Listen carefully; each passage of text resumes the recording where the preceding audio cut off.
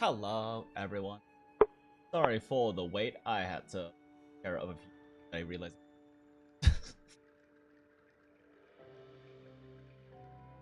How we doing, chatto? While I get everything else in order because I am currently a mess.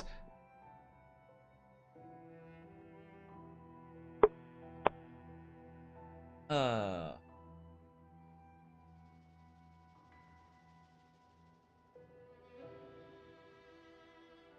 Let's quick up.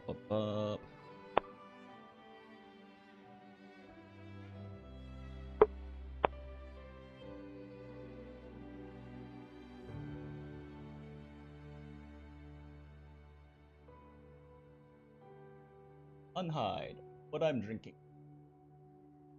Mara del Capo is gonna be a drinking and math stream. Just didn't work well last time, but let's go. Existing peacefully? Glad to hear, Sethy boy. Okay. That's just the only player. Things possibly happen. Don't want happening.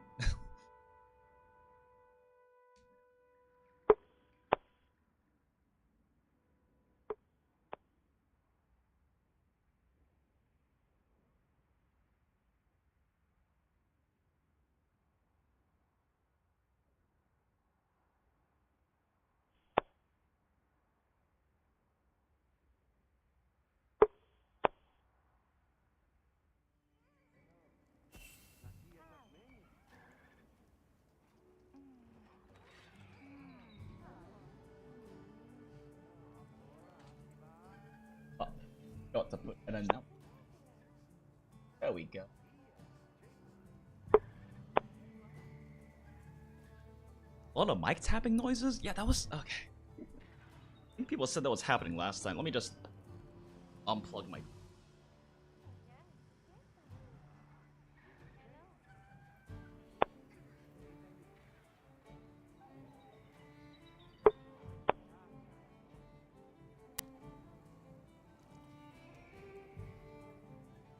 Okay.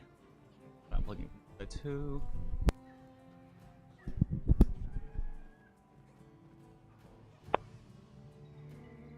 Alright, are we good? Is there any tapping? Woo! Indeed, Daku. Woo, indeed. We're gonna do incredibly overly thorough and probably unnecessary levels of calculations. Because I do find that because of like the large amount of conditional skills that are the more efficient skills in Monster Hunter Wilds compared to previous titles, there is actually a lot more nuance to that's outperform what given what assumptions of uptimes and circumstances. So I do think it's better to go through and like thoroughly check comparisons and figure out what like uptime breakpoints are, what they're like if you have a hard time keeping up Max Might or Agitator, or have a good time doing so, etc, etc, etc. So that's what we're going to be doing. I don't think I'm going to get all calculations done today, because it's quite a bit. But, yeah. But we'll see what we get through. Because I am also drinking in math, and last time that didn't go that well. It's fun, it's not unnecessary. It's not unnecessary, I'm just saying it's overly thorough. I still think it's actually necessary, I just think it's more thorough than pretty much anyone else has been, I've seen at least, has been willing to do. I admittedly haven't really around a lot at what other content creators are like saying and recommending, but if it's anything like it was in the initial launch, most people are going with like single sets of uptime assumptions, which is fair.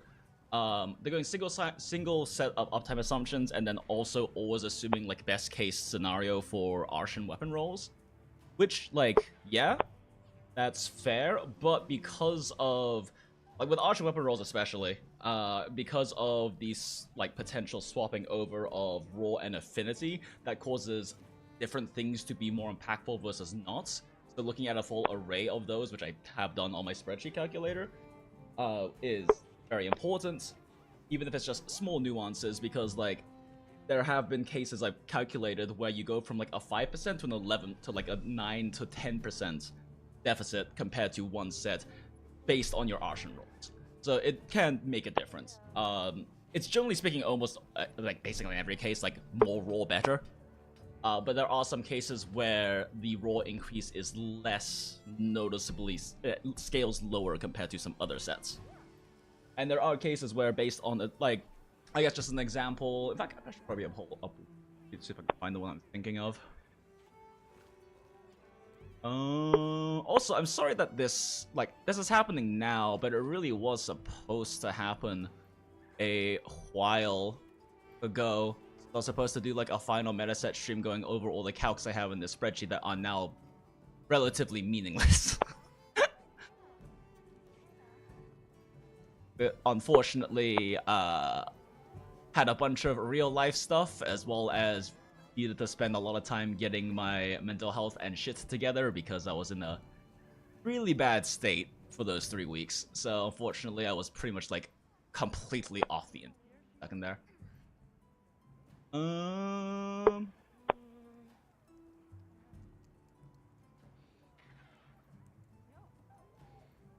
as well just pull. But I should put this.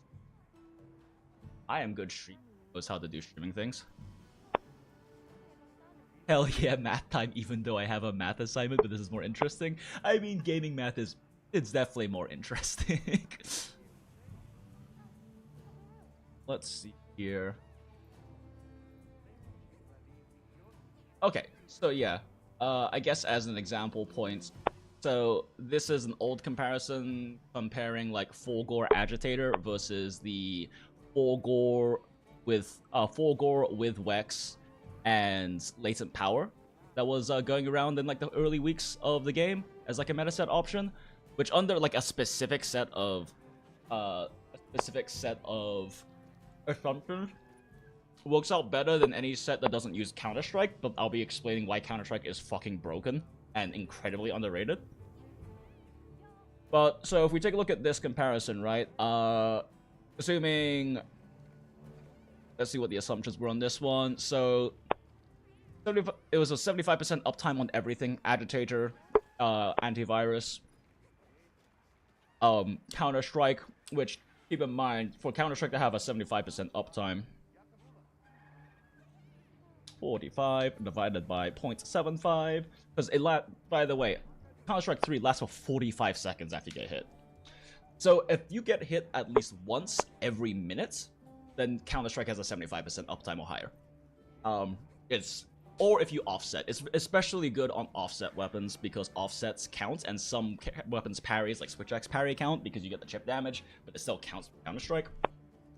So if we look at that, at those kinds of uptimes, and then having comparable uptimes on like the Wex Latent Power set without Counter-Strike, we can see that's an array of like 3.8 to 7.68 of a difference in terms of basically being better. These top rows over here are your EFR if you don't have your EFR if you had like 100% uptime, but that's not realistic. It's just to kind of see what it looks like, because that's like the simplest calculation you do is assume 100% uptime on everything. It's just not accurate. But you can see we go from like 0.38 to 0.76, so the quality of arch weapon can matter a lot, and not everyone has things that are perfectly rolled.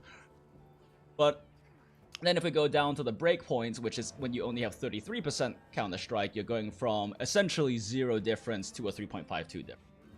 And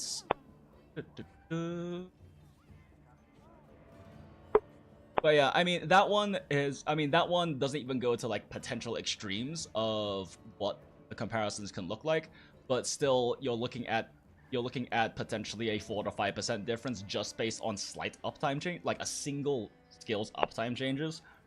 And then I think I have an Andragore comparison in here that's significantly more noticeable. Just trying to remember which one it is because I haven't looked at this sheet in like a few weeks. Let's see. I think that was one I had, which was like.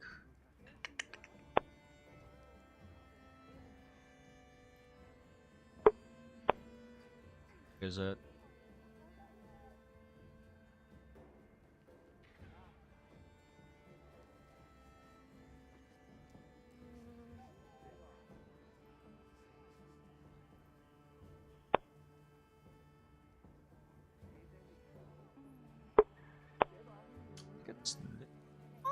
Question mark? Question mark? Question mark? Here.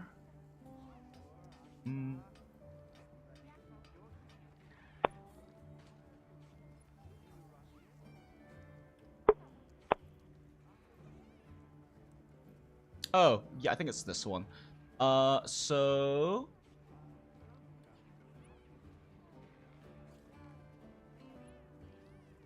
okay, yeah. So this is.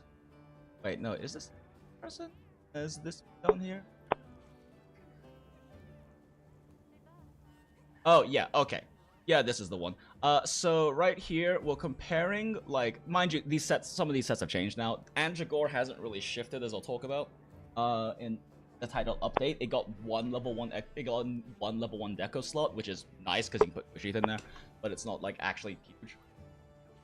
But if we take a look at this, right? So this is Andragore with 5 weakness exploits, which we'll look at all the sets and like actually take a look at them later. But yeah, so this is running under the assumption that for everything else uptime wise, you have 50%, you have 80%, you have 80% on Wex with 15% on wounds, and then somehow you have the equivalent maximite uptime between Orgor and Andragore, which is not realistic even after the title update, which did change maximite, and I'll talk about how maximite changed specifically because they did some pretty specific changes to it. But if we look at this, this is assuming like basically equal uptimes. We're looking at a difference where the Forgore set is going to beat, based on these uptime assumptions, is going to beat Andragore by anywhere from like 1.76 to just barely breaking even, right? Then if we go to the exact same comparison, but we instead look at what it looks like with specific uptimes, that I find to be the more realistic ones for my hunts, at least, and generally like pretty quick, relatively aggressive hunts. Like, you know, like a sub 4 or sub 5 rarity 6 and 7 monster, and like a sub 7 maybe on like a tempered Arkveld or Gore or something like that. That this is kind of more realistically what you would look like for your uptimes, where Agitator is 85%, Antivirus is 75%, Counter-Strike is... I mean, this is probably still low for Antivirus, but Counter-Strike is at 90% because that basically means you have to get hit once every, like, 53 seconds, or you have to parry or offset every 53 seconds just to maintain that. On top of that, when you get hit again before the 45 seconds is up, it just re-ups it. So like, it's very realistic to have very high Counter-Strike, either because you simply get hit more than once a minute, or because you're using offsets or like specific parries or things like that. Burst 90% because on a lot of weapons it's pretty easy to maintain burst uptime. And maximite is 50% for the Forgore set and 90% for Andragore. And if we make this adjustment, exact same sets, everything, just the uptime assumption, just like uptime assumption differences, we go from that like 1.7 to a... Oh, we go from that, like, 1%, 0% to a 10 to 6.86% difference, which is very significant, right? Just by tweaking the uptimes slightly. So, like, that's why its uptimes can be so important, because a 10% difference is incredibly noticeable, and this is just from purely tweaking uptimes. So, like, what I would personally consider a realistic scenario for my hunts. So, yeah. We're gonna be crunching a bunch of stuff like that. Okay, let me just make sure though. So we have... Okay. So I was going over my sheet earlier and making adjustments, and it should be good now. The only thing is that... Make sure I'm like... Correct. So this is... So for buffed uptime, it is... Buffed EFR...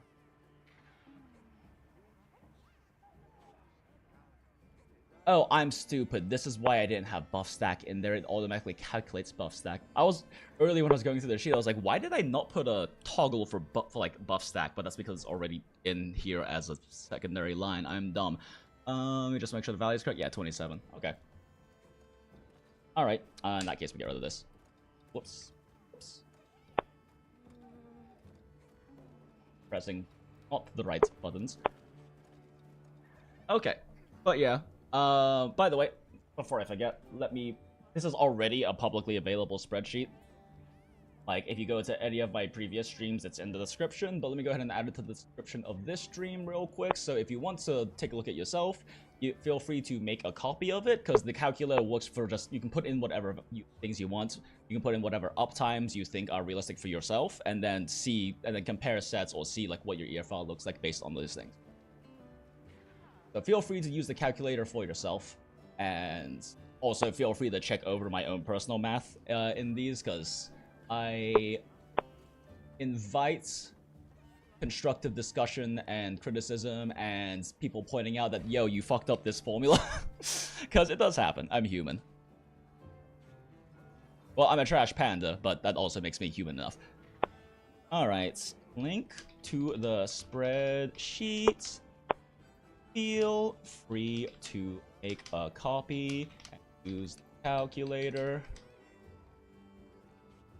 Or I'll call out my incorrect formulas if there are any, or summin idk. You do you. Alright. And save. Okay, yeah. Description now has the link to spreadsheet if you want to make yourself your own copy. Okay, so starting off, let's go ahead and make a duplicate of this. Because I would just call this like Anja Gore tile update 1. And I do need to actually modify this a bit by, I think this should be fine, right? I'm pretty sure the formula in there isn't fixed.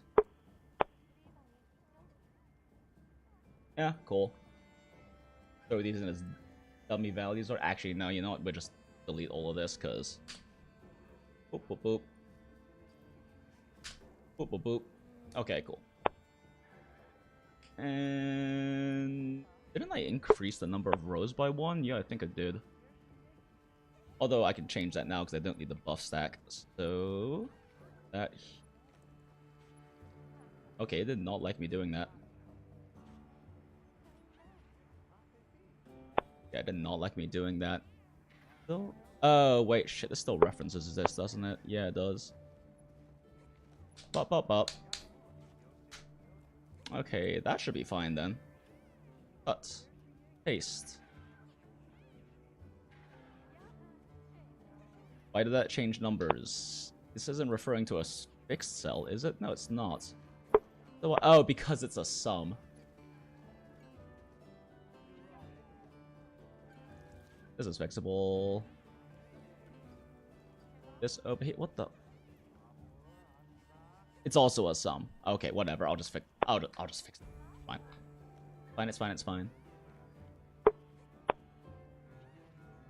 It's fine.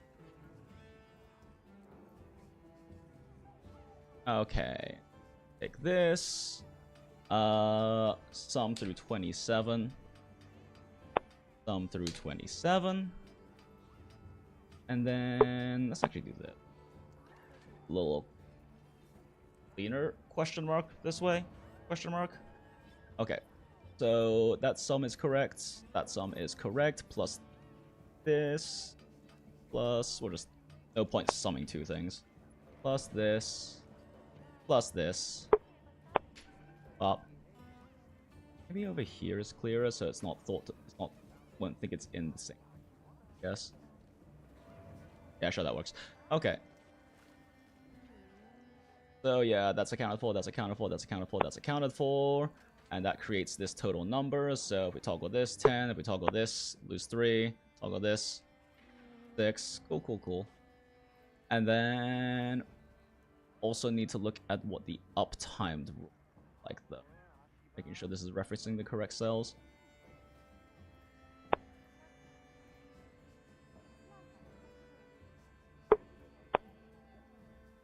Okay, cool. That's correct. This is referencing that one, referencing that one, referencing the older ones correctly. Yeah, minus plus. Yeah, minus plus. Not referencing two.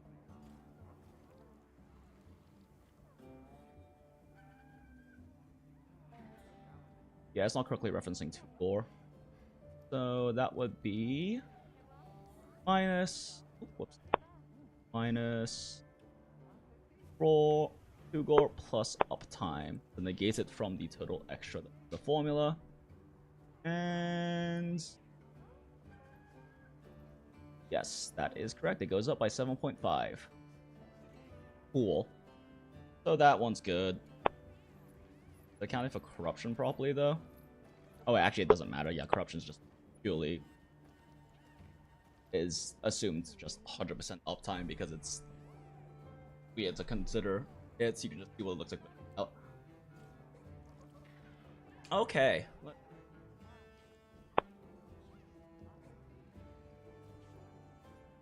Okay, let's see here. So this adds an extra row, right?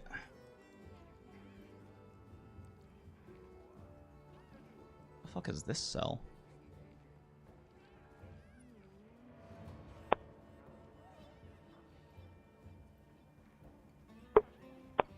Oh, this was a sanity check, right, to make sure that my formulas were outputting correctly and it's in line with the 220. Okay, cool. Now we're fine. We're fine. Paste values only. Yep, there's an extra line. Okay. Insert one row above. Insert one row above. And then we paste values only. Paste the same thing again, I guess. And then, like, randomly change this one to, like, 600. Yeah, okay. Or I guess to make my life easier, let's just toggle these just for random. For random bonuses' sake. Pop this in here, and yeah. Looks good. Cool, cool, cool. In that case, let's just delete all of this. And now we can take, let's see, top border this, ease, this, copy, and paste. They're still referring to the correct cells. Cool.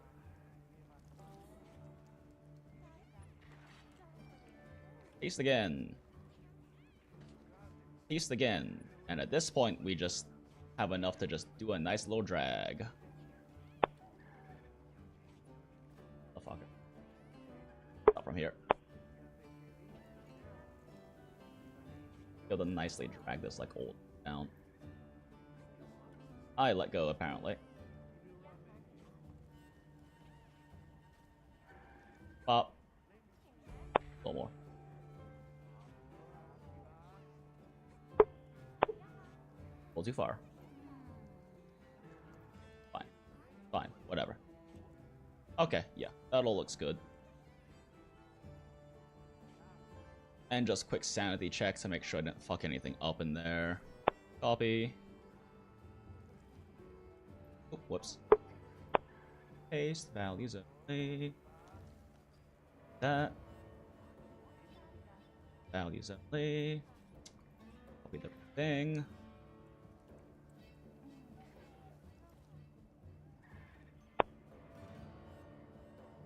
Okay. Up. Copy. Paste. Good. Paste. Good.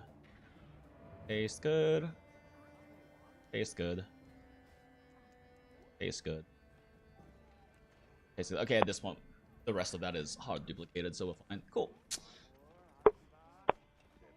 I'm just gonna clear all of this. Make a duplicate this, and this is just clean-ish. Okay, cool. How's it looking? Right now, we're just double checking to make sure that the I adjusted my calculator a little bit based on a few things that I felt like I should probably be including. So just making sure all of the new formulas are correct, as well as building like a clean sheet template to use for, so I don't have to delete and copy and paste as much. Okay. Oh yeah, I guess for the cleaner sheet, I should probably just put name versus name.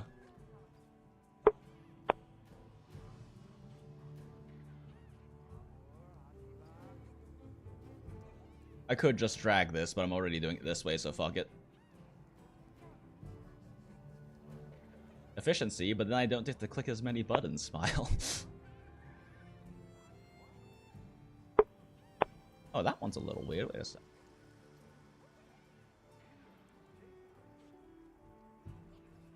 Where? Oh, I see what I did wrong with that one. Yeah, okay.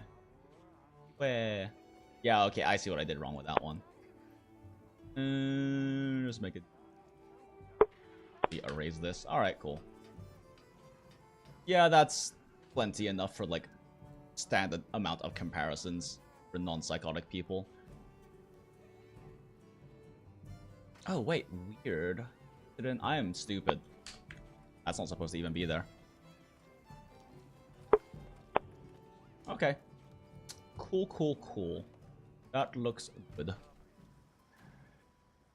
Fifth piece from yesterday is Guardian Arcbelt Arms. Yeah, Guardian Arcbelt Arms is basically the only, like, truly efficient armor piece that has level 1 deco slots.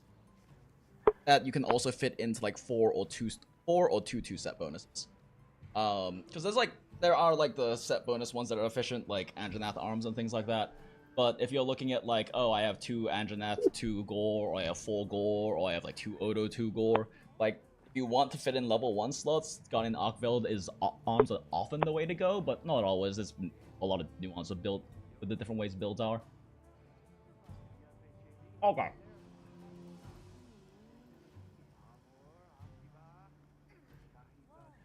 I'm just making sure these uptime ones are correct. Yep. We have to check that section. Make sure the affinity is correct.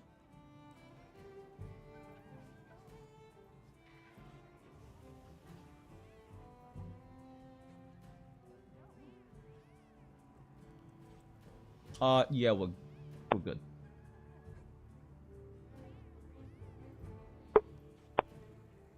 Yeah, because the only thing that is affinity toggleable here is corruption, and it counts for that.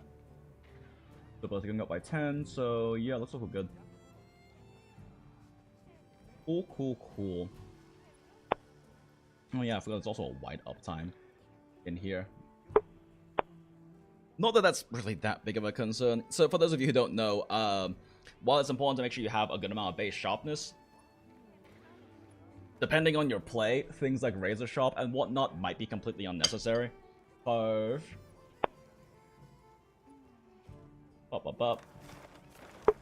Training area.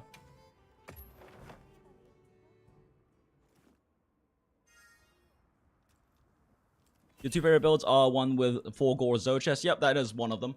And 4 Zo Guardian Arcbelt Arms. So like Zo Shia sets aren't things I'm gonna be looking at yet. I will in the future. Cause Zo Shia sets by definition are comfort sets. And they'll actually meta, like, focusing on maximizing damage output sets. Obviously, you can make the most optimal Zoshia sets that have the most damage possible, but they are gonna be like a thing I look into after I've gotten all these raw sets down first. Up.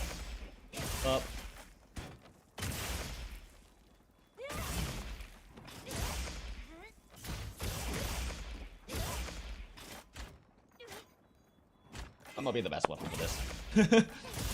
Charge blade kind of burns very slowly.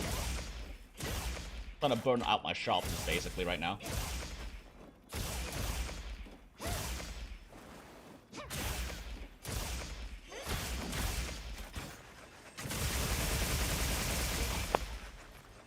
But yeah, so my current sets is not running any kind of sharpness mitigation. I think I have like 1 handicraft?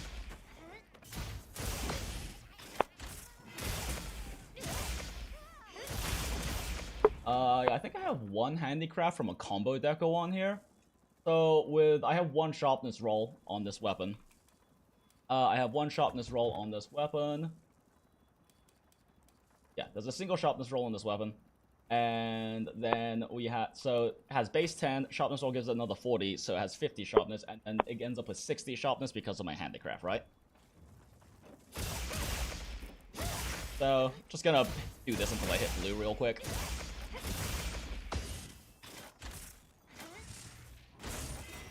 Off the bouncing.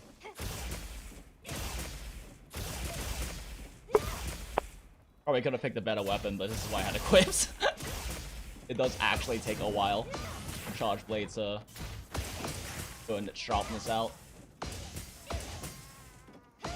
Okay, so now, as I said, there is a total of 60 sharpness here, 10 from the base for the archer weapon, 10 from the base archer weapon, and then we have an extra 40 coming from the... There we go. Okay. 10 base. The sharpness boost gives us an extra 30, so that's 40 total, and then we get another 10 from the one handicraft I have from my combo deco right here, so 50 total. So we have 50 total sharpness. And so let's say we're like in a hunt, right? Oh no, I hit blue sharpness. I should have put razor sharp in there. Oh wait, I can tap this literally once and I just got like 20 hits of sharpness back. Cool. Let's see, that's 1 hit, 2, 3, 4, 5, 6, 7, 8, 9, 10, 11, 12, 13, 14, 15, 16, 17, 18, 19, 20. Oh, that's actually more than 20. Huh, weird. 22. Okay. I don't know why it was 22. That's a little weird. Maybe I miscounted. But yeah, literally, middle of a hunt. Oh, monster is not moving for what? Less than 1 second. Roll. Okay, cool, I can keep fighting. Or even 1, 2, roll. Okay, I can keep fighting. The only time sharpening really takes a long time is if you go through all 3 cycles. Because if you go through all 3 cycles, you are forced into the glint animation, and you can't roll until the end of it. But if you are in the middle of the hunt, you're in the middle of a hunt, you can literally just be like, okay, give me 1 sec, monster. Cool, let's keep going. And that gives you... I was assuming 20 hits of sharpness. I got 22. I don't know if maybe Charge Slash in Charge Blade has innate like 50% razor sharp or something. There might be some attacks in my kit that have innate razor sharp. I haven't tested that. Either way though, like that's kind of the thing, I guess, is that you can definitely dedicate slots to like razor sharp or things like that. But if you already have like a base like 40 or 50 hits of whites, it really is not that bad to just get used to in the hunt doing this, and then we keep fighting the thing, right? Do the thing, and then we go, oh. In fact, if you really want to flex on something, you can sharpen, and then as soon as the attack's about to hit you, you iframe it. If you really want to flex. It's especially impressive on dual blades, because you did a little spinny demon boost attack. But yeah, it is a bit of extra bother, so like I understand why some people would just prefer to run razor sharp, but if you can get used to doing that, it's very, very little downtime, especially if you have on a lot of weapons like Charge Blade, for example, with like 50 hits of whites, the vast majority of the time on like tier 6 monsters, I can kill them before I hit blue anyway. And if I go over, it's literally that one single sharpen roll I need to actually have white through the entire hunt. So, I don't know, really nice. Really nice, because like otherwise, you know, instead of this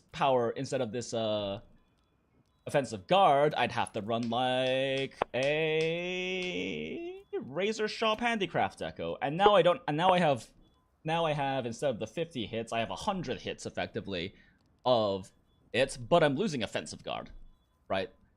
Or if it was on Switch Axe, for example, like Power Prolonger 3 is the most important skill on Switch Axe. Like it's absurd how important it is because of how stupidly overtuned full release slash spam is.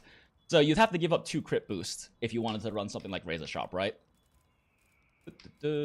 Like I would have to give up 2 crit boost on my Switch Axe. But if I just get used to very occasionally doing a single 20 sharpness polish, I don't have to, and I can keep my 2 crit. So that's like one big thing for just in general with like maximizing the damage of your sets. If you can get used to just doing like single double sharpens and rolling, you can slot in more damage skills. Or if you slot in the damage skills and you don't do that and you hit blue, you can keep the 10% total damage bonus white gives you over blue for longer. Yeah, that's a nice thing.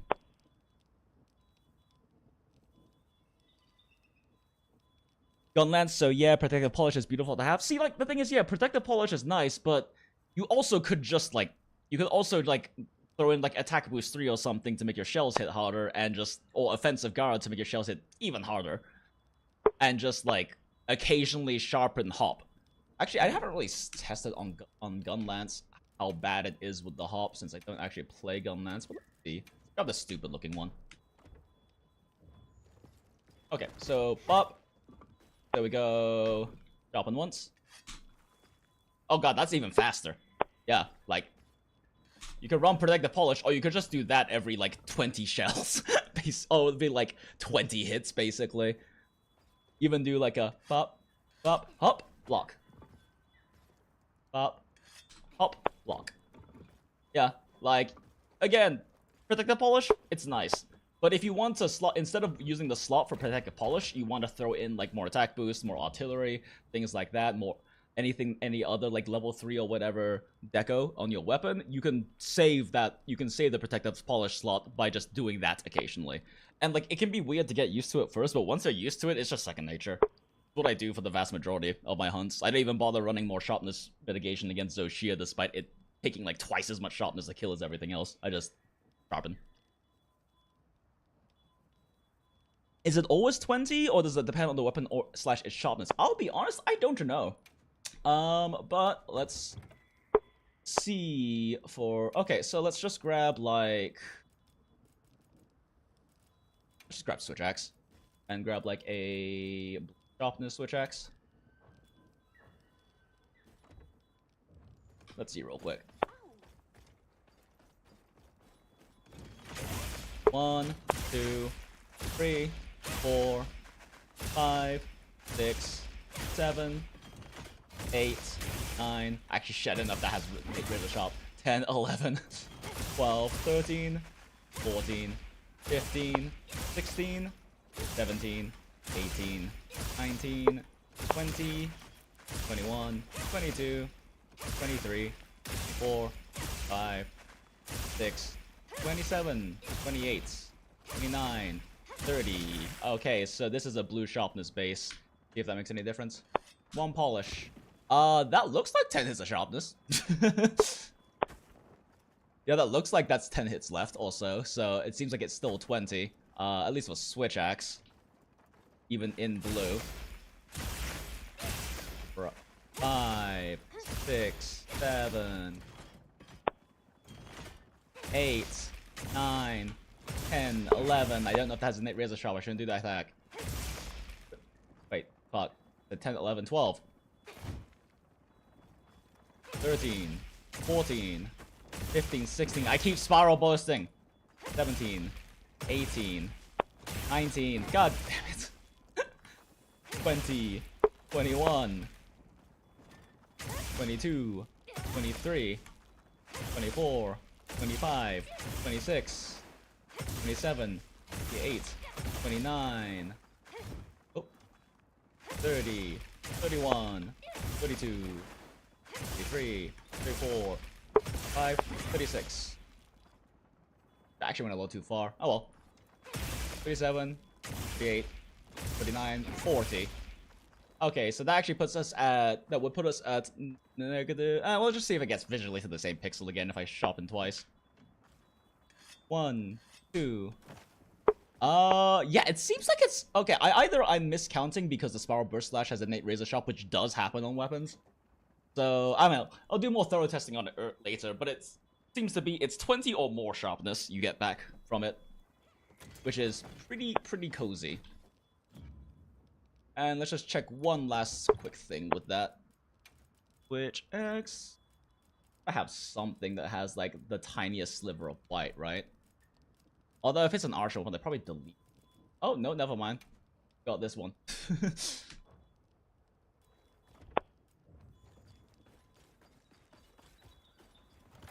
1, 2, 3, 4, 5, 6, 7, 8, 9, 10, 11, 12, 13, 14, 15, 16. That's not the right input.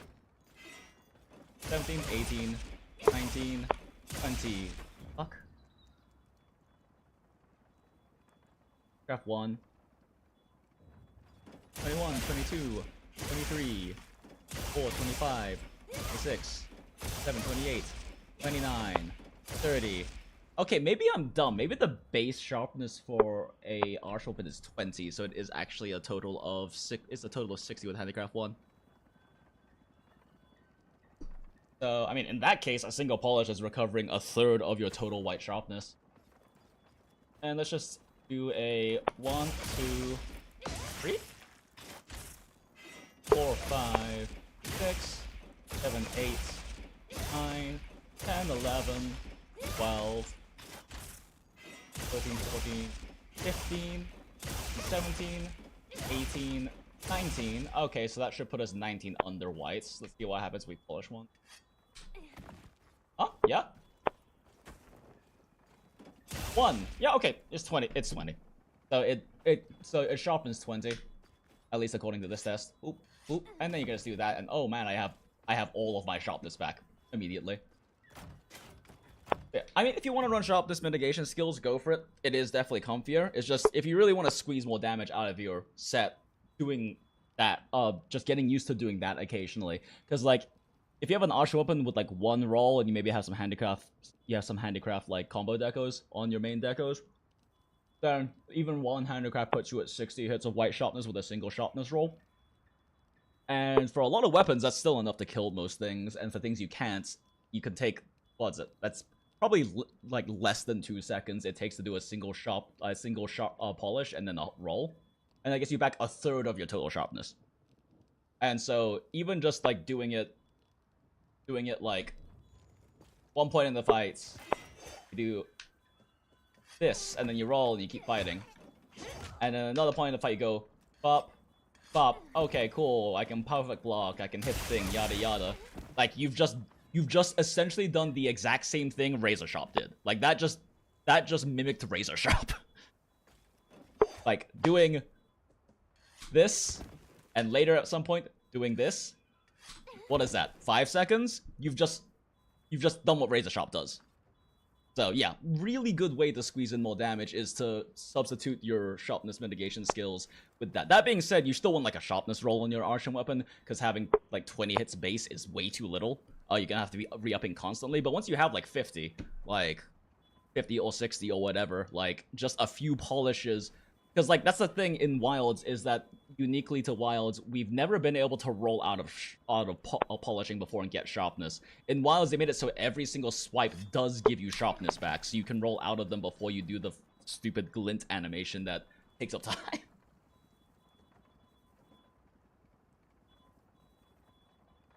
I objectively play Gun Lance wrong, bounce between all-out defensive slap lance / wormstake combos, and then total up. Lol, I mean, that's fine. If that's how you have fun, go for it. Like a thing with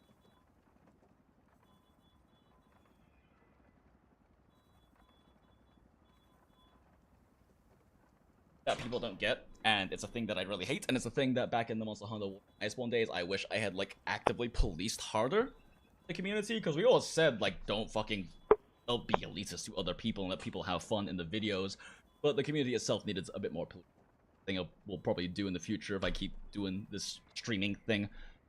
But the entire point of metasets is for people who go, I want to do as much damage as possible, then they have the information to know what does the most damage possible. That doesn't mean everyone should run that. Everyone has their own definition of fun. Some people are okay with having slightly longer hunts for much more comfortable hunts. Psychotic people like myself want the biggest number possible for the lowest possible hunt number possible, and if I die, it's a skill issue. And I don't apply that standard to anyone else. That's just my standard for myself. So, I'm gonna run what makes biggest number happen and makes smallest hunt number happen because more dopamine and because I'm toxically critical of myself. But like, this information is, I'm calculating this, and people put out this information, and when if I actually make like a video cut up from streams or something going over sets, like the entire point of the information is so that if you want to know how to maximize your damage, you know how to. But that's only if you care about that. And I do want to like also like look over comfort sets and things like that in the future, but like that's after we just do like the raw, which of these pure damage options is the best option, because that is kind of the thing, right? That there's some contesting on what is the actual meta set. And the reality is it's based on your assumptions. And that's what I'm looking to calculate. Okay, anyway, that is a lot of talking about. That's like 20 minutes talking about how to not use Razor Sharp. How does 2 Guardian Arkveld, 2 Gore do number-wise comparably to the other sets? I actually do have a set like that, but it's not updated for Title Update 1, so I can't say specifically. But it's still fairly competitive, because the thing is, running 2 Guardian Arkveld basically means you're losing the ability to either run 4 Gore, which is fine. You lose the ability, so it basically means you're losing, like, you actually have a more efficient set with 2 Guardian Arkveld, because Gore only has 2 good pieces, so running 4 forces you to run 2 inefficient pieces. So you trade off that, like, that's the trade-off of running 4 Gore versus running, like, say, like 2 Gore, 2 Anjanath, 2 Gore, 2 Guardian Arkveld, or whatever, right? 2 Odogaron, 2 Gore. But in exchange, you get 10 roll before you cure Frenzy and 15 roll after you cure Frenzy. So that's kind of the balancing thing. And since that is, like, not necessarily a hard conditional thing, like Counter-Strike or Max Might or anything, it's just, I mean, it's a conditional still, but, you know, it's not something that's like, oh, well, I have, like, 10% or, like, 70% optimum Max Might. Because I think a lot of people are much worse at maintaining Max Might than they think. It's just people don't, like, record and watch their own footage. Although, Title Update 1 did change that. In fact, you know what? Let's talk about that. That's what I was running, 3 Guardian Arkveld and 2 Gore, and it was good. Yeah, no, it's still pretty efficient. Because the Guardian Arkveld pieces are efficient, right? The chest and the arms are both very good. So even if you don't run 3, just going like I have an old one here, but like I said, it's not updated. Is it? I think it's this one, Hungor? Yeah, looks like it's this one. Again, not updated for Title Update 1, so you can probably make it more efficient now. But, like, this one, you can either run Counter-Strike if you want, or you can drop 2 Agitator and run Counter-Strike in here. Right? And then swap these out for Max Might decos. Or you can just keep the 2 Agitator and not run Counter-Strike. We'll talk about Counter-Strike in a second and why I think it's massively underrated. But yeah, like, you do something like this, right? And, like, you get 5 Wex, Counter-Strike Max Might, 1 Agitator, 3 Antivirus. Compare that to, like, what is just kind of IMO. We'll go over why, but IMO just general best meta set, which is this one, with Anjanath. So this one instead gets 5 Agitator, 2 Wex, while the other one got 5 Wex and 1 Agitator. We can also swap that around. They both have Burst 1. They both have Counter-Strike 3. Both have Max Might 3. So it gains like 1 Agitator / Wex over the other sets, but it also gets the Anjanath 2 piece. However, at the cost of losing that stamina comfiness from Max Might, with Anjanath, by not having Anjanath, you get the haste and recovery, so it gets comfier because of that. Similar thing you can do with like 2-piece Zoshia. You can do like Zoshia Gore as a way to like kind of have constant healing going. But again, I haven't looked into all of those yet, and do not copy this one. I haven't checked if it gets better with Title Update 1. I can't guarantee this is the best, because it's very possible there could be like a... Oh wait, sorry, this one is a... Wait, no, am I dumb? This one is hot. This one is hasten. Yeah, oh, sorry. This is hasten recovery. It's not the. If you're looking about the Guardian Arkveld one decimator, it's not this set. This is hasten recovery. Point is, they are also strong. You're just giving up certain other bonuses for other bonuses. I just spent all this time talking about the wrong set bonus. I mean, they're both comfort healing set bonuses at the end of the day, anyway. But That's why I've been keeping an in garlic bread. That's why I've been keeping an eye on you since baseball days. Can I sweat and get big numbers? And do I want to know how to? Yes. I just do 10-hour shifts and don't have it in me to sweat at home when I want to veg out Unga Bunga. Totally fair. Yeah. Totally fair. I appreciate you you following along and being a part of the community for so long. Acrafius? I probably butchered that. But yeah, with new Shia as well, there's a whole new realm of like comfort sets that are possible because it's basically Val Hazak. Drinking water because it's important. But like, I mean, again, I haven't calculated, but in theory we go bop. Go like bop, right? We have like 2-piece. So we have like 2-piece Shia's Pulse for Hasten Recovery, right? With 2 gore, and then we just go like, oh look, recovery speed. Because recovery speed affects the set bonus, I am told. I haven't tested it, because that's later on the docket. And then...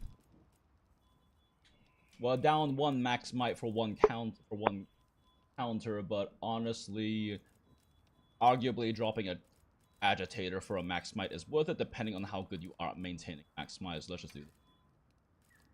I somehow managed to put the one that was on the same thing in there. Okay, cool.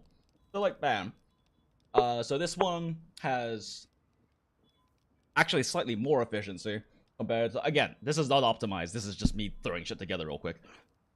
But this is actually, was it medicine was the one that worked with it? I don't recall. No, I need to test it myself. Because it's just not a thing that's on my mind right now. I think it's medicine that works with it, and the recovery helps you get back to out of red sooner. Anyway, whatever.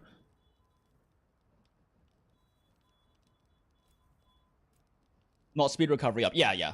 Thanks, Ahmed Kid. Wow, that's a very appropriate name for that, for you correcting that thing. But yeah, anyway, point is, right, like, you throw this together, and we have 4 Agitator, 5 Wex versus Andragore, which is mostly good because of helps with max might uptime, which has Agi 5, Wex 2, so you lose, so it's got 1 more level of efficiency, actually, for a level 3 deco slot, because we're looking at Agi 3 instead of Wex 2. But otherwise, it's exactly the same.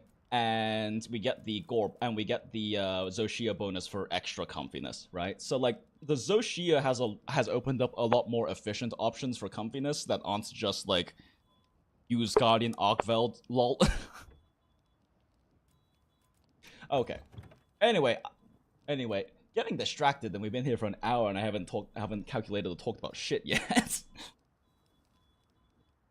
But real quick, let us go over max might, because max might is really important to understand the nuances of, if you want to understand why Andragore is so strong, and why a lot of people might not want to run a lot of recommended meta sets that use things like 4 Gore or the Garen Gore, things like that.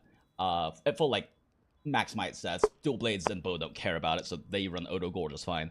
But like, so okay, let's just go ahead and grab this, which is, again, haven't calculated numbers, but just eyeballing it, this is just gonna be the strongest 4 Gore set, basically. Since it basically, Title Update 1 gave us, before Title Update 1, 4 Gore had 4 Agitator, still got to keep the 3 Counter-Strike, 3 Max Might, 3 Antivirus. Again, I'll also talk about why Counter-Strike's so strong.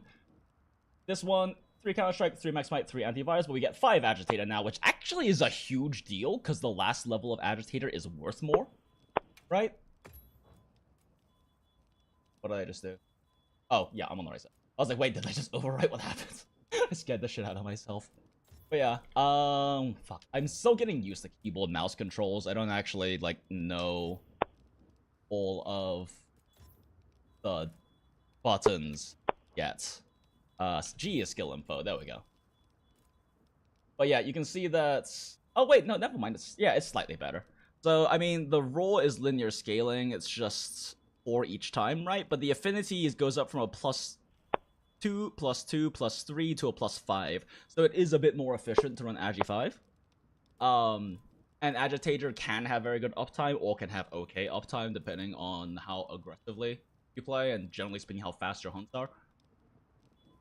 But yeah, getting the extra level of agitator is really nice for Fulgore. And someone was asking earlier about how something about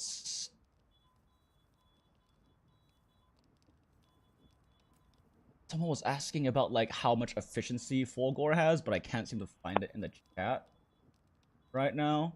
Brain is reading is hard. Reading is hard. But really big thing is like, so we take this, right?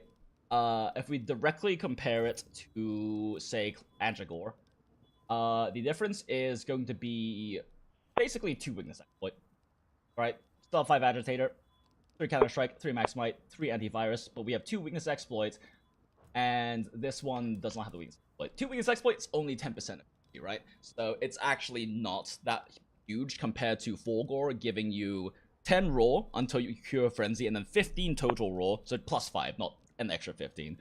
So plus 5, plus another 5 total raw when you cure frenzy. That's a huge amount of stats. The reason why Antigore is arguably much more effective is because of how Max Might works. Max Might is now better than it used to be, because Max Might beforehand was incredibly fucking cope. For those who didn't know, because I talked about this in a few streams, but I never got around to like actually talking about it in like a video or anything like that. But in like previous streams I did, like when they like in the first like 2 weeks of the game coming out, the way that Max Might worked is you roll once, right? You'd roll once, right? And then I forgot you have to move afterwards. But yeah, so you would roll once, right? And then because of how old Max Might worked, old Max Might basically had you can only use up this exact like this strict amount of stamina before Max Might goes down, and it doesn't regenerate. Like you could wait. I have recordings of waiting literally 5 minutes and then rolling again, and it drops Max Might. So I don't think people realized how difficult. That's not what's happening here. I just didn't press the button correctly because you have to like move after rolling for Max Might now. It's a weird thing. I'll get into it. But like you would literally every other roll you would drop Max Might. And the thing about Max Might as well is that when you drop Max Might, you have to hit full stamina and wait 3 seconds to get it back. So that meant that every other roll, doesn't matter how long it was in between, every other roll you are losing Max Might, and at a minimum, it's taking you 5 seconds to get back up. Because you have to spend about 2 seconds regenerating your stamina, and then you have to wait 3 more seconds. So I don't think people realized how bad that Max Might uptime was before the current title update. Because literally every time you do a second roll, so let's say you do like 10 rolls during a single hunt, you are losing 5 seconds of Max Might uptime 5 times during that hunt. And people will be like, oh, I'm just gonna assume 50% Max Might uptime. I guarantee if you record your footage, unless you're a very skilled player who is very good at minimizing the need for rolling and uses positioning instead to avoid hitboxes, I guarantee you the Max Might uptime is probably lower than that.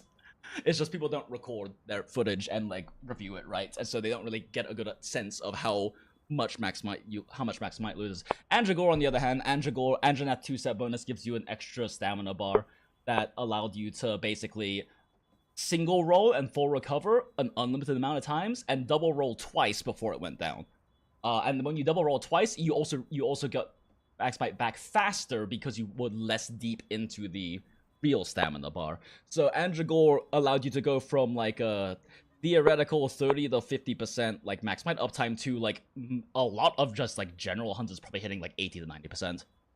If you're one of those types who is very good at being very disciplined with rolls, you probably hit 100%, honestly. And that's huge.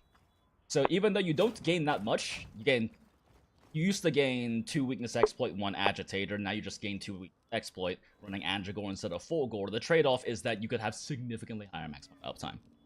And that's definitely a thing. Oh, hi, Zebra. Make a set with 25 res instead of finding Shia. Not gonna lie. No, I ended up doing that, Zebra. I hadn't like really hunted other than recording footage for Spider2B's EGR video for the new Nanami Star Trailer character who I'm cosplaying right now. Other than like doing some recording for that just to get some footage for the little cameo I did in this video, I haven't played in like 3 weeks, so I was getting my ass beat repeatedly by Zoshi. If you want to see my incredibly embarrassing display, it's in the last stream. To the point where I realized, oh wait, my Androgol set has like -4 fire resistance. Is this why his fire attacks are one-shotting me if I'm below 90% health? And then chip damage from Charge Blade is causing me to be below 90% health? Maybe I should slot in fire resistance. And then I slot in fire resistance and kill the guy. But good to see you, Zebra. How you doing? Oh, man. Just trying to quickly scan over because I was kind of yapping and seeing if I'm missing any particular things. Oh, the video you did with the Counter-X taught you all the CB tricks the game didn't tell me. Yeah, I'm glad to hear. I actually do really want to make, like, a CB guide at some point. I'm not gonna lie, like, I always have been a Switch Axe main. I still love Switch Axe. I'm having a lot more fun playing Charge Blade in Wild because Switch Axe is really boring now. Because it's, like, if you haven't seen, like, the motion value calculations for it, you might not understand.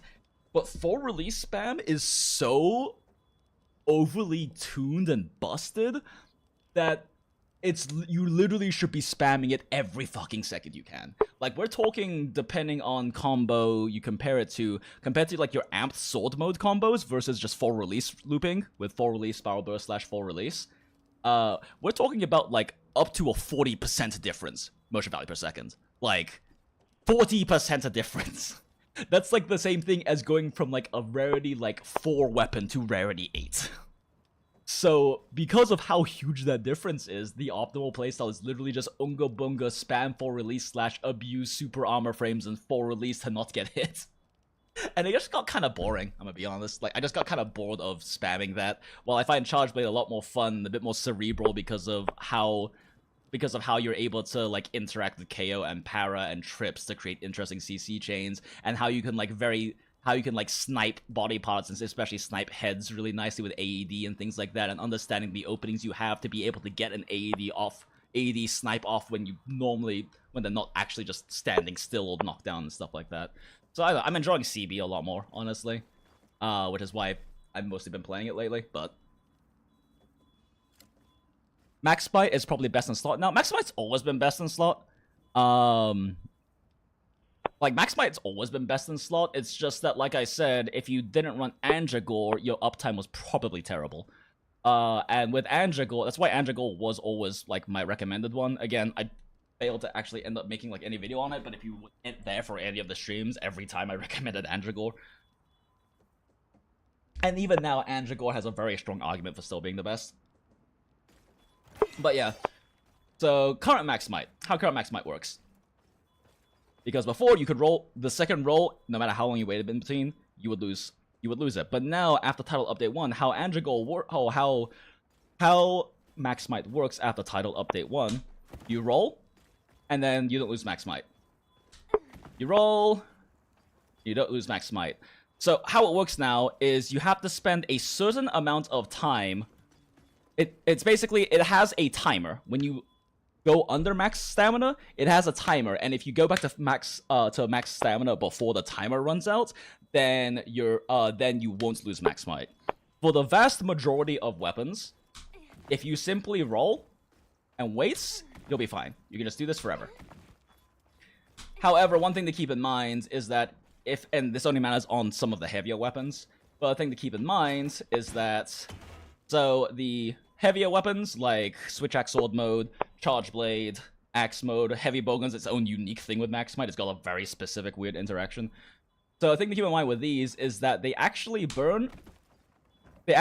burn about as I understand, the same amount of stamina, but they take longer to start regenerating. Like if you look at the top left, right? Now it starts regenerating. And this is like so tight to the point that with what I have right now, which is Constitution 3 just from like the 4 gore set, right? Constitution 3. If I do this, I lose max might. And if you're asking why I lose max might, it's because if you look in the top left, if I roll like this, it starts regenerating now. But if I don't hold a direction and roll, now it takes longer to start regenerating, and that's why you lose max might. So this matters. This matters for heavier weapons, but if you have, I've tested it. If you have at least 1 constitution, you're fine. Like with something like a axe mode like this, if you have 1 constitution, you're fine. And if you're running Gore Magala in either 2 or 4, you probably have constitution in your build, so it's not a huge deal. But if I were to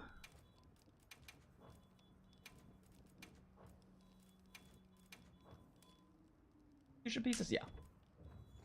But if we go back into axe mode, if I roll and I'm still moving. Oh wait, I don't have max might equipped. God damn it. Cut that part. Let's see here. Oh my goodness. Keyboard mouse controls are weird and I'm not used to them.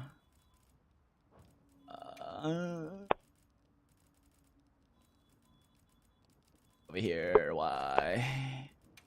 Life easier. Okay, got 3 max might. Just in case they have the same timer as far as I've tested, but just in case people get concerned about that, let's just make the testing like that. So yeah, 0 constitution and roll. We lost max might. Again, it's not the biggest deal because if you're running Gore Magala, you will probably have constitution, and eating for black belt is the same as getting 2 constitution. So if you eat for black belt, you're fine anyway. But it is a thing to keep in mind if you're not running Gore Magala sets, is that if you don't have at least 1 constitution or eat for black belt, and you're using a heavier weapon like a switch axe, or like a like this, like a charge blade in axe mode, you will drop max might every time you roll if you don't eat for black belt. So just a thing to keep in mind. But yeah, now the weird one, the weird and very unfortunate one, is heavy bowgun, because heavy bowgun actually has an even slower, worse roll than like the other heavy weapons do. To the point of, so I mean, as we saw with no constitution, the axe mode for charge blade can't do it. But what happens if we throw constitution? Where's Gore hiding? Gore hiding. War. Okay. Now we have 3 constitution, right? That's 2 higher than switch axe.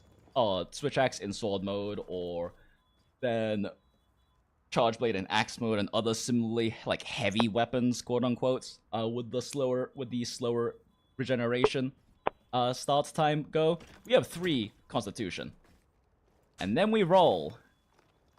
We fucking lose max might anyway. This is how bad it is from. This is like, you have 3. I have 3 constitution, right? It's 30% less stamina being used, and I still can't roll without losing max might. It's pretty bad. It's pretty bad. But I did test the exact breakpoints earlier. But just to keep it quick, we throw in 1 constitution, and we throw in 1 constitution. We can maintain max might on heavy bowgun. Let's go. You can see how much smaller the like stamina used in the top left is, though, right? Like, you're barely using any. It just takes so long for heavy bowgun to start regenerating, because it's based on a timer now. So it's less so the amount you burn, and more so how long the amount you burn plus how long it takes you to start recharging stamina. Yeah, you need 4 constitution, or you need 2 constitution plus black belt in order for heavy bowgun to not drop max might now. So either way, we've established that max might, basically, for most weapons, regardless of how much constitution you have, if you roll once, you're normally fine. You just have to wait till you regen back to full to roll again. However, if you roll a second time, you should expect at, like, if you roll... Let me see real quick, let me swap weapons. Like I was mentioning earlier with old Max Smite, the same still applies here. Where, let's say I double roll, right? So, bam, bam, drop Max Smite, and then it starts regenerating. See, that was like, so I didn't time it, but we're talking about that's close to 5 seconds.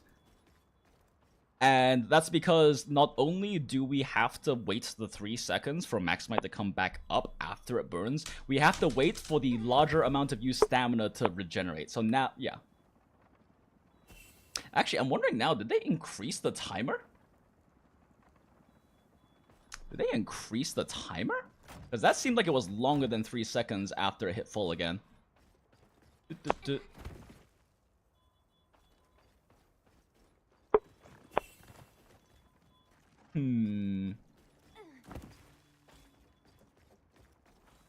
Okay, sprint. Roll. Oh, that's not what I meant to do, but okay.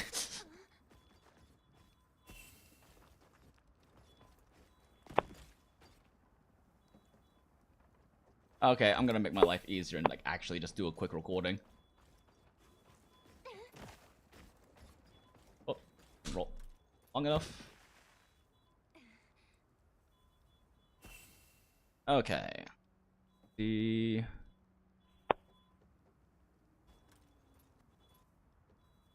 Let's see here. So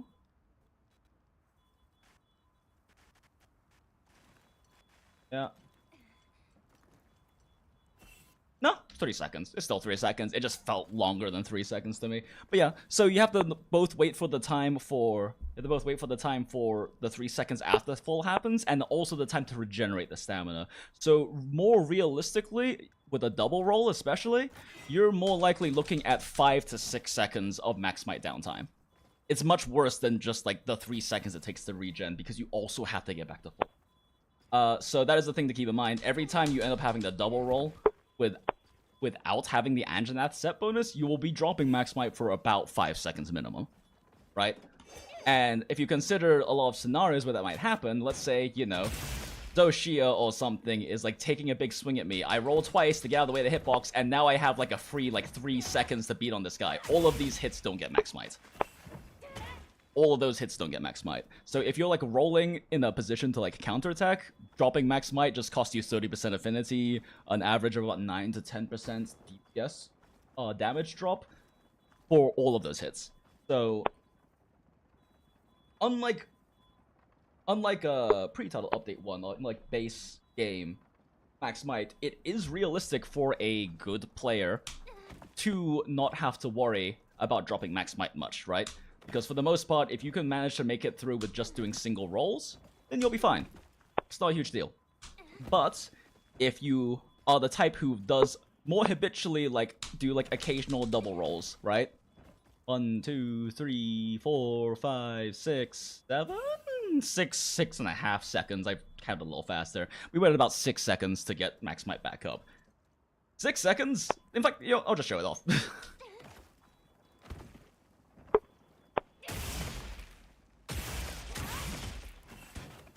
My entire ED1 and ED2 there, which is the bread and butter combo of Charge Blade, none of that got Max Smite. Right? None of that got Max Smite. That's a big deal. It's a much bigger deal than people think. Like I said, most people don't realize how bad the Max Smite uptime is, and anytime Max Smite's down, assuming you have like a mostly full meta set, you're looking at like 8 to 10, depending on set, 8 to 10% damage drop. And that's pretty significant when you have to wait 5 to 6, even 7 seconds to be able to have Max Smite again. So that's a big consideration. What the fuck is that avatar on your screen? Oh, it's just a little PNG tuber. Little model I put together. As a launch pad of ball Max Smite, fair. I do think with Andragore, I don't play Lance, but if you have like God 3 and Andragore, it might be possible to play Lance with Max Smite because of the extra stamina bar. Max Smite with LS is actually amazing, so you never spend stamina. Yeah, that's also true. Max Smite change is honestly huge. Yeah, it is. But like I said, still, at the end of the day, running Fulgore, because this is a Fulgore set, right? This is what a lot of people would recommend as a meta set. Running full gore, if you can be very disciplined and very occasionally have to do like even if I wait a little bit and then roll again, like it's still dropping max might for a long time. If I roll and then roll again. Oh, interesting. Oh, my max might hadn't reactivated. I was like, what the hell just happened there? Bam. Wait for it. Bam. 1, 2, 3, 4, 5, 6. 6-ish seconds. I probably count a little fast, honestly. I generally do. But yeah, you've just lost max might for 6 seconds for that entire period of time, right? So if you can really minimize double rolling, then full gore can have decent max might uptime. If you can't, again, 5 to 7 seconds of downtime on max might is very low uptime if you double roll even slightly frequently. And that's where the Anjanath 2 set comes in. Because assuming the same max might uptime, full gore always beats Anjanath 2 gore. To Anjanath 2 gore, or Anja gore as I like to call it. But the way Anja gore works, and this is even less constitution, mind you. This set runs 1 less constitution than the full gore set I just showed. You see that tiny little stamina bar up there in the top left? Yeah? Oh, look at this. Oh, look at this. Oh no, I went into... Oh, no, I'm fine. Oh, look at that. Ooh, we're fine. Oh, man. Double roll. Oh, looks like we're fine. Cool. Oh, look at that. I'm rolling again. Oh, man. Oh, shit. Something's about to hit me. Double roll. Oh, man. I still have max might. Jeez Louise. I still have max might. Look at that. Wow. Look at that. I haven't lost max might this entire fucking time. And then I triple roll and I lose max might. But even my triple rolling gets max might about as fast back because you have the extra roll as the extra rolls with a stamina as a buffer, right? So if you are true to yourself, you look inside of yourself and ask yourself, can I actually mostly just single roll? And you're honest with yourself and the answer is no, Andragore's gonna probably get you a lot more damage because of max might uptime.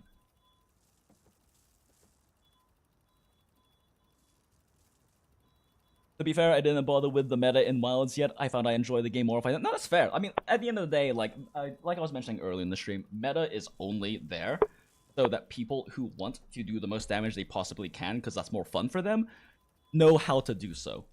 I am a big criticizer, I guess, this bot. I don't like it. Words are hard. I don't like it when people use that kind of stuff as an excuse to try to be elitist, to try to push on other people, and to try to bully people. Because at the end of the day, like, this is a game. The point of games is to have fun. It's to enjoy yourself, relax. You have other shit to deal with. Entertainment has value and whatnot. Is this catching my... Okay, what is going on with my screens right now? Hello?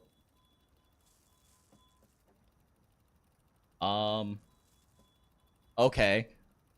Did everyone else see the weird my screen's fucking around thing, or was that just like my computer? Oh, it's happening again. What the fuck is going on? Why is everything like right in the middle of my speech too? Wow. Wow, thanks computer. Can you guys even see what just happened? Let me rewind the VOD real quick. I'm curious if you can even see like the weird stuff that just happened on my screen. Oh, yeah, no, yeah, it blacked out the screen for you guys too. It's not just me. Great, okay, that was weird. Glitch in the Matrix, yup.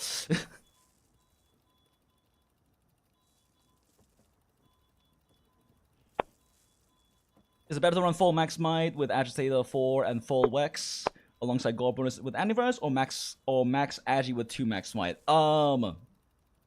Generally max might is probably better, but it does again. Oh, what the fuck? You mean what is going on? Why am I dropping frames on Streamlabs now? What is happening? I think we're good now. Has it stopped? This is not receiving enough. It says it's not receiving enough. YouTube's giving me like a problem thing that viewers will experience buffering because it's not receiving enough information. But like the preview I'm seeing on screen seems like it's fine. I don't know. Is this everything look choppy to you?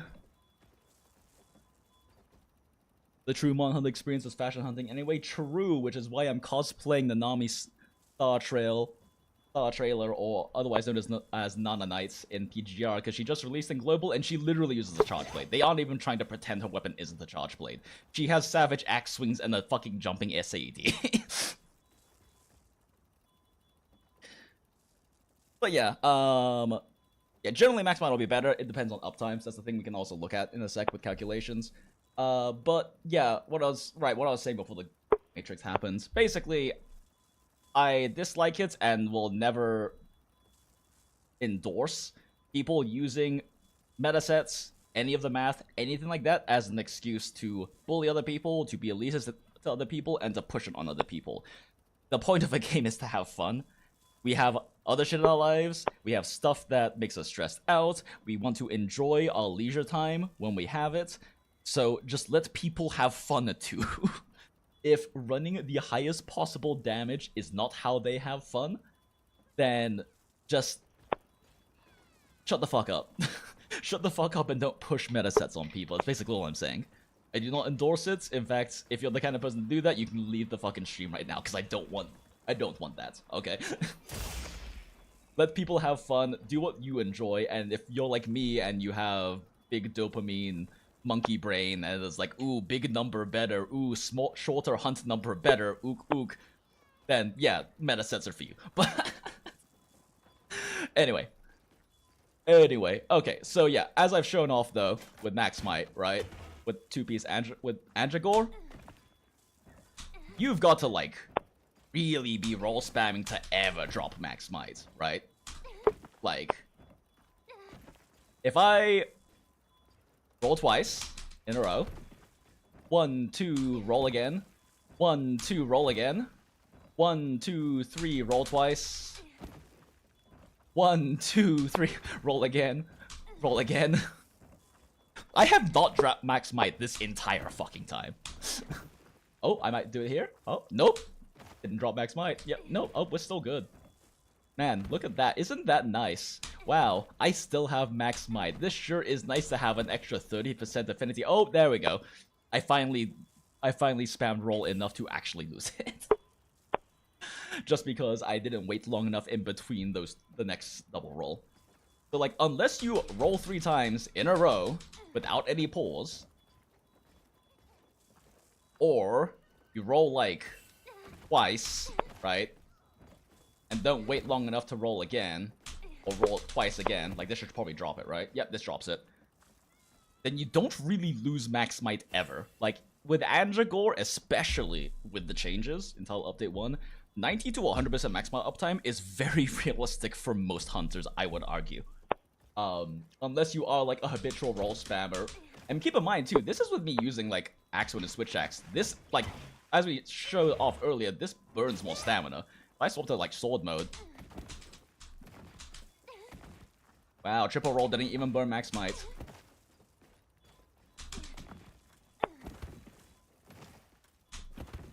It took me not being at full stamina and rolling 4 times in a row to lose Max Might just now. Andragore is really nice. It's really cozy and comfy. And if you're honest with yourself and you look inside your deepest of deep hearts and truly ask yourself, can I avoid rolling twice ever? And the answer is no. Andragore's probably gonna get you more damage. And we're gonna actually specifically calculate that, which is kind of the point of the stream, but I've spent most of the time just talking about skills and answering questions. So yeah, let's do actual math. Okay, so we have actual math now. Lag frames. Okay, I'm looking at the notifications on Streamlabs. The lag frames are like 1 to like 2%, so it's actually not a huge deal. Just for some reason, YouTube is still mad at me. Okay. So let's start with Andragore title update 1. So just so everyone also can see it on stream. Like I said, Andragore is my general go-to. Because if I'm like really sweating it on a matchup I know, I can realistically say I will very rarely double roll, right? But that's only if I'm like really sweating it, right? Like I would do that against if I was trying to like get a new personal best or something. Generally for hunting though, I like having the freedom to double or even triple roll with time space to and not lose max might. Realistically, it makes my hunts faster if I'm not super sweaty. So that's why I find Andragore to be the best. Andragore, before the title update, I can press the correct buttons on keyboard mouse. So Andragore before the title update looked like this. We use Anjanath, Fulgur, Anjanath head and arms. They are two of the most efficient pieces in the entire game. Aside from being a set bonus, they are also just competitive for best arms and head in the entire game. 2-piece gore is almost always going to be waist and legs for 2-piece because the legs are that are the only two kind of efficient pieces in gore. None of the gore pieces compete for like best in slots like efficiency. They're just not that good. It's the set bonus is why you run them. But the gore coil gives you a level 2 and level 3 deco slot plus constitution for helping with max might stuff. 2 constitution, and the gore greaves give you 3 antivirus with the level 1 deco slots, which actually is really important on a lot of meta builds, because most of the really efficient pieces don't have level 1 slots. So getting 3 antivirus can be a bit of a challenge sometimes. And a level 3 deco slot, which is not bad either. But yeah, this is what it looked like beforehand, right? We used Arc Vulcan chest. Now, however, because we have Zoshia, the Zoshia chest gets us a tiny bit more efficiency. And I want to point out the efficiency change. So over here, right, we have 5 agitator, 3 counter strike, 3 max might, 3 antivirus, so all of those are maxed, and then 2 weakness exploit, 1 burst. Over with the Zoshia, we have 5 agitator, 3 counter strike, 3 max might, 3 antivirus, all of those are maxed. Also have 2 weakness exploit, also have 1 burst and 2 constitution, but get this. We get a level 1 deco slot. Truly meta-defining armor pieces from new title update monster. Truly meta-defining. Not gonna lie, 1 quick sheath is actually kind of fucking huge for Charge Blade because the sheath is so slow it gets you killed sometimes. But yeah, we get a single level 1 deco slot for Andragore. Adaptability, let's go. Exactly, that's what I'm saying. So I mean, quick sheath isn't bad actually. It's nice to add more coziness. But yeah, that's all that happened with the title update for Andragore. And by contrast, Fulgur has gotten a bit more competitive with Andragore in the update. Because as we just talked about, max might is better on Fulgur now. It still requires a good amount of skill and discipline, and I do think most hunters who run Fulgur don't realize how little uptime they actually have, because they just don't, record and review their footage to really get a good understanding of that. But at the end of the day, like, yeah, it's slightly more competitive now because they actually do get a noticeable improvement while this doesn't. But either way, this is the Andragore set for now, so we're just going to... Also, let me just go ahead and pop it on screen real quick for people who want to copy the whole thing down real quick. Since, like I said, generally speaking, and we're going to calculate the exact breakpoints where it beats Fulgur and stuff like that, but this is my generally speaking recommended raw meta set from basically any raw weapon. Just because the Andranath 2-set bonus is realistically going to have much better uptime. And we'll calculate the exact uptime differences that it will beat Fulgur at, but which have shifted a bit from my previous calculations. But either way, much comfier. You can even be only decently playing and have 100% max might uptime on this weapon, like with Andragore, because of the title update change. As we just showed off, it is actually pretty hard to drop a max might with Andranath 2-piece. No more hot drinks, true. Any build suggestions for Insect Glaive? Raw Insect Glaive would run this, and then Elemental Insect Glaive would probably run Burst. I haven't done specific calculations based on like the motion value or raw damage they deal, plus compared to the elemental damage to see if Burst is actually better or not. But the assumption is that Burst is better for elemental weapons, and a Burst set, and I will have Burst sets I can show in a second. Do you have a preferred longsword build? This would be my preferred longsword build, assuming you're running paralysis, longsword, and not running elemental.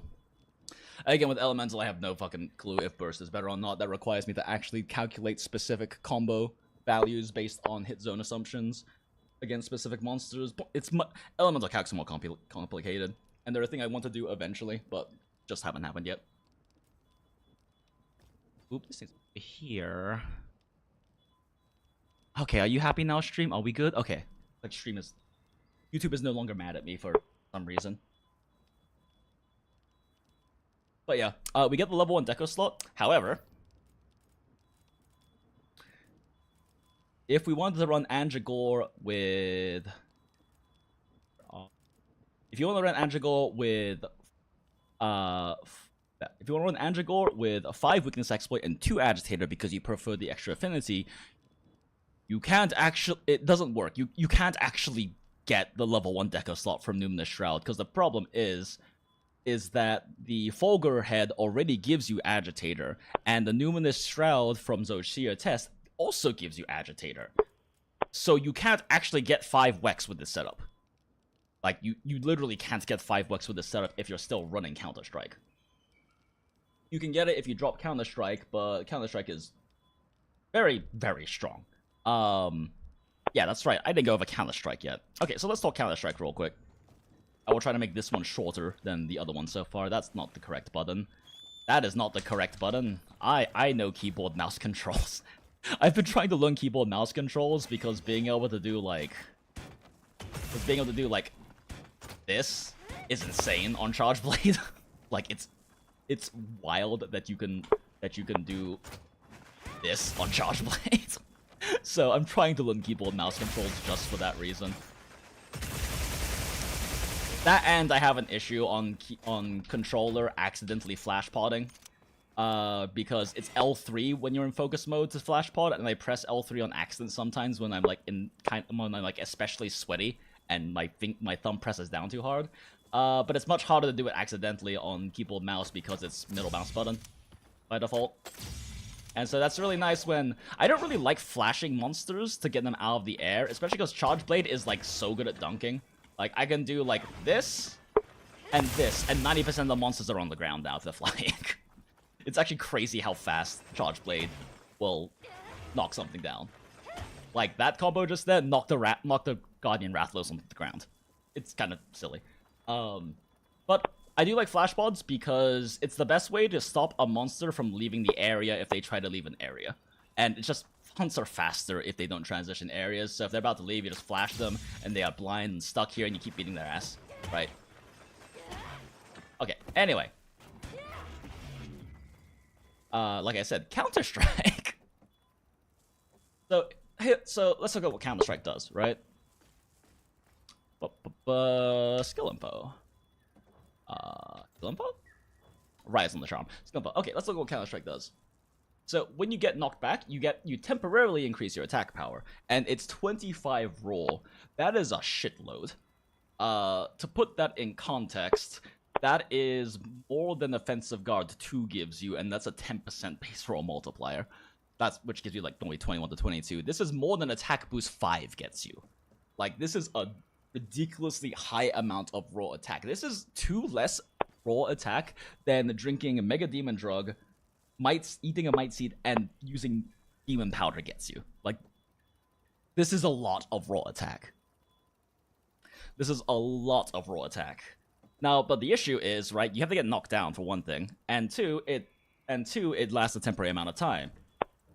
Well, on the note of getting knocked down, A, a monster can just hit you, and B, if you want to do funny thing, before you fight the monster, you close the distance by doing this. I missed. Cut that clip. You can do this, and start your hunt this way. And then you press sneak attack, or whatever, right? And my Counter-Strike is now active. Let's pop in here to reset Counter-Strike. And let's go ahead and have you turn on. So there's this weird thing in the training area where it's definitely some kind of a bug, because the weak, which knocks you back, doesn't trigger Counter-Strike, but attacks that give you a similar amount of knockback from monsters do trigger Counter-Strike. So it's like specifically a weird training area issue. So you have to set it to normal, basically. Let's give it a try. But yeah. So Counter-Strike is worn off. You know what? Let's start our recording just so we can be very accurate with this. Alright, so we can time it correctly. Alright, and... Ooh, my face! Oh no. That hurts so much. And then we just do funny don't lose max might rolls, because we're trying to wait now. Things to happen. Man, I sure do love having 30% extra affinity while doing this. Smile, smile, smile. Smile, smile, smile. Wow, I sure do love having 30% affinity that makes me crit a lot more. This is great. Andragore is so stupid after title update 1. Like, before you basically would only lose it if you lose it every other double roll, but now you can do this bullshit and not lose max might. It's actually dumb. I'm curious how, like... Oh, there it goes. It's off. Alright, save the recording. I'm really curious how, Lance with, like, 3 guard would, like, lower stamina loss, and, like, max might with Andragore actually can do... in terms of like maintaining stamina while blocking, because you get like over a roll's worth of extra stamina in the 2-piece Anjanath extra stamina bar. I'm a little curious how that goes, but I don't play Lance, so it's kind of something that I would do like a friend to test or something. Okay, oh yeah, garlic bread, tasty. So just so you don't have to take my word for it. Although I did test this in like an actual Chotacabra hunt as well. Because the training area can be buggy, so for certain things I have tested them against like Chotacabra and the Chotacabra optional quest, just to be thorough in case there are issues and bugs. So far, nothing has been different though. Like Gore, Antivirus, and Max Might and Counter-Strike all still function the same.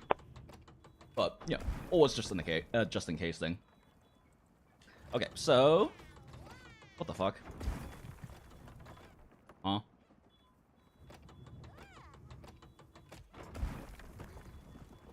Are you shitting me?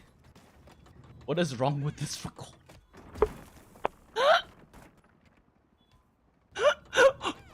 Okay.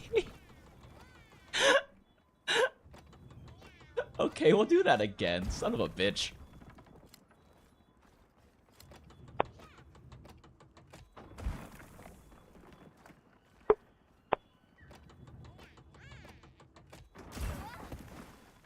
There's so many people who use meta sets to do better in Monhun when the problem is they are dying 99% of the time and should probably lean to the survival/utility set. Yeah, true.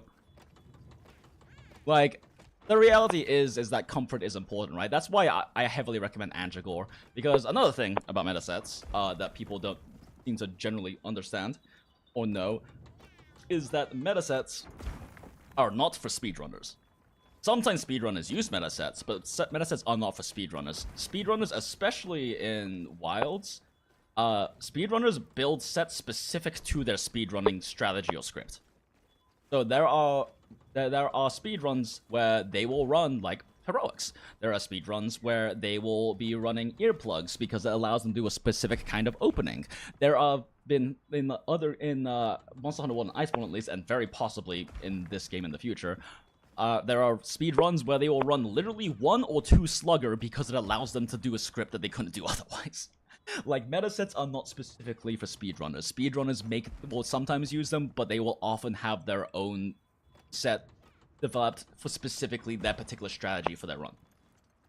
Meta sets are for normal players or normal hunters who just want to do the most damage possible. And that's why comfort is a very important factor. Because like I said, if you're really good and you can really, you can realistically say that you will very rarely double roll, or gore can be affected. If not, you can abuse the fact that you can do this kind of stupid shit, right? Like, I'm not dropping max might. This is kind of silly. Like, I haven't dropped max might yet. Like, that's how strong Andragore is by comparison in terms of max might uptime.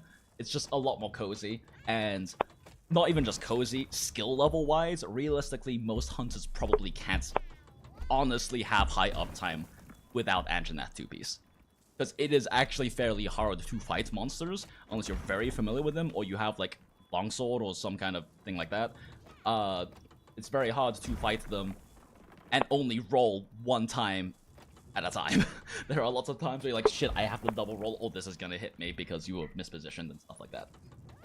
Or because you're mispositioned, like, I have to go hit the head, but the head is 2 rolls away, so I guess I have to roll over there, and now I'm hitting the head, and I don't have max might for 5 seconds while beating on the head. Great. But yeah, so... Okay. So just so you don't have to take my word for it.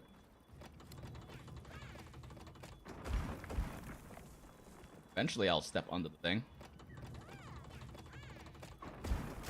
Okay. 9 seconds. Counter-Strike is active.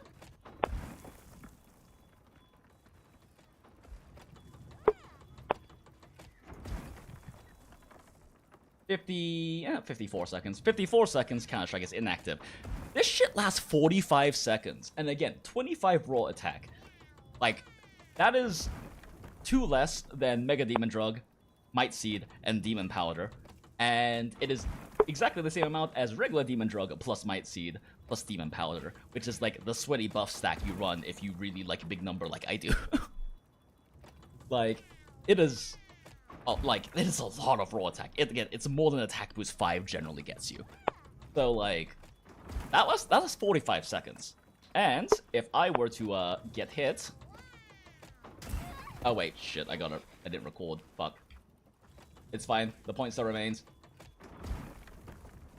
I'll still show off my point, I promise. And I get hit again.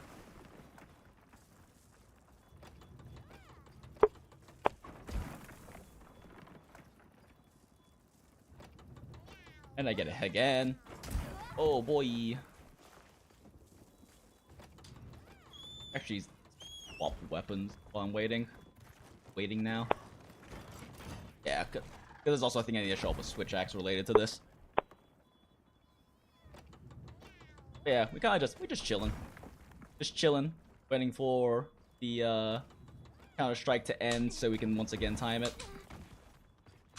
Meanwhile, showing off how busted Anjanath 2-piece is for Max Might, because I'm still not dropping Max Might.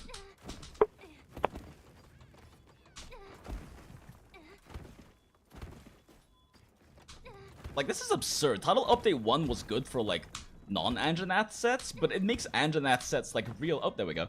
Realistically have easily 100% or at least 90% of the time. Like, it's... You have to really, really roll spam to, like, lift it now. Okay. I've got to wait for it to load up, I guess. But in the meantime, while we're waiting for that...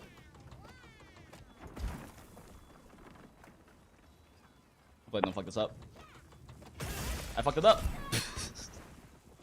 God damn it.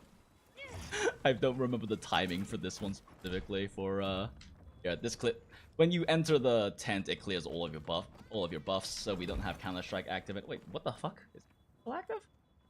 Wait, what? Huh? Why didn't it clear the buffs? Only that clears all your buffs. Practice, practice, practice. Do I just have to wait for Counter-Strike to go down again? Wonderful. Okay, anyway. Look at the thing. While waiting for that. I didn't stop the recording. I swore I pressed the save recording button. I'm stupid. Okay. Let's take a look at this. It's ready.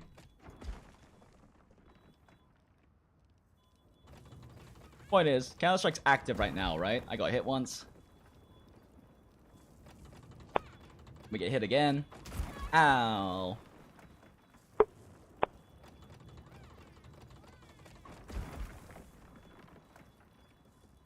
And then once again, we get hit again.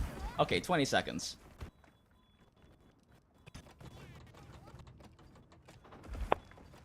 20 seconds. And it wears off at 105. 19 seconds to 104. Bonnie, it's 45 seconds. So every time you get hit while Counter-Strike is active, you're also re-upping Counter-Strike. It comes back up again. So that is why like incredibly high uptime is realistic too. Because like I mentioned earlier, in order for you to have 75% uptime on Counter-Strike, you only have to get knocked over or hit once every minute. And if you're being real with yourself, a lot of hunters probably do get hit at least once a minute. Realistically. But even if you don't get hit once a minute, A, you can do the barrel bomb thing, and B, I hopefully don't fuck this up this time.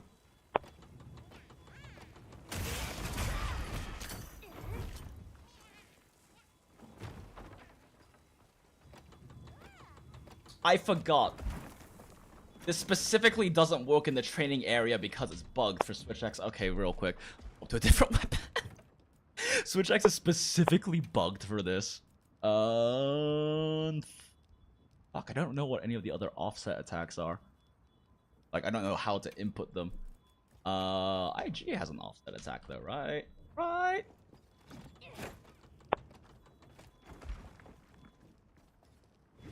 How the fuck do you do IG? How the fuck does IG do its fucking...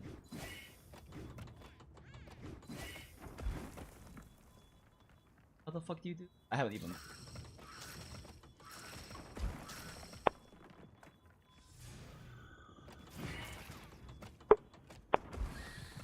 My buffs?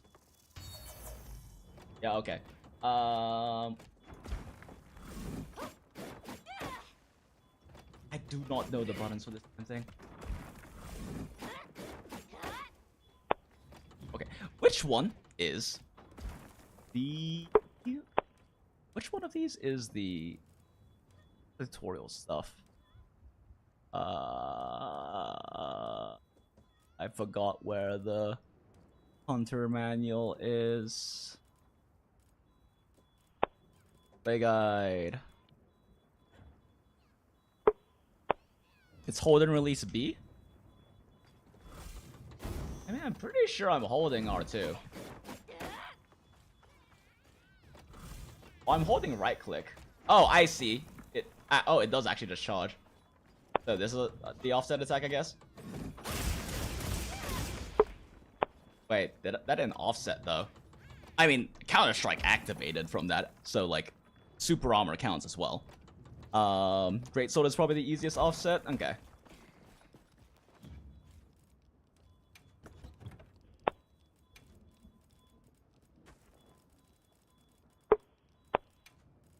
Yeah, for some reason specifically the Switch X offset is bugged where you have to be at like this exact really tiny like weird angle and like pixel of position to actually have it trigger Counter-Strike on offset. But the point is that Counter-Strike triggers on offset attacks as well.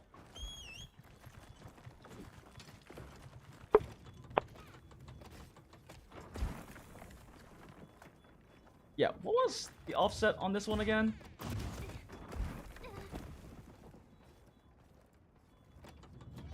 See, hey guy, controls. I do know that this one's easy to land. I just don't know what the offset actually is. Offset rising slash. Oh, it's just both buttons. Okay, cool. We just do this. Oh yeah, that's stupid easy to land. What the fuck? That's like no wind up.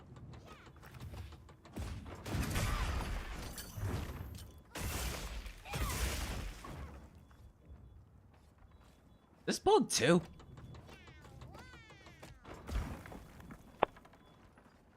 I hate everything. Iframe, motherfucker. Okay, wrong.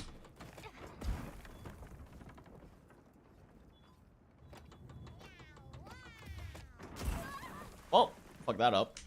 This one bugged too. Okay, now I have to actually like hard test this. 1 sec. We actually need to like hop into a thing and test this now because this is concerning. Because this will be the first time I'm testing whether offset still triggers Counter-Strike since the title updates, and I'm concerned it doesn't now. Let me just grab like a great soul. Why am I fucking blind? That way. I think you only get Counter-Strike on offsets that don't knock back monsters like the ones that have the resistance after the first. It still just happened like on offsets previously in before title update 1. So I'm concerned they might have actually like stealth nerfed it. So we checked real quick. Although that being said, quick thing.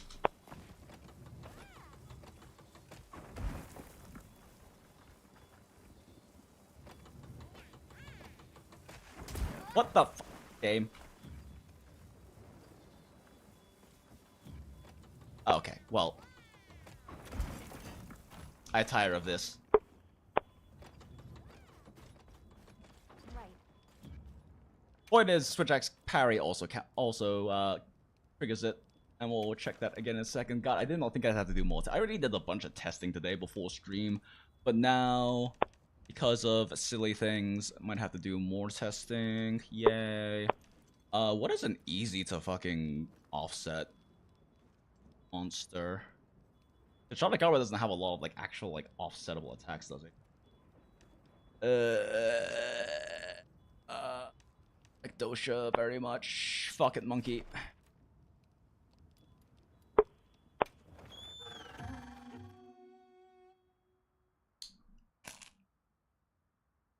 Black Sword kind of has innate guard up, notice versus Zoshia's downward fire. Oh, interesting. Actually, Ogvel might be the easiest to offset. I'm really familiar with his kit, but that is a fair point. A monster reactor this time. Okay, let's be on our way. The guild sent a supply Oh god, box. my frames. Oh god, my frames. Why? Oh, what the fuck, dude? Why aren't you rolling? Wait, why didn't he roll? Great, now I gotta wait.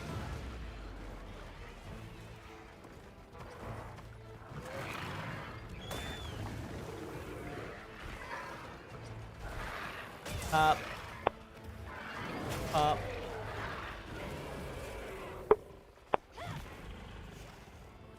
Gonna roll now? Yes. What a dick.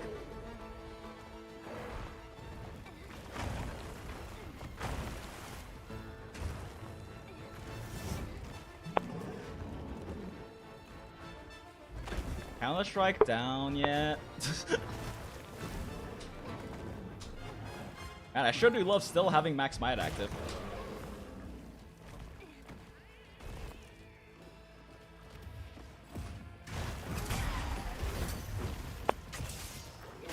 Huh.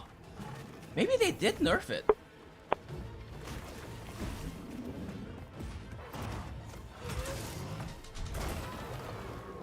Yeah, maybe they did nerf it. Doesn't appear the trigger on offset anymore. Doing the scary thing.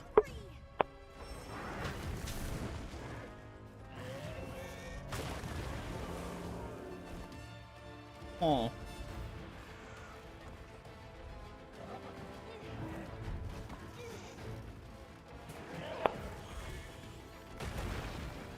Eventually, Counter-Strike will go down.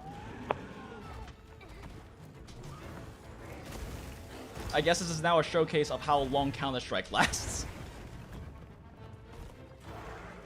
Because it's still up. There it goes. Okay, so this one should not offset knock him back. Ooh, motherfucker.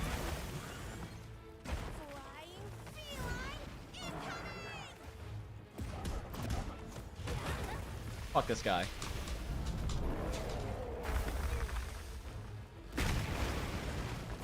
I sure love still having Max Might.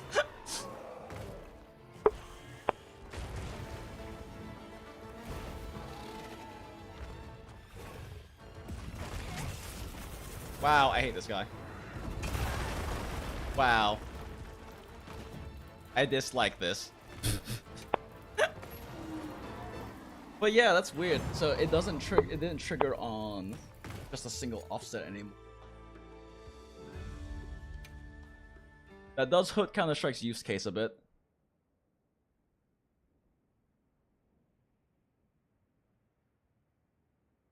That's hurt its use case, but it's still very good if you get hit even slightly occasionally. 45 seconds is so long during a hunt. Yeah, as you saw, it's a lot of time. But yeah, let me do Arcveld. I'm more familiar with its kit, so I'll be able to get it more quickly, likely. I don't really know Monkey's kit very well.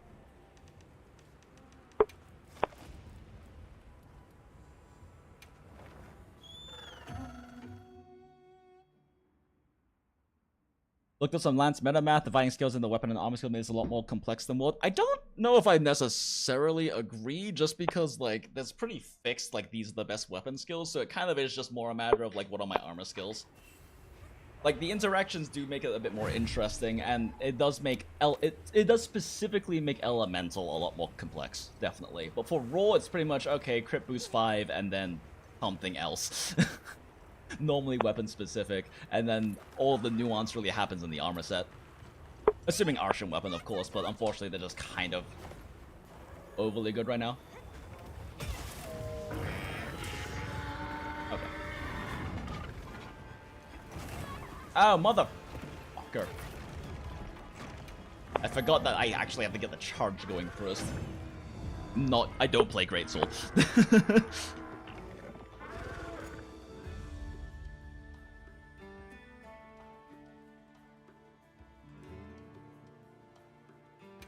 I swear eventually we'll do math, cries.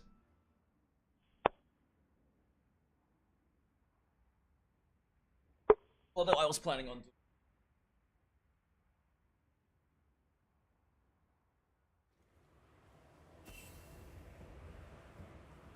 Okay.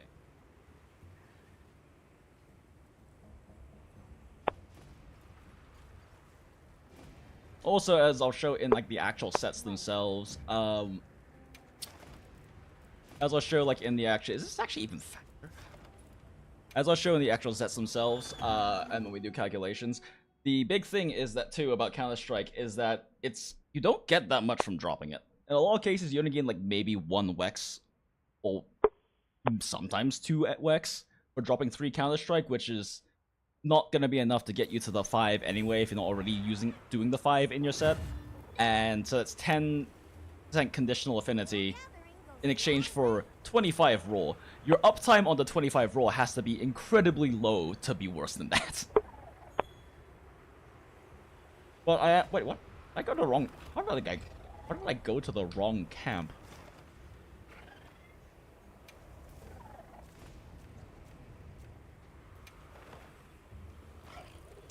I fought optional Arcveld so often for like practice. How did I press the wrong number of buttons? Oh well.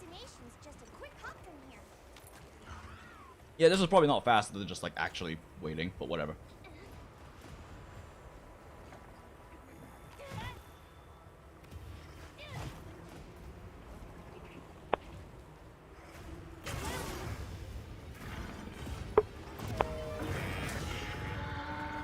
Oh no, I made a mistake. Ah! Okay, good, he missed me.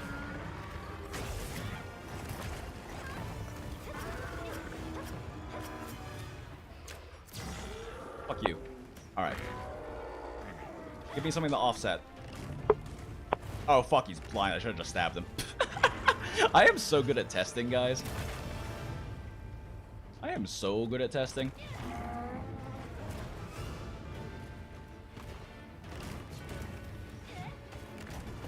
Okay, now he's not blind anymore. Of course he misses me, why wouldn't he?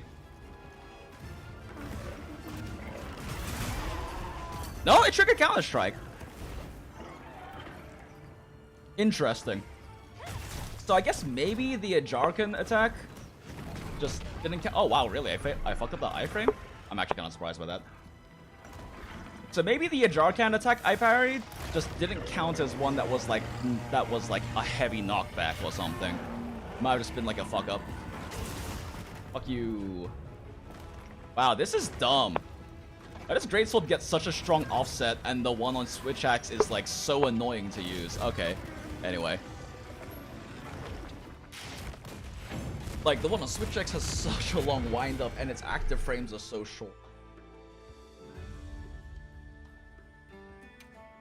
Okay. Wow. 2 hours in. Let's actually do some math now. Jesus fucking Christ.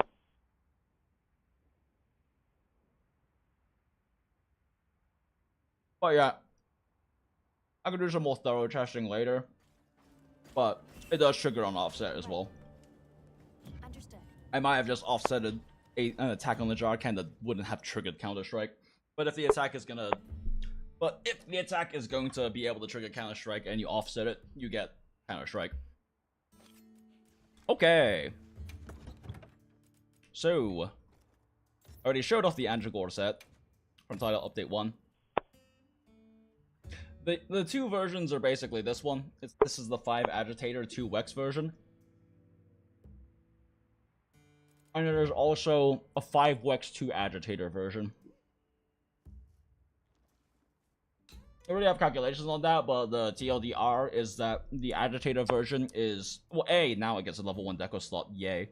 But the Agitator version wins out if you're above 63% uptime on Agitator. Sec. In here.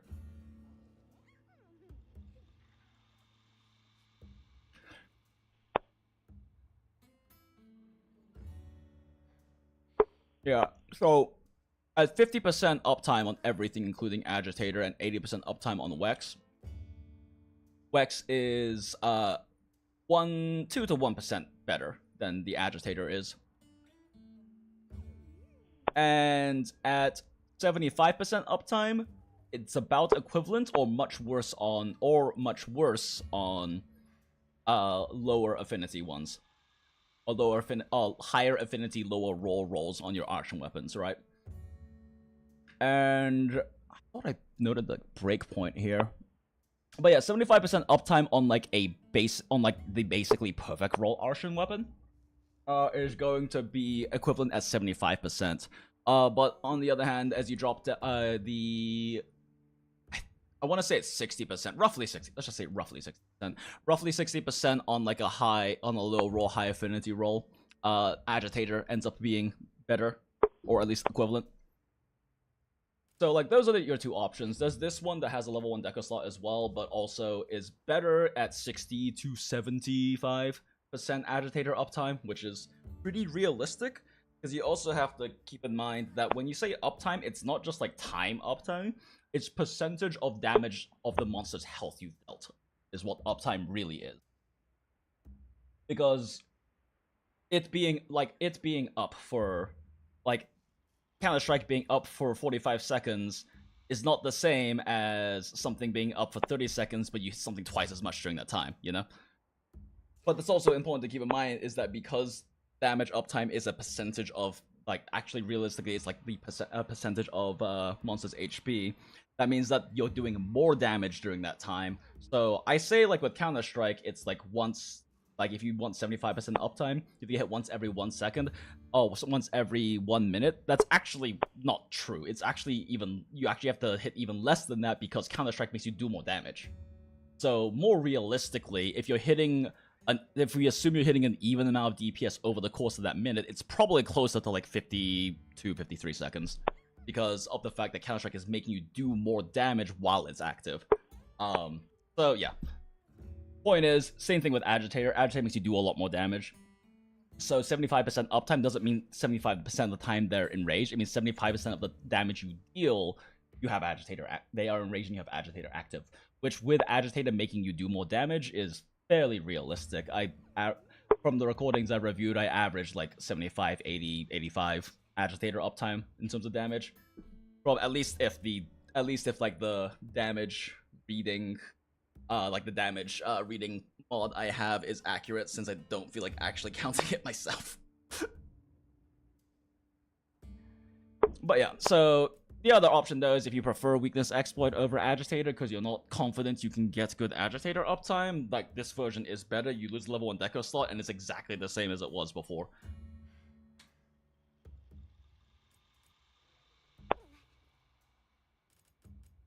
Yeah, because...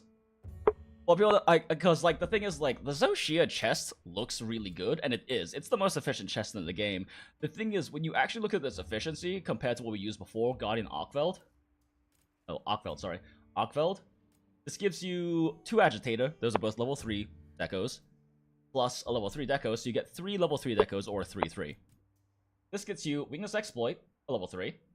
Plus a level 3, plus a level 2. So instead of being 3 3s, it's 2 3s and a 2. So you don't actually gain anything if you're putting a level 2 deco in there anyway. And for Counter-Strike builds, you're putting a level 2 deco in there anyway. Like... even if you were to use this for Wex, you would still just be swapping it out. Like, it is more efficient, but like I said, it's literally more efficient by a level 1 deco slot for, like, the agitator version, and it's not actually better or even really doable with the Numinous Shroud version. Because it actually doesn't even work, because Numinous Shroud also gives you 2 agitator, so between Helm and Numinous Shroud, you have to have 4 agitator. So you could run, like, 4 agitator and 3 Wex if you wanted to, because you're weird. Point is, this is like the Wex version of it. And now that we know that, let's just copy everything down. I mean, like I said, this doesn't really change, but just to make sure it's accurate on my new sheet and everything.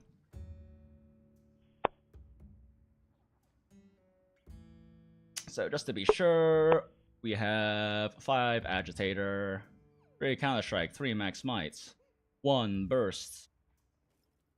What's this? Max mites, antivirus max mite. Yeah, that's accurate. 2 weakness exploits, and crit boost 5. Yep, that's all accurate. So we'll just call this Anjagor Agi +1 quick sheath. Exciting. We get an extra quick sheath. But so we can just go ahead and take this, copy that into here to have the calculator run these things. And let's just go ahead and, so like the general, like, I can calculate for my own specifics set of like uptimes based on reviewing my own runs. But for just like general purposes sake, for comparisons, I think the 3 important things to look at are 50% uptimes, 75% uptimes, and then breakpoint uptimes, right? Like how much of X, how much uptime on like Counter-Strike do I need for to beat a non-Counter example? But so we'll just start off with, oh my gosh, buttons are hard. 50% down the lane for everything. We'll go with, this is one I'm a little iffy about. I don't know if 80 or 90% exploit a better point of comparison. I assume, like, again, it comes down to like the percentage that is your the percentage that is of the damage you deal, because damage you deal on non-weak points is really low. But I also don't know how good General Hunt, I should expect General Hunters to be at hitting weak points. Because I'm very consistent about it, but I also, you know, did Monster Hunter math and shit for a living for like 2 years. And also have done multiple speedruns, including 2 world records that lasted 23 hours and 65, I think, respectively. Before they got dumped unceremoniously.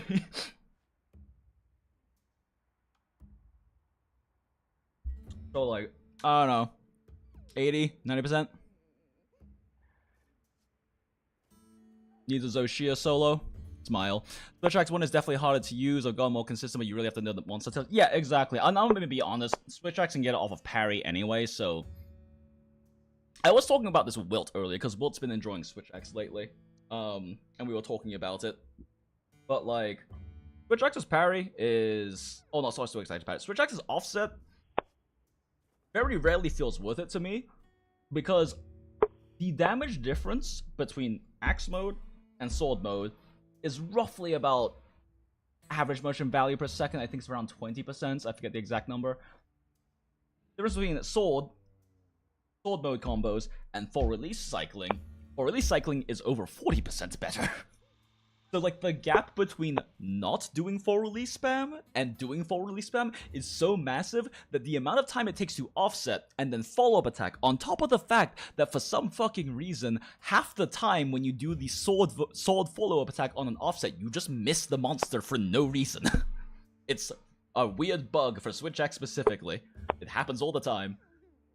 And then, compared to just, instead of doing that, like, dodging, or parrying, or doing a full release slash and power and just super armoring through it, like, it's generally gonna be more damage doing that. Again though, I mean, offsets are very satisfying, they're fun to play, not everyone wants to just purely full release spam. It's just purely from like an optimal playstyle perspective. There's a reason why you don't really ever see speedrunners offsetting. It's just more damage efficient to just keep doing full release spam. But Switch X offset does feel especially good when you land it because it's annoying as fuck to land. It's just like that, like, dopamine, like, cooming moment of offsetting something so quickly dies when you do a sword follow-up and it just misses. Earlier when I was discussing things, I offsetted something with Switch X, and then did an axe follow-up, and it also somehow fucking missed. And you can't control the distance it goes. It's an automatic action. So that's literally just the coding fucking you out of being able to do a follow-up attack. And it just happens all the time on Switch X, so I just kind of stopped offsetting at some point. Okay. But yeah, so this is Andragore.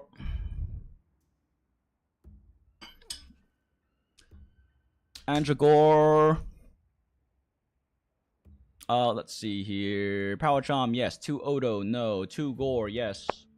Food, yes. Corruption Mantle, no. Good Food, no. Red Pill, no. Not 4 Gore either. Okay, that looks good. So one difference I did to my previous sheet is before I basically ran under the assumption of 220 means that you have 6 raw substats, and you have 2 sharpness, or 1 sharpness and 1 off stat. One wrong one, which is a bit more realistic. But that being, and then everything else here is just trading 1 raw substat for 1 affinity substat, right? So at this point, this is 6 affinities and 0 raw. But that being said, it's not super... What's the word? While I think this is a more accurate expectation, I think it's also good to put in the best case scenario, because there are people who are willing to either get lucky or are willing to grind to get the perfect Arshan weapon, which is 225 raw, 5% affinity, 1 sharpness, and then you just do either razor sharp or you do the sharpness tricks I showed off earlier to just deal with only having 1 sharpness roll. But yeah, okay, so this is Andragore. Do we do 80 or 90%? I don't know.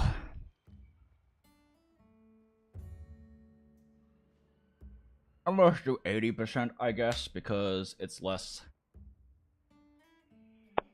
intensive, I guess. Sharpness tricks, you missed that? Oh. I can show you super quick.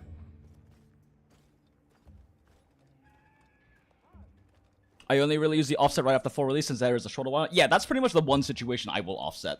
Is if I know I can't land a spiral burst slash and attack's coming and I can time the offset to that attack, then I'll offset then. It's really the only time otherwise though. Otherwise I will always just go for the rather go for the spiral burst slash back into loop. Map.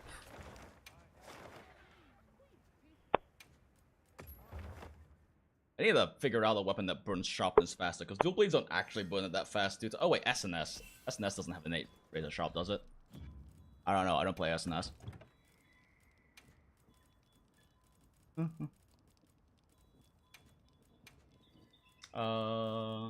Doesn't really matter whether it's white or blue sharpness, the principal The principle and mechanic remains the same. We tested the mechanic earlier. 1, 2, 3, 4, 5, 6, 7, 8, 9. 1, 2, 3, 4, 5, 6, 7, 8, 9. Why did I 18? 19, 20, 21, 22, 23, 24, 25, 26, 27, 28, 29, 30. Okay, that should be good. Okay, so you've won 30 units of sharpness, right? Standard archer weapon, 1 substat roll, 20 base, 30 from the substats, you have 50 sharpness. So we just burnt 30 sharpness. Oh no, I'm running out of sharpness, and I need. I'm running out of sharpness, and I'm getting close to losing my white or blue or whatever sharpness. Whatever will I do? I should have slotted in razor sharp instead of more crit boost or attack or offensive guard. Oh wait, swipe once, roll. Okay, cool. I just got 20 units of sharpness back. Back to fighting the monster.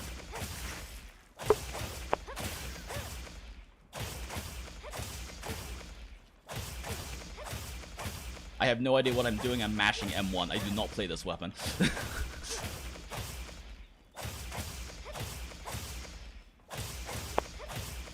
Oh no, I'm about to run out of blue sharpness. Whatever will I do? That's the game. I'm out of blue sharpness. I should have run razor sharp. 1, 2, roll. Okay, I have 40 hits of blue sharpness again.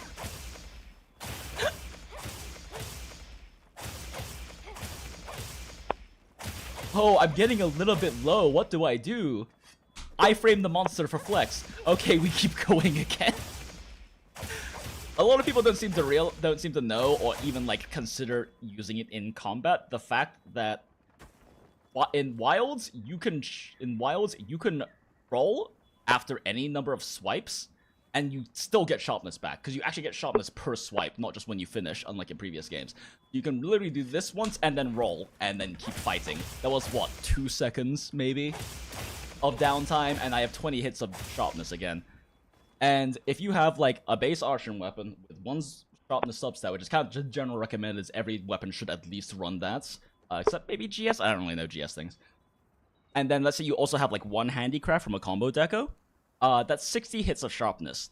To make up the equivalent of razor sharp, which is taking an entire level 3 deco slot in your archering weapon, to make up the equivalent of that razor sharp, which turns that 60 hits into 120 hits, at some point during the hunt, you have to do this, and then do this. Cool, I've just spent 5 seconds, and I didn't have to slot in razor sharp. Great, cool, we keep fighting. Like, I don't think people realize how strong mid-fight sharpening is, especially because you can do it so quickly, and if you want to really flex on the monster, you do this right as a winding up attack, and then you iframe the attack afterwards just for flex points. That's like this one dual blade speedrun from like the first week of the game against Arkveld, where they specifically did that just for the flex. They like sharpened as Arkveld was doing like one of its wind-up attacks, and then perfect dodge demon boost dodged out of their sharpen. I was like, damn, this motherfucker just flexed on everyone. But yeah, that's the sharpness trick. Very, very good trick. Very good trick, and again, you can still run razor sharp, you can run protective polish, you can run handicraft if you're more comfy with it. I'm just saying that if you're willing to get used to doing that, because like I said, it takes like 2 seconds, maybe 3.5 seconds for the 2 cycle. For like the two polish then roll thing, right? If you get used to doing that just in hunts when you have openings, then you will be able to completely remove any sharpness mitigation from your weapon. Like, you don't have to slot any in. You can just run more crit boost, or offensive guard, or attack boost, or artillery, or whatever, right? And it's a pretty big deal. Especially on weapons like Switch Axe, because Switch Axe needs to run Power Prolonger 3 because of how broken the full release spam is. It's the biggest damage multiplier you can get is doubling your amp time. But if they want to run like Razor Sharp, they have to drop from Crit Boost 5 to Crit Boost 3. This saves you that and lets you get Crit Boost 5 instead, and all you have to do is just very occasionally do this. Like, it's pretty nuts how strong this is. Wow, I just did Razor Sharp, guys. It took me 5 seconds and I just did Razor Sharp. Like, it's pretty crazy. Afterward, you're more than used to mid-combat sharpening chance. Yeah, that's the thing, is that, like, I mean, you kind of always had to, right? You didn't have the option of having a dog you could hop on in, like, previous games, other than Rise. like for World and Iceborne and stuff. But in this game, it's even stronger because you regenerate you regenerate sharpness even without going through the full cycle. And it's better to do it this way anyway, because if you do the 3 swipes, you get 60 sharpness back, but you have to wait for this whole animation to end before you can roll, which is a lot less safe versus just doing like this at some point and then fighting, and then, oh, monster has a long wind-up move. I'm gonna do this real quick and roll out of the way and keep fighting, right? Like, if you're willing to get used to that, it's so much more efficient than running razor sharp. Okay, anyway. Yeah, we'll just do 80% uptime on weakness exploit. Weaker exploit, kick. And we're just gonna do 50% down the board, even though 50% uptime on Andragore requires you to be really, really bad at max might. If you can somehow hit 50% with rolling. Like, you have to be like a habitual, like, triple roller for that to actually happen. But just as a baseline point. Andragore, Agi, 1, plus quick sheath, baby. We get a quick sheath, guys. Okay, let's copy that.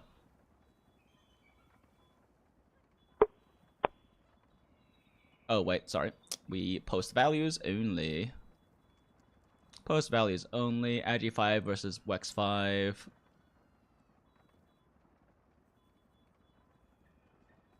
Huh. Weird. Why is that in there? And then we do the Wex version instead, which is exactly the same thing, but instead we run 5 Wex and 2 Agitate. Yeah. Yeah. Yeah.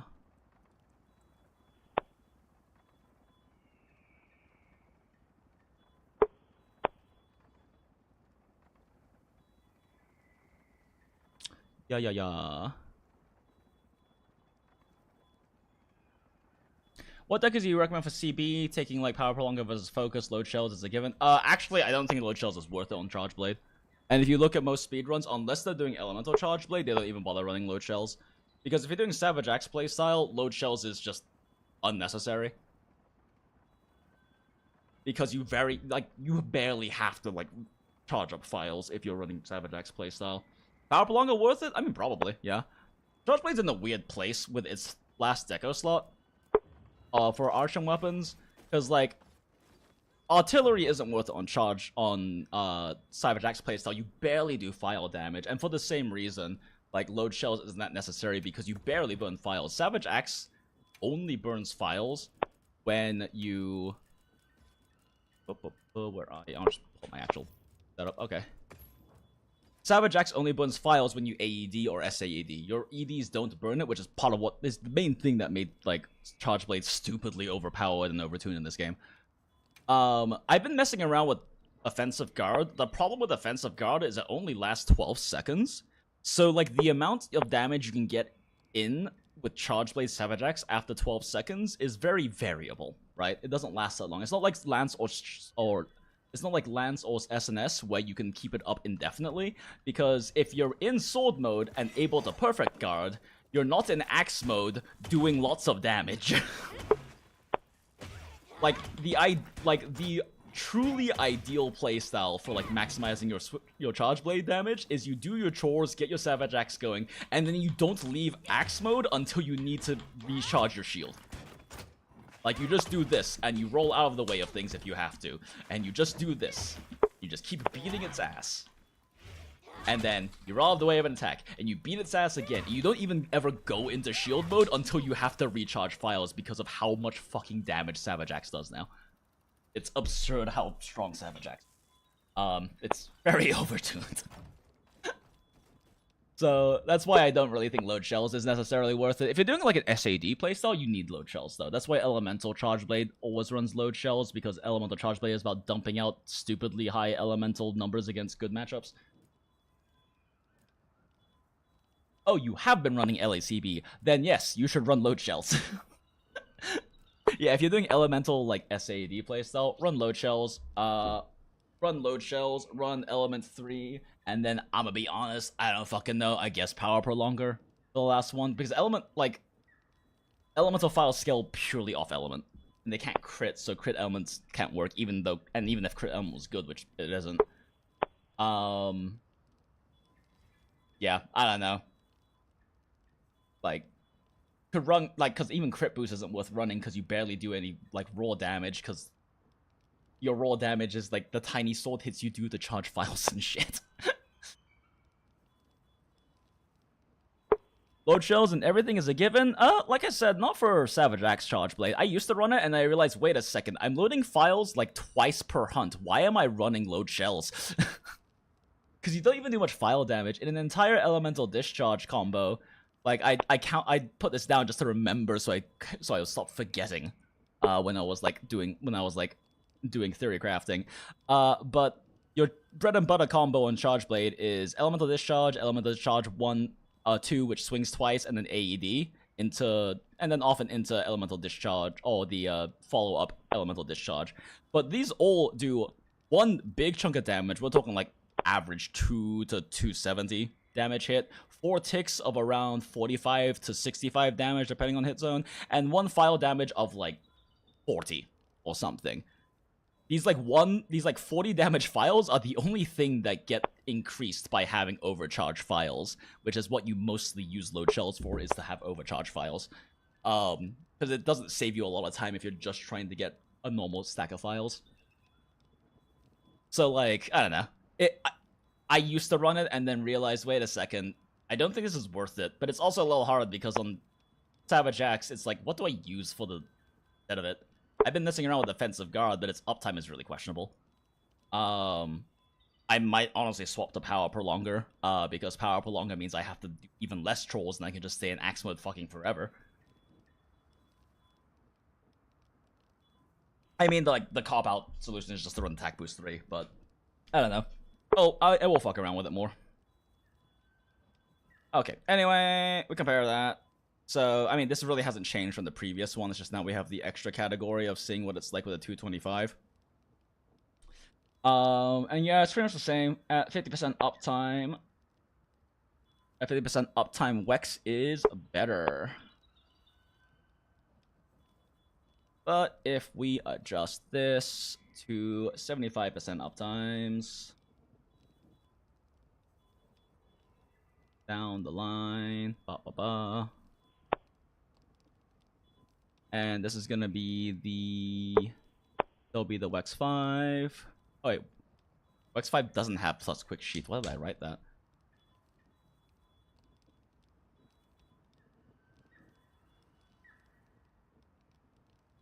No quick sheath. Sad emoji. Okay. No quick sheath. Sad emoji. That is an O and not an. I can type and press buttons. Really good. I'm good at buttons.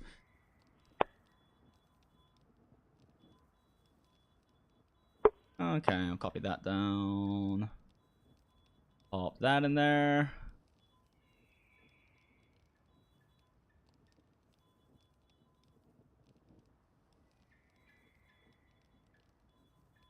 Fuck.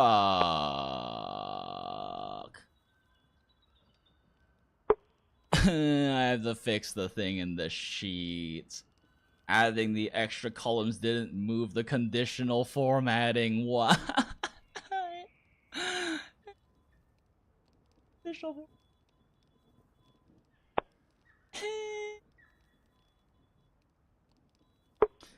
Okay.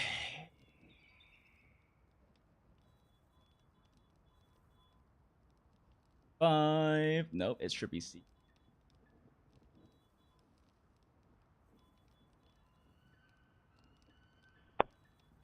Seven through J. Oh, so like, oh, that's weird. So like,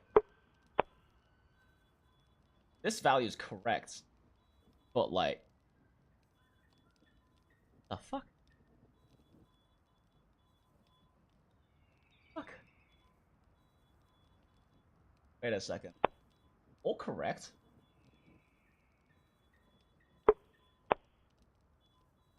No, they're not.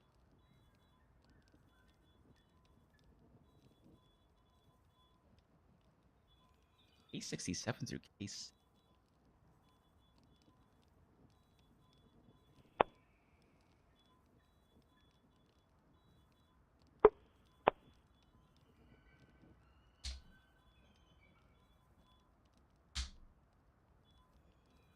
Okay, so this one's formatted.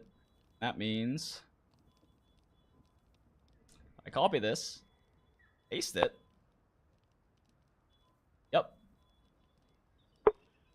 Let's clear all this stuff. Ugh, I didn't think about the conditional formatting when I remade sheet.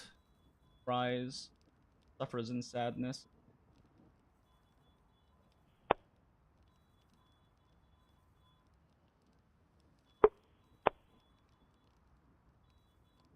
Oh, okay. And this has the correct formatting on it. Yeah, okay. God damn it. Copy the copy. Paste. All right. Let's see if maybe a issue. Copy conditional formatting when copy.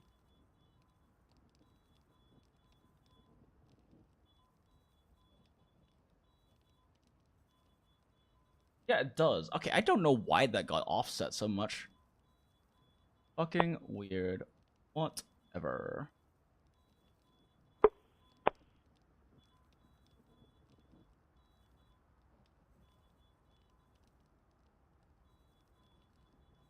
Drag it all.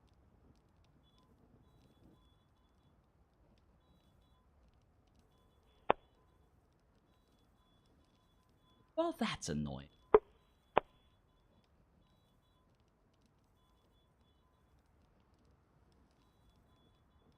Here-ish, sure. Damn, I was short, whatever. That's in formatting. That's in formatting.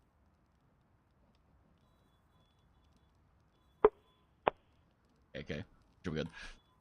That was annoying. Means I also have to copy this again. That one. Finish.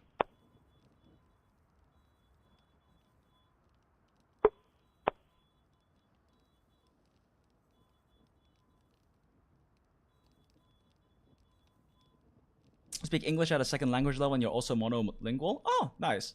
I mean, it's alright. Wait, so you're saying that you speak English at a second language level, but English is your only language? Is that how I am supposed to interpret that sentence? Question mark?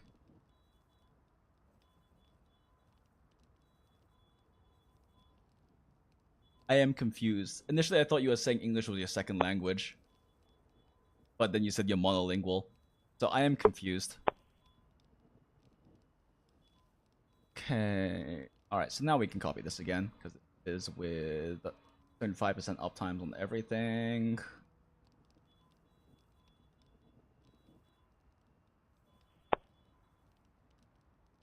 Up.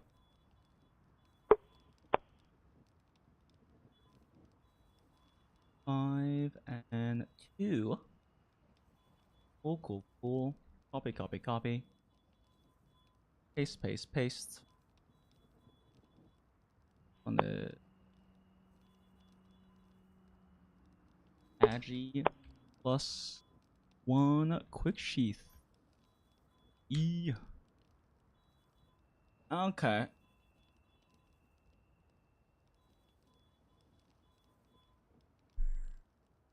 So yeah, at 70% uptimes or 75% uptimes, we start seeing agitator starts to hit equivalency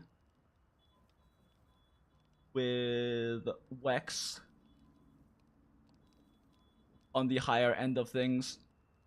And if we can push above that, and if you can push above the 75% uptime on agitator, antivirus, counter strike, blah blah blah blah blah.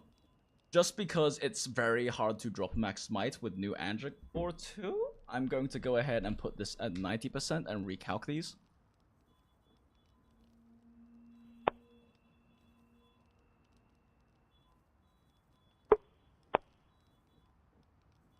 Plus 1 quick sheath.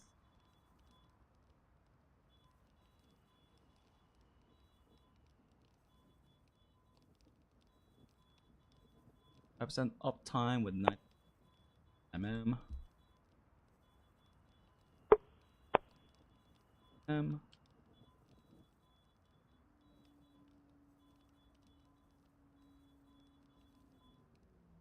Actually, the 5 performance 5 is now possible. I mean, probably. It depends on what context you're talking about, because like 5 agitated 5 peak has always been possible. It's just, but you mean like with a core set or like with like Zoshio or something?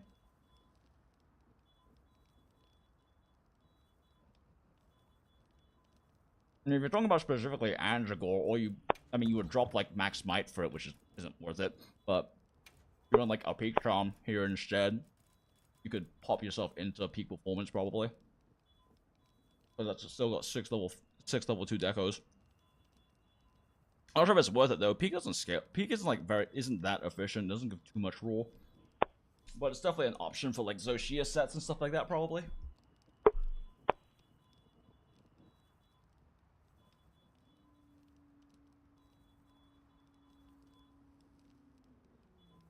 Agi. And back to 5.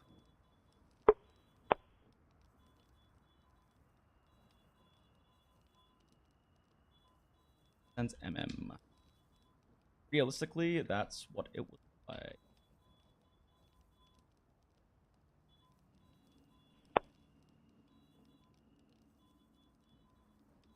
Interesting. So that barely changes anything.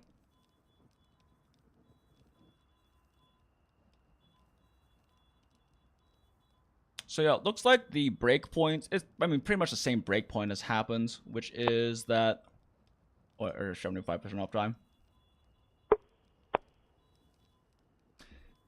Which is the break, is that if you have a higher roll option weapon, you break even at 75%. 75%, 73, 74, give or take. So if you can push further than that by having any of your uptimes higher, whether that's, I mean, we just looked at higher max might, but also having higher uptime on your Counter-Strike, higher uptime on Agitator, higher uptime on, I mean, Antivirus, because 75% assumes lasts 1 minute, so 5. 70% assumes that it takes you 20 seconds to cure your frenzy, which if you're aggressively hitting the monster, it's closer to like 12-ish, depending on weapon, 10, 12-ish, depending on weapon. So you can definitely push antivirus as well as your gore set bonus further than that.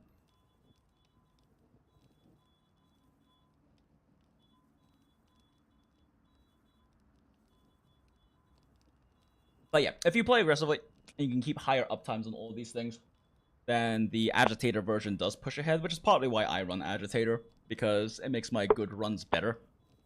And I prefer to have, like, my good runs better, and for me to, like, improve my skills to make my average runs those good runs. And if I don't, it's skill issue.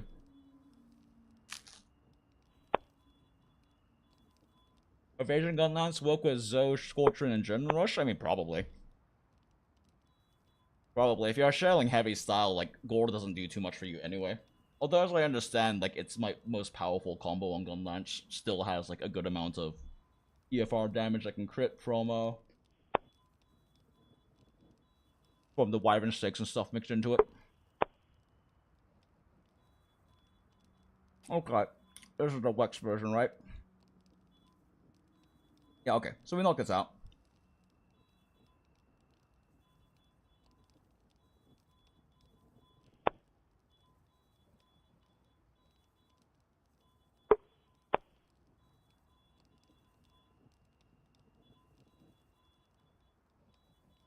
Yeah. Realistically, for most hunters, the Wex 5 version is going to be better for you. Which literally didn't change the tile update, so it's not different at all. But realistically, for a lot of you, like... Well, actually... Let me check a thing. What if your ass gets beat constantly? What if your ass get beat constantly? Or you're using a weapon that can consistently offset, or you're using switch axe and can consistently parry because it triggers on parry. Stuff like that. Actually, it's super easy to keep Counter-Strike up on switch axe because you can offset to get Counter-Strike. You can parry to get Counter-Strike, and when you super armor through attacks with your 4 release slash, you get Counter-Strike. So it's very realistic for switch axe to have 100% uptime. Well, yeah, okay, so if we do that,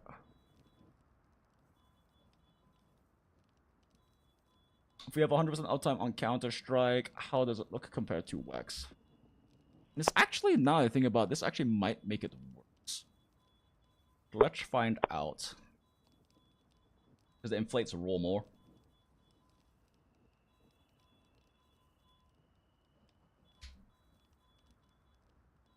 Let's just remove that. Okay.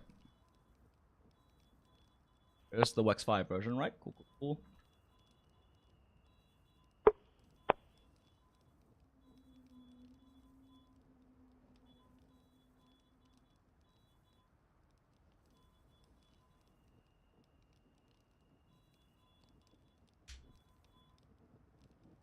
Okay, and we'll do the same thing again. Agitator. A weakness exploit.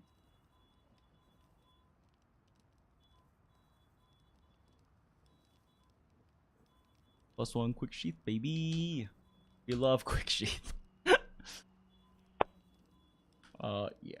So 100% on Counter-Strike. This actually might make Wex better in comparison because of roll inflation. Oh. Yeah.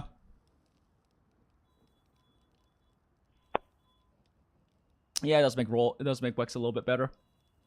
So yeah, I would say general recommendation is to go with Wex. But if you can push past 75% uptime on Agitator and Antivirus specifically, then Agi sci-fi.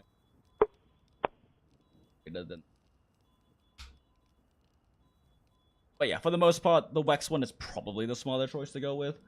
Because the thing is, like, part of what made the Agitator one go a lot further ahead too is it's much better. It was much better with Corruption Mantle, but Corruption Mantle got nerfed pretty hard. So now that Corruption Mantle isn't as broken as before, it is less of a gap than before. Because like the 75% breakpoint is assuming you don't have Corruption Mantle. The problem with Weakness Exploit is that Weakness Exploit, as you can see, is already at 95% affinity and uptimes into 62 at this point. And the 30%, it's very easy for you to start overcapping on affinity. Because this is with 5 base affinity, right? It's really easy for you to start overcapping with the 30 affinity Corruption Mantle used to give, but there's less so the case now. Okay. So yeah, that was our main breakpoint. For the sake of future comparisons, I'm probably just going to be using... Put a note for that. Gonna use X for comparison.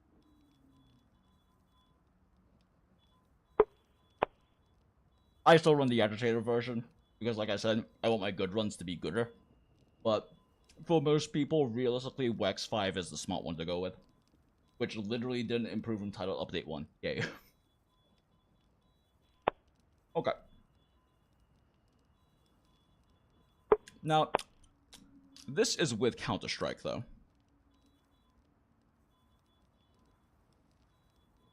I forgot to mention that, because there are non-Counter-Strike versions that just don't really get a lot out of not running Counter-Strike.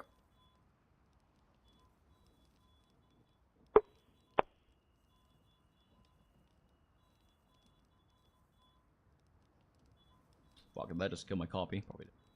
Copy.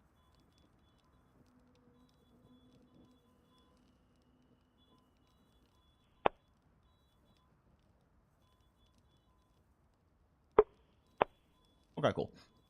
Always pump Agi over Wex, or depends on matchup? Depends.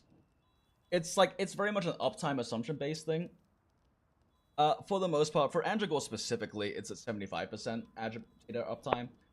If you can keep break even on high raw Arshan weapons, like right here, you break even on high raw Arshan weapons at 75% agitator uptime.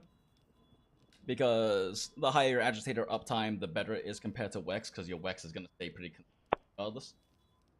So the breakpoint is there. So if you can do more than 75% of your damage while the monster's enraged, which in fast and clean hunts is oftentimes the case, then Agitator can push ahead.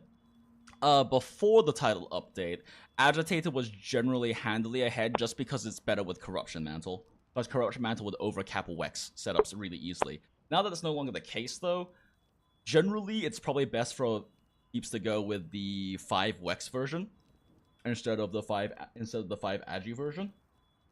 That being said, I personally run the Agi version because I want my good runs to be even better. And I'm okay if my average runs are slightly worse, because that means that I have a skill issue and I need to make my average runs better. I don't apply the standard to anyone else, I'm just very toxically self-critical. But generally speaking, it does depend on a lot of things, but generally speaking, Agitator and Wex are about equivalent at 60 to 75 cents uptime, depending on what other skills are in there. Like, for example, these are Counter-Strike builds. If you don't run Counter-Strike, you have less raw inflation, so Agitator gets better, and it approaches more of like the 60%, 65% range of uptime for Agitator that it beats out Weakness Exploit. Yeah.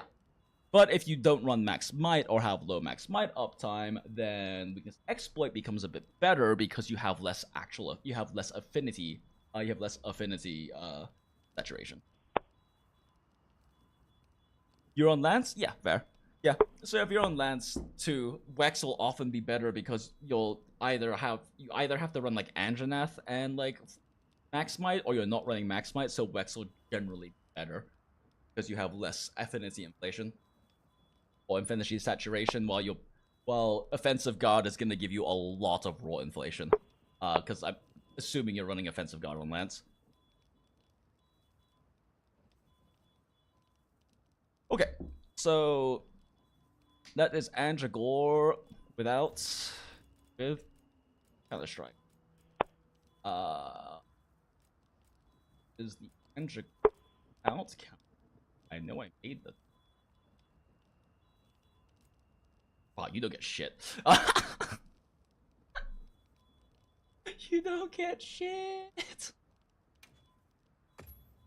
Holy fuck. Okay, I forgot. You don't get much from. You get 2 weakness exploit from. You get 2 weakness exploit from dropping Counter-Strike. It's not that great. Counter-Strike's too efficient. Okay. But anyway, this.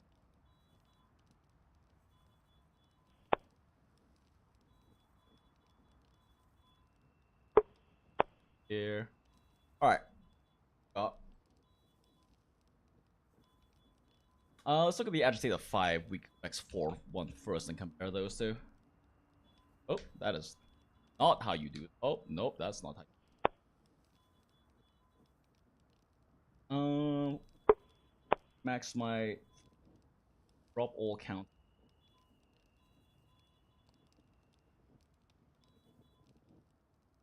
Still got 1 burst. Still got 3 max mites. Okay, yeah, that looks good.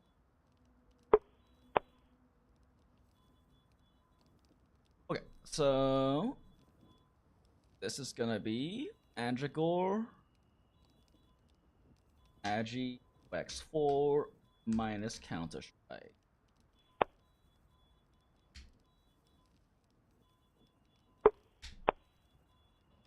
X4 minus Counter-Strike, same uptime assumptions for X. We'll test again at 50%, and versus 75 as just standards. Okay. Time Because this set did get better with Numinous Shroud, but also only barely. It has like an extra level of Wex compared to what it was beforehand, but it loses like 1 and 2 slots. Weird. Yeah, or you could get evade 1 and 2 out of it, and level 1 Deco slot. But this is going to be the highest damage variation now with the Shia chest.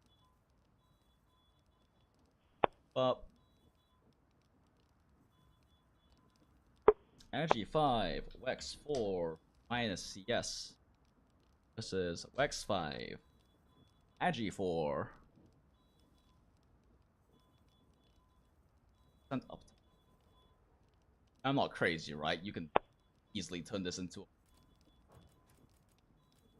Oh shit, you can't. Ah, shit. Wait, you can't actually make this Wex. Oh, wait, shit, you can't actually make Wex.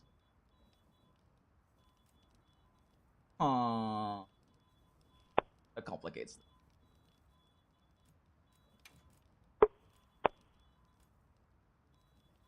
That complicates things.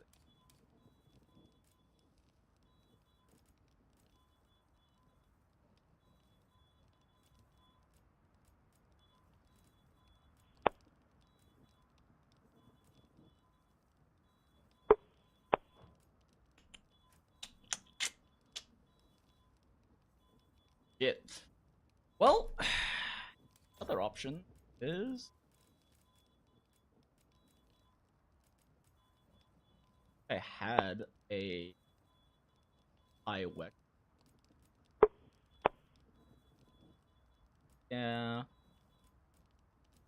Don't really get to run the Wex if...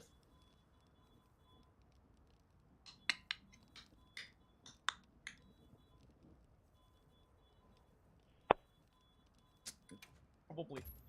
Actually... I'll have to double check to make sure. Which means you get...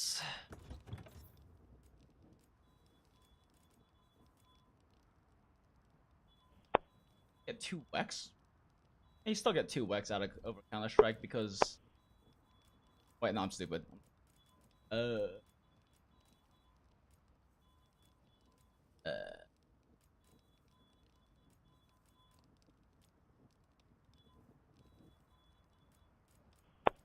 it is. You get 1 agitator. Why is Counter-Strike so efficient? You get 1 agitator. That's so dumb. You get 1 agitator. Wow. Wow. Actually, no, wait, no. Let's change this. Don't mind. No, means we have the open level 2 slots, so that means...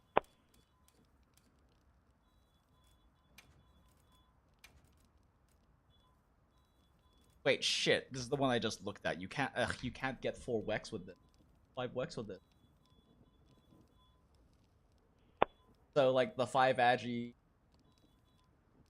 version, 4 Wex version is gonna be better because agitator on Wex, which is not going to basically ever be better. Okay.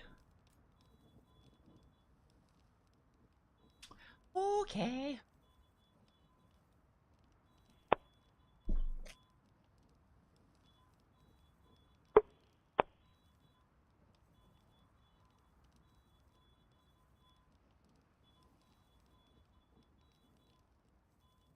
So yeah. I mean, I guess for thoroughness sake.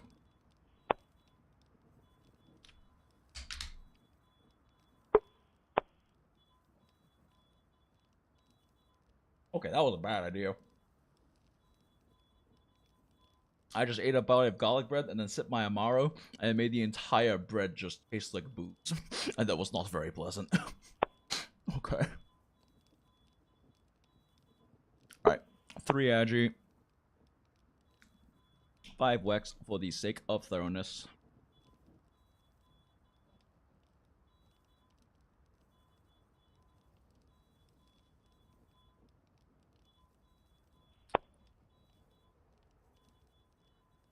That's not how you type 50. Okay, okay. How is burst doing with the Mizu pants? Are actually really well. I have some burst sets that improved quite significantly. Specifically, if I remember correctly, all gore with that doesn't use max might got a lot better. If I remember correctly, I might be bring that. I worked out a bunch of new sets earlier today before stream, and did a bunch of testing before stream, and they've kind of all blended together at this point because I've made like fucking 15 sets.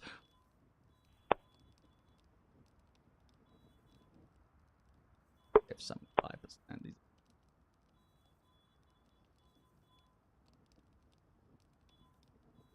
Yeah, even at 50%, the Agi one is equivalent and will only get better the higher over 50% you get. So, there's not really a comparison here. That being said, I just realized this is in the inverse of literally everything else. So, wait, is it? No. No, it's not. No? Yes? Yes? No? Yeah, it's in the inverse.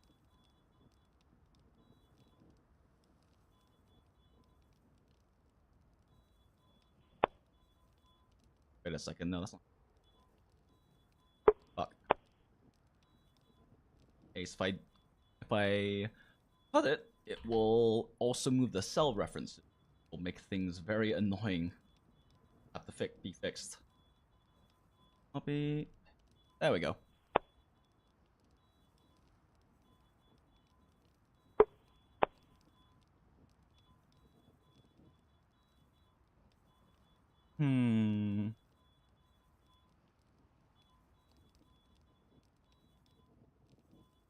I just realized, is this a confusing way to build the having like the... Because it says Agi versus Wex, right? And Agi is first, and the Wex is second, but this is saying how much weaker the Wex is compared to the Agi. But it says Agi versus Wex, so that feels kind of backward. Whatever. Don't feel like worrying about it right now, but that seems like I might want to flip that on. We'll decide later. But yeah, so yeah, Agi 5, Wex 4 with no counter strike is definitely the way to go for no counter strike.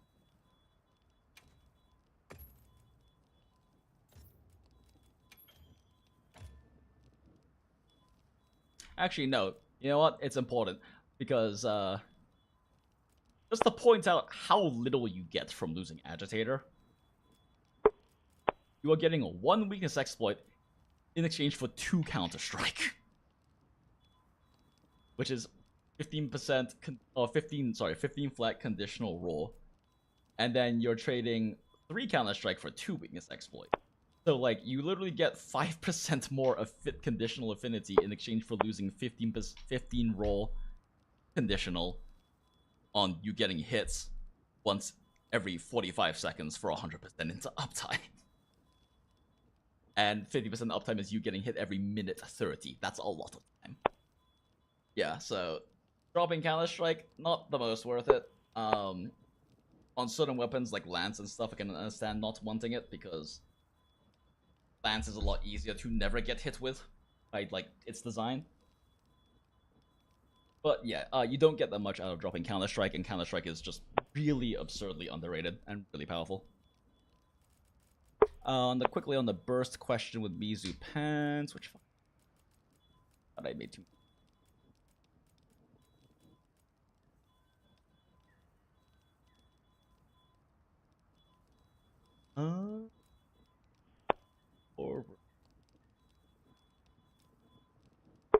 Yeah, okay, so specifically, not running the Oda set with 2-piece Zoshia and Mizutsune Greed, lets you run Agitator 5 and Burst 5, which is very good for a burst set. Burst sets generally have to... Wait, no. Wait a second. Am I braining correctly? One sec. Yeah, no, wait. This just gives you, like, 1 weakness exploit and the Shia 2-set bonus over otherwise getting Odogaron bonus. I remember there being one that was particularly good. Mizutsune. Oh, yeah. It's the really weird one that you don't run on dual blades. Or bow, where you're running burst 5, agitator 4, counter-strike, max might. That one in particular improved all with 2-piece gore, and also for some reason 2-piece Zoshia. It just kind of worked out that way. It's still the most efficient. You get 2-piece Zoshia, 2-piece gore, and then you get counter-strike, max might. So this is only for like things like elemental IG and elemental lance and shit, right? Although Lance might have a difficulty with the max might things. I don't know how well Lance handles not using Andranath for stamina. I don't play it. But it's a lot of stats. Thing. It is certainly a thing. Yeah, that I think was the one that was like the biggest beneficiary. That I think like 4 gore? Yeah, burst 4 gore.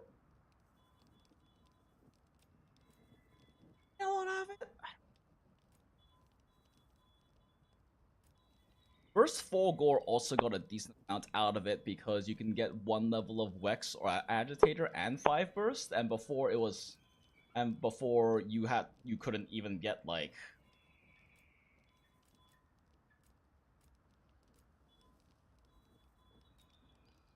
I actually have like one that's a good comparison because the other ones that had difficulty running 3 counter strike and 3 max might, which is why they're not even really. Oh no.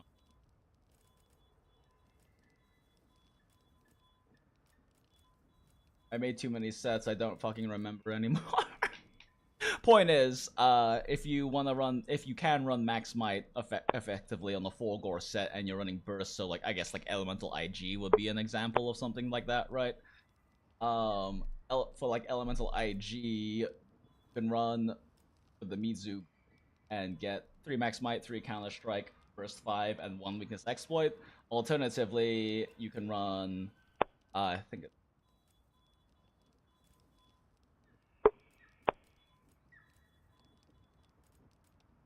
I have a hard comparison point, one's a problem. But anyway, this one is running 3 agitator, 1 agitator X instead of the max might if you don't want to deal with max might on 4 gore.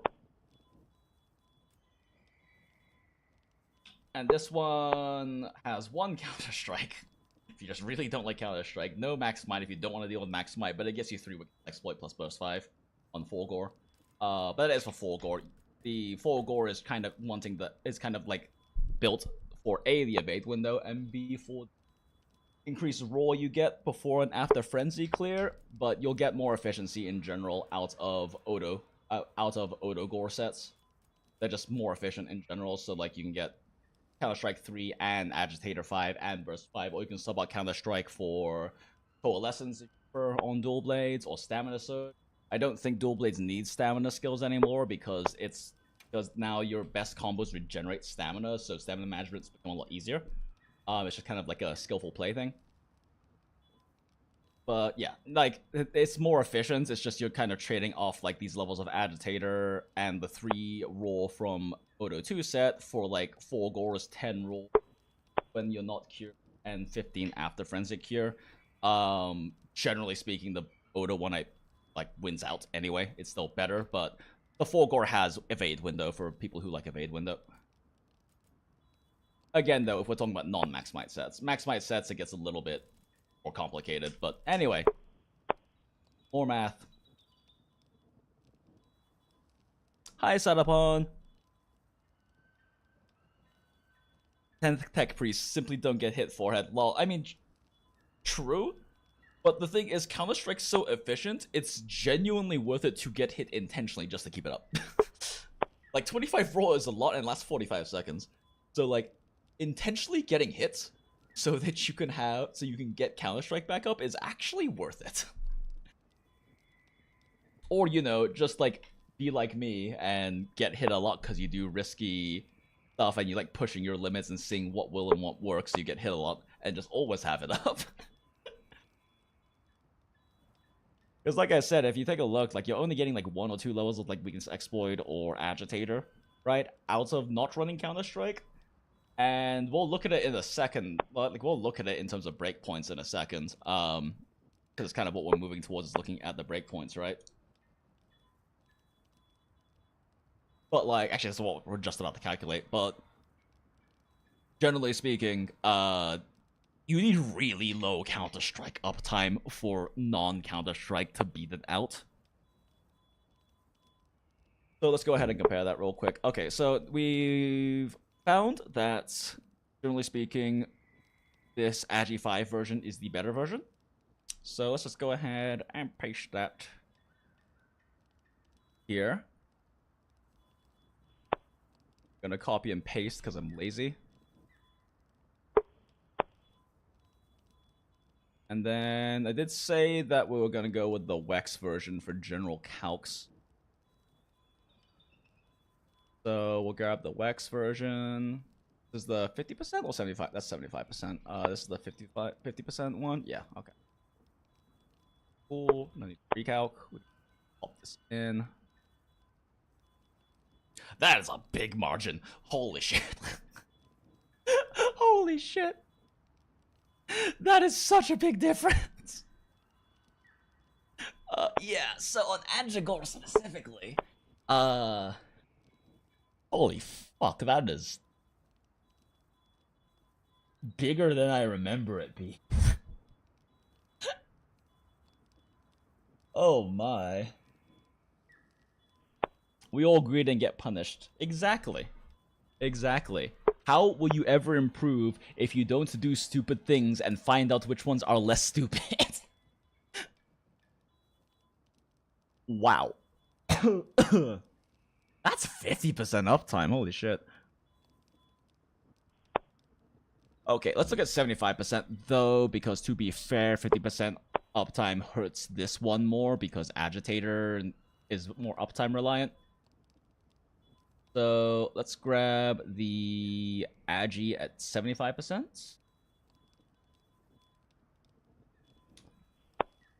Pop that in there. Cool, yeah, 75%. And then we'll go ahead and take this one again. The right one, right? Right, question?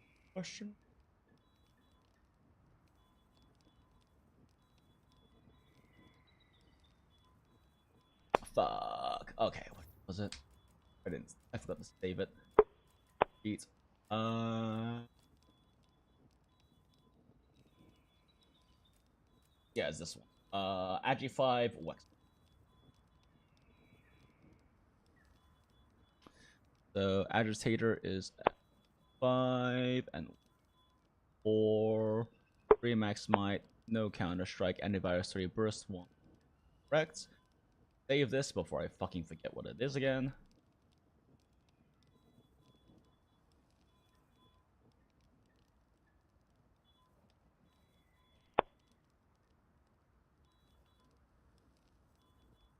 Andragore minus, yes, A5 X4. Be that way. There we go. Now it fits. I could probably just make this wider, but whatever.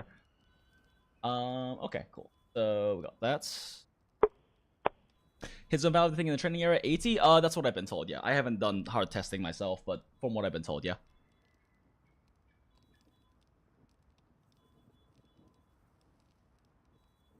I believe it's a data mine value of 80% too, so probably likely to be true, but I can only repeat what has been told to me. Okay, let's copy that. Post that there. Wait a second, I'm dumb. I didn't change the uptimes. 5%. Click. Drag. Bam. Okay.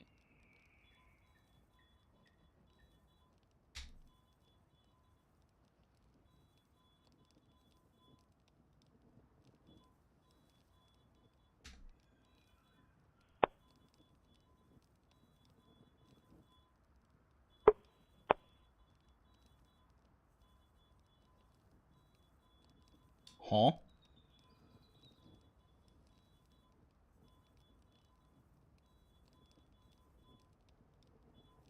Huh?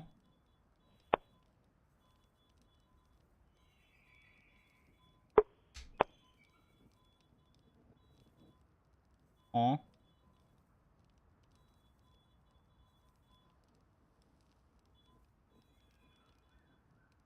Question mark? Did I copy the wrong thing earlier?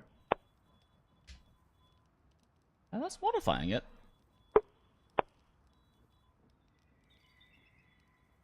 Did I do a dumb? I think I did a dumb.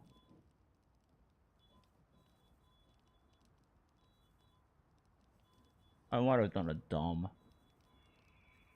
This is definitely 75% up. I think I did a 75% calculation earlier. No, I'm just dumb. I forgot to change the motherfucker. I forgot to change the name. Okay. Copy.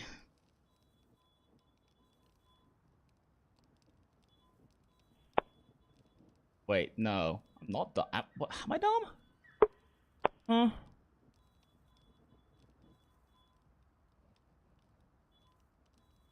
Not 50 uptime. Why is this exactly the same? I put the fucking 75% in there on accident. Is that what's happening?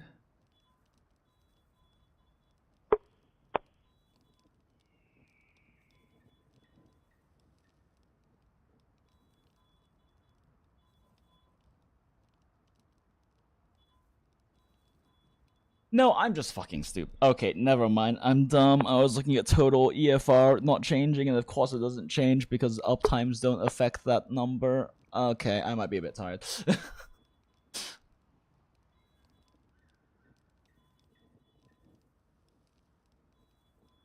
Yeah, this is the 75% uptime at 500 and 50% uptime at 460.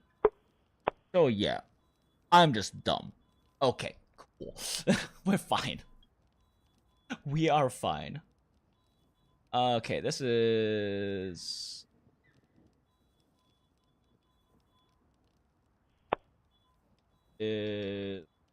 X5.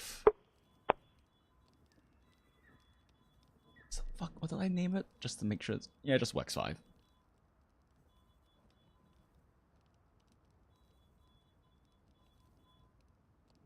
Copy that. Feel like... Again. I know how to spell versus, I swear. Becomes 100 with wounds on it? Yeah, probably. I don't know. Kira Nico has a bunch of data mine values. They might have it on there, honestly. The build 125 roll is yellow sharpness, 0 crit boost, so basically all my damage level equal to MV. Yeah, no, I mean exactly. That is how you normally test how you would normally test MV values. And the thing I need to get around to doing, because at least before I took like a 3 break to like get my fucking head and shit together. The only motion value document was from before even like the day 1 patch was out, so the accuracy was questionable. I don't know if someone's done a new data mine since then, but if they haven't, I need to manually test motion values for thoroughness sake. Okay. What? Okay.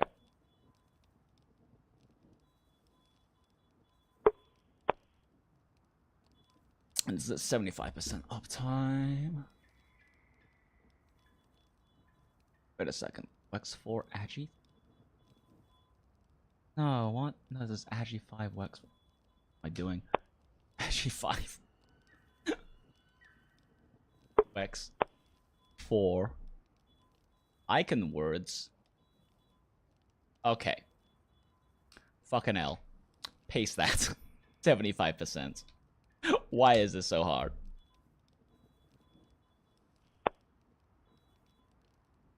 But yeah, it's like so much worse than the so much worse than the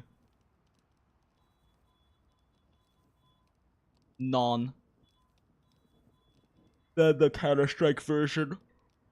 Oh fuck. Okay. Let's do a 50% breakpoint now. Yeah, it's so much worse. That is a significant margin. Okay, we'll do the same thing. An uptime. Big point, baby. An uptime. Yes, breakpoint, baby. Okay, so we're gonna take the exact same one here for the non-Counter-Strike. And because it's too complicated and annoying for me to make a formula to specifically do it, I'm just gonna do this. Paste that. This is equal to this divided by this all the way down as a. Where's the format button? Percentage. We're at 100%. Life easy. Just do -1. Now I can see what the difference is between. Okay. Okay. So we're gonna take. We're gonna save it, right?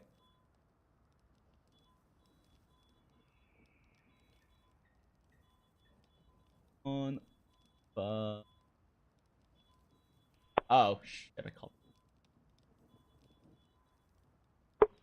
copy, paste. But we make Wex 5 agi 2. I really should just actually making it unnecessarily good.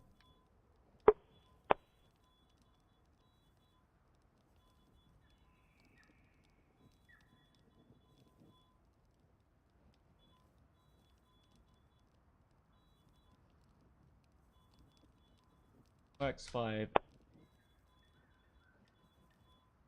Generally speaking, the better choice. Those who don't play for like super aggressive short hunts. Okay. Alright, we'll keep everything at 50% uptime.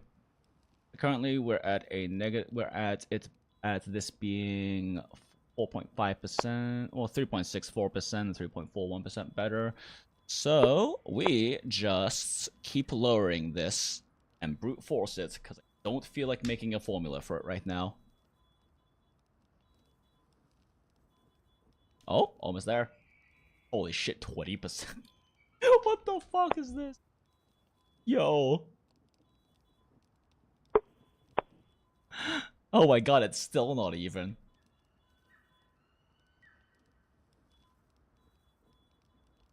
Holy fuck, it's still not even.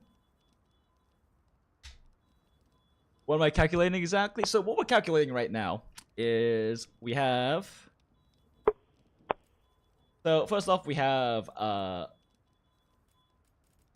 this set that runs Counter-Strike, because Counter-Strike is an incredibly underrated and very strong skill that people discount heavily, because they're like, oh, well, why would I plan on getting hit? And they also don't realize that it's 25 raw at level 3, which is absurd, and it lasts 45 fucking seconds.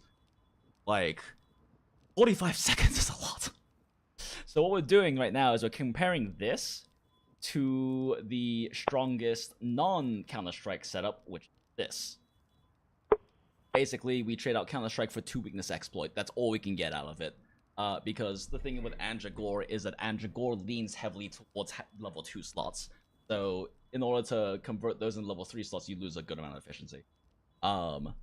We get 2 weakness exploit in exchange for losing 3 Counter-Strike. And what we're looking at right now is how low your Counter-Strike uptime has to be for it to be equal. The answer is 11%. You need 11% uptime on Counter-Strike for it to be better than the non-Counter-Strike version. That is so low. What the fuck? That is so fucking low. Okay, let me copy this over so I don't have to retype it because I'm fucking lazy. It's so dumb. What the fuck?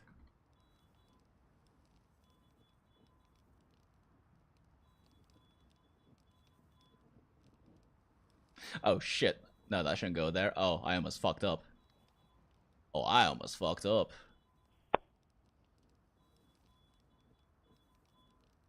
What's here?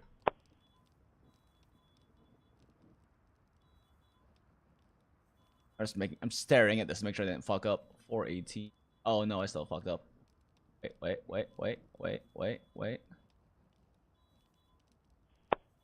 2? 2?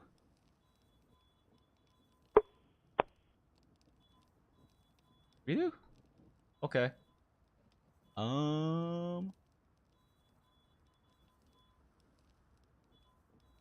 This still looks all correct. Cool. Got a little worried that I accidentally copied something over I shouldn't have, but we look good. Good. 11% count the strikeout. Jesus Christ, that is so little. Wow, Wex, 2 more Wex really isn't worth a lot. 2.7 raw, 5 raw. What the fuck? That's crazy.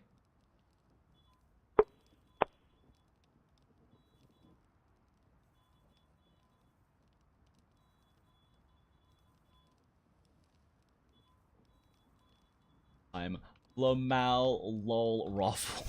That's so low. What is that? Equal to 45 seconds divided by 0.12. Divided by 60. Alright, guys, so. You're new to the channel. Welcome, Eric D. Glad to have you here. You agree that Counter-Strike is underrated, plus you can proc it with hyper armor attacks like GS shoulder charge, swax, fort release slash, etc. Yep, yeah, and you can also proc it with offset attacks. Like, offsets will also proc it if you offset an attack that would normally trigger Counter-Strike. So for offset weapon, maintain, it's easy to maintain it. But yeah, okay, so. This is fucking crazy, what the hell?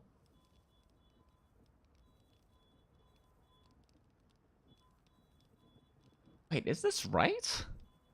There's gotta be something wrong here. No, this is right. Yeah, because this is Wex 5 and Wex 4 versus Spreadsheet. Fuck. Double checking everything real quick because this does seem a little weird, but I might just be gaslighting myself. 2 agitator, 2 antivirus, 3 max smite, 1 burst, Wex.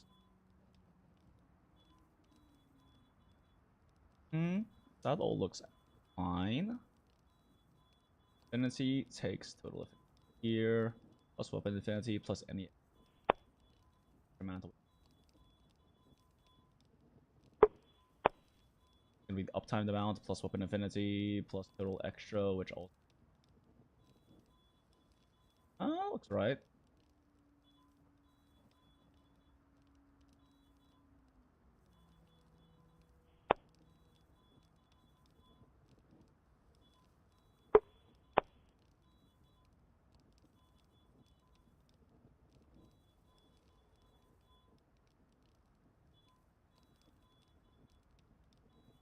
This also equals 90%? Huh.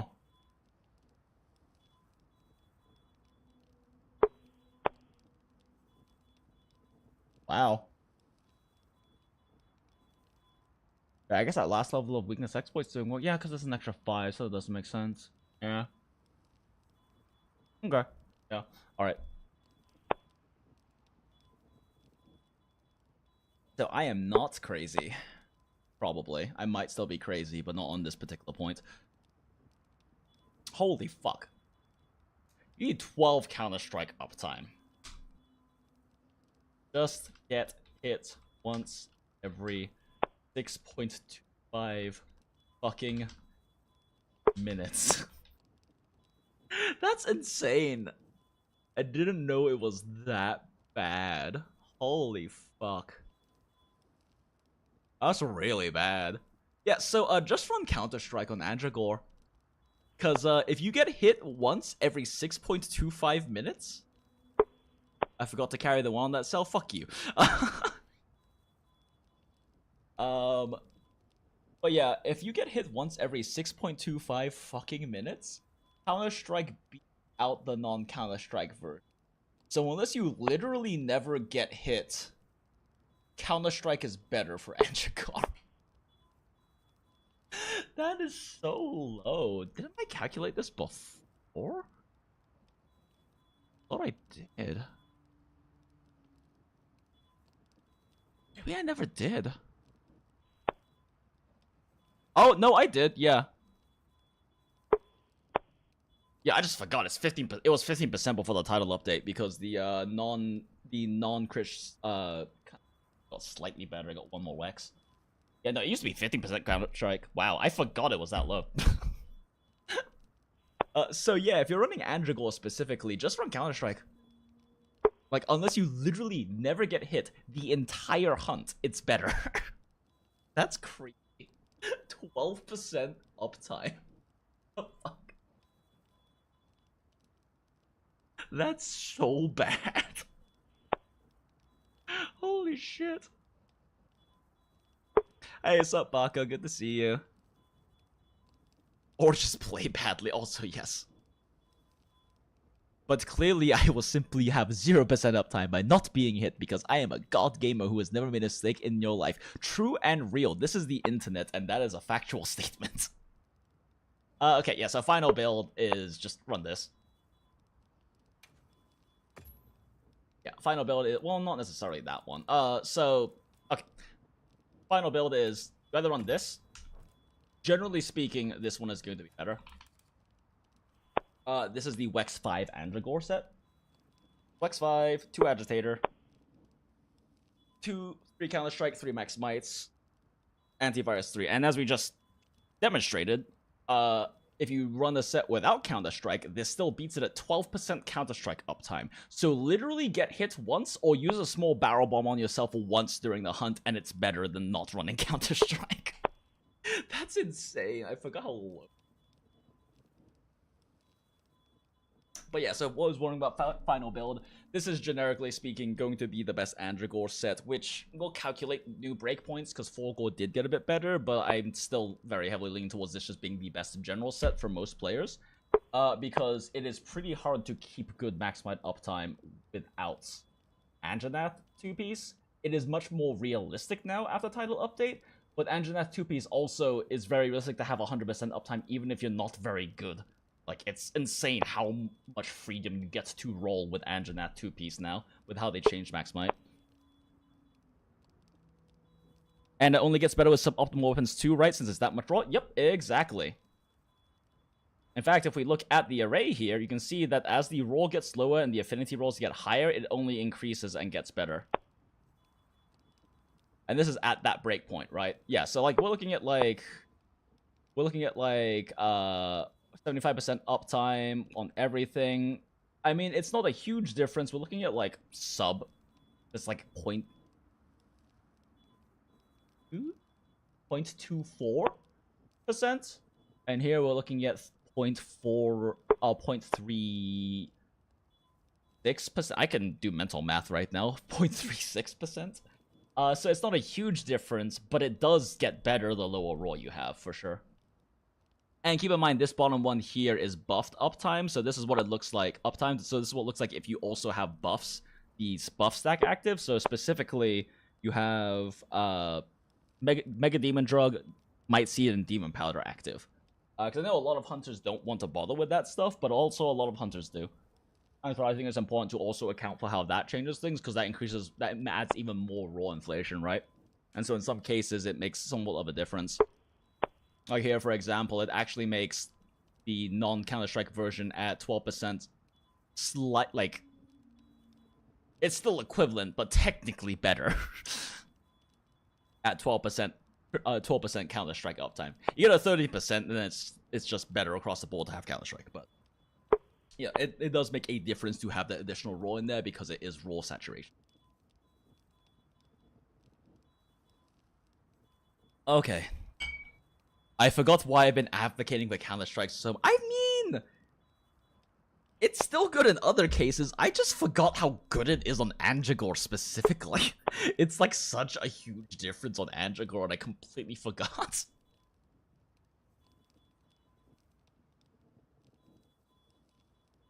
Is Wex 5 better than Agitator 5? Depends on situation. So, this is the one I recommend for most people because... the weakness exploit version is better than the alternative. which is the one I personally run. But it is better than the alternative for the vast majority of cases. Because this one instead runs 5 agitator and 2 weakness exploit. Also, huge change, right? Massive power creep. As a result of Shia armor, we went from the previous setup for agitator, which was also agitator 5 and weakness exploit 2, but now we get a level 1 deco slot for quick sheath. Fucking pog. Massive power creep. Shia changing the meta. Let's go. Yeah, it's kind of wild, but Mega Demon and negative armor skin, why not? Lol, negative armor. Can you imagine if they made a negative armor skin that also gave you more roar affinity or something? I mean, I guess Gore is technically negative armor skin because it makes you take more damage, but yeah, this is the alternative version which runs 5 agitator instead, and the specific breakpoint for that, which we calculated up here, is that there is parity between the two. There starts to be parity between the two at the high levels, and the agitator set comes ahead at 75% uptime on things like agitator. 75% uptime on the agitator, maximize, all that kind of stuff. Although we did do some calcs with 90% maximize, and it's pretty much the same breakpoint. So it's basically, if your agitator is 75% higher or higher uptime, and keep in mind, uptime is not just like the time taken in the hunt. It's uptime as a percentage of the max HP you do. So like that means that 75% of the damage you do to a monster is when they're enraged, and because agitator is active, you do more damage when they're enraged. So it is gonna end up being more like 60%, 65% of your hits, give or take. I don't feel like doing that specific calculation. But yeah, if you can get above 75% agitator uptime, then it starts beating out weakness exploit on the like ideal high roll arson weapons. At 50%, it's lower than that. It's still Wex is still better at 50%, but given these values, I would guess 55, 57. In fact, let's just fucking check. No, actually, that's not bad. That's a bad paper math to do. We'll just say 55 to 60%. At 55 to 60% on a low roll arson weapon, agitator starts beating out Wex. But the thing is that realistically, like, the reason why I run this set personally is because it means that my good runs get even gooder, and smaller hunt number make a dopamine go burr. So I would prefer to have my average hunts be worse so that my personal bests are even better, because I'm an idiot. That's why I personally run this version. But generally speaking, most hunters are gonna get more value out of the weakness exploit version. Just because generally speaking, like, you can, like, if you're a consistently fast clearer, you can expect about 75% agitator uptime, but on the runs where you have less, you'll get more out of Wex. And on the runs where, like, you get kind of screwed over, where, like, you know, you mount or trip or paralyze when they're not agitated, so you put a bunch of damage in when they're not agitated, or if you're running, or if you or someone on your team is running, like, a stun weapon and misses the head a lot, so they're building up exhaust damage, because exhaust takes monsters out of enrage, so you have even less enrage time. So if you have like a hunting horn or hammer on your team that can't hit the head with a shit, your agitator uptime gets fucking dunked. So that is also a concern. And Wex is just kind of generally going to cover you better, because agitator only comes out ahead when you have like really good runs. Spends hours on the optimization, selects for variance instead of consistency. Hell yeah, I do. Look, as long as it's within a reasonable amount of sigmas, but my peaks can get higher, I'm going to go for it personally, because I'm psychotic.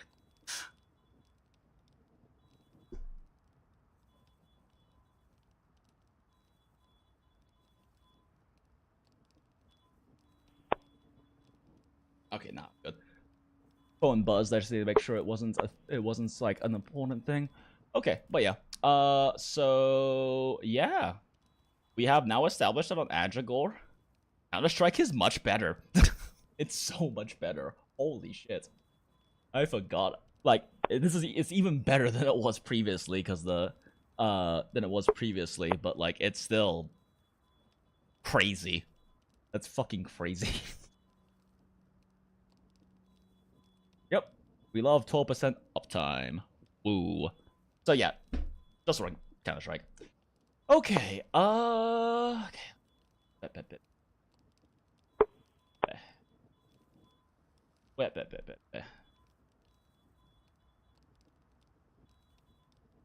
Name versus name. I have to redo this because the conditional formatting got fucked on the earlier version. Wop.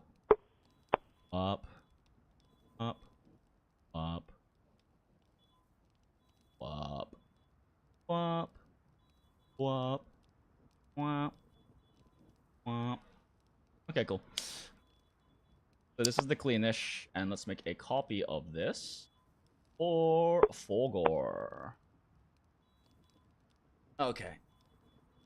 It is getting late, so I'm probably gonna stop maths in a second. Does CB not use magazine now? Only if it's SAAD style. Savage Axe doesn't use magazine because in Wilds they made it so Savage Axe doesn't burn files except for AED and SAED. And so that means you can just spam the fuck out of your Elemental Discharge 1 and 2 combos, and it's absurdly good DPS. So you don't really ever... You only need to recharge files when you either need to re-up your shield, or when you do 5 AEDs. Which is takes a while. Even if you're being really aggressive. And oftentimes by the 5th AED, the monster's dead anyway. Oh yeah, so you don't... if you're doing SAAD style, you still can. It's just that SAAD, like, Impact SAAD is so much weaker than Savage Axe in Wilds because the whole thing of, like, not burning files and also the motion value changes made Savage Axe do, like, disgusting amounts of damage. Like, it's competitive for top DS, like, just pure MVS out in, like, the game. It's absurd how much fucking damage for melee weapons. Bow is always gonna be fucking bow. But... Good to see me back. Oh, thanks. Appreciate it, Waffles. Alright, so let's just do some quick Forgore stuff. But I am probably gonna stop mathing pretty soon, because I spent 2 hours talking about fucking explaining skills and testing stuff instead of doing math, so now I'm tired.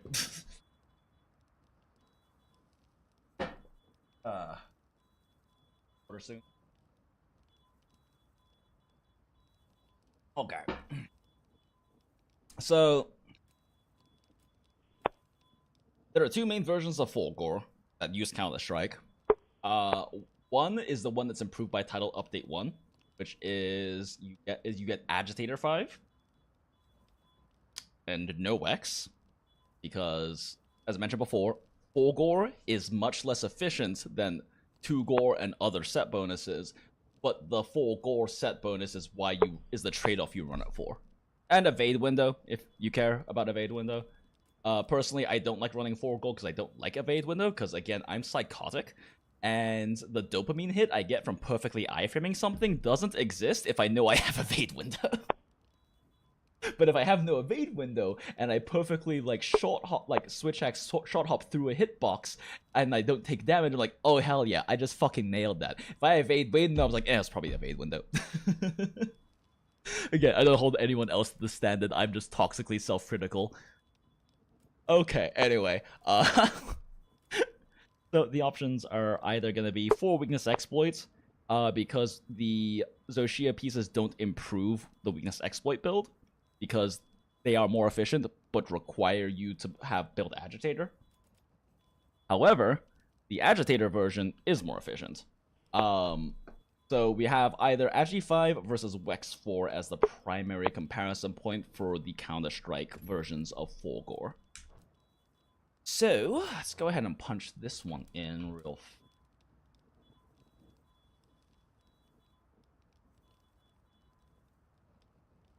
I just realized I never did a comparison at 75% uptime for this. I'll put a note to do it later, but I want to go ahead and move on.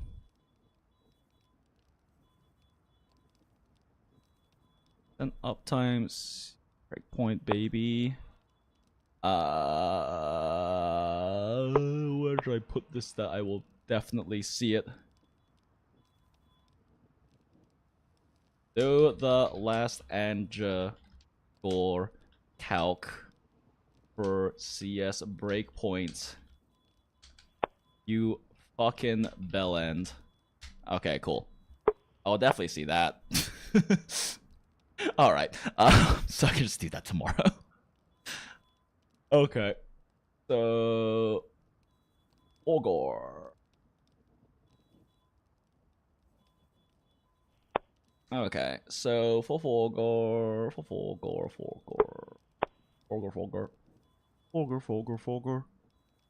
Okay, Fogor A5, yes.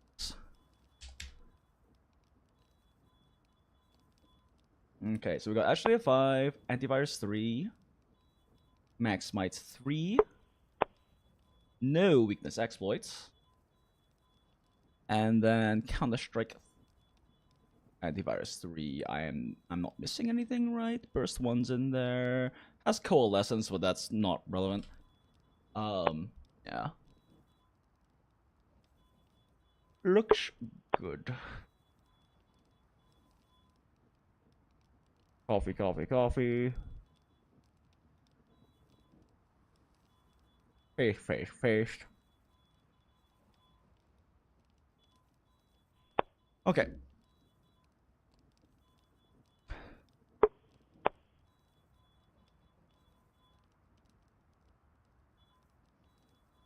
Yeah, okay.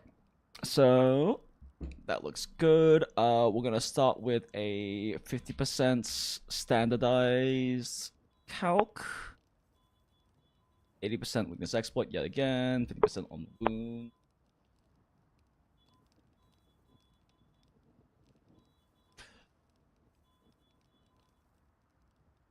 I don't know. 80% weakness exploit still might be low, but whatever. It's fine. If I need to do secondary calculations with 90% weakness exploit, that's not too hard. Okay, cool. So, 4 gore, ag 5, yes. Yep, still the truth. Swap that to 4 gore.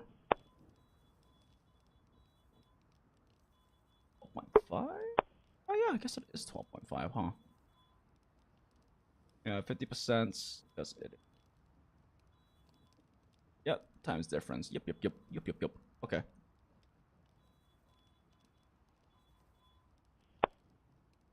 Food, Fulgore, Power Charm, no Odo bonus, no Corruption Mantle, no Red Pill, no 2 Gore. Okay, everything looks fine. Double checking because I'm tired and more prone to making mistakes. Okay, so this is gonna be the Agi version. 4 Gore, Agi 5 with every drive CS versus Wex 4 yes.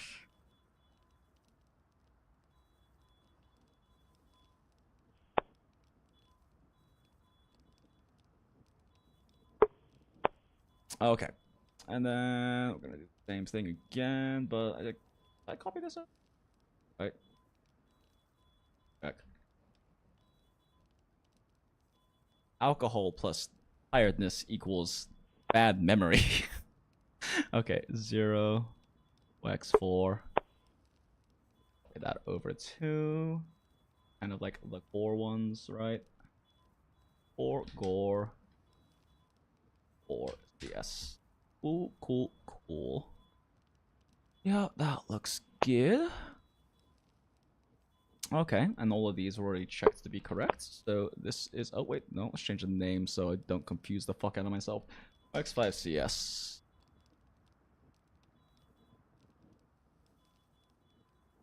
Copy. Wrong tab. Paste. Okay, yeah, the Agi one's just better. Oh, wait, no. Yeah, the Agi one's just better. Which makes sense. It's a full extra level of Agi, but the Agi one's just better. If it's better at 50% uptime, it's just better. So yeah, Agi is just gonna be the standard for comparisons.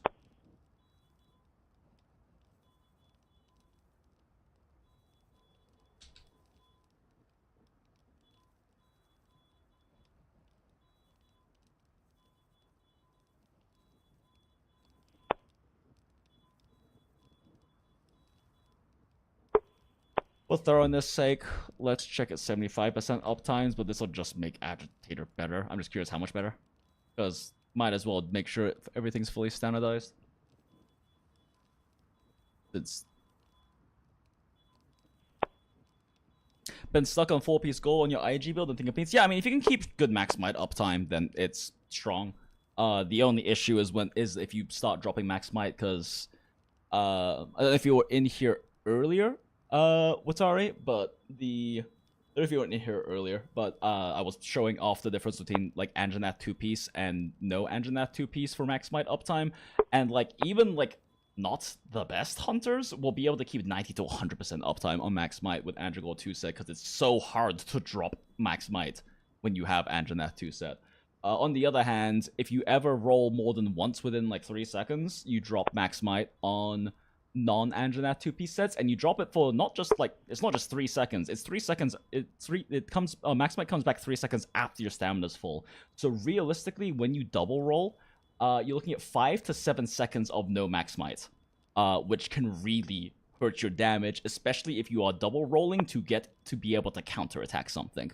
Like if you double roll in order to like dodge an attack and then counterattack immediately, for 5 to 7 seconds, you don't get max might for that damage. And that can be very punishing.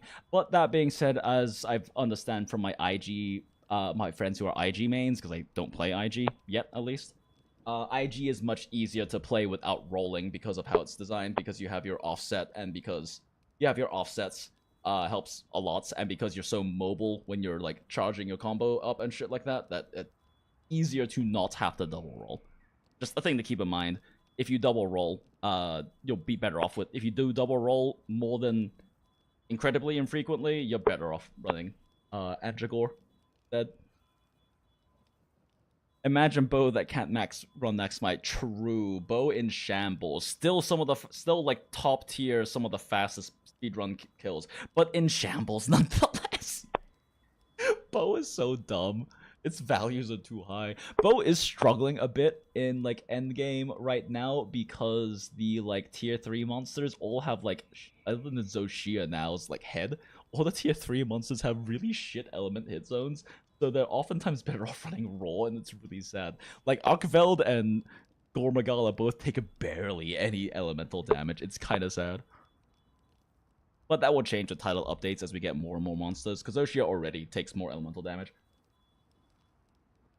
Okay, what the fuck was I doing?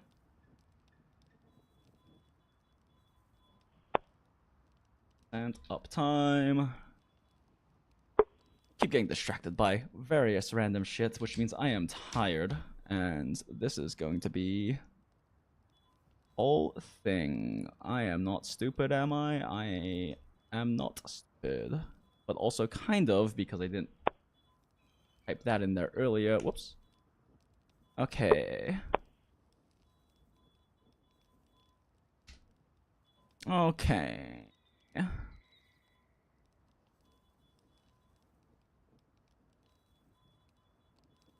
Wait, why the fuck does this say Wex 5 CS? You can't do Wex 5 CS. What the fuck did I write that down for? Yeah, Fulgor can't Wex 5. Why the fuck did I...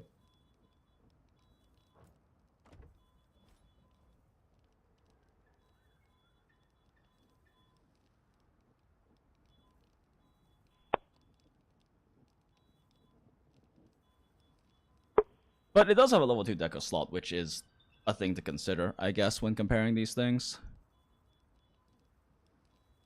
I'm lazy, I'm just gonna copy this. Okay. Like, it's not as strong damage-wise, but you do get a level 2 deco slot, which you could make up the difference with something like peak performance if you're good at not ever taking chip damage. Because it does come with a level 2 deco slot, but it's open, and we already have 3 Counter-Strike and Max Might. And all of the other level 2 offensive decos are weirdly conditional, like peak performance or resentment, shit like that. Yeah, and this one has just got all its slottage used up otherwise. Okay. Yes. 2D.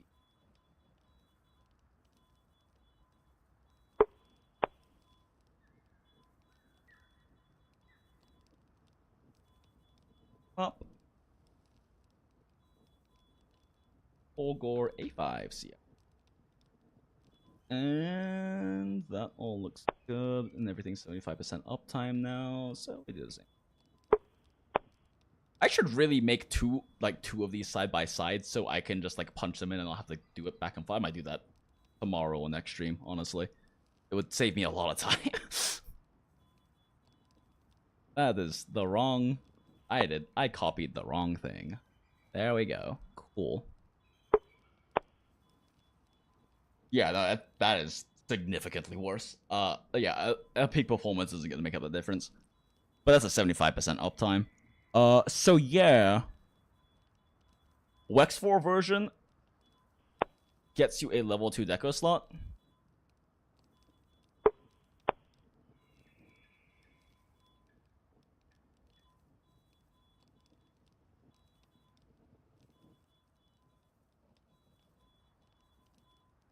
Bop. 75%. Boom. Easy clap. Okay. But either way, we're just going to use the Agi 5 as the standard for step comparison. Okay. And then we'll do one really quick last one before I say, fuck it, I'm done with math today. Gonna be... Yes, versus our agreed upon.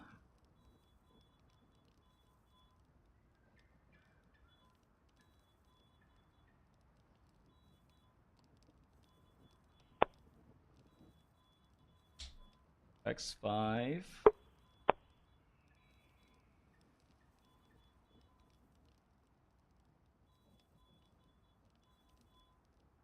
And 75% uptime, right?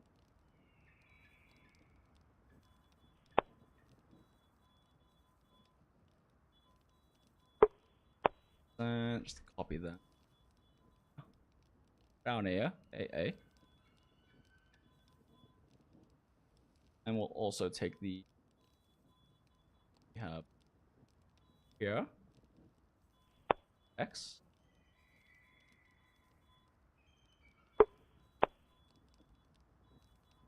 Versus Andragore 5 CS percent up. And verdict says that Andragore still beats its ass. Wait a second, is that right? Huh. That's the full gold bonus, isn't it, right?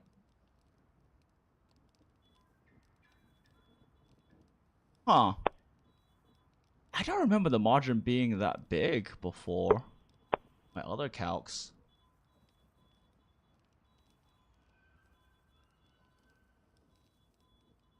I had a previous... Because, like, the sets didn't... that much, and in fact, the goal 4 got better.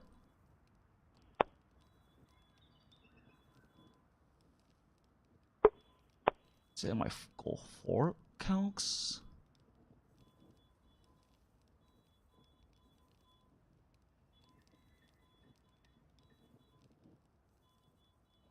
Yeah, here it's much closer, 75%.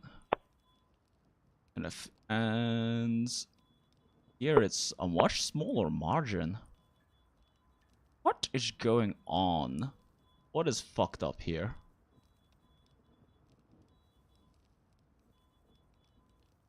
What did I fuck up and whose mother did I fuck? That's weird.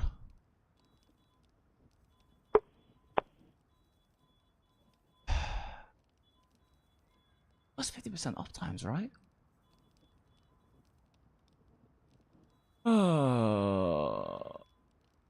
is obviously higher. Affinity is obviously higher.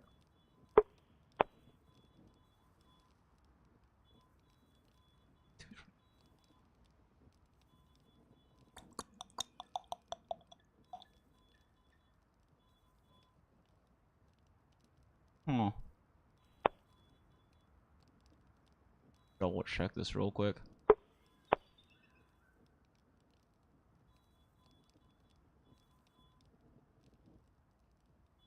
To be Andragord. Oh shit. No, but I copy and pasted it. That can't be the problem.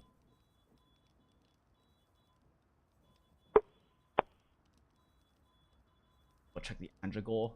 Kind of weird that it's that big of a difference. So either I fucked up my calcs like a few weeks ago, or I fucked up my calcs now.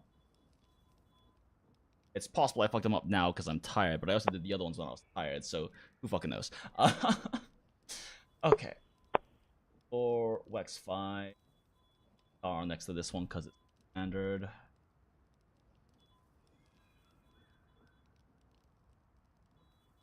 And we'll bold it to make We'll bold it to make obvious. Hey. Face that. Sense.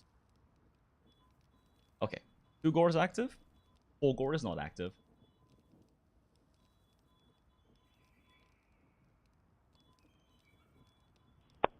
Affinity looks good.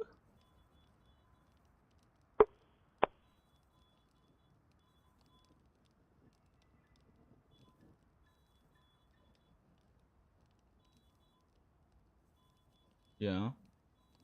That's right. And the uptime.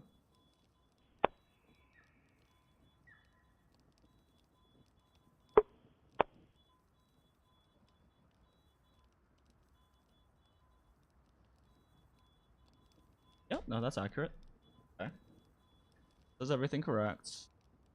This is everything correct. I know I already double checked this earlier in the stream, but now I'm just like gaslighting myself, not believing myself anymore.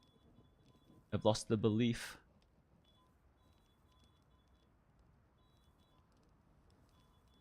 A2, yeah. 4 works 5. 8. Enough time.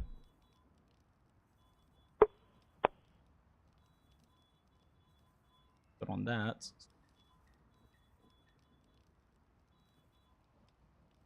Four goal. Numbers did not change, so that one's correct. So now we check the Agi one. Fucking.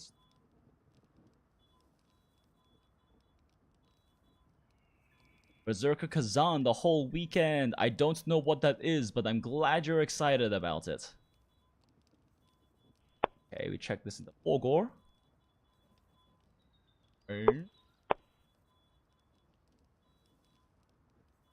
Pasta.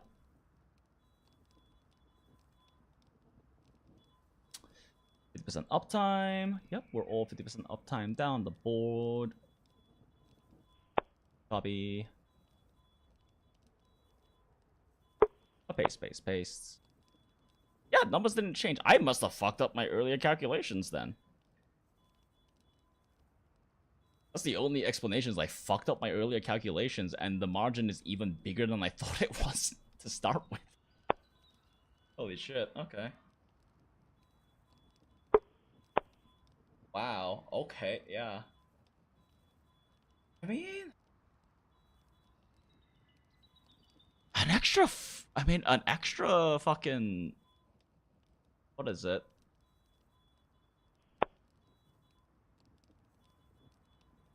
Even the difference, though, that it's such a huge margin, because Fulgore gets higher base stats. Hmm.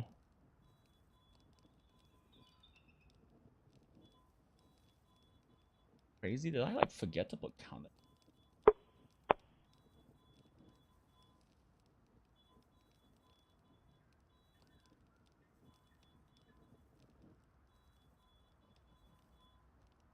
Oh.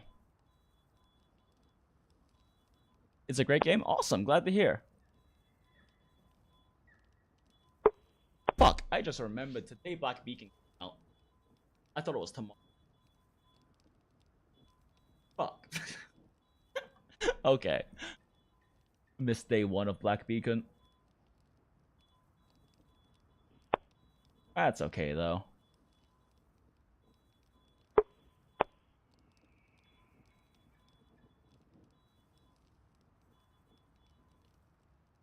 They just Affinity Diff?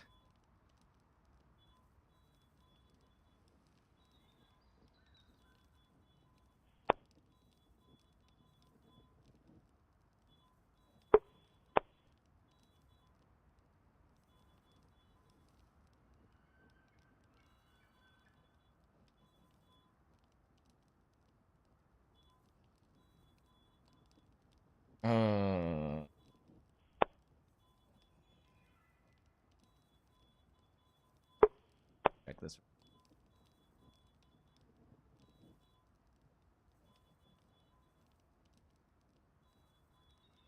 Equal to up and roll times infinity. Actually, not even that infinity. Times crit modifier. That's calculation. Well, I guess actually I need to use. Oh, whatever. Okay. 225.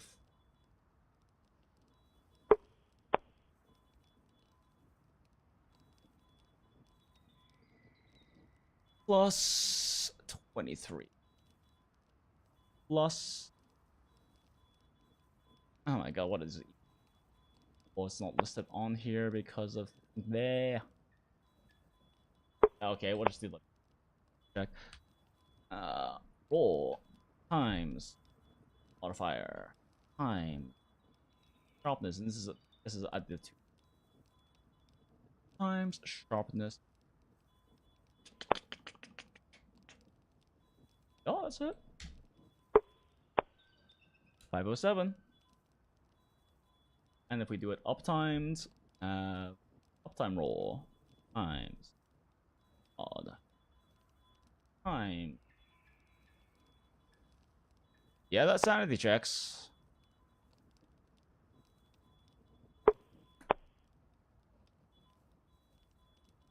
Four plus 7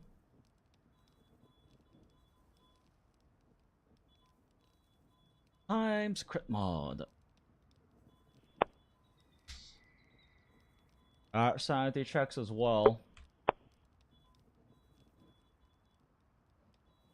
First one is gonna be uptimed roll plus 27 times.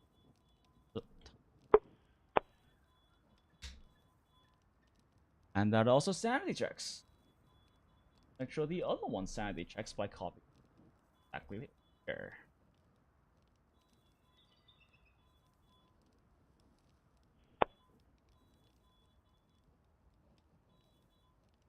Okay, cool. And these all don't sanity check? Question mark? Huh. Yo, why aren't these sanity checking? Oh? Why is Andrew Goal not sanity checking? Why is the higher? What happened here?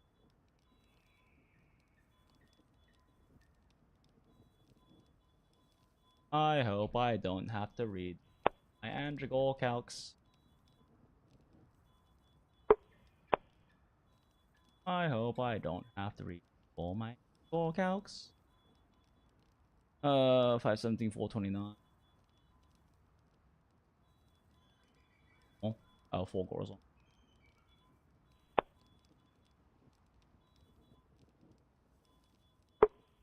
Where is fuckery happening?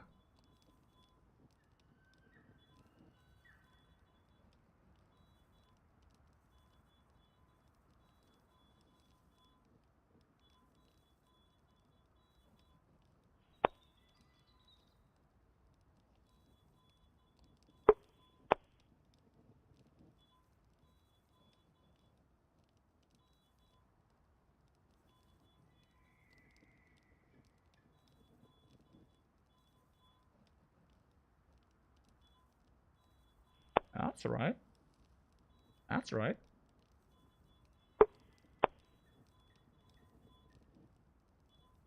Okay. Plus modifier plus that.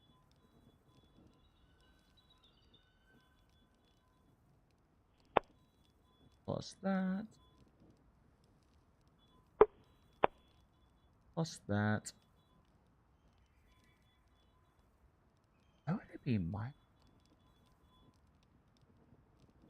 Oh, fuck. Why is that way?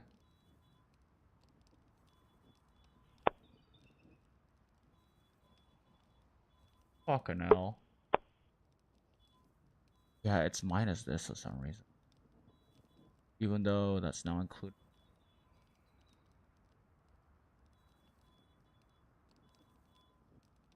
Hmm.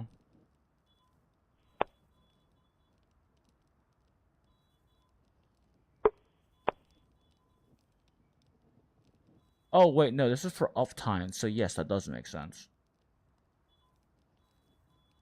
Yeah, because this is that, but then you subtract this and add back in the uptime value. Minus that plus uptime value. Yep, and if this plus this plus this plus this greater than 1, then we return that. Because that covers if we overcap. Otherwise, we return this minus 1 times total of time affinity modifier plus 1 times this.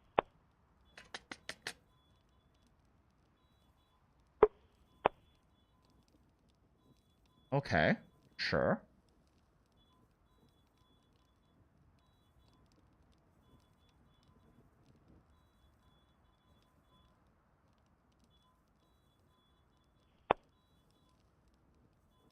So why isn't the sanity checking?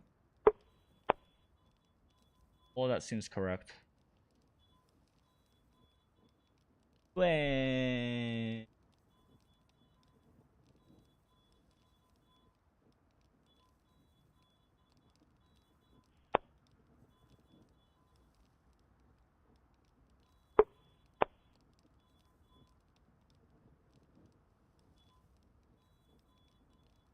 Sanity check.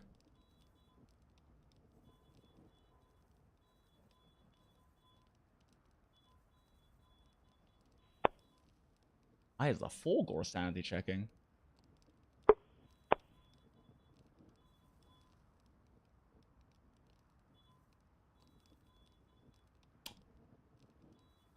Shit. Does the uptime not take into account the 2 gore uptime? It might not. Actually, that might be the problem.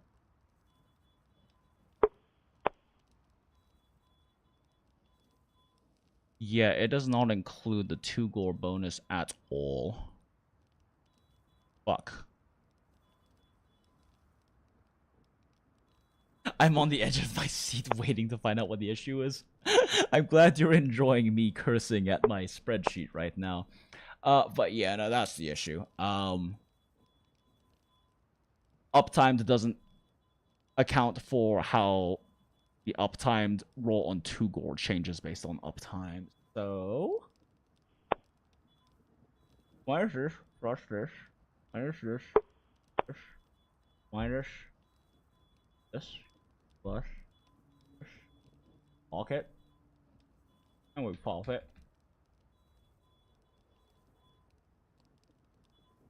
Okay.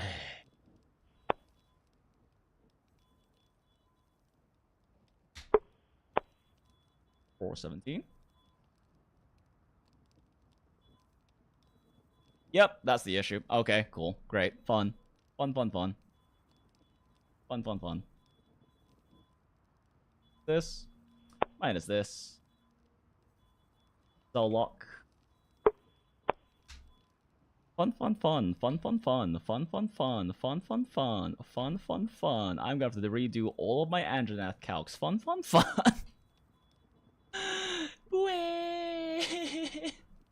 It actually doesn't change much about Anjanath because the Anjanath sets are comparing themselves to themselves, so the uptime values are very, very slightly change. But I do have to redo all of them for the sake of thoroughness, for the sake of accuracy. But yeah, no, it's sanity checks now. Copy and paste this, but it's sanity checks now.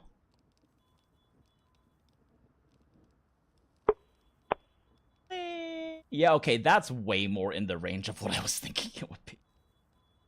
Cool, cool, cool.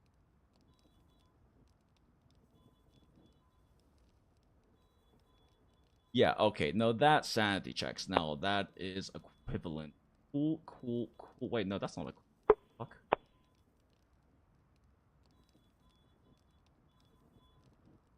Oh?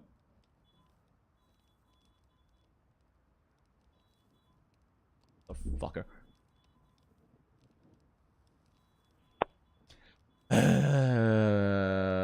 Base roll plus that, yeah, plus that. And roll from here. Yeah, uptimed roll and little extra. Add a 27 because it's the buffed version. Minus this, plus this, this, plus this, minus this, plus this. Yeah. If this, this, this greater than 1.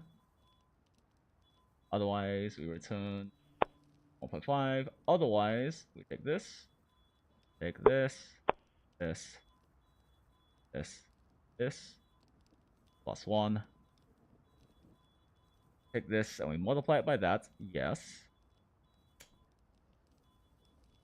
Times. Okay, let me double check to make sure.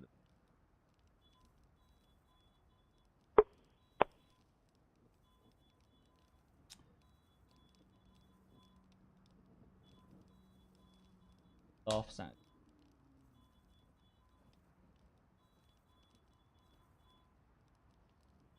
Part. E.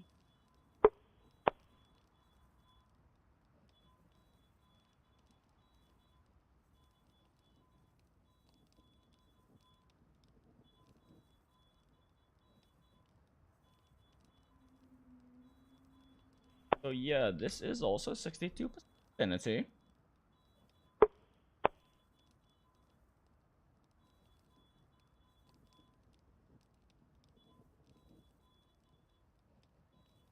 Oh, you're fucking kidding me. This doesn't have...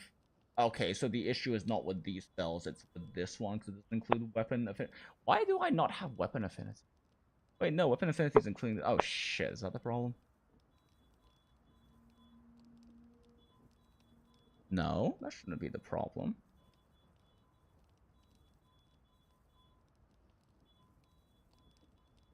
Me too.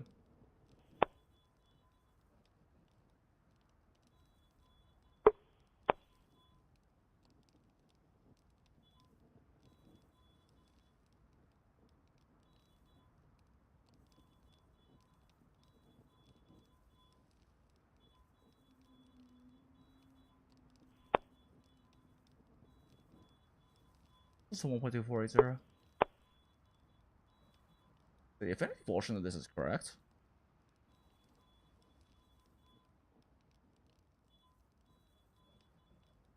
Motherfucker.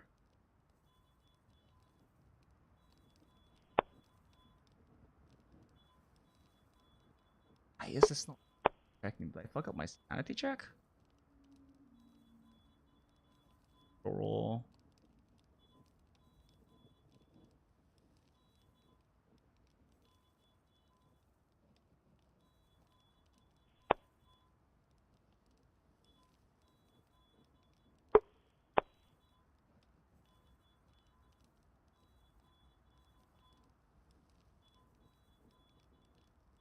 Up. This is the raw components. Plus 27 minus.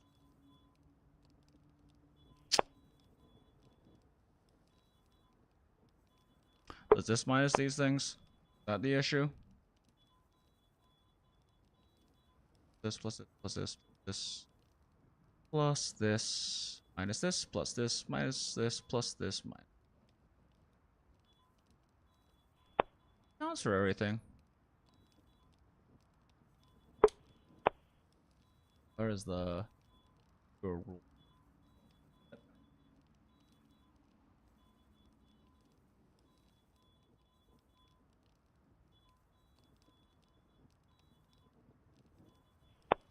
Oh.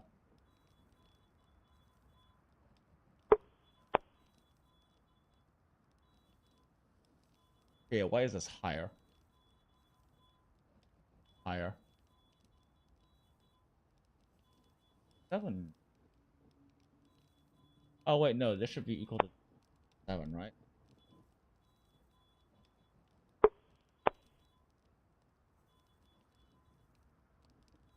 Why is it 37?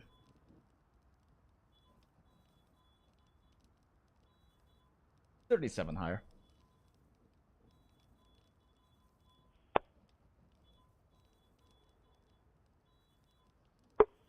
This is backwards.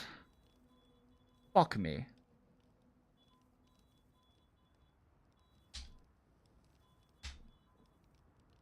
Fuck me. That part of the formula is backwards. Specifically in just this cell. That is annoying. Right? I did it correctly on this one. Okay, we're great. I love this. I love this being backwards, causing a 10 raw inflation. Oh, yay. Whoa. Whoa. Fuck me. Oh, wait a second. That's not right. Yes. 162. 160. Okay, now it's sanity checks. I've lost my sanity, but now it's sanity checks.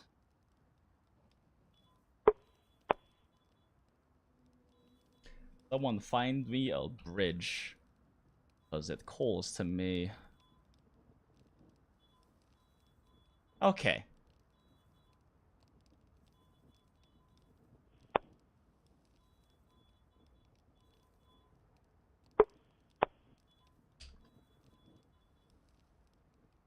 Fix all of them be fucked up one tiny formula for 2 for bell and this is why we don't spreadsheet drunk and tired. I am not even like I am like tipsy at the best. I did not really drink that much, but I am tired. That's for sure. Where? Okay. That is a much more sane comparison. And this does mean that 75% it's probably going to be more equalized, making them fairly equivalent, but this only under the assumption of the same amount of magnemite. Which, generally speaking, is not a realist assumption.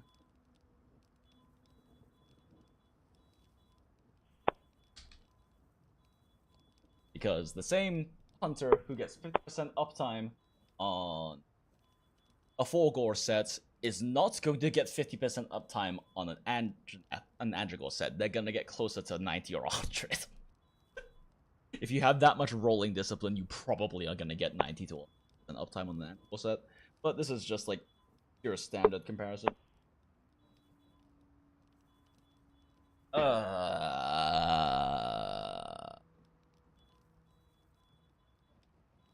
Okay. They have the Andro set up anyway. Let's just do a super quick last one. This is the very last one. Uptime. %. M.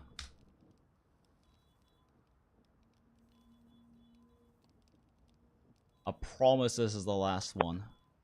And I'll stop doing tired, have been drinking spreadsheet. God damn. Okay, that's a big difference.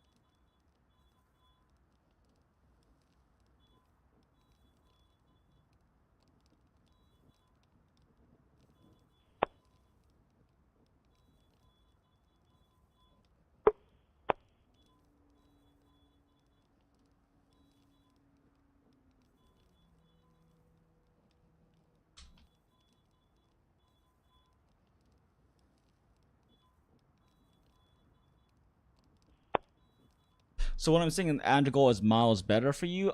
Yeah, Androgol is gonna be miles better for the vast majority of players. I know you probably, I think you weren't in the stream earlier, Tids, when I was going over it. So just like to finish things up with like a super quick explanation for all the peeps at home about Max Might now. Short version. So I have Con 3 as a part of my 4 gore set, right? And we're going to axe sword mode because it's a heavier one and it has a worse roll. So we roll. I don't lose Max Might. We roll. And I lose Max Might if I'm not moving, because if how Max Might works now in after title update 1 is that it's a timer of how long you stay not at max stamina. And once that time is up, you lose Max Might. So if you roll, even with Con 3 on a heavier weapon like sword mode and switch axe or axe mode and charge blade, then if you roll and don't move, it takes longer for your stamina to start regenerating, which is why you lose Max Might. And again, we had to wait for it to regenerate and also come back, so that was close to 5 to 6 seconds of downtime. However, when you move it, if you move right afterwards, you actually regenerate stamina faster, so it's less time, not at full stamina. Thus, you actually get to keep Max Might. This is, however, if you don't run any Constitution at all, because you're not running like 4, and Gore kind of naturally gives you Constitution in most cases. If you have 0 Constitution, even with moving, you will lose Max Might on heavier weapons like sword mode, switch axe, and axe mode, charge blade. So Constitution 1, or eating for black belt. Eating for black belt is the equivalent of 2 Constitution. You will need at least one of those in order for you to be able to roll once and not lose your Max Might. Yeah. With faster roll weapons like this, it's not as bad. You can still maintain Max Might, right? Like this. However, if you don't wait until stamina comes back up, even like right here. Oh, I think it tapped it actually. Even like right here. Oh no, Max Might is gone. Okay, and now it's back. That was like what, 7 seconds? I don't feel like actually recording and timing it, but it's around 7 seconds. And like I mentioned before, if you are rolling in order to counterattack, so a monster is attacking you, Arkfeld's doing his like fucking chain slam in your face, you like roll here and then you roll here and you counterattack on his chains. Okay, this hit gets Max Might. Everything else had 30% less affinity. So you have to be very sure that you are like very confident in yourself to very rarely double roll in order for you to maintain Max Might at a high uptime. Because every time you double roll, you're losing 5 to 7 seconds of Max Might uptime on damage. And on a lot of people's playstyles, where they roll or double roll as a way to get to be able to counterattack, that means even more of the damage percentage is without Max Might because they're putting in more damage during those moments. However,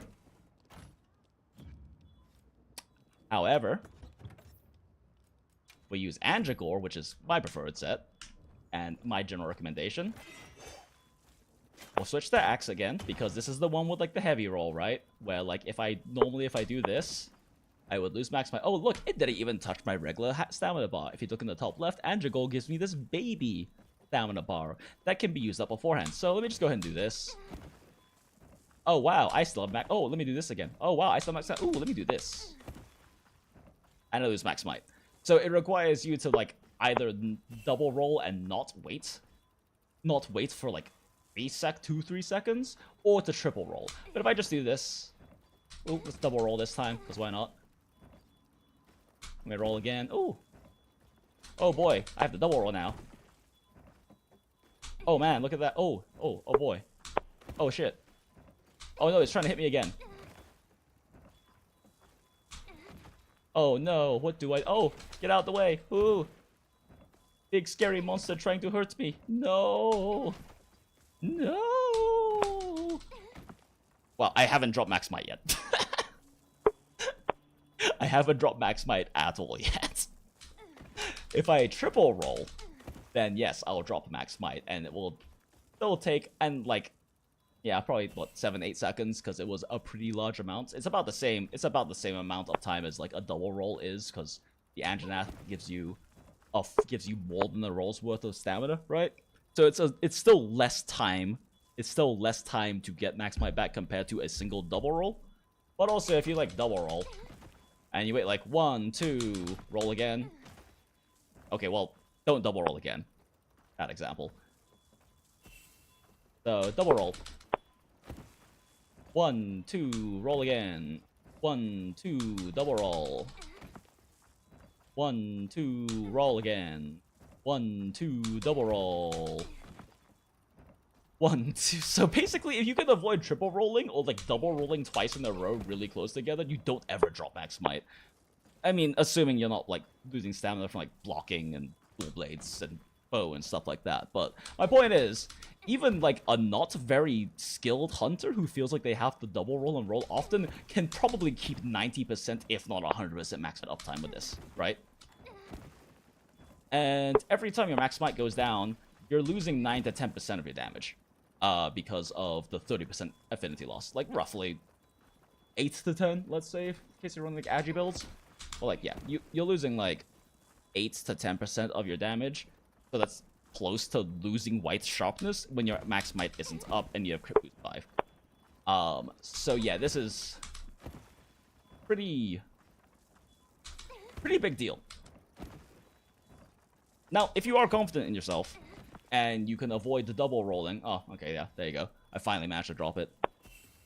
If you can avoid double rolling very strictly, and only double roll when you aren't going to counterattack, then the Forgore will get you similar max might uptime. But as we also looked at similar uptime, Andragore's still better at 50% uptimes. So even if you somehow get the same max might uptime, Andragore's still better. I do need to check at the thing is, like, at 75, this should be closer to 0, right? So at 75, this should be closer to 0. But like, and I'm gonna do a much more detailed array of calculations, looking at like 75% uptime, equal max might differentials, as well as looking at specific uptime differences, like specifically agitator while keeping everything else low, etc., etc., just to kind of be thorough. But realistically speaking, like, at 50% uptime on everything, including max might, because you somehow have 50% uptime on max might with Andragore, I don't know how you would genuinely manage that if you're not running like dual blades or bow, but you manage it somehow. Then yeah, it's still better. Like, it still beats it, which is kind of crazy. So why do we care about Andragore then? Or why do we care about Forgore? Well, a lot of people who calculate sets don't calculate with Counter-Strike, and if you run non-Counter-Strike versions of Andragore and Forgore gets better. So assuming you don't run Counter-Strike, and I will also be doing calcs to compare Counter-Strike versus non-Counter-Strike and figure out like the uptime breakpoints like we did earlier for those kinds of comparisons too. Just to kind of be like, no, just to kind of show like why you should probably be running the Counter-Strike 1 version better, more. But the main reason we care about Forgore is because I'm not running Forgore. The main reason we care about Forgore is because it gives us a Evade window.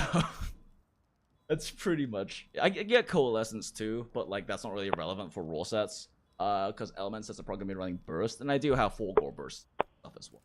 But like, yeah. But realistically speaking, with the state of Forgore right now,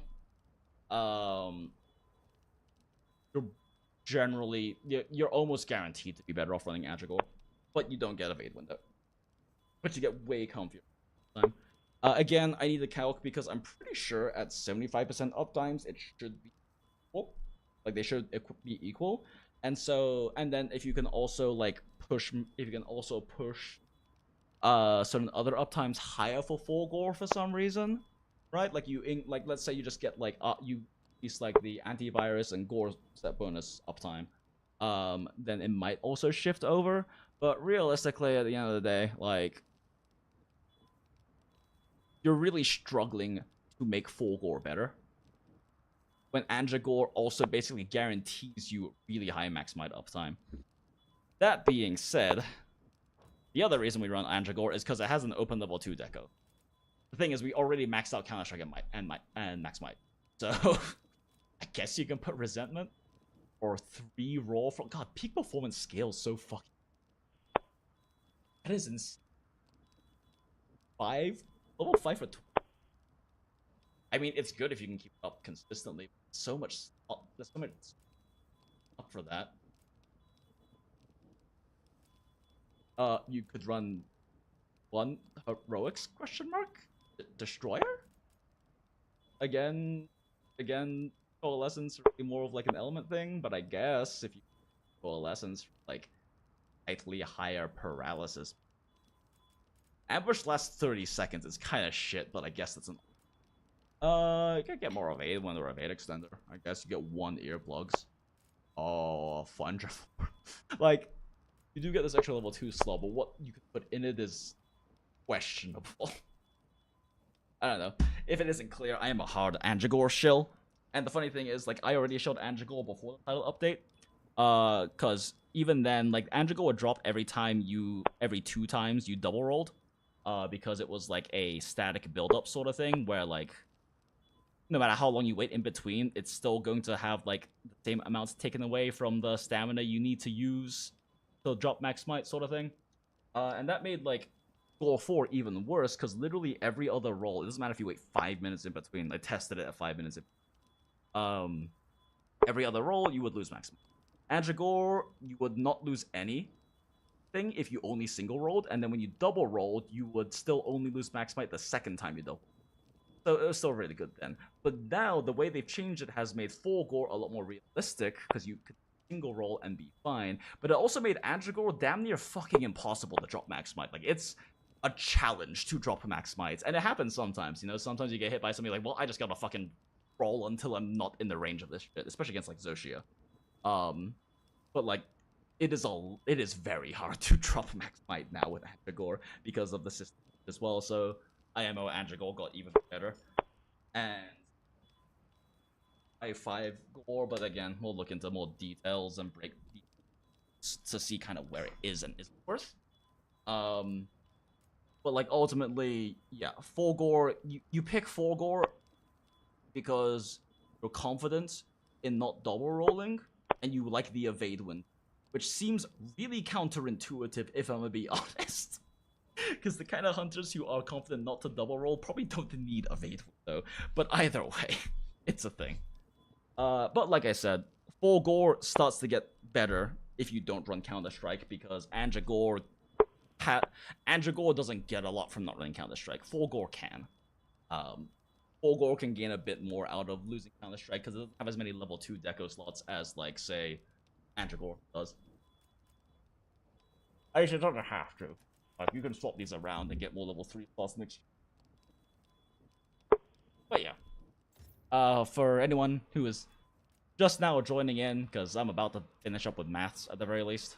Anyone who's joining in, did a bunch of calculations. I'm gonna have to redo a bunch of them too, but TLDR is 90% of the time just run this. So far in calculations and scenarios, if you're using a roll weapon, so not elemental uses burst, but we haven't gone over and calculated those yet. I have the sets, I just haven't had the chance to do calculation comparison points. 90% of the time, just run this. Like, this is called Andragore, 2 Andranath, 2 Gore.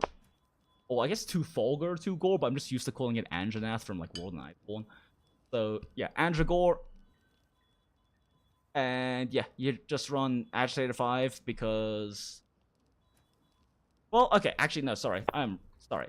This is the one I run. If you can maintain 75% or higher Agitator uptime, this one starts getting better, which is why I personally run it, because I want my good runs to be gooder, and I'm okay if my average runs suffer because of it, because I'm an idiot who likes my personal best to be as low as possible. But most people should just run this. 5 Wex is better in the vast majority of cases. because unless you can get agitator to over 75% uptime, and even that point's just mostly like 75 is like breaking even. This beats out the agitator 5 version in most of the time. It's only if you can actually like get over 75% of your damage in that when they're enraged, which like in really clean fast hunts will actually happen. But generally for hunting, I would call that super realistic to push past. It depends on how aggressive you play, I guess. But I generally aim for like one area hunts against most things if I can, so that means I generally get very high agitator uptime. But that's also because, like I said, I like to push really hard for personal bests. You're looking forward to see my burst calcs? Really enjoying elemental builds? Oh, glad to hear. Yeah, elemental builds seem fun. I mean, like, the main thing is we're gonna compare elemental sets, but like the reality is that I can't actually guarantee which is like quote-unquote the most optimal for X weapon, because it depends very heavily on the weapons. It depends very heavily on what the ratio of like raw physical and elemental damage is, and that ratio changes depending on what combo the weapon uses, because there's different motion value to elemental modifier per hit, as well as the hit zones on the monster, because different monster hit zones have more or less, or larger or smaller ratio of physical to elemental damage. You can make some estimations for that to get ballparks, but I am the type that I want a lot of precision. So dual blades would probably be the first one because I play dual blades, where at some point I'll get around to like actually testing and confirming elemental modifiers and motion values so that I can have like a big array spreadsheet that actually calculates the actual damage per combo, and then can separate that out based on builds. Like have the builds basically list off how much damage they do per combo to specifically this kind of a hit zone, right? But that being said, like Element's in such a weird place in Wilds, because for some reason the tier 3 monsters just don't take shit for element damage. Like, Shia is kind of the first one that actually has good elemental hit zones, and it's still not like the best ratio it could be because they have really good raw hit zones too. But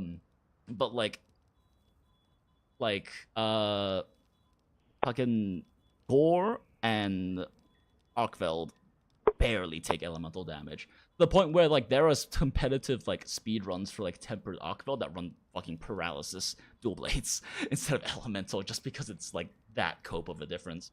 Like I think Arkveld's best hit zone for Dragon, if I remember correctly, is like 15, which is half of like what a normal good hit zone would be, and that's only when he's like in his like angry energy mode and on his chains or something. Actually, let me look up Kiriniko.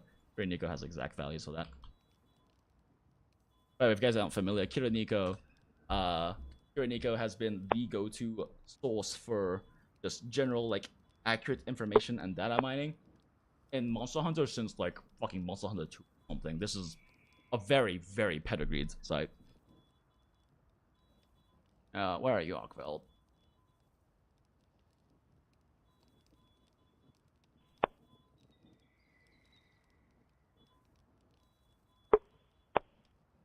Yeah, so motherfucker only ever gets like even moderately okay hit zones when you're hitting a wound. Like, this is what it looks like when you're not hitting a wound. 4, 5, 4. So only on wounds are you doing anything. And then his chain blades in state 1, which is when he's in like his angry mode, right? That you try to knock him out of. Because you do elemental damage to him in his like angry energy mode. That's when that will cause him to like explode if you've ever seen him like fall back because you beat him up a bunch. And like remove the mode. Like that's the only time he has good element hit zones is specifically on his chain blades during that. Or when the chain blades are wounded. I don't know what weak point is. I'm gonna be real. I do not know what this one is. The point is, Arkveld barely takes fucking dick all for like elemental damage, which means that like element weapons are kind of cope because they kind of just have to lean really heavily into raw against them. Same thing with Gore. Gore's head, decent element hit zones. The antenna, really good hit zones. Everything else, garbage. Literally everything else on Gore is garbage hit zones. So, you better hit him in the face a lot. Weak point is probably the glow after his explosion. Oh, that might be, yeah, that might be the case. You might be right on that, yeah. I couldn't, yeah, that would make sense. I just don't know. Yeah, that would make sense. I just can't confirm. And Zoshia.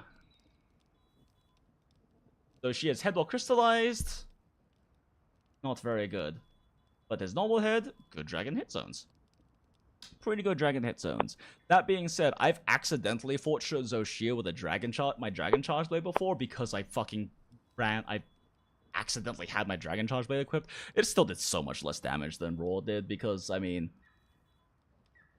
65 sever hit zone is really good for charge blade, and charge blade do funny burr number with Savage Axe. But yeah, wing arm when wounded, 30. Wing arm. Wait, why is the right wing arm?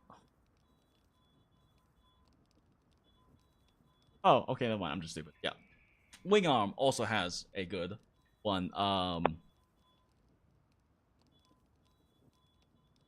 are there two sets of wing arms? Is one in like his blackened state and one in his not? I guess. Yeah, there's two sets of everything, so I think it's just like when they're like charred and when they're not, I guess.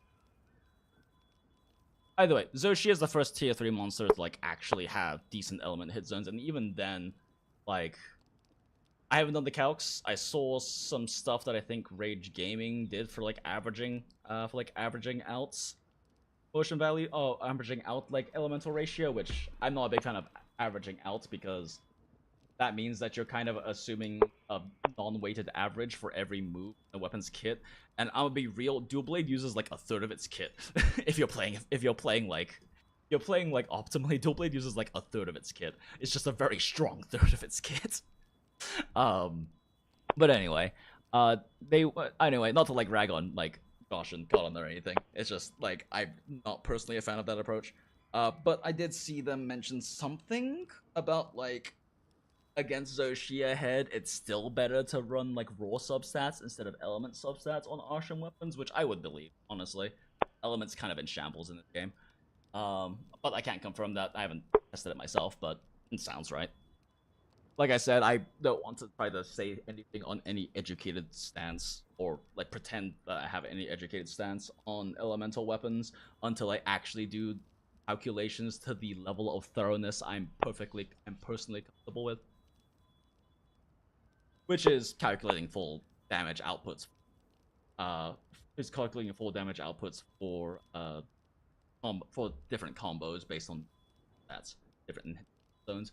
It's pretty easy to do. I just need the motion values and I need element. I need the elemental modifiers. The problem is that I took a break from like this game and like just existing for like 3 weeks. But like in the first 2 weeks of the game, the only document we had for motion values and element modifiers was before patch 1, like even day 1 patch happened. So I don't know how well I can trust it and manually test. If there is like a new motion value document, an element modifier document that is more confirmed to be accurate, that would be cool. Love that, but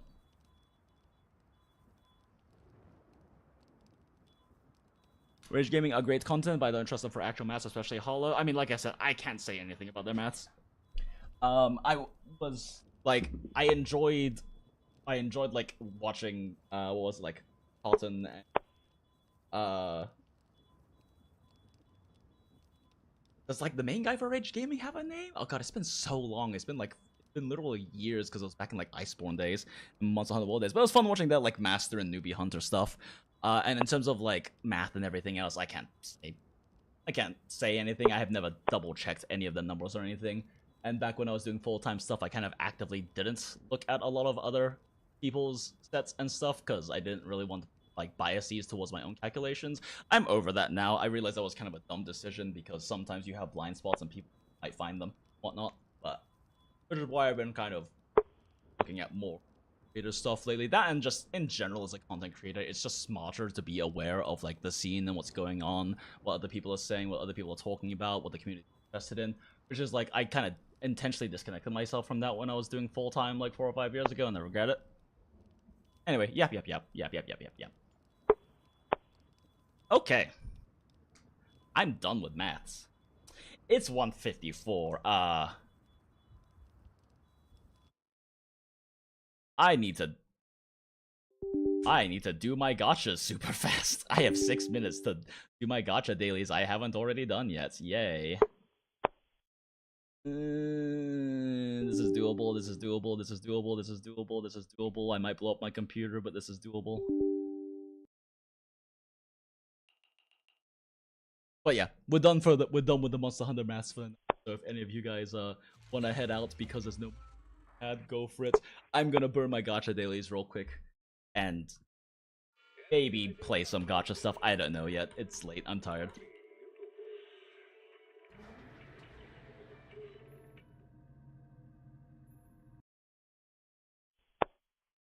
For speed. Yeah, the main concern is Star Rail, actually. Let me get Star Rail going on my phone real quick while I do all of this.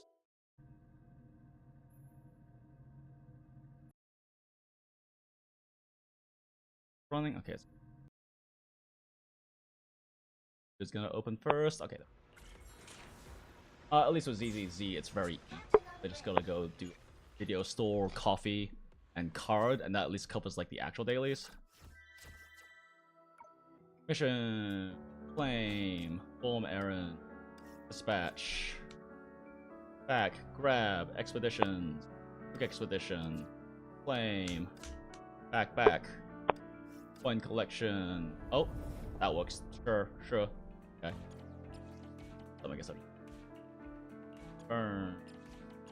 Tapes, open. I said open. Loading screen. Tab. Click. Dorm errands. Do I not have any dorm errands to click? Okay, well that sucks. Whatever.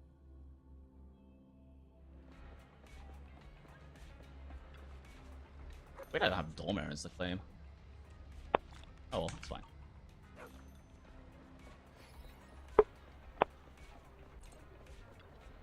A hot cup of coffee isn't just for the early birds. It can also...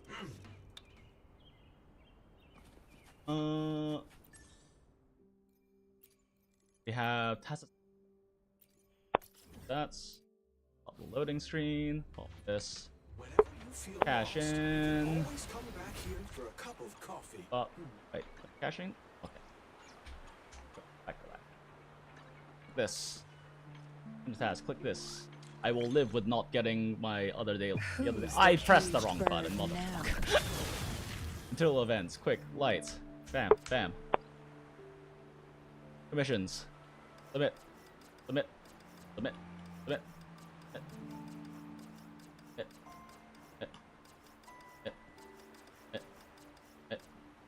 Boards. Claim all. Claim that. Okay. Impact's good for now. I need to start Star Rail on my phone. Crap. Dark forces of silence.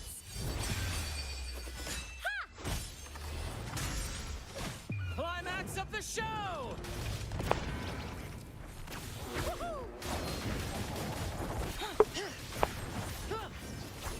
Wait, how the fuck did just miss?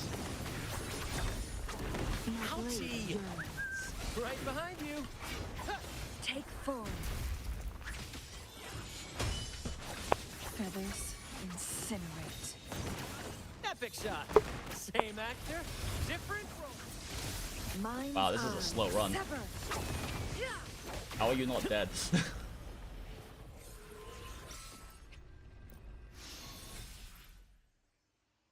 Shit, Starl, phone. Go.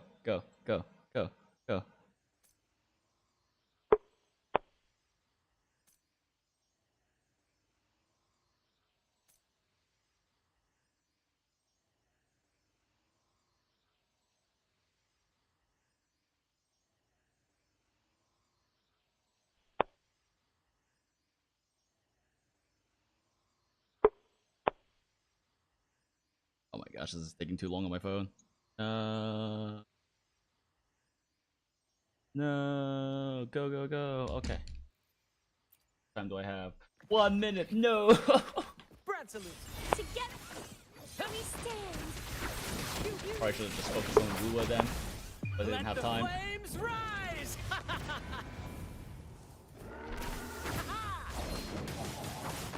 Together we vanish. Perish and beckon the divine flames.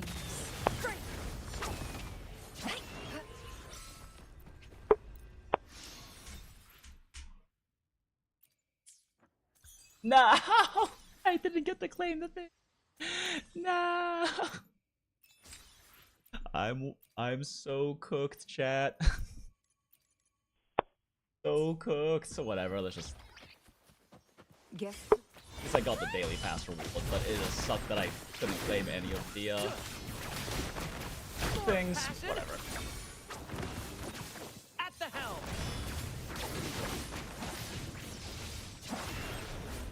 cross-cut, sever. In the limelight!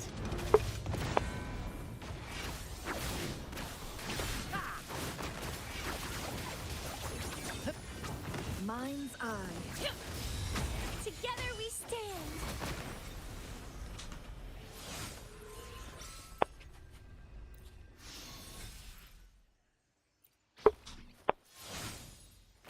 Bluebird.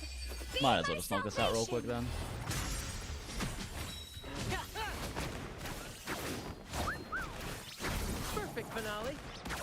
Together we vanish. Epic shot. Brad salutes you. Listen carefully. Listen carefully. Feathers incinerate. Clear as the blaze, mind's eye. Chongli Brandt is a fun team to play.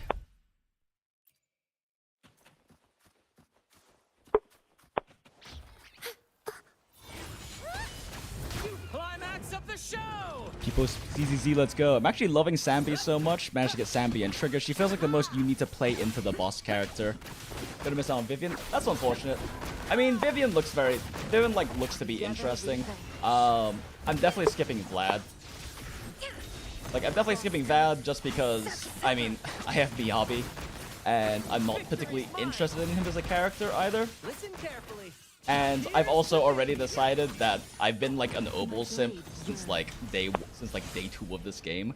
So I've already resigned myself to pulling for every single Obel's character that comes out, as well as their Wenjin. So I got Sambi and her Wenjin, and Trigger and her Wenjin. So keeping myself stocked up for that is nice, because I really hope that the patch after next they actually roll out the other Obel's characters.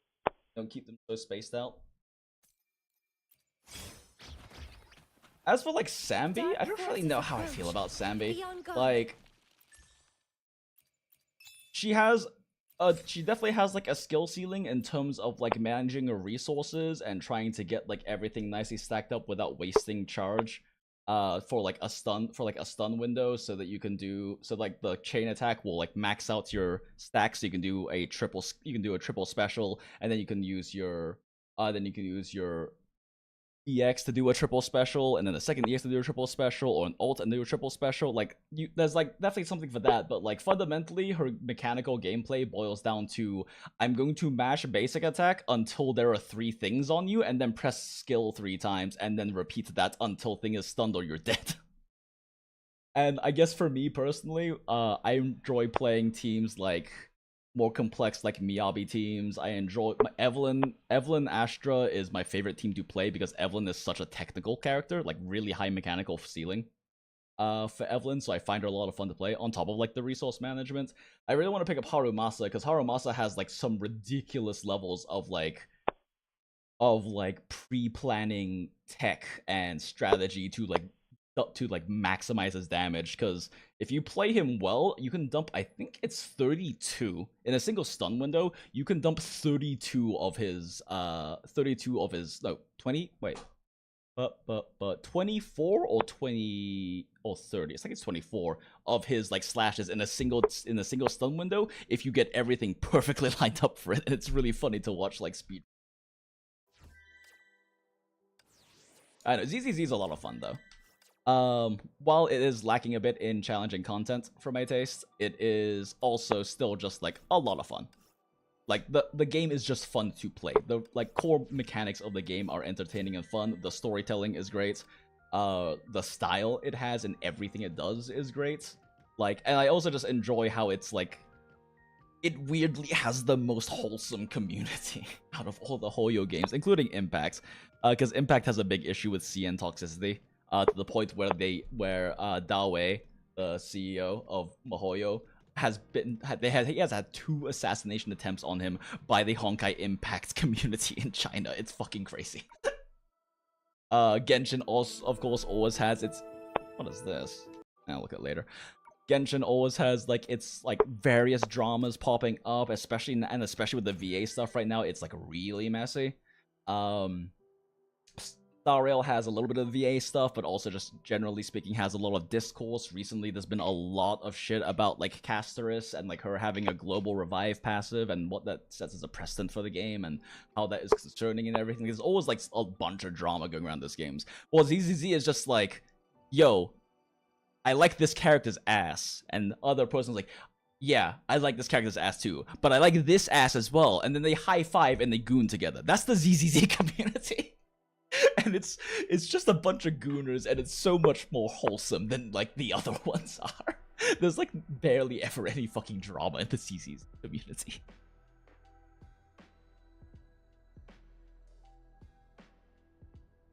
Gonna save up for Idol Group in 2.0. Yeah, I do hope the idols end up being a thing. We do like to joke with Frayne Main, because like he's been wanting idols since like they were like leaked in like EBT whatever. He's been wanting the idol group, and I keep joking with him whenever he's like, surely the idols will be coming in like the next patch or 2.0 or something. Like, what do you mean? The idols are already in the game. They put Astra in the game already. I do genuinely hope that they actually make the idols group though, because they did have all the art and everything for it. It's just, as I understand, there still is no hard confirmation that they are a thing, and they haven't shown up in any story related stuff.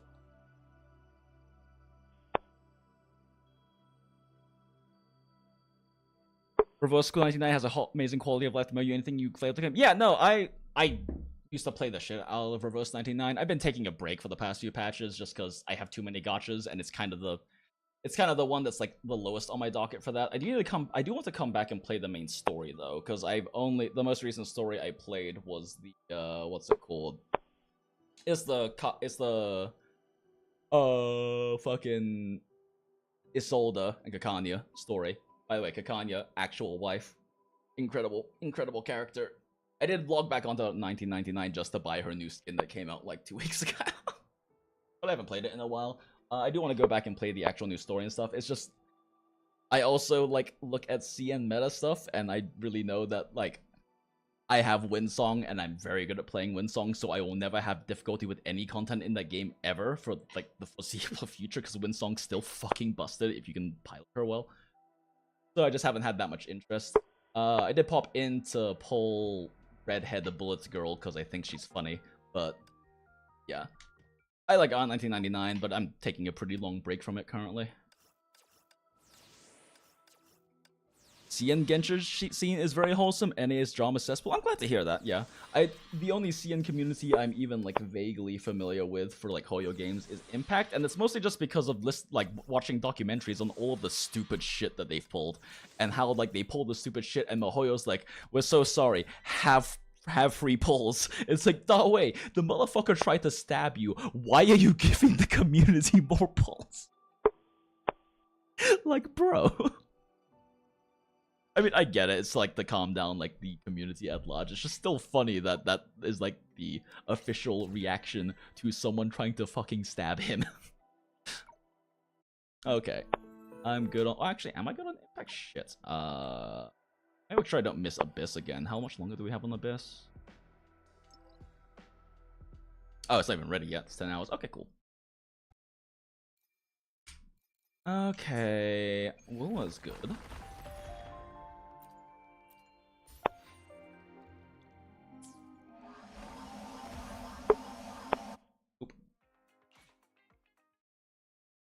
Shit, that's right. Black Beacon came out yesterday.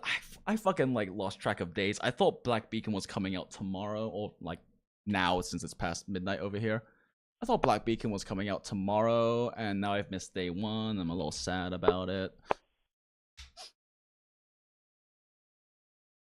But Black Beacon also doesn't have a PC client, so I'm gonna have to like download fucking Moo again and turn on virtualization on my BIOS because this is a new motherboard since I last ran any kind of things. But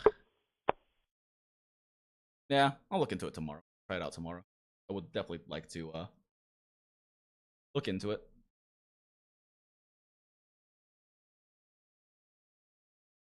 Black Hat remind me of Constance from Little Witch Academia for that alone. Actually, that's a fair point. I never thought about that.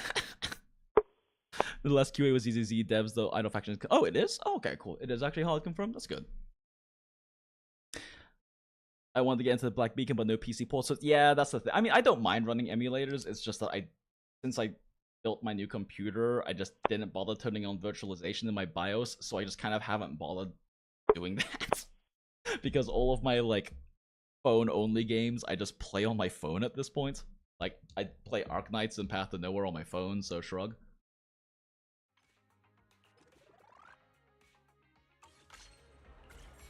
Speaking of which, I didn't do Path to Nowhere dailies, but I also only care minimally about that. My account's too strong already.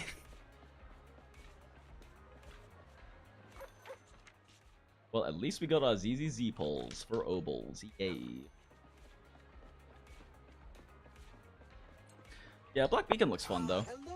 For those of you in chat who don't know what Black Beacon is, so Kuro, the developers that make Wuwa, their previous game is PGR, Punishing Grey Raven. This is the game they made before Wuwa, and it is much more like Honkai Impact, kind of Devil May Cry instant sort of combat instead of like open world stuff. Really clean, really good combat, very mechanically fun, even if the newer generations of characters are a little less like perfect dodge centric and more like do your rotation well and for the right situation sort of thing. But very fun, really pretty game. And the same some ex-Kuro developers who worked on PGR have just released a new game called Black Beacon that a lot of PGR fans are saying reminds has a who played the CBT. They said it has a lot of like the old PGR feel, because like modern PGR plays very differently from old PGR, where old PGR was a bit more about like perfect dodging, less about like hard like skill rotations and things like that, and a lot of people miss that old PGR, so Black Beacon is apparently more like that. I'm interested in checking it out. It seems interesting. I wasn't even aware of it, but Lena Sarah, she's a YouTuber who runs Grey Ravens Radio as well as Radar Radio, where they talk about Wuwa and stuff. They run the website Grey Ravens, which is the main place you go to for PGR stuff if you're ever into PGR. Like they just have the best website. They do a great job. But I follow Lena on Twitter, and she was just like glazing. She was glazing Black Beacon for like 2 weeks, and I was like, what is this? Fuck, I have to play this now. But yeah.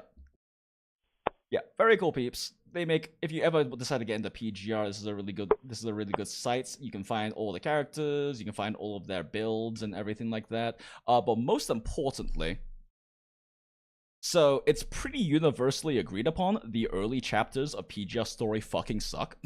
Because they kind of do. It's just a thing in most gacha games that the first few chapters suck.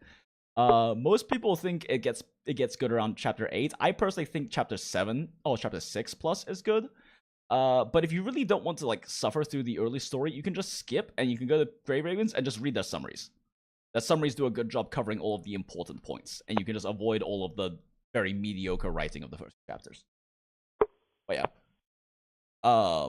Also, fun thing about PGR, I don't know if you noticed earlier, but my character when I was in Monster Hunter, my hunter's name is Nananite, because the Nanami Star Trail just released, and Nanami Star Trail is not even trying to pretend she doesn't use a fucking switch axe as a weapon.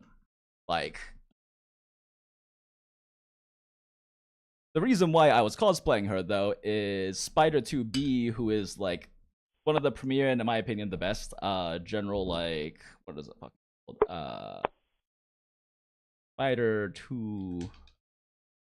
Spider2B. Yeah, so like he's the general best guide maker for PGR in my opinion. I think he does a really good job being thorough. He does a good job being explaining things, and he does a good job looking at everything from every different investment level. Because there's like another guy, Rexland, who's also now very well known in WUA, who's a very skilled player and makes good guides. But for PGR, a lot of his guides, he doesn't have as much of the nuance in the lower tiers of investment, because he's like one of those like hyper whales who invests into like max performance characters and then plays them incredibly well. He's definitely one of the most skilled players in PGR. But Spider does a good job with like kind of covering all of like the investment baselines. But anyway, so Nana Knight. The reason why I cosplayed Nana Knight is because Spider hit me up.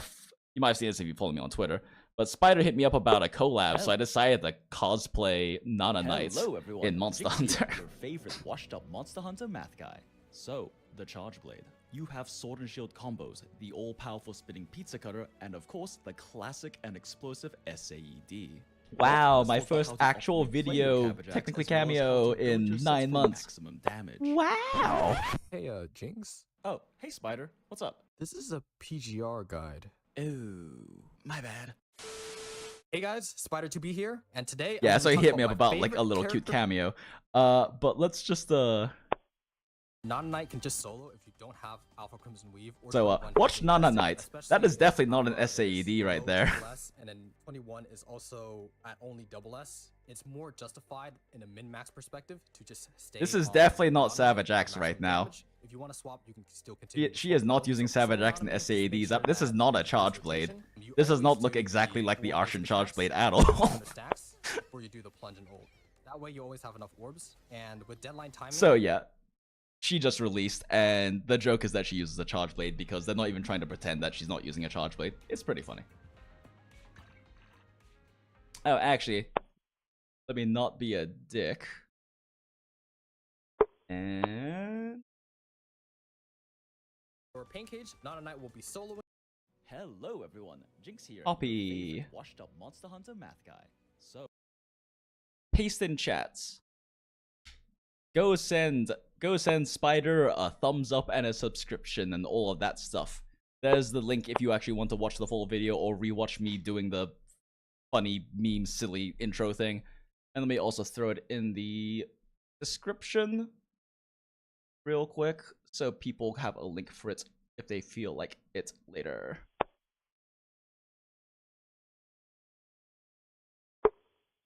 Link to the Spider2B video that I got to cameo in. Let's go. Okay. Kuro tends to do inspired characters for each unit. Yeah, they definitely do. I mean, I'm not complaining. I love Nana Knight and that she uses a Charge Blade, and I did put a lot more effort than I probably should have into figuring out a cosplay for her. But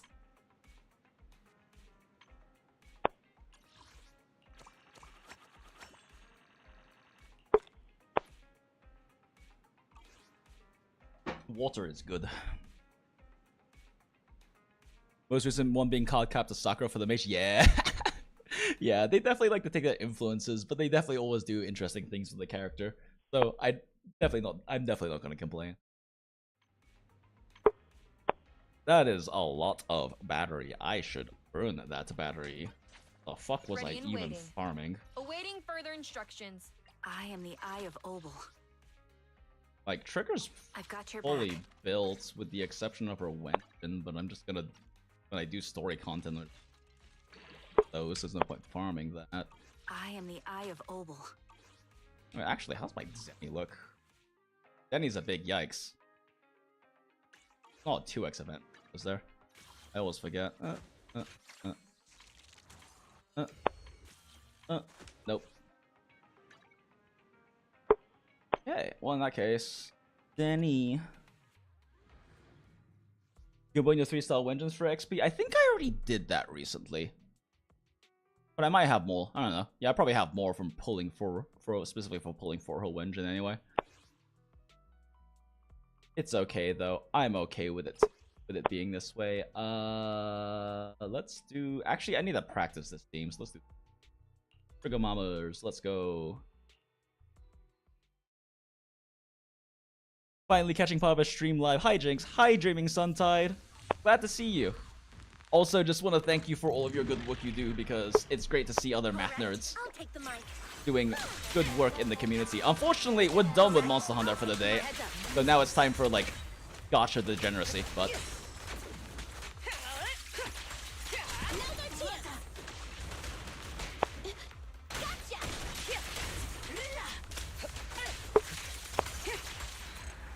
wow, this is not good practice. I forgot that there's not even any elites in Zenny.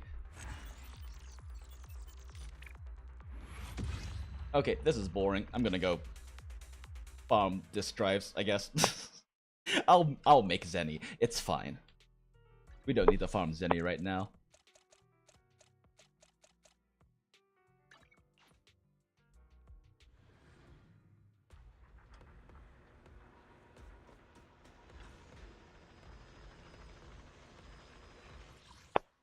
Okay. Shit. What was I? I think I was trying to find. I think I was just trying to grind out slightly better ER pieces. I've already got very solid sets for this. I've overfarmed the fuck out of this. Could always use more woodpecker, but the other set's garbage that comes with it. Yeah, I guess I'll just keep farming this because I still don't have a good like electric set for my Harumasa when I finally pick them up. Oh, you sent a comment on another stream earlier today. Thank you for inspiring you and all the rest of us. Oh, thank you. I'm glad to hear. I don't really know how much I can even take claim for that kind of a thing, but I do appreciate it. And while I've not played these, I'm still a huge fan, so I get the gacha addiction. Fair. Wait, FEH? What is FEH? I'm not familiar with that one.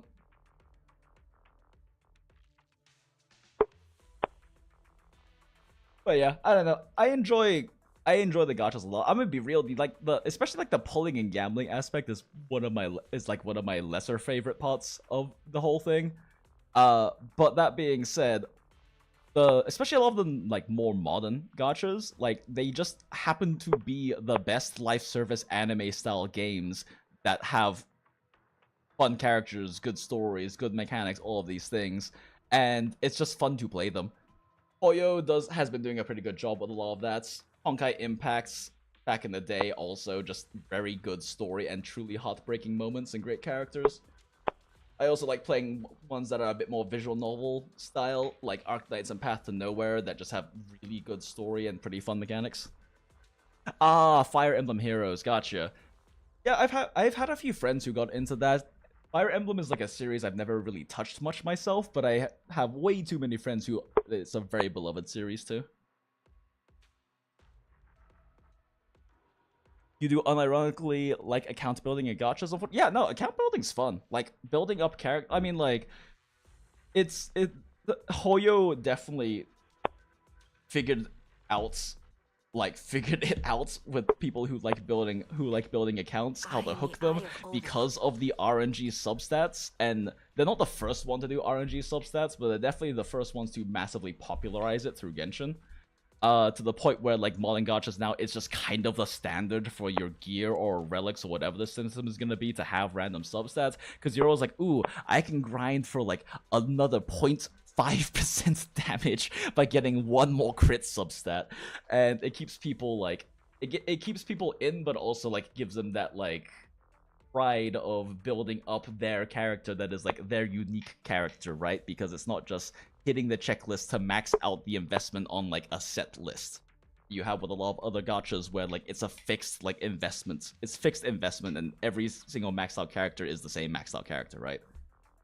So I think that's an interesting aspect from them doing this. That being said, do I think that RNG artifacts are great for the consumer? Yeah, no, probably not, but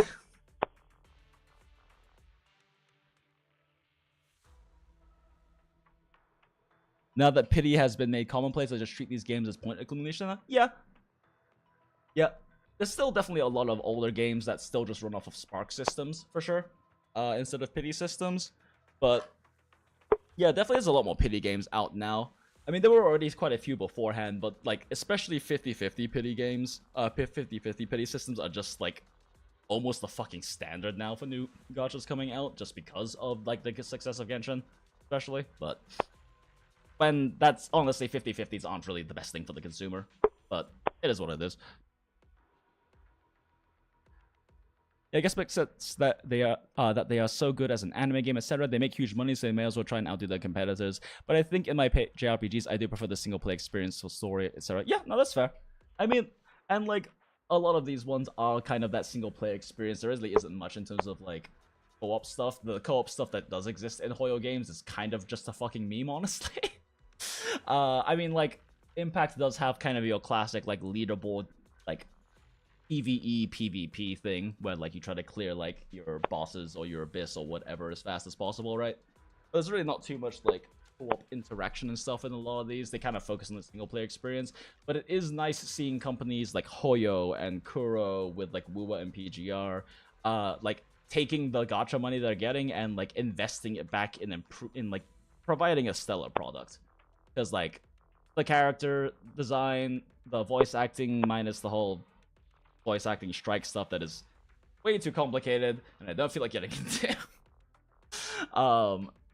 But also like the visuals, the game mechanics, like so many aspects of it, the story and all of this, the cinematics, like at least that they are milking their community for sure, but at the very least they are investing it back into a nicer product, which is good to hear, good to see.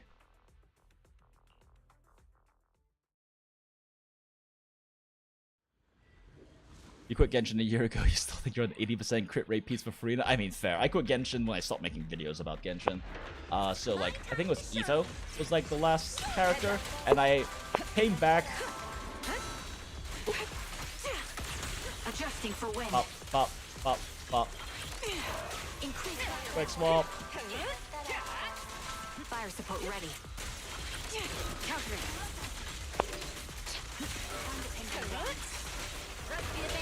Suppressing fire.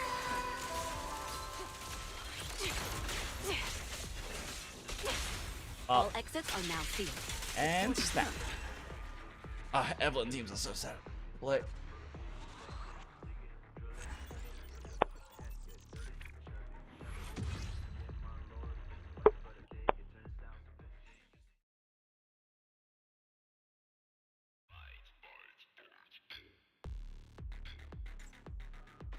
Although these things aren't exactly tanky enough for me to get that much out of.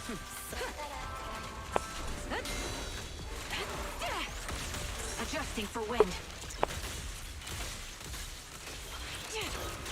Countering.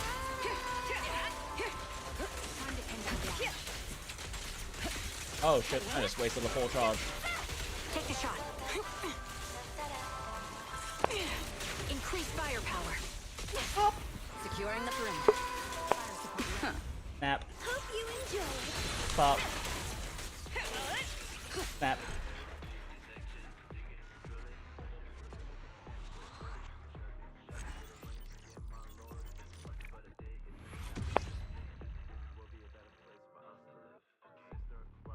Praying for a grace buff. I mean, it would be nice, but also she's a standard character. So I'm not really expecting. At this point, I'm just trying to collect Soldier 11s because she's one of my, she's one of, if not my favorite characters. And how the fuck did that? What? Huh? Oh, that's funny. My Star Rail team died because I wasn't looking and replaced my Casterus's healer with a support character. So there wasn't a healer on the Casterus team and everyone just fucking died. Whoops.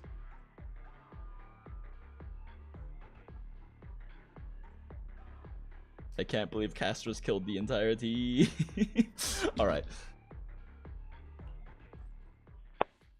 Any compelling thoughts on FGO? A bunch of my friends are still playing that one. I haven't touched FGO. I do like the Nasu verse quite a bit.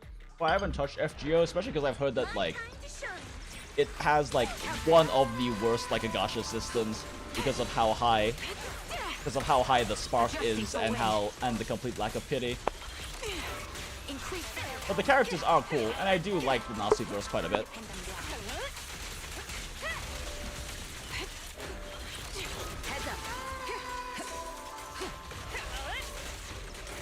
Ether vision activate. Target locked. All exits are now sealed. Fire support. Thanks. This one. Oop.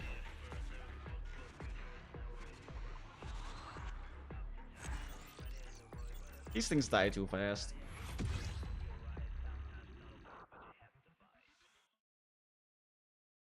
You're a JP FGO veteran and I'm still playing. Don't play it, just read it. JP will keep it fun. Yeah, fair. I mean, honestly, really, if you can manage it, the best way to really enjoy a lot of these like gachas is to just like enjoy the stories, enjoy the characters, enjoy the events, and then try to not, you know, blow your entire fucking wallet on pulling characters. I mean, if you have the money to do it, you know. At the end of the day, it's like this is like your leisure time, right? So spend it on how you want to spend it. All exits are now sealed. We fight together. Nah. But yeah, I mean, spend your money how you want to. It's just definitely if you don't want to blow money on it, the best way is just to, you know, have the discipline to not blow money on it and just enjoy the story and writing and everything, because a lot of gacha games have like exceedingly good writing, like more so than they really should.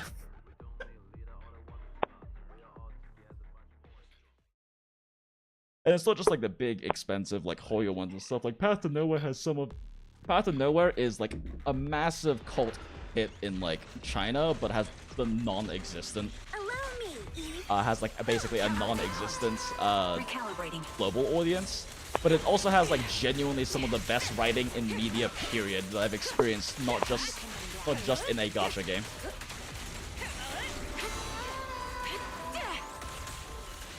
Up, up, up, up, up, up. Ambush. Yeah, not enough. Damn. Securing the perimeter. There we go. Ash just barely squeezed in the quick swap. Barely managed to squeeze in the quick swap right as he hit 99% stun.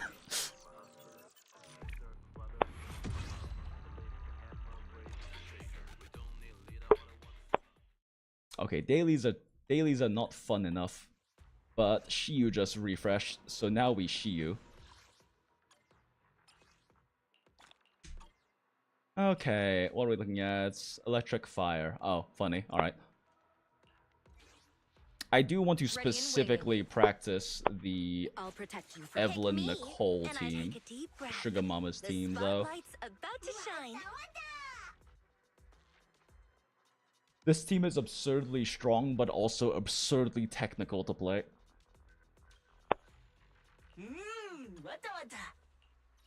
Nicole is probably the most underrated character in ZZZ because she can get, as a support, she can get you some of the highest damage returns out of a support, but her window to do so is incredibly tiny.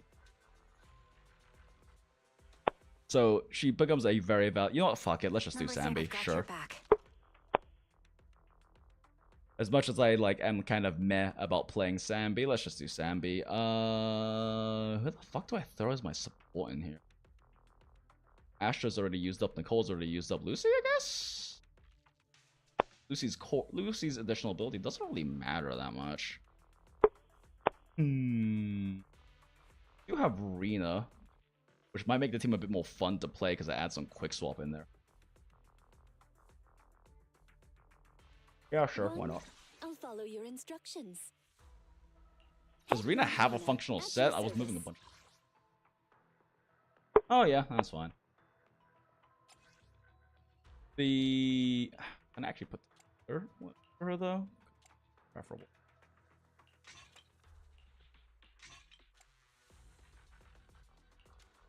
Not like her stats really matter that much anyway. She doesn't do enough like S for relevant. Okay. 1, 2, yes, all accounted for. Best written, best story game in your opinion? Honestly, Path to Nowhere. Like, yeah, I was saying they're a big cult classic. Oh, like a cult classic in China, to the point that in the 2024 Weibo Game Awards, which is like their big, like, China's like big game awards thing, Weibo, in the Weibo Game Awards, in the same category of like the top 10 games, just period games in China for that year, in the same category that League of Legends was in there because it was in the top 10, so was Path to Nowhere. And its global following is fucking non-existent. I have met literally one, I know a lot of gacha gamers. I know a lot of weebs. It's the majority of the circles I hang out with. I have met one other Path to Nowhere player in the wilds once, and that was at a local anime convention, and they were a fan artist. So that's basically cheating. Like, it is so hard to find another Path to Nowhere player outside of China. But despite that, like, the writing is incredible. The art is gorgeous. The dialogue especially is very good, but it's also one of those visual novel styles that isn't afraid to spend lines and paragraphs actually describing things like an actual novel would. Because a lot of visual novel style, a lot of visual novel style gacha games especially, and also just visual novels, will just focus primarily on dialogue with very little other descriptions, but Path to Nowhere was not afraid to really throw that on. And also, despite like the global scene being so tiny, they have insane voice acting. Like Path to Nowhere has some insane voice acting talent. The main your MCs, like two like sidekick characters through the main story, right?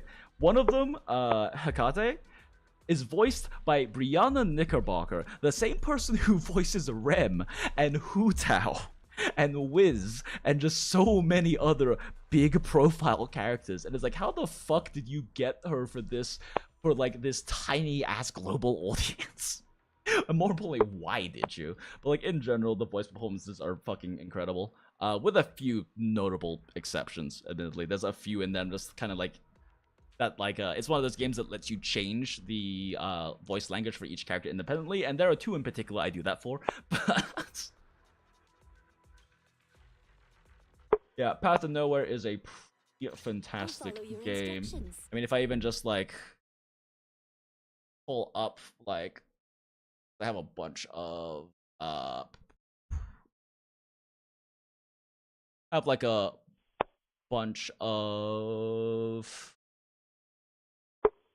images just saved because the art's so pretty. I like using it for like inspiration and stuff, but like, this is just like one random scene where his character Bianca is like staring at your character, and they're doing like a whole thing with an investigation, everything, and it's just so fucking pretty. Also, this particular sequence is like also just happens to be incredibly gay, because for people who do know what Path to Nowhere is, it has the reputation of being the toxic lesbian game. Because the vast majority, it's also, and what I call it is it's the toxic lesbian hag game, because the vast majority of the cast are female onesans or hag types. Like, my friends, like, I was in the VC with people one night, late night, and we were just like, I just started like yapping about Path to Nowhere, and decided to go to like a website for them and go through all the characters. In fact, I can pull that up real kind of funny. But like, I went through the characters, right? And we counted them. I have to find the exact number again, but it was something like 16 teenage characters. I think it's like 5 or 6 kids. Like 7 guys. There's only 7 guys in the entire game. And then 84 Onesan / hag characters. Like, look at this cast. Like, hag, Onesan, hag, Onesan, hag, Onesan, hag, question mark? Younger Onesan, hag, Onesan, older Onesan, maybe hag, also older Onesan. Zero's a weird case. They're a sentient program. Hag, One-san, hag, kid, one of the few kids. Hestia is like a really tiny One-san. Jane, arguably a teenager, arguably a younger One-san. One-san, hag. One-san, hag, hag, hag. Like, this is what the cast looks like for this fucking game.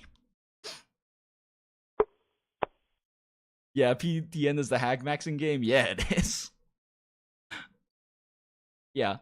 I mean, the art's also really pretty. Like, I really like that Path to Nowhere decided to go for a semi-realistic style, because you don't see that a lot in like gacha games. They tend to lean really hard into the anime aesthetic. But Path to Nowhere does like a really beautiful job with like the semi-realistic anime style, especially in terms of their shading and rendering and everything. Like, I showed you the Bianca picture. A lot of pretty pieces that they like kind of splash into their story just for, you know, because they can.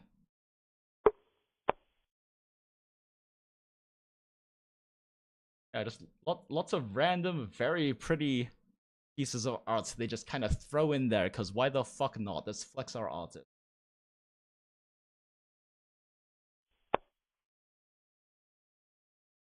Like, very pretty art.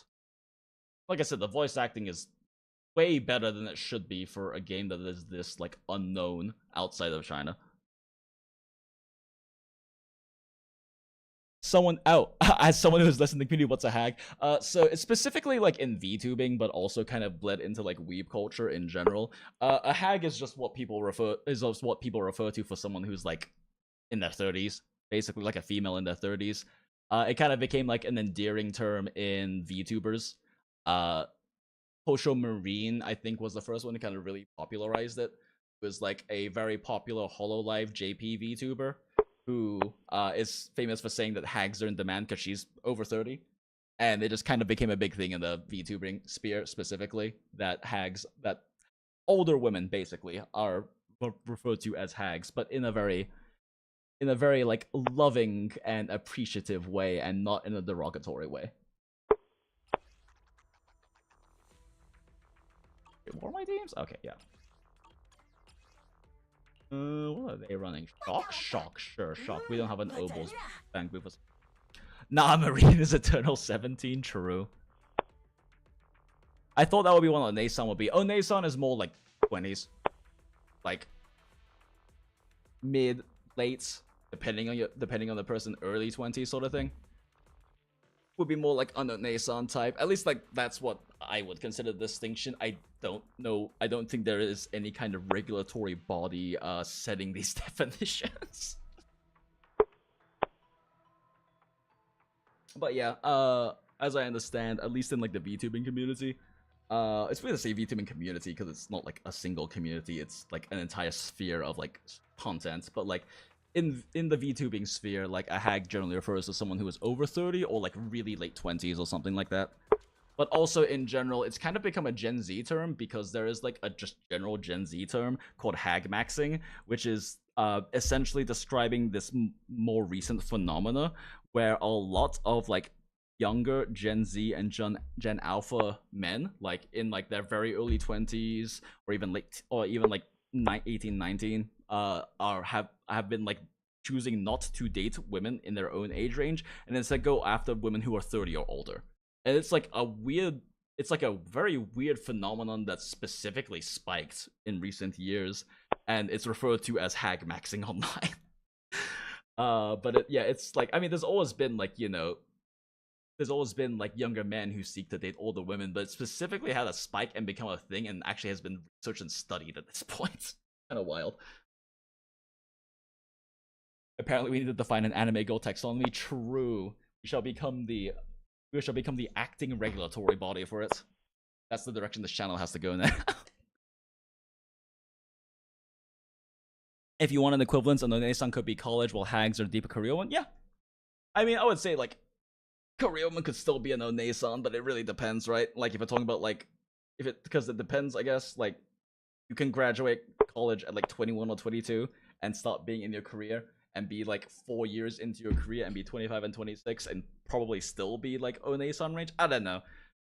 There is no hard definition. At the end of the day, it's just hags are generally like 30 or like in their 30s or close to 30. As for Onesan, it's just vibes. Yeah. Does the character give you like Onesan vibes, like older sister or like woman in their mid-20s sort of vibe? Then yeah, sure, they're Onesan, I guess.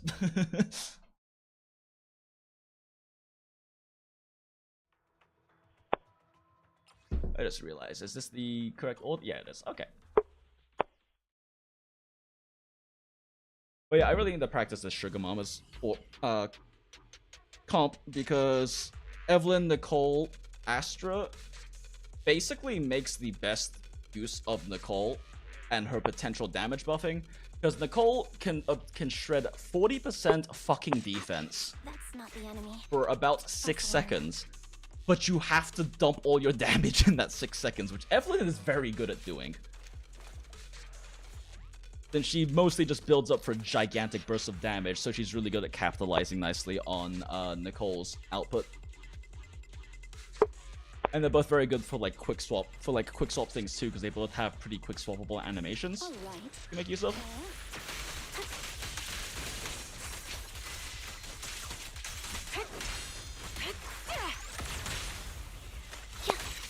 I should really get trigger active. Adjusting for wind. Right on cue.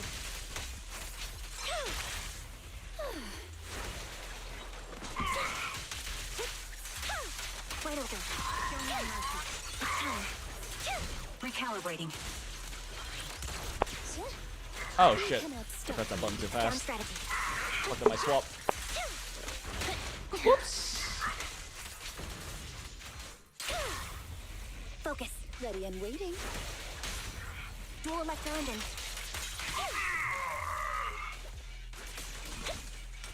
Adjusting for wind. You're up. Right on cue.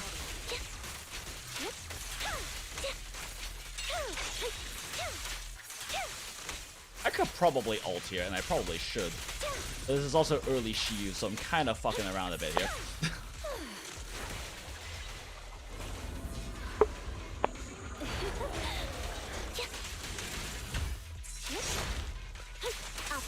Wrong button. Now you pay. Recalibrating. It's gonna take too long to build up an ult. Bullets. Build up One a with the wind. stun this guy, might as well burn some of my stuff. Down strategy. Oh wait, never mind. That was a lot more than I expected it. Time to pin them down. Target locked. Pop. Engaging. Surely this guy is a... Wipe them out. This guy is a 3-chain, right? Nope, he's not. Great. Dance, dance. Let's not disappoint our customers. In position.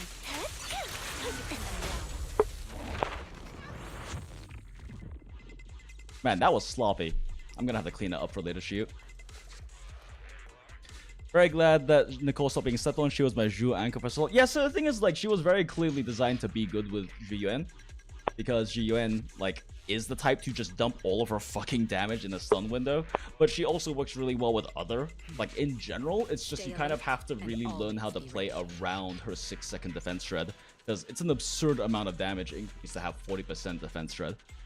And defense shred is one of the few multipliers in this game and most Poyo games, based on the damage formulas, where defense shred actually gets better the more you have. Its saturation actually makes the value higher. So if you can combine it with other forms of defense shred in other characters, in the other kits, it just gets even better. Hey, some of us work in our colleges till our 30s. Fair. Fair. My time to shine.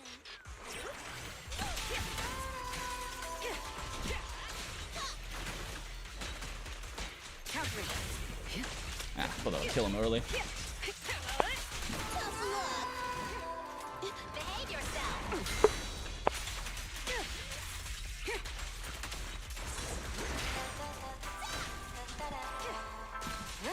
Neutralizing. Ah, I wasted some energy there. That's fine. Gotcha. Heads up. Now's our chance. All right, I'll take the mic. The pleasure's all yours. Initiating level 1. Nothing I'll just pop slips this. through my defense.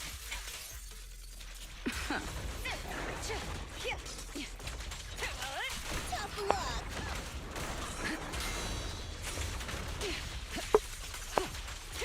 I'm here.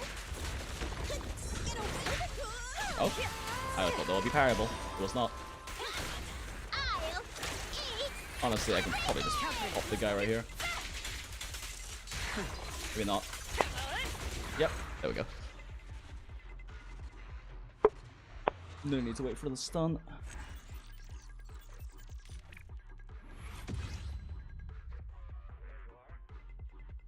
That was definitely not very clean, but it's fine. Did I think about it? I don't even know what the what is this? Aftershock, EX special days, blah blah blah blah blah blah blah. Electric and ether damage is increased by 40%. Not out yet, guys. Once. Okay. Cool, cool, cool.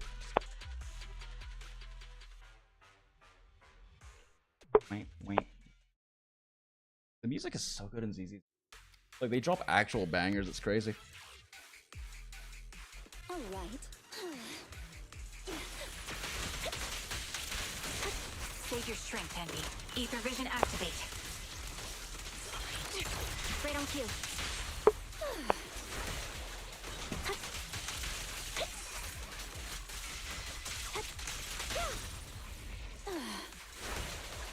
Down strategy.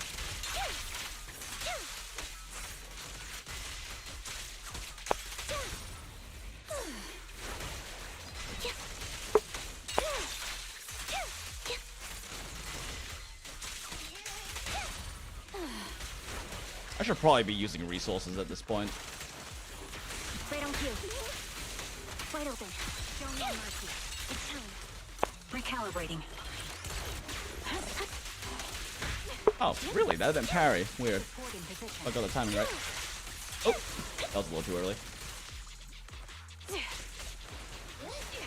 I don't know why I wasted that and that. There was many incorrect decisions in a row. Dual left hand and Supporting position.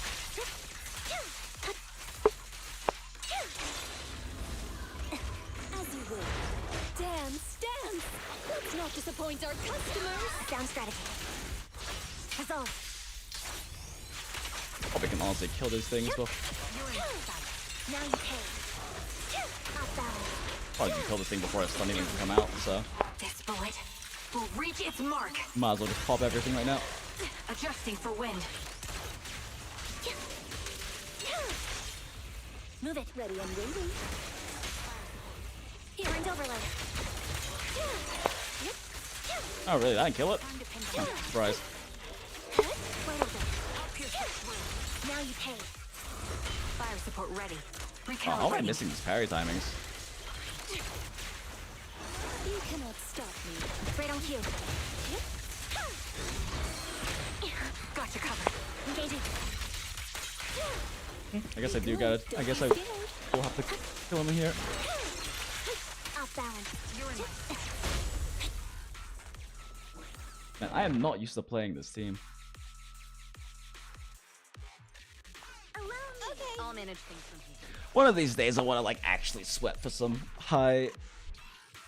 like particularly high schools in Deadly Assault.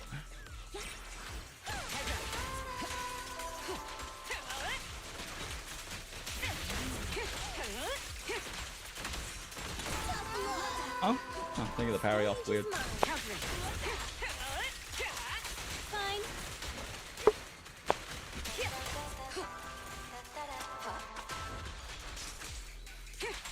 Fine. Hello?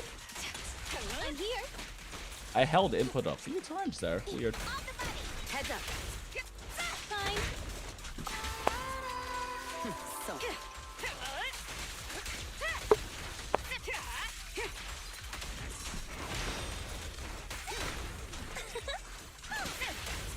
Your journey ends with me. Oh, that was a waste. That's fine. Gotcha. Countering. What's this? All right. I'll take the mine. Precision strike. Initiate. That was a waste too. Oh well. Don't miss an The opportunity. pleasure's all yours. You have no means of escape.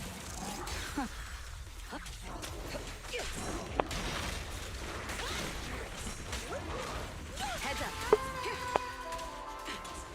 Okay. Behave yourself. Don't even try. I'm here. Right back at ya. On the body. Let my song move up together. We'll compose a miracle. Initiating level 1 safety.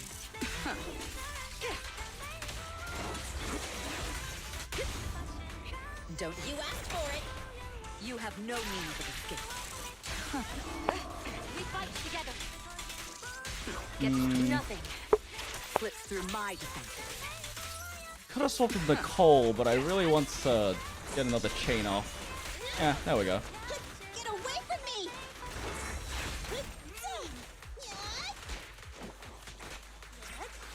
Hello? Okay, Nothing that was breaches my weird. defense. I couldn't trigger a quick swap. Oh well, Let whatever. the melody move you. Very inefficient play. Initiating level 1 safety. There we go. Okay, gotcha. Yeah, definitely a really messy end there. I was trying to go into a Nicole. I probably should have just used Nicole ult at that point so that I could get the chain attacks quick swap into Evelyn and then follow for the second one. Would have cut off like 10-15 seconds there.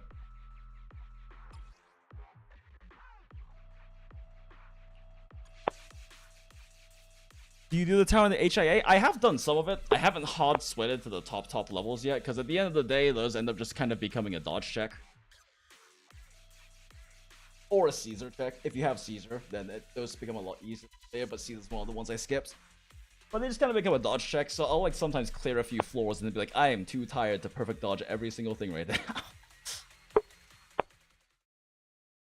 I really should like sweat it though. I know I can push really far on it. It's just kind of a matter of like actually sitting down and putting the effort in. You cannot stop me. Right on cue. Leave it to me. Ether vision activate.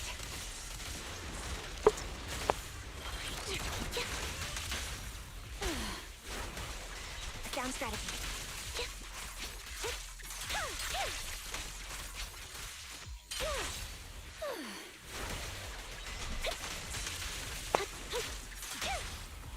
You're up. Right on cue. Before you. I'll pierce right through. Now you pay. Recalibrating.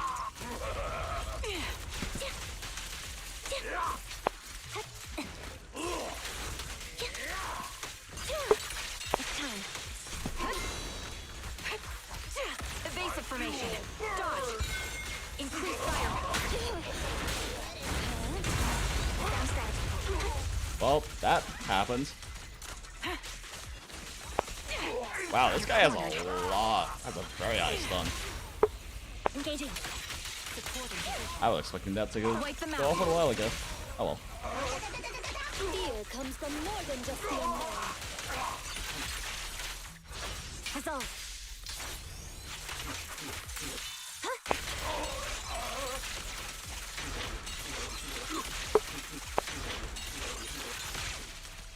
It's not over. Keep fighting. Sniper's Creed. One shot, one kill. Right on cue. Fire support ready. What you deserve.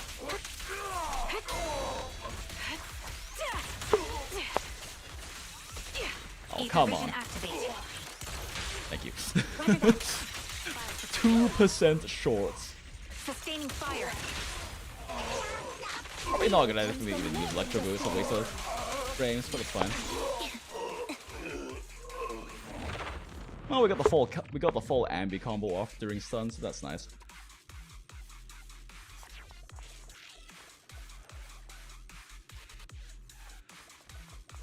Say Monhunt Wilds eats most of your time too. Yeah, feel that. I've been playing Monhunt a lot lately, but definitely getting back into it now. All right, I'll take the mark.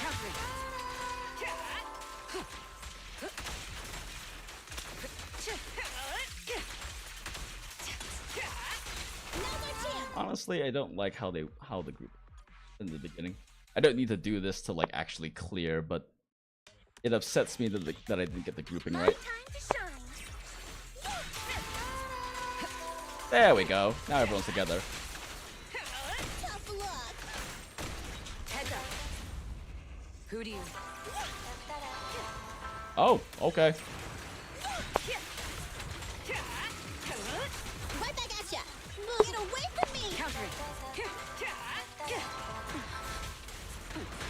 Oh. I do not remember this boss like at all. I don't remember this boss at all. I did not know he swung fucking 5 times in a row.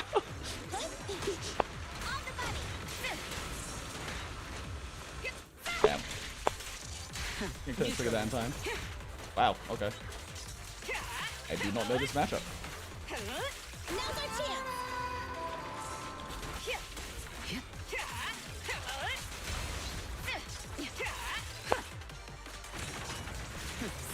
Oh, what? That didn't trigger a perfect?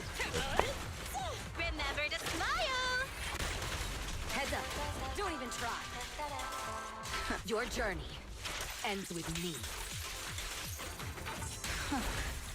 Oh, perfect.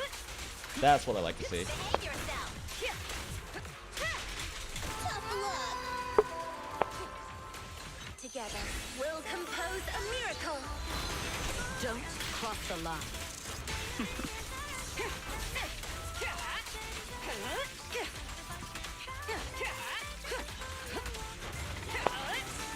asked for it. Countering. Don't Beautiful. Pleasure's all yours. Initiating level 1 safety.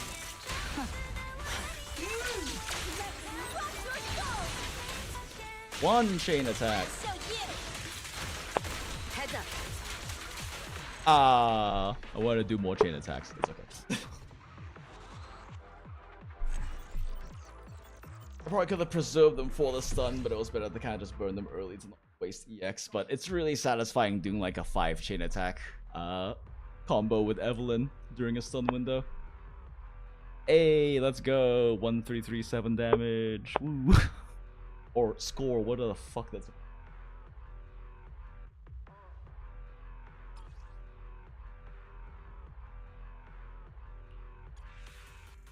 I'm starting to get a bit of a feel for the Sugar Mama team, but it's still weird playing Evelyn, like, without a stunner.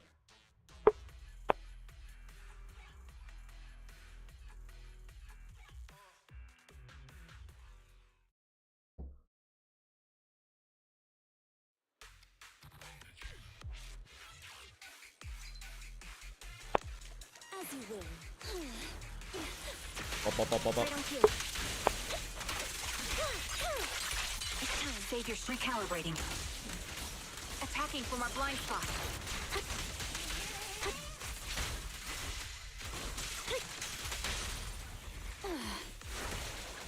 Sound strategy. Oh, shit, I did not see that. Adjusting for wind. Why does that not... Am I like too far away for this to trigger? Like, the fuck?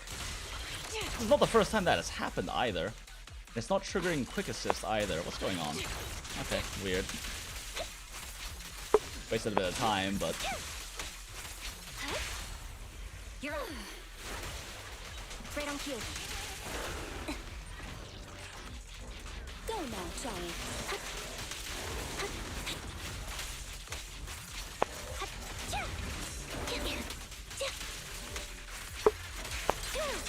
What you deserve.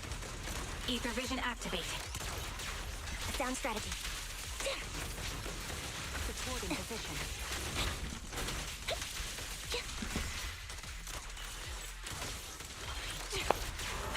Surely this... Oh, fuck Adjusting you. for wind. 1%? Are you kidding me? Awakening. I did waste a little bit of charge, though, since it's already Wipe them maxed out. out. Oh well. Fear comes from more than just the unknown. The ideal with Sambi is for you to, for the chain attack to cap out so you don't waste any potential charge. Keep focused. Recalibrating. Sniper's Creed. One shot, one kill. Right on cue. Fire support ready. Supporting position. What you deserve.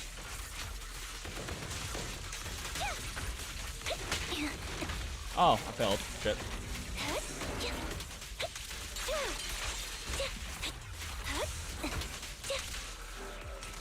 Ether vision activated. What? Hello? Roger I that. guess this is a distance thing. Sustaining Weird. fire. Fear comes from more than just the damn stance. Let's not disappoint our customers.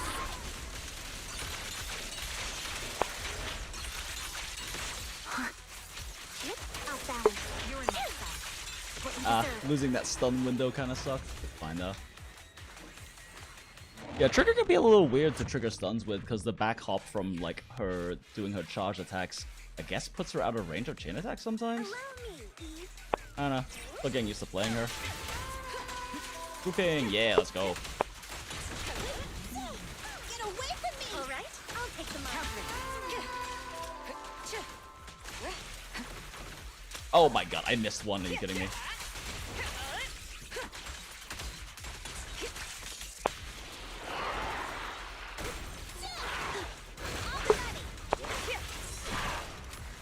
Huh, weird. Heads up. That wasn't parryable? Range. Precision strike.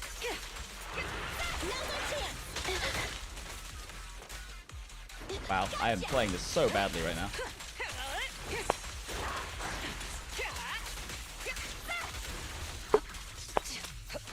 Neutralizing. Tough luck. Behave yourself. Countering. Don't even try. Yeah, I love hitting the wrong person. On the money. Nothing slips through my defense. I'll eat everything. Heads up.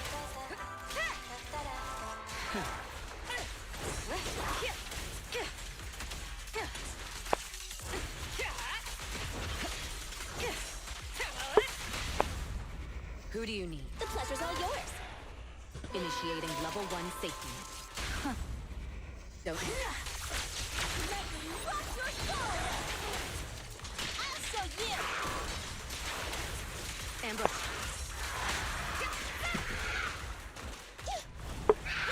Oh, this is it. What is this? Oh. Oh. Ah. Trying to get some free charge off of skill dodging that, but I guess I couldn't. Hey, hey. Nothing reaches my defense. Ah, I probably should have started with Nicole. And I'd have the defense set up for that. Oh well. Let me rock your soul. Heads up. Your journey ends with me. Nah. Yeah, that could have been cleaner, but still learning this team. Kind of weird trying to figure out when to use Nicole's window. Oh damn, that was a pretty sure.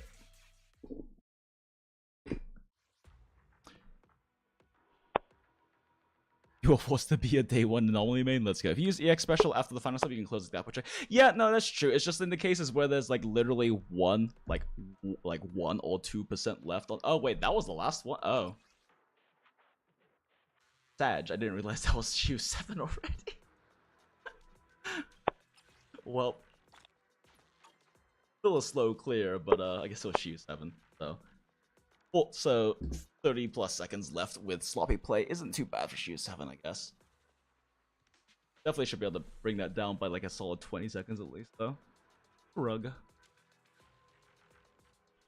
do you think about Sambi, Trigger, M1 Rena, or Caesar and her Wenjin? I mean, if you're not using Caesar on the other team, Caesar's just gonna be better because she's a much stronger support. 1000 attack go kinda crazy. Yeah, Caesar giving your Sambi 1000 attack is better than anything Arena can really. Arena's like probably the least power crept standard character other than Lycaon, but like the limited supports all beat grass into damage increase.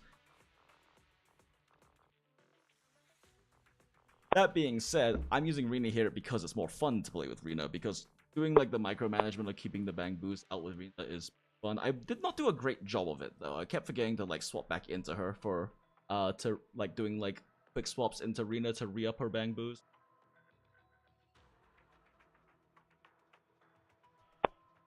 But yeah, I don't know. Caesar just kind of go crazy. This race exists in a world with Yanagi. I mean, I do like playing my Miyabi team with Grace and Rena. It's a lot of fun because it's very quick swap heavy, and Grace is absurdly fast at proccing disorders to keep Miyabi stocked up. And it's really fun to play. The problem is, when I run Bernice Lucy instead, I kill things like 40% faster. Because even though Miyabi gets less level 3 Shidotsuki's, or whatever the fuck her level 3 charge is called, even though she gets 3 like big damage, like less big damage dumps, Bernice just does so much more damage than Grace, it doesn't matter. But it is really fun to play that team because it's very quick swappy and that's a lot of fun. Like you get to like it's a lot of fun. But that being said, like Bernice just does so much more fucking damage. Been waiting for an anomaly Jingju for Jingju? I think it's how it's been. I forget how it's pronounced. For Grace. When I get her M4, she gets double nades. Yeah, let's go. Yeah, my friend Main wants what's it? Is it M5 Grace, but only because of feet. Awaiting further instructions. The Grace's technical matters. because as is tradition for Gunnar game, Let's start the Grace's like I think it's like cinema. Is it like M4 or M5? Like shows her with shoes off. And he's a Gunnar, so he is excited to eventually have shoes off Grace. Sweaty engineer feet. Yeah, personally, I just want Soldier. I just really like Soldier a lot as a character, and I really need to play the new story for her because I've been wanting to do it on stream, so I haven't touched it yet.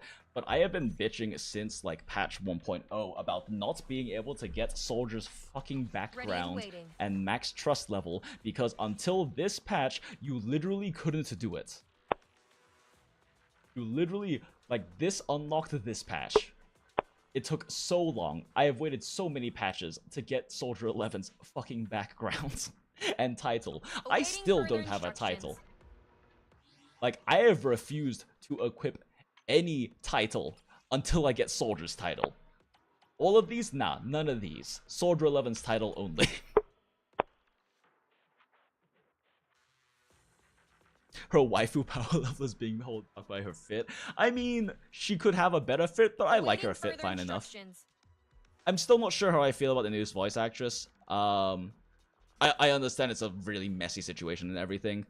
I'm used to the old voice actress, definitely, and I hope I'll get used to this voice actress, but it still just doesn't sound the same to me, which isn't necessarily a bad thing. I'm just so used to old Soldier's voice because I have been, like, her in teams for the fun of it, like since patch 1.0.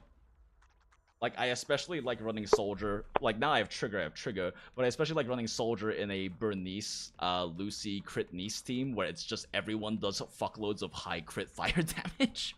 It's pretty funny. Like I've got like I don't know if I'm running on her right now. But or maybe I am. Oh yep, no, this is what my Bernice's stats look like. Disorder damage? What's that? You mean crit more? Sorry, I couldn't hear you over the sound of me critting even more. I actually have an even better Bernice that uses this. It's just since I've been using her with like Miyabi, I decided that this was a better way to go about it because it's better. But I do have a setup with all Inferno metal for like. Let me see. I don't know. Describe sets when. But yeah, I have a setup that hits like 65 crit rate or something with the Inferno Metal bonus and like 140 crit damage, just because funny big number Bernice Gober. You just chose to do both crit and anomaly. Yeah, I mean the main thing really with crit and anomaly, right, is like crit's still always gonna help her. Heavy anomaly proficiency builds are just better for disorder teams because of how big her disorder procs are. But like the big thing is like whether you decide to go for like this or go for like anomaly proficiency here, right? And in an anomaly team, I would probably be better. I would do more damage with anomaly proficiency, but I don't care. Funny big Bernice number funnier. You can also run like anomaly mastery here, although how good that is questionable because of various breakpoint things. But also, I just think it's funny to Bernice go burr. God, this piece needs work. Not a good piece.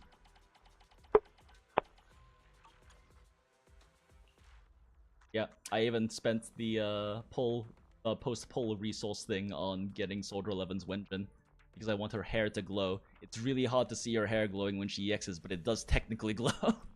The problem is she has fucking white hair and it glows like a super pale blonde, so you can bet between like the fire special effects of her EX and like her hair color, it's really hard to see the glow happen when she uses her EX. Because all of the signature weapons for characters will give them like a hair effect, and for like the later ones like Astra and Miyabi and Evelyn and Trigger, they made it really obvious, but for a lot of the standard banner characters, like you can barely fucking tell. Piper Loose Bernice is too much fun. The Reign of Pigs, yeah, the Reign of Pigs is great. That's why Lucy's always fun. Also, you know, just be me and build Combat Lucy. Fuck it. Her pigs inherit her crit damage anyway, so might as well. My crit ratio is pretty terrible, but that just means funnier, bigger number when her crits.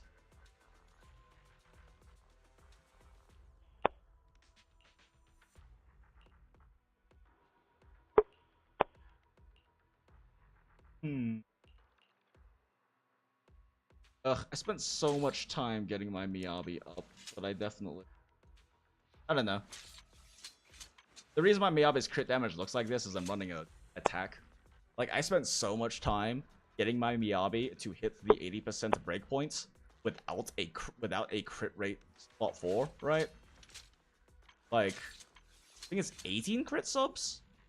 2, 3, 4, 5, 6, 7, 10, 11, 12, 13, 17, 18. Yeah, you need 18 crit subs with her Wenjin to be able to not run a crit rate slot 4. And I'm running attack, which is marginally better than crit damage. It just scales poorly with attack. It just scales worse with attack supports. But I also don't know if I feel like actually farming this again after I spent an entire patch living in there.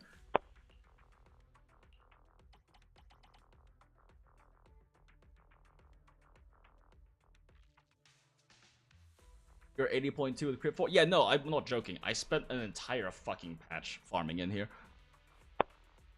Lucy, your actual favorite character? Her animations at S rank? Oh yeah, no, they are. Lucy's a great character. I love her. Also, my friend Riveness is very, very, very into Lucy. Very into Lucy. He plays Lucy main DPS and it's really funny. If you haven't seen his content, definitely go check him out. He does the same kind of math stuff I used to do, but for ZZZ. Very thorough with his calculations. But yeah, I don't know. It's like,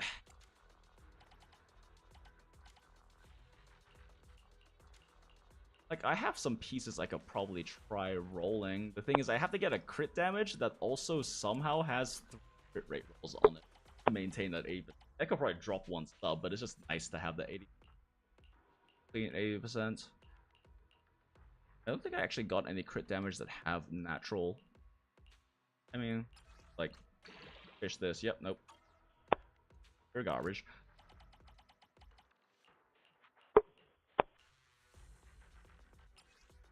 Crit rate? Nope.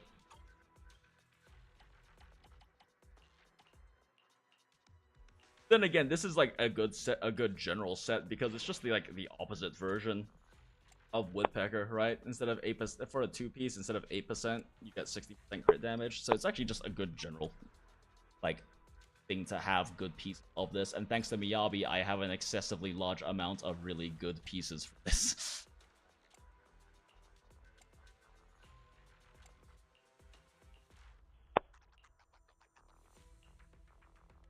Jesus Christ, some of the I have spent so much time farming this fucking domain. Oh my god, I forgot about this piece. That's actually an insane piece. I just can't fit enough crit rate if I run this one.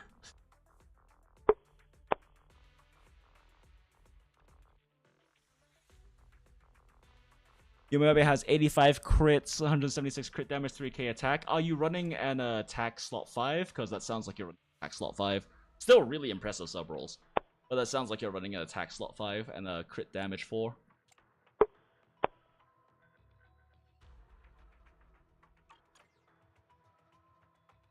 Also, I have also noticed that in ZZZ, I've been had a much easier time with substats, and I honestly think the rolls might be weighted more favorably because it's been too consistent that my sub rolls have been a lot better.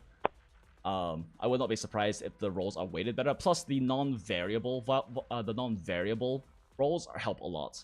Like in Genshin and in Star Rail, you can have like, you know, but you get like a single crit rate roll could be like, I forget what it's like, but like 1.6 to like 3 or something, and this one is just a flat 2.4.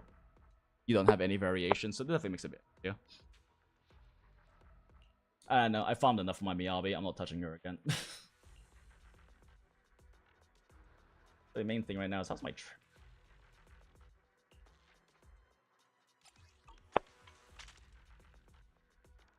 Alright, I kept a 2% below the 90% max. Ugh. It's so hard to fit crit damage on this bitch.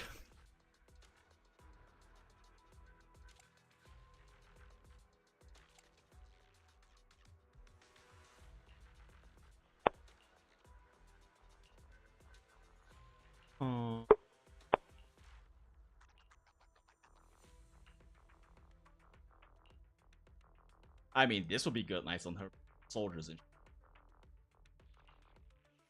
Only for soldier.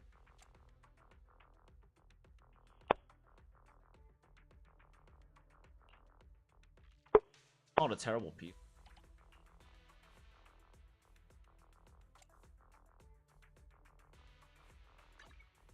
Yeah, I'm not quite willing. I don't know. Maybe I'll do the same amount of molding for be able to run like a crits damage slot 4, but that sounds like, I don't know. Maybe one day. I'm farming this this scribe area anyway, so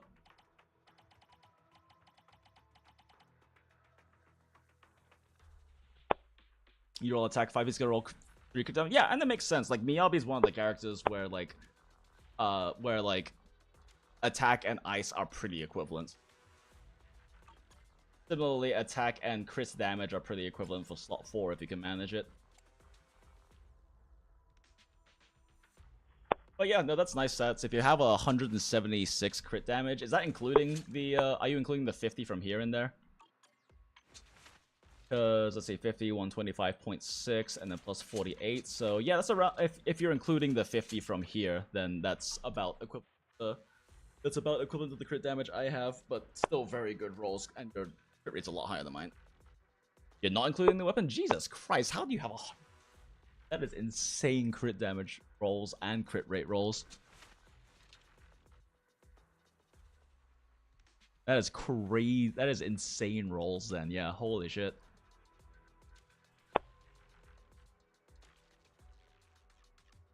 Yeah, because 176, so 48% from here. Right? It's 48. I'm not crazy, right? Crit damage? Yeah, 48%.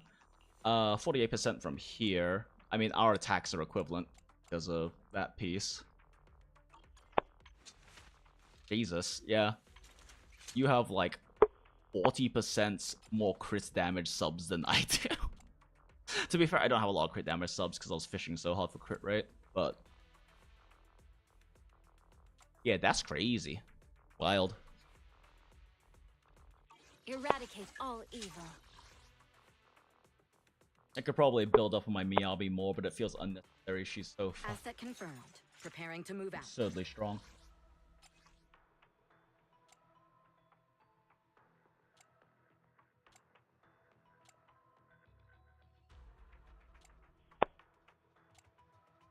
Like some of these pieces could definitely be better. Oh, good though.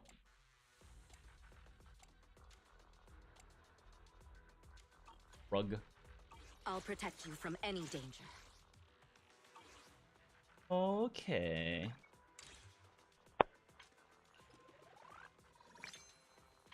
Yo, capped out. Let's go.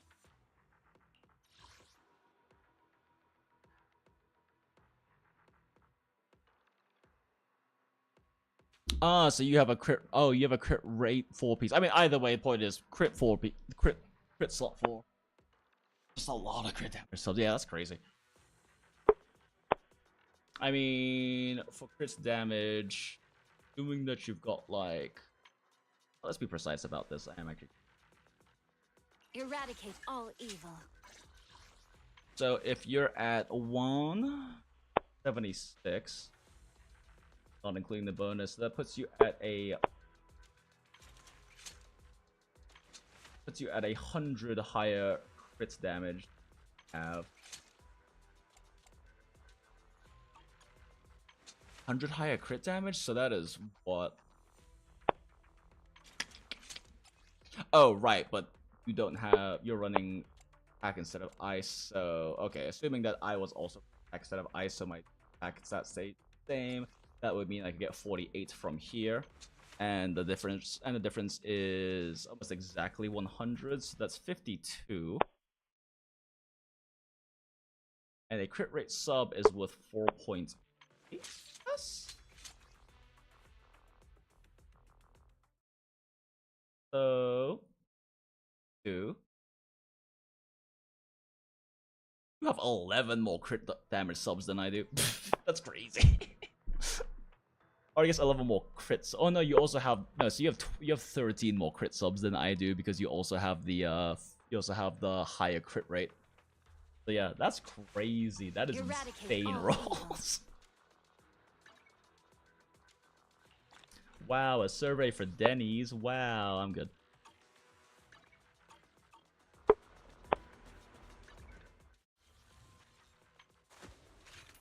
I want not some. Ah, fuck it. Do a little bit of this and then probably hop off.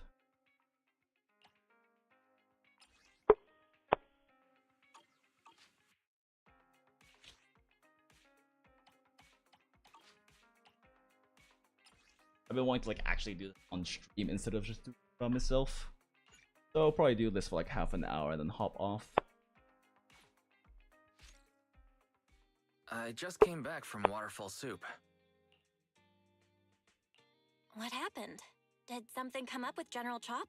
No, nothing really. It might not even be a big deal. General Chop just mentioned that Soldier 11 hasn't come to eat noodles at the shop for quite some time. Oh no, she's dead. They killed Soldier 11. In a while either. My beloved, no. They've killed her. Maybe she's out on a mission? On a mission? But even then, she'd still try to reply to messages from you. That's what she did before.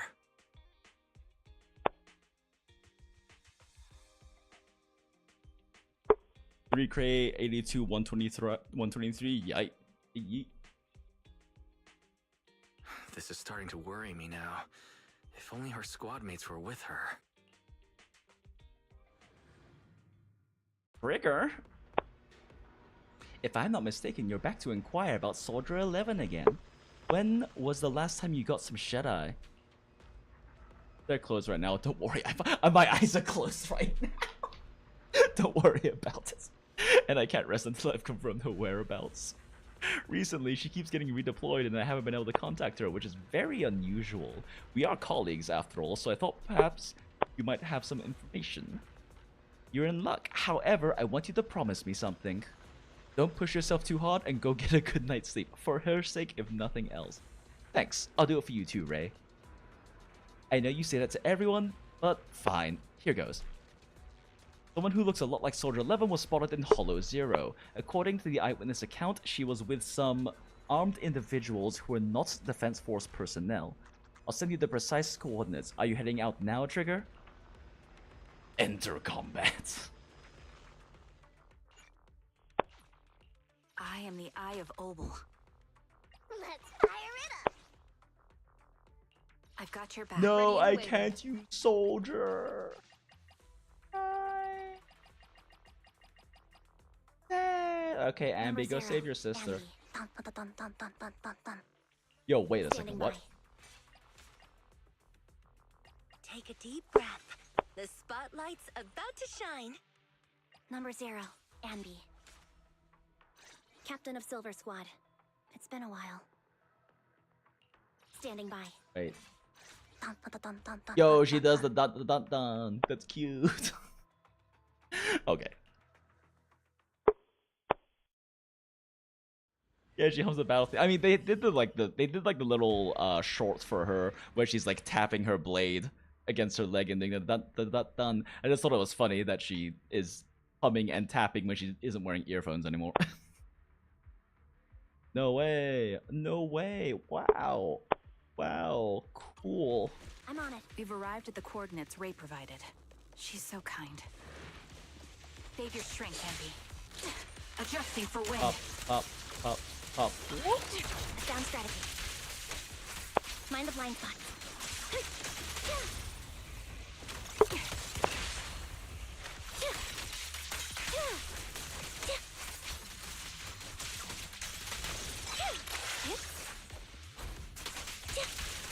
Thanks for the extra charge, idiot.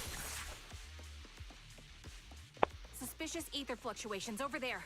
But yeah, like I was saying earlier, Sambi is like she's kind of mechanically simple, but there is definitely a skill ceiling, especially because like she gets more charge if you perfect dodge for one thing. Like that right there. Wait, what? That still hit me? Oh, fuck you. Copy. Recalibrating. But she gets more charge if you perfect the dodge, so that definitely adds some skill ceiling, and like resource managing to make sure you can do like her full dump combo. I should probably pop this.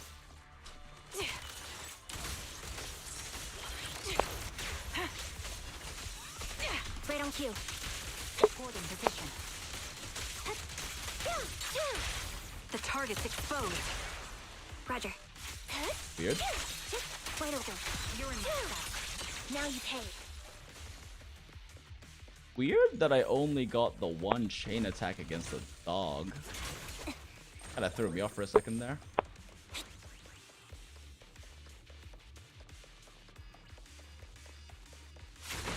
Damn, this BGM's kind of a banger too. Bro, we're under her back. Bro. He left this bro.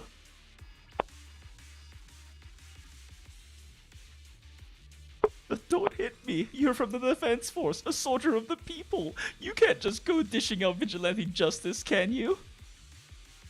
I don't need to get my hands dirty. I just need to leave you in a place where no one can find you and remove your protection. Yo, Trigger is fucking brutal. It'll be the corruption here that takes your life. Fine, I'll tell you everything. You're looking for that woman, right? The one wearing a military uniform like yours, with that intriguing face. The others already restrained her and they took her that way. Is that so? Thank you for your cooperation. Man, Trigger does not fuck around. Christ.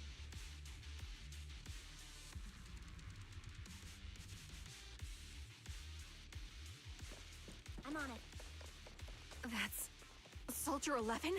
No, soldier! How did they capture my girl? Take out that sniper. Kill them. I won't let you take her.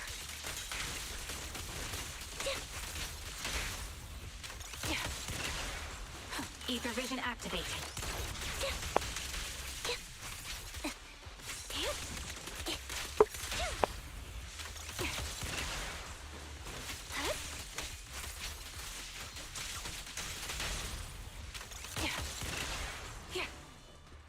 Let me in! Let me... Oh, there's more guys. Recalibrating. Move behind me. I'll pierce it through. Leave it to me, Andy.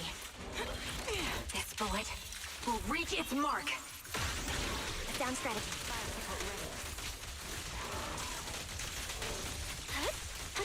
Time to pin them down. Press the advantage. The melody of combat. What you deserve. Ready. Probably gonna alter that, but whatever. Yeah, it's really weird that I'm only getting the one chain attack against these guys. Normally these elites give you 2.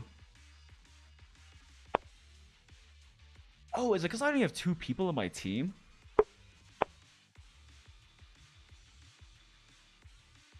Soldier 11! No. Damn it.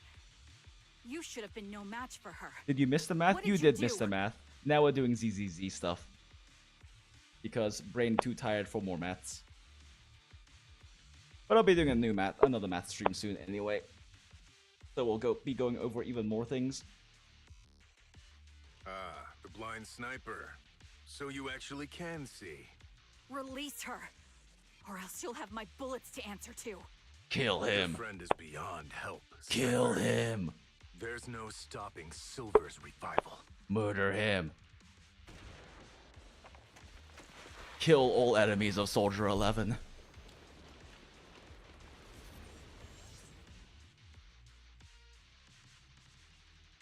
Damn you. Silver's revival. What did he mean by that? Oh no.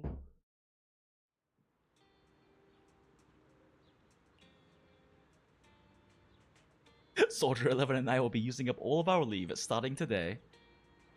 Are you going on vacation together? Without me? Wait, I think I'm already racking my brain to figure out what I did to upset you. You know it's not like that. I know. Soldier 11, haven't you found her yet? Yeah, please don't tell the captain about this just yet. She's already got enough on her plate. Are you sure you don't need my help? I appreciate the offer, but it won't be necessary. I don't want to kick the hornet's nest. After all, Soldier 11's recent frequent redeployments are also on orders from the high-ups. Then am I the kick or the hornet's nest? Hell yeah. I want to be the hornet's nest. That way you'll think of me whenever you talk about hornets, girl. Why would I ever talk about hornets? Never mind. There's something else, too. What? There's more? I want to know, what does Silver's revival mean? Sounds like a new Ashley Yao album, true. You're so sleep deprived that you've lost your sense of humor.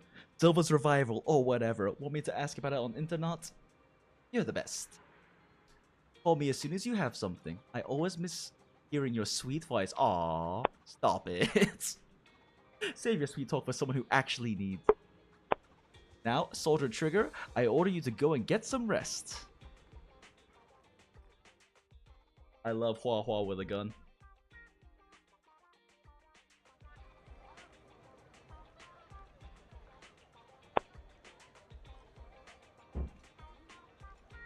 A fried chicken burger?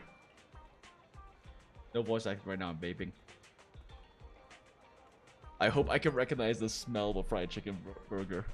Huh, can she not sit with her weird eye mask thing? Oh no.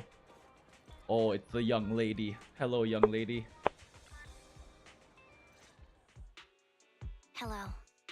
Girl without burger. Is it you? The one who contacted me on internet. You'll skip backwards, Zoshia Supremacy? Yeah, I mean, towards the very... Like, kind of go over things for the most part, like a little finishing up thing right towards the end of... You're probably already rewinding, but right towards the end of, like, closing up Monster Hunter. You can, like, around there, you'll probably see me talking about, particularly the Andragore set, which, generally speaking, I find to be the best general set. Yep. Yep. Huh? Oh, the burger. Sorry, I was starving, so I already finished it. Thanks for coming to meet me. Long story short, we need to stop Silver from coming back. By the way, what was your name again? I do find it funny how, when you do like for one of like Soldier 11's like little dates you can do every day, during one of them when you go eat the noodles, she'll talk about noodles, vegetables, carb, meats, and liquid. They truly are the perfect meal. Not like junk food like burgers. And it's like, damn, she's throwing shade at Ambi right now. I hadn't introduced myself. I'm still unsure if I can trust you. Oh. Don't take it personally. I'm always cautious with people I've just met, especially someone from Internaut who claims to have intel without any solid proof. But I have to admit, you do seem kind of familiar. Wait, why is she getting pink hearts Even though now? I can't see your face, you somehow remind me of a friend. A friend who's in danger. They've taken her, haven't they? Wait, how much do you actually know? I'm just as clueless as you about what's happening, but you might have heard of me. I'm Andy, the former captain of Silver Company. So, you're... Yeah, that's me. I'm the one who died in Soldier 11's place. So you should get why I feel responsible for her. Deep lore that we saw in cinematics. Deep lore. Would you understand if I say I'm still not completely convinced? No worries. I've dealt with even more skeptical people before. Trust isn't gained on words alone. So how about we meet inside the hollow? Inside the hollow? I'm not the best with words. Showing you through my actions might be more convincing. You just need to see me in battle.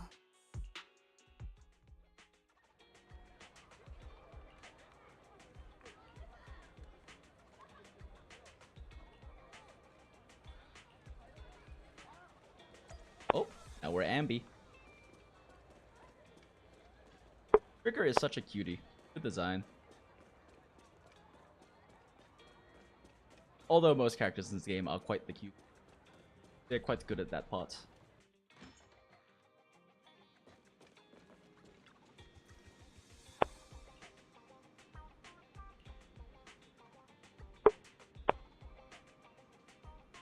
Every time you sort videotapes, Aiden has to go through and relabel them, yo.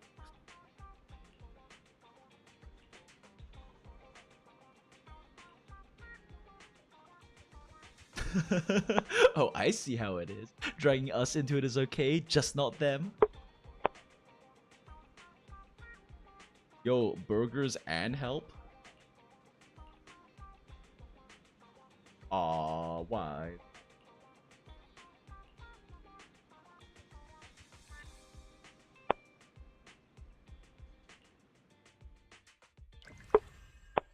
Cute.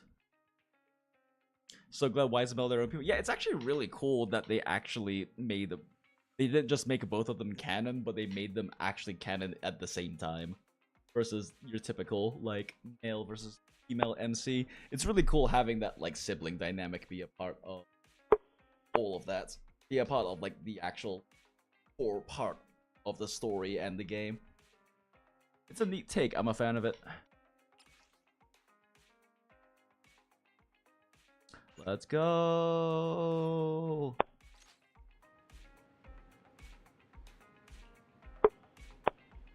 Ambi, are you going out? Yeah. Is there anything you'd like me to bring back? Juice, burgers, milk, burgers, or anything? Burgers? I might pass by a store on the way back from the hollow. Off to the hollows again, just like that. I made an agreement with someone. Rest assured, I've already prepared the carrot. I won't need to bother you this time, Proxy. We don't need milk or burgers. We just want you to return safe and sound. Aww, gay. Don't worry, I will. In that case, I'll be off. Ikazo.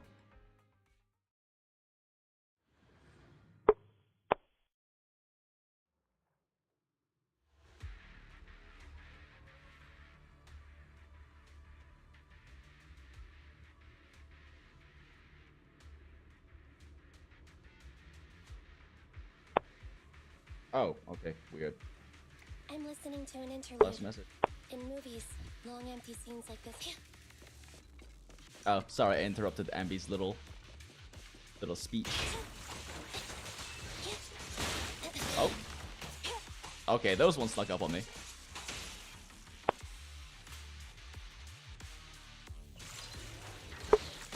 Okay.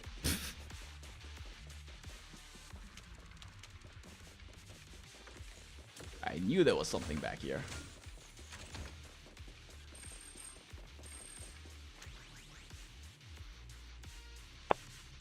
Back then, I used to make soldiers who were late to do.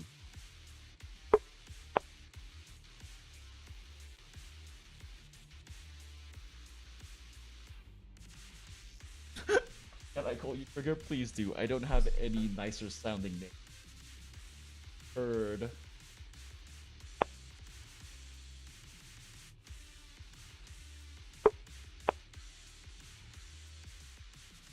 Let me take a good look at your movements.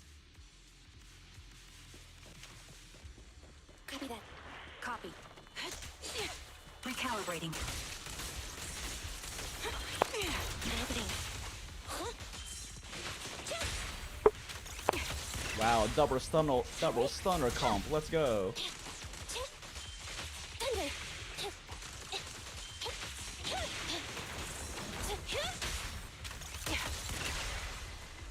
Ether vision activate. A little off.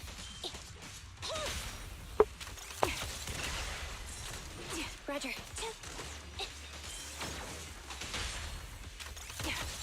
I love endless chain attacks. Unfortunately, the enemy is too weak.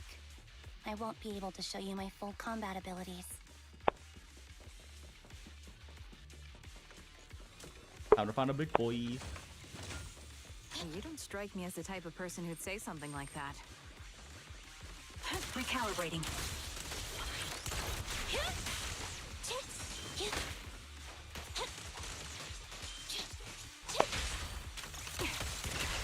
Copy that. Thunder.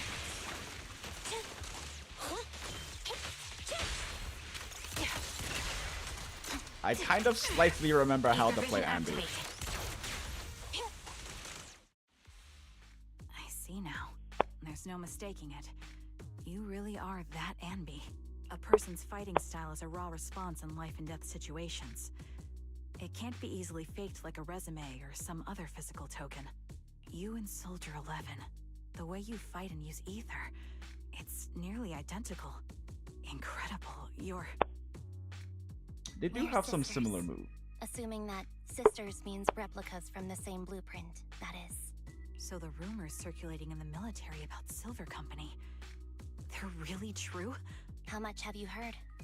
Only that Silver Company no longer exists. But biologically creating soldiers in mass quantities, how could that even be possible?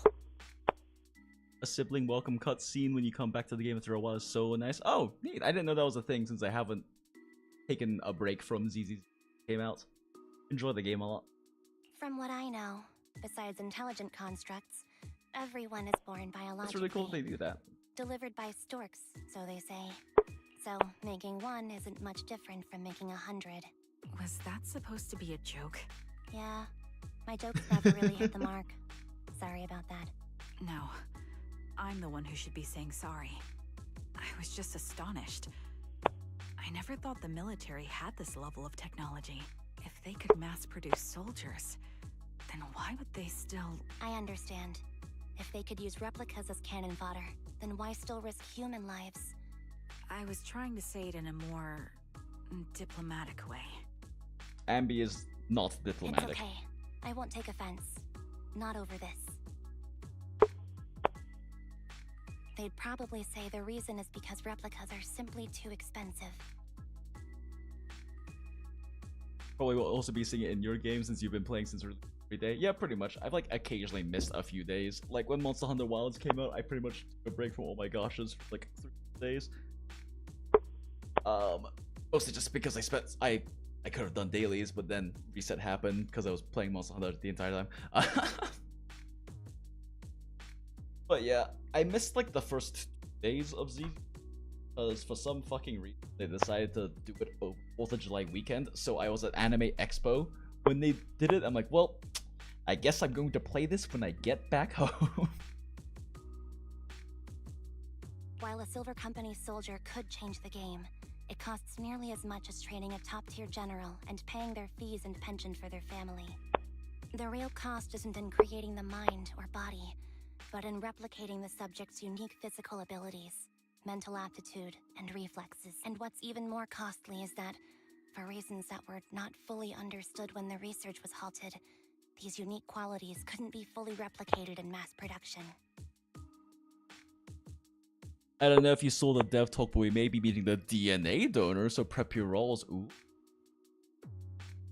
Naruhodo. As for the inferior ones, they were deemed as disposable.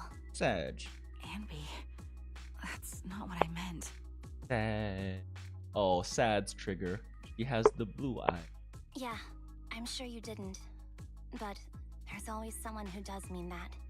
There's always someone with an agenda, trying to use us. Maybe that's why Silver Company fell. I won't forgive those people.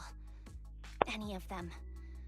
However, the downfall itself isn't entirely a bad thing. With Silver Company gone, their evil technology was lost with it. Or so I thought. Until now. Silver's revival. So you're saying someone has resurrected that technology? Soldier 11's abduction seems linked to this. I have to admit, your theory has some merit. But as far as I know, all the data from that time was erased. Could it be the Defense Force? Hold on. Something doesn't add up. What are you thinking about? If they truly wanted to secretly revive this technology, they wouldn't need to take Soldier 11 at all. I know my squad mate. All it would take is an order from up top, and she'd put herself on the operating table without a peep. Really? So that's how she is now. She's the model example of a loyal soldier. Isn't that how you remember Soldier 11? LOL. No, I never knew a Soldier 11 in the past. Only... Oh no. That's either monsters or Ambi's hungry again. How could this be happening? There shouldn't be so many ethereals here. I recognize this formation. We once used it to battle ethereals. What? It's another legacy of Silver Company. Back then, we had a brilliant sister who excelled in strategy over combat. Let's handle this. The person we're after must be behind it. TWCA Type 3. Is that the name of that formation? Ow. This bullet will reach its mark. I was trying to ult. What a... Eliminating Okay, sure, target. fuck it. Time to pin him down. Oh, Adjusting interesting. for wind. There's a little bit of delay before the iframes for her charge attack come through, apparently. Standing by.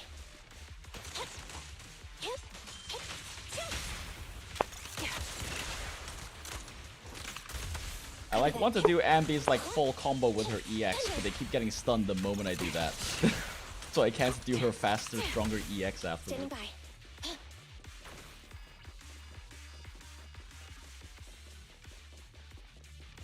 This feels familiar. I don't like it. Not one for nostalgia. Man, I finally get to do it. I'm starting to understand you more now.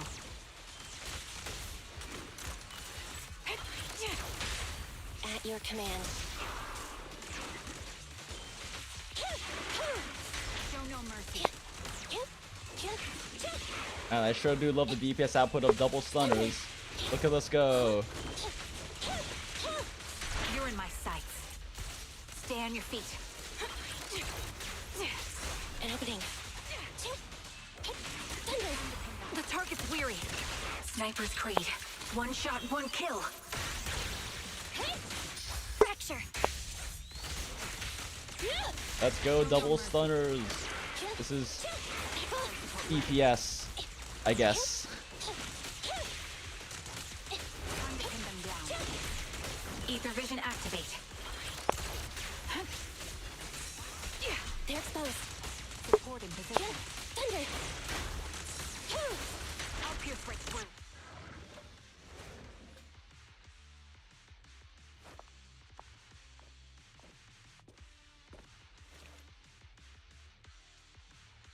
Nitty, what is that? That's the old Silver Squad uniform. Oh no. Oh me, oh my. I see. Drama. Let's give chase.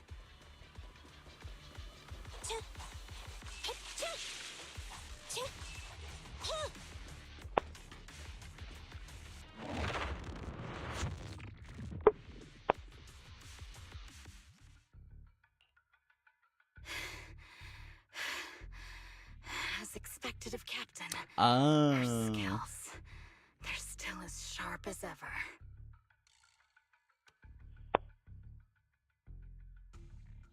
Oh, hold on. Truly remarkable. I feel honored just being her defect. Silver Squad can't be without its captain. Ouch. Give me some meds, eh? More of them. The worst of any defect. I know you can't talk, but is there something wrong with your nerves too? Be gentle. Oh. Seriously, I have fewer and fewer parts of my original body, and yet I feel more and more pain. I'm curious why that is. But you wouldn't understand such a complex question, would you? Because you're an idiot. Man, she is a cunt. But also would. Enough. Stop making that miserable noise. Now, about our subject. She's still alive, right? Ah, there you are. So, they call you Soldier 11 now, right? Oh, wait. And... Save. But looking at you now, you do have a pretty face. Pretty and pitiful. This face is the only thing we have left in common. Oh no, soldier. Aside from that, I'm nothing like you. I've lost all my limbs. I'm no longer a complete member of Silver Squad. And I need a complete body for the experiment. Oh no. Which is why I need you. You gonna cut up our girl? What? You're asking me what happened? But you should know what happened that day. It was the day you weren't there. Captain Anby traded herself for you. Even with her incredible strength, she could only save one of us. But why did it have to be you? Why not me? Why not Twiggy? Tell me why! They were all dead. Yikes. Heaps and heaps of Big yikes. corpses crushing me. When they found me, my limbs were severely corrupted. I couldn't move. I couldn't fight back. I used to be a soldier, ready to defend this city. But that day, I was... Damn. Hey, what do you think you're doing? You startled me. You interrupted my evil monologue. All right, fine. You're just here to remind me, right? They're here to pick up today's shipment. I'll go handle it. After that, I'll come back and tell you the rest of today's story.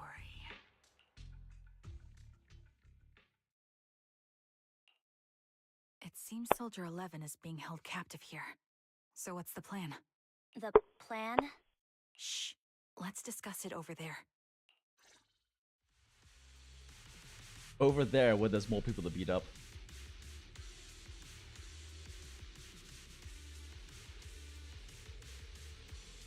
That's it. A very good plan. Please provide support from outside.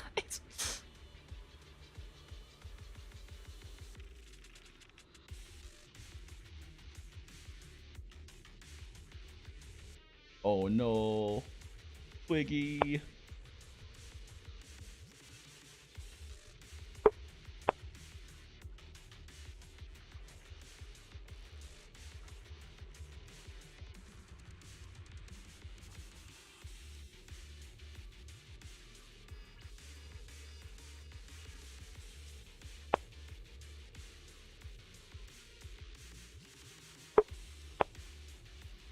I was going to be supportive, but since you don't need it, never mind that.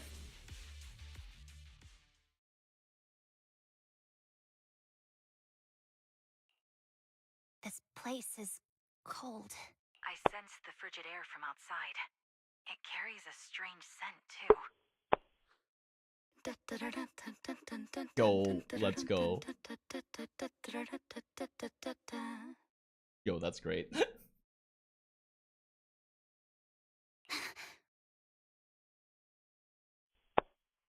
Someone's entering. Are you hidden? Don't worry. It's dark here, and the machines are pretty noisy. They won't detect me. They definitely won't hear me talking at normal speaking voice in through my comm right now. Soldier 11. Wakey, wakey. That's odd. I know I've taken quite a few samples from you and injected some meds, but you'll tough it out, won't you? Won't you? She's such a cunt, but I love Do her. you enjoy being pampered? Because you're the youngest sister? Oh, that won't do. Get up and play with me. Good. Gets That's my drugged out. girl. Now, let's continue our story. Where was I? Ah, yes. About how some kind scavengers found me without limbs. Such kind-hearted folks. They sold me. And unfortunately, my ignorant new owner couldn't see any Yikes. use for a limbless worm like me. So I was sold off again. I was treated like merchandise on the black market. Sold alongside gangster stuff and modded bamboo. That's when I realized we Silver Company soldiers weren't any different from bamboo. Just made of flesh and blood. Distinction is, we feel more pain. And that's when I met her. She bought me as a trophy girl. Cut me open and operated on me. Checking my internal organs. Okay, by that's a hand. big yikes. Anesthesia doesn't work on us. You know that, right? So it hurt. It hurt like hell. Damn, so this entire time she's just literally going around with nubs.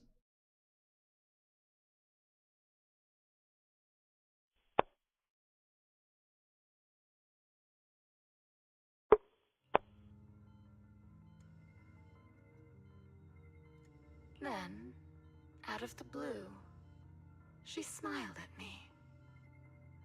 Looking back now, I think she must have noticed something unusual about my body. She told me that she was once a military doctor, but was discharged, and now worked as a rogue doctor.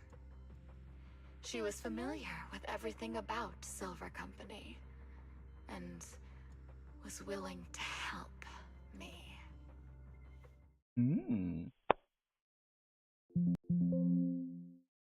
So, I underwent surgery and received mechanical prosthetics. Nothing too fancy. I don't think I'll ever use them for combat, but they serve their purpose, helping me stand and do calculations. My true value lies in my memory. You see, my brain is the only thing that has remained intact. Thus, I remember everything. I remember our home, and the time spent with our sisters. I remember that as long as we fought alongside our captain, we were considered the most powerful fighting force. Damn, they're just giving this girl the most tragic of I remember backstories. assisting in their research and using my own 2 hands to welcome new sisters into this world. That rogue doctor used her connections to get me some incomplete research data. Using my fragmented memories combined with that data, I was able to piece things together. And now, I've nearly revived the technology of Silver Company. Fortunately, I've remembered. I've survived and can recall our past. And now, reforming Silver Squad is my mission. Honestly, I can kind of respect that. She's still an evil cunt. Because well, I understand why she wants to do it. Our home. Damn. So, The fifis. do you like my plan, Captain Anby? See, I told you should have been talking at the normal speaking volume over your comms, Ambi. When did you notice me? My little puppy spotted you a while ago, and I instructed her to raise the alarm. You know, Captain, I'm actually glad you're here. I've been thinking that we need to talk. Give her back, and then we'll talk. If you want her, come get her yourself.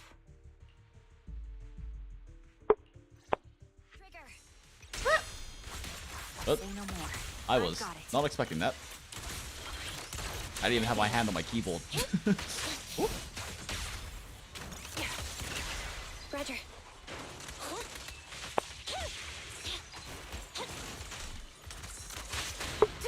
Huh. Weird charge attack then proc. Oh my gosh. Standing by. Thunder.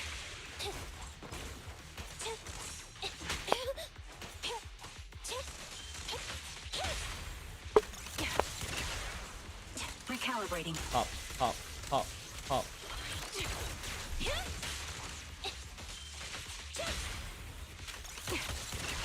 Roger. Hop, hop, hop, hop. Hop.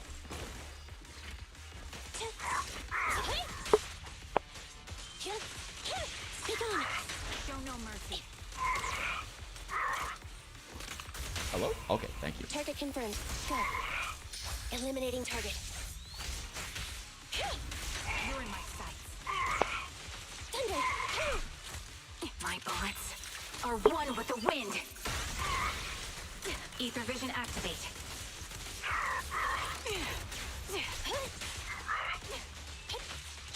Time to pin them down. Target locked. They're exposed. Supporting position. Quick shot. Copy that. Time to pin them down. I'll pierce right through. Fire support ready. Recalibrating. Hop, hop, hop. That's the Captain Anby I know. Cleaning your knives with the filthy blood of this scum suits you. Oh.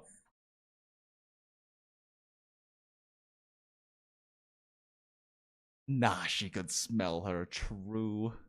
Smells like fried chicken burgers. Don't give me that, idiot. Now you're worried about whose side I'm on? Our side, of course. I created you, so you never saw Captain Anby in her prime.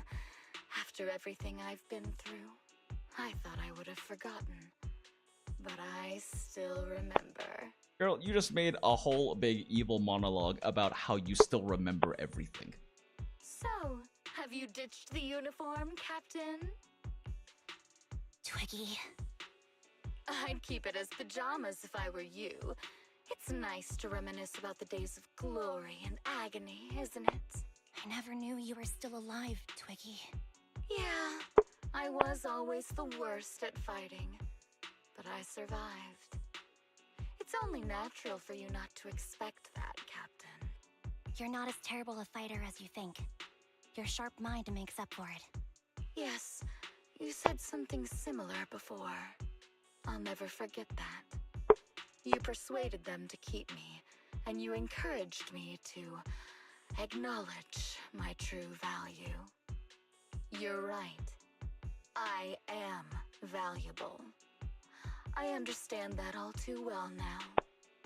Trash may perish easily, but not me. I'm valuable. Precious even. There's always someone who sees value in me. Just like you did before. Sometimes I wonder if I were just an ordinary citizen in New Eridu and not part of Silver Squad, maybe I could have become a researcher at the White Star Institute, studying deep topics like 3 forms of etheric manifestation in specific hollows. Sure, I might be sharp, but there are different kinds of smart. Growing up in Silver Squad, I had no street smarts.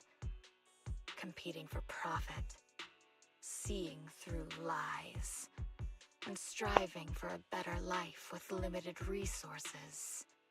These I had to learn the hard way, year after year. Wait. Did she learn this after she got limbs from Dr. Lady? Supported her research? Because she was like owned by people and sold and traded around. How did she like... Okay, whatever. You've been through a lot. Is that why you're doing this now? I don't need a reason. At least not one to convince you. The only person I've needed to convince is my backer. Like, I get if the people who like owned her and sold her were making her fend for herself, but she literally didn't have limbs. So it's a bit strange. You know better than anyone. Silver Company was an evil undertaking. That technology should never resurface. Right, but Ambi, she's evil now. She's evil, Ambi. Evil? Are you suggesting that you, I, and our sisters were all evil? We are evil incarnate. Damn, man. Old. So, we should all just be destroyed? I'm kind of with Twiggy on this one. But we should not continue in our evil. Oh, I see. That's very enlightening, Captain. We should be eating burgers, watching movies, working a job, and going on dates. Instead of being maimed, sold, tortured, and struggling to survive. You know I care for you, Captain Anby. Whatever you do, I won't hold it against you. But that doesn't mean you can stand here and say these things so lightly to my face. You know where I am, don't you? You know where I live, what burgers I like, what movies I watch, and who I spend time with. Since you know, you're welcome to visit me anytime, Twiggy. Damn. I'm your captain. I'll personally deliver the punishment you deserve, and then seek redemption with you together. Aww. Captain. My heart. We can still make things right before you make a greater mistake. Okay, I'm with Ambi now.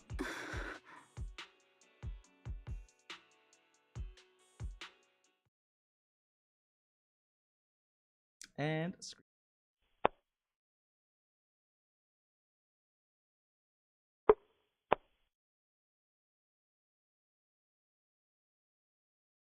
Fortunately, I found you before things got any worse. I have so much to tell you, but maybe another time. For now, we should...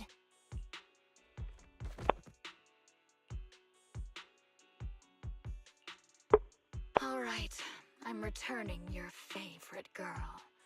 Now we're even, Anby. Twiggy? I said we're even. From now on, you can stop acting like a captain and save this foolish talk.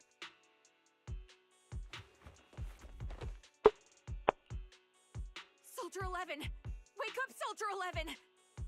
Anby She doesn't look good. We need to get out of this hollow ASAP. I see how it is. Twiggy, I'll be back. I won't just abandon you. You sicken me. Like I said, just save the foolish talk. I can't stand to hear that kind of mush from someone who looks exactly like me. Damn. It's not mush. And I hope you'll get used to it. Let's go, Trigger. Damn, now I'm really invested in the Twiggy redemption arc. Although it seems likely she's just gonna fucking die at the end. Hey, go contact you-know-who. Ugh, cut the crap! You think I don't realize I shouldn't cut the middleman and contact the client directly? But look at the mess we're in! The junk she's brought won't fix this. Our best shot is exploiting Anby's inner weakness. She's let go of her most lethal weapon, her daring and ruthless fighting style. Now she's like a hired gun with a family to feed, focused on surviving to get the paycheck. I can handle her if we exploit that. But I need to keep everything in check, or else all my efforts so far will have been... You've been diligent, little Twiggy. Stop calling me that! As you know, your research is crucial. You're just like me. We're here to foster hope. Our work is the only cause worth fighting for in this world. Of course, I understand. Sometimes, when hope is scarce, certain issues can only be resolved with sheer violence. The stuff I mentioned last time is ready. Send some of your people to retrieve it. It's not exactly new Eridu tech, so use it carefully.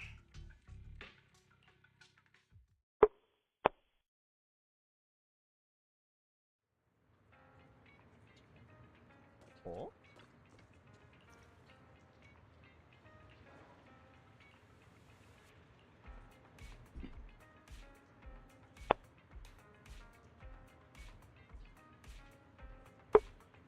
I don't know if Bell and Wise have much medical training.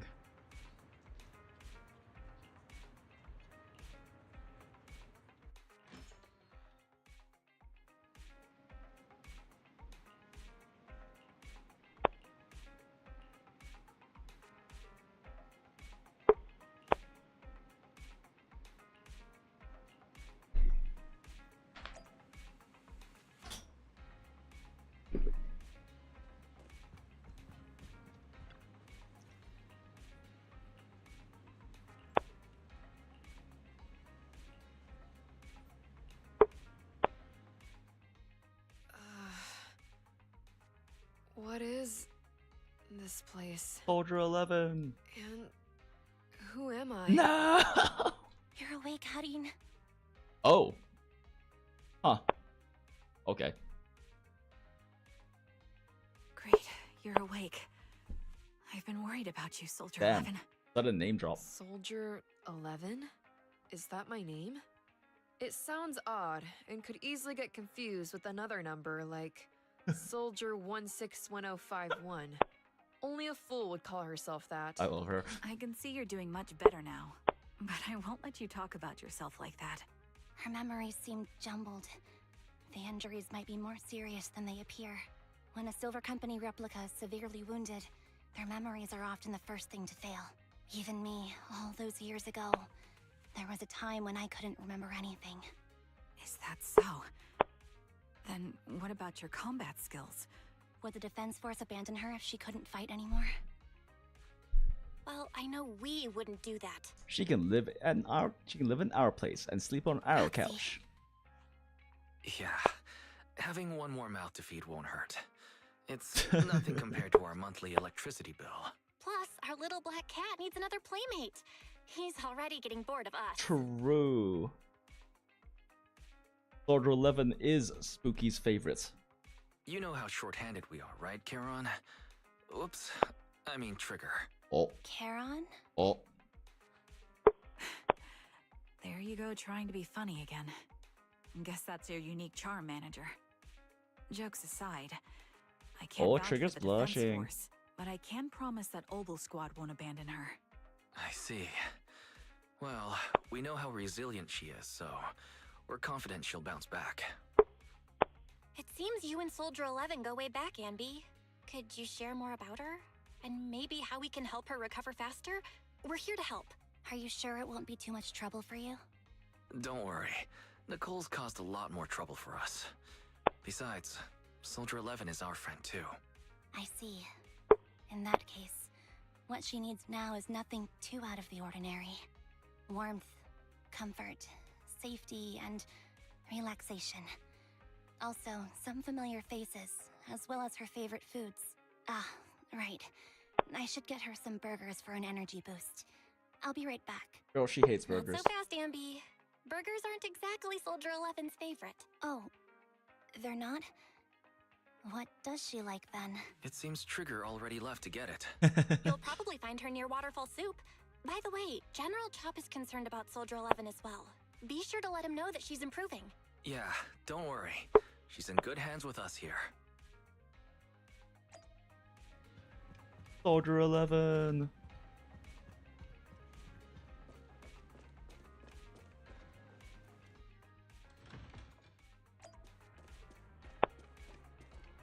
Oh, now that I think about it, I actually went through all of the, like, Black Cat Inky, who I renamed Spooky, little companion things to get them to be able to rename them and have them move in. I wonder if the dialogue there changes. Haven't done that. Since Belle talked about how it was their little black cat.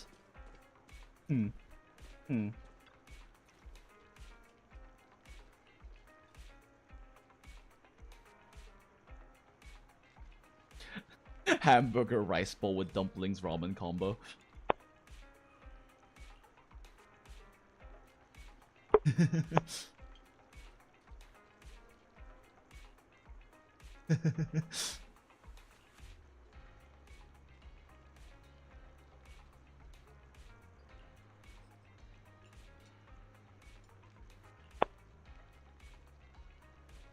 Aw. Good guy, General Chop.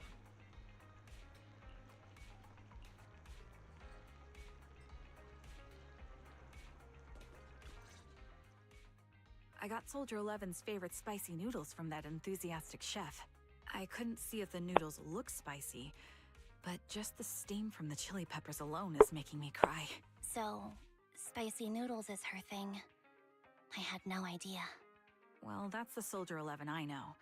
She would come to 6th Street whenever she had free time.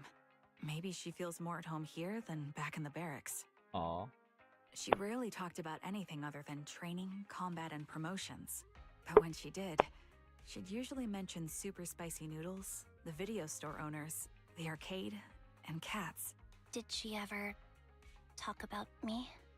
You might not like the answer. Oh no. Soldier 11 has never brought you up, but she seems fixated on a certain betrayal.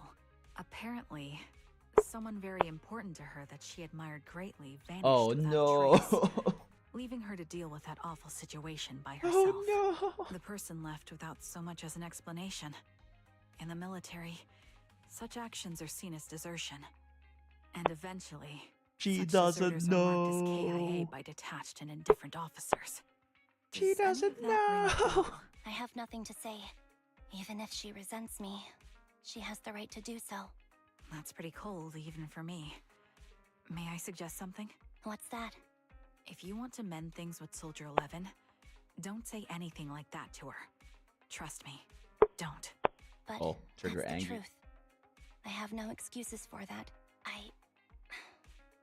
I lost my memory when I left the army. Once it returned, I wanted to contact Soldier 11, so I asked Nicole to check on her. Then I learned that she was doing well, that she had joined Obel Squad, and that she's an exemplary soldier who recently got promoted. She had a new captain and new comrades, so I felt her troubled past in Silver Squad might only weigh her down. I had no reason to show up again. Sad. Trigger, What? tell me, if you were me, you would have made the same call, right? Francis is gonna be no. If I were you... Oh, never mind. Yes, I might have. That's what I thought. So, even if she hates me, I deserve it. But I'm not you, Ambi. That's the point. If I were in your shoes, I would let Soldier 11 know she was never betrayed or abandoned. I'd let her know that her comrades would search to the ends of the earth for her. And that they'd never forget her. Trigger. You're So really wholesome. amazing. That's all you have to say? Yeah, I'm really impressed. It must be nice to have you as a comrade. I'm not so sure about that. But we have more pressing matters to discuss now. What are you planning to do next? I'm heading back into the Hollow to put an end to everything with Twiggy. That evil tech must never resurface again. But before that, I want to apologize to Soldier 11. Apologize? But given the current state of her memory, she might not remember it afterward. That's the idea. Damn. Wait, really? Yeah, that's the best choice for my cowardly side. Aw. Seems like it's really weighing on your mind. All right, if there's anything I can do, just say the word. In that case, I need you to prove something to me. Prove something? Like what? Prove that you can take good care of Soldier 11. That's the only way I can hand her over to her new comrades without worrying. Time to fight. Alleviating all your worries might not be a good thing either. But I understand. I'll prove that I can take care of her. Now then, let's head back. After all, we don't want to show up with a bowl of soggy noodles for our patient. Wait, there's no way that the to-go noodles have the noodles in the soup.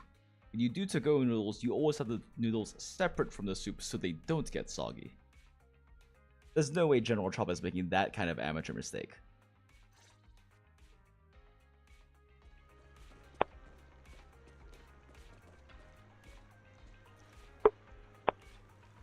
Oh, you can talk to her. Talk to him again. 3 to 30 times ultra spicy ramen.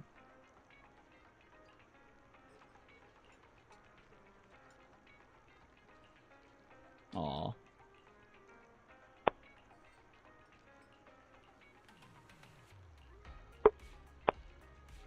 Damn.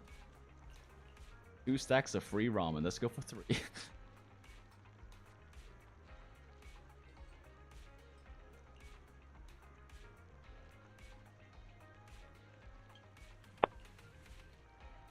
I mean, the shop is right next door. I mean, true, but still.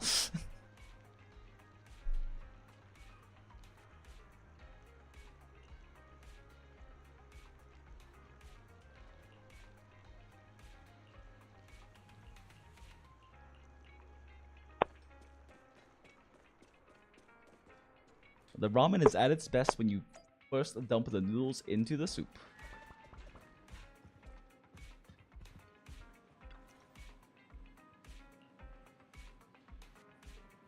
We're billing it all on the Cunning Has account. Oh no. No! Ambi and the Cunning Has are already destitute and too deep in poverty. Ah.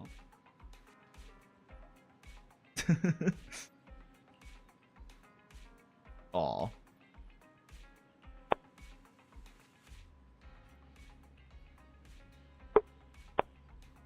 Yo, hold up. Hold up. Is Bell rizzing again? Screenshot. I can't believe Bell is rizzing again. Actually, I can't believe it, and I love it.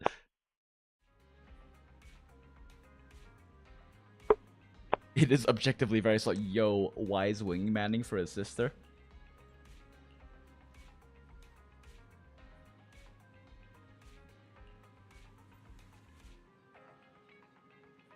Damn, Belle will not stop rizzing. Girl, calm down. Or don't. I approve of this.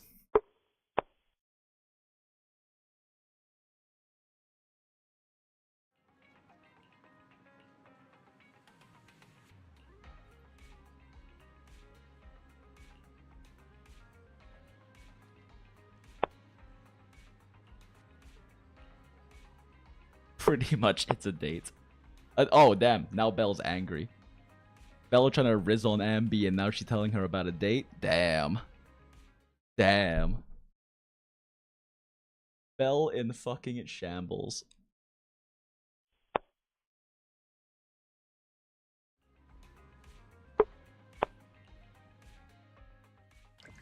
I can't believe Ambi broke Belle's heart like that. Can't believe it.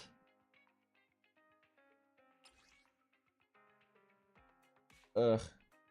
I should hop off, but I want to finish the story. Okay, I'm gonna grab like some water and some of the and then finish this and then go to sleep. Be right back.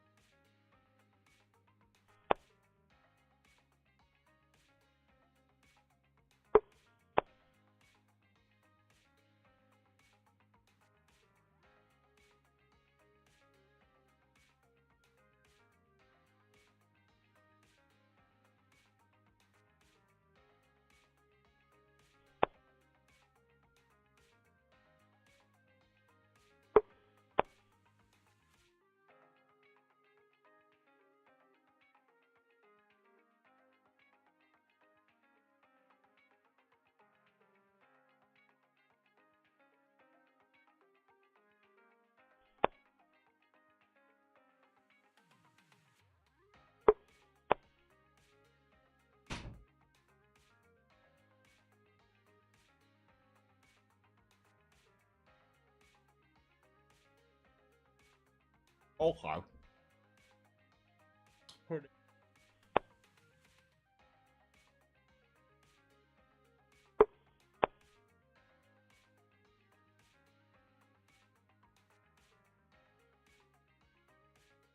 The harem must indeed grow. Belle cannot stop rizzing. I love that Belle has a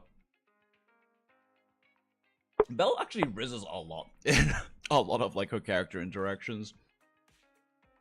There's one with I think it's the one where when Astra comes over to watch a video at the store, she makes a reference to Belle bringing all the girls home with her. I do think that lesbian heavy Riz Belle is the best timeline personally.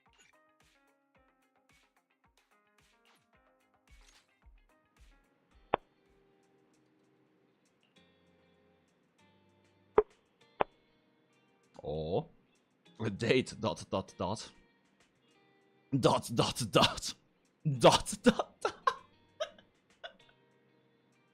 Oh, why didn't they take me along with them? Yo, Wise. Damn, dog.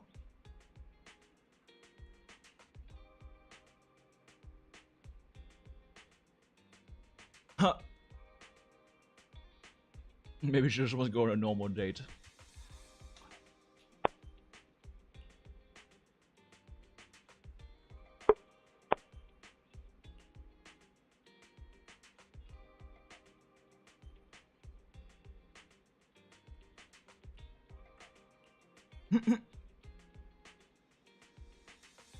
Yeah, girl. And I refuse.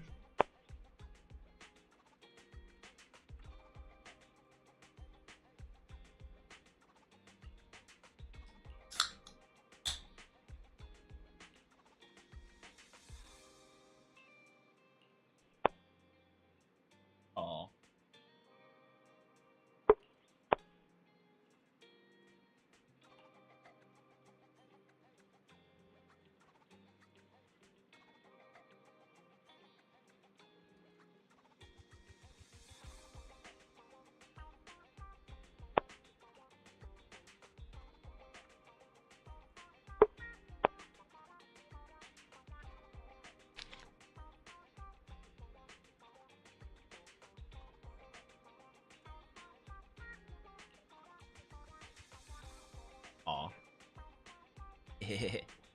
We love the bell his.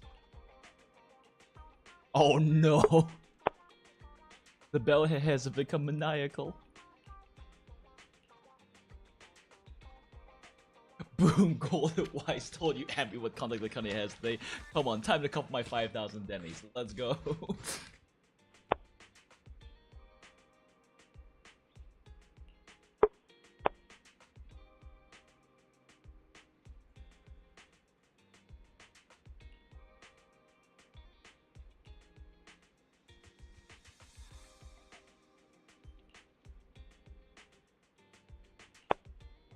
I won't get lost. Oh. Damn. After Belle got rejected last night, she decided to be really wholesome instead. It was cute.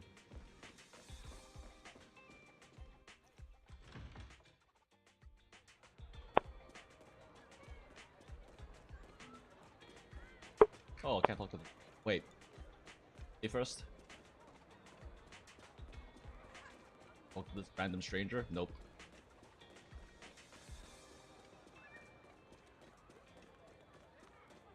Talk to this random stranger? Nope. Okay. Apparently, I have to talk to Nicole. Nicole, Well, look who decided to come back. I'm sorry for leaving without saying anything. You can punish me however you see fit, Nicole. What's the use in punishing you? If anything, I'd prefer some compensation. So, how do you plan to make it up to me? Always the business. I'm waiting. I'll give up my favorite burger. From now on, I'll eat noodles every day. Yo, girl. Yo, hold up, girl. Hey, that's more like compensating General Chop than me. That won't cut it, huh? Then I won't try to squeeze in between you and Nekomata when we watch movies. Come on. Nekomata's usually the one who's squeezing in between you and me. Show me some sincerity here. It's so cute the way Ambi holds hands when she... I see. Okay. I'll forfeit my paychecks from now on. Girl. Oh? Oh, Nicole. She has to feed herself. Yes. And I'll persuade Billy to give up his pay too. Is that good enough for you? Nicole, do not run a sweatshop. Wait a sec. Are you trying to tarnish our reputation as an honest business? Forget it. You owe me big. I'll tell you what I need from you later. Nicole. Fine. Forget it. Just spare me that pitiful look. Listen, Ambi. It doesn't matter who you were or what mess you've gotten into. The Cunning Hairs doesn't need to be a burden to you. We don't need you to shield us, and we won't intrude when you need space. You're not the only one here with a troubled past. I just wish you'd trust me more. Otherwise, I feel like I'm a total failure. Sorry. I won't try to justify what I did. I shouldn't have run off on my own. Once this is over, I'll answer all your questions. No more hiding anything. That's my good girl. You're a terrible liar, you know. Yeah, I know. By the way, I have a favor to ask you. Oh, you finally need me? Yeah, there's a woman who looks like me. She wears a Defense Force uniform and goggles. I think she should be pretty easy to spot. Can you help me locate her? Piece of cake. On average, finding a cat's 14 minutes and 8 seconds. Finding a person is way easier. It's frightening that Nicole knows that average. I'll contact some of my sources. I'll let you know as soon as I get any information. When Nicole says sources, I just imagine like a rabble of beat kids running around, looking around everywhere and every nook and cranny for Nicole.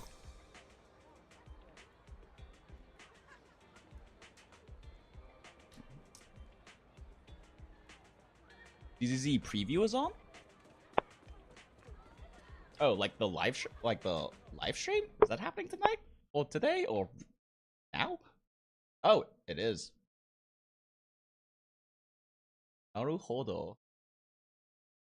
I will probably watch it later though, since Never been that into watching the live streams, and I want to finish this. Should be happening. It should have happened like half an hour ago, but we're committed now.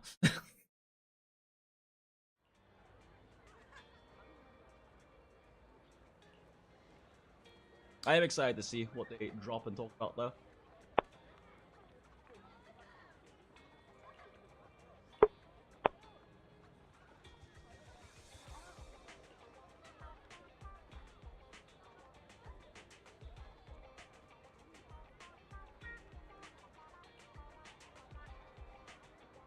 Aww.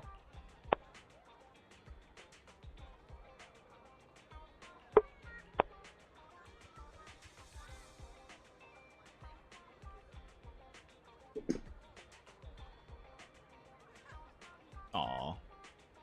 She cares about me?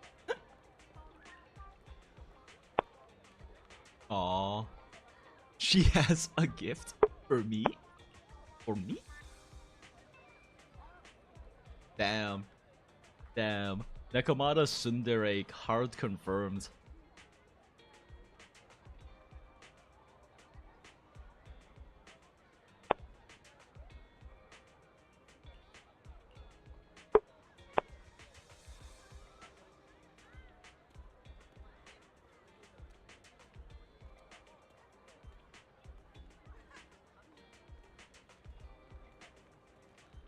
You go tempos off of having more stunners? Yeah.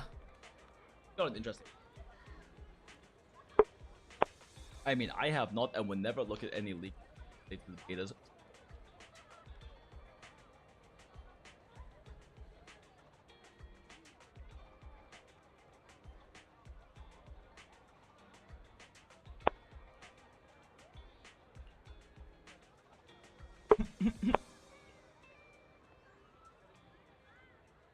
Oh, Billy.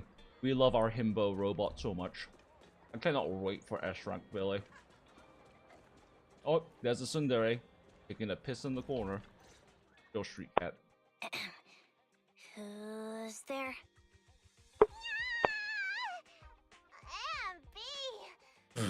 What the fuck was that sound? I need to save that on board clip. I heard you miss me. Yeah, it's me. A reliable source mentioned that you've been worried about me lately. Nonsense! Where did you hear something like that?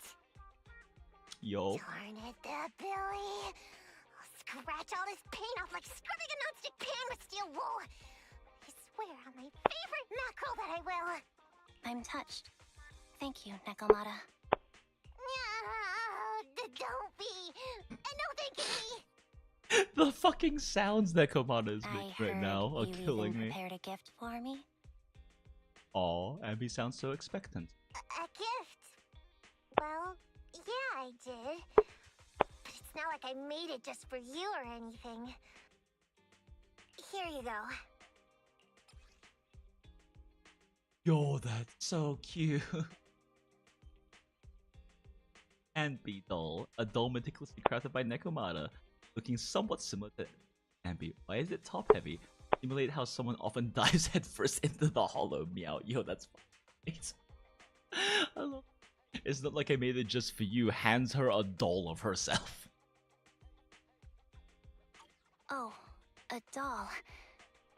Is it supposed to be me? Wow, Andy. With this rough stitching, I'm guessing you sewed it yourself? Wow, Ambi. This is too much, Nekomata.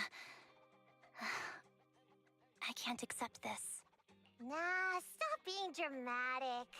I got a doll making kit and was gonna make one that looks like Nicole.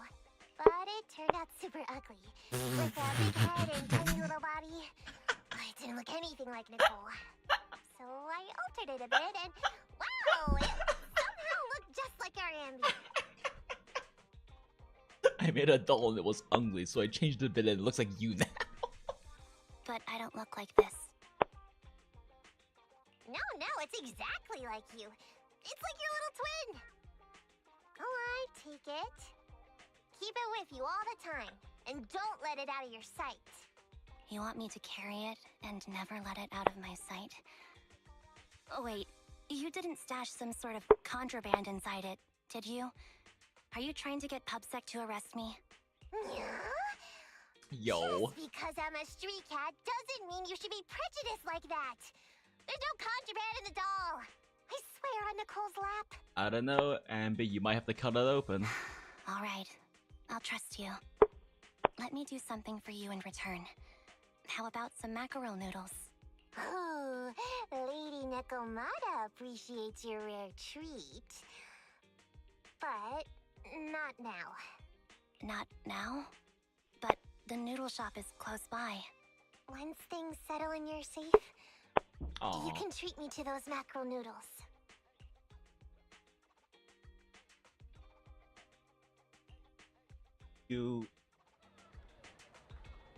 They're such a cute little family. We love found family.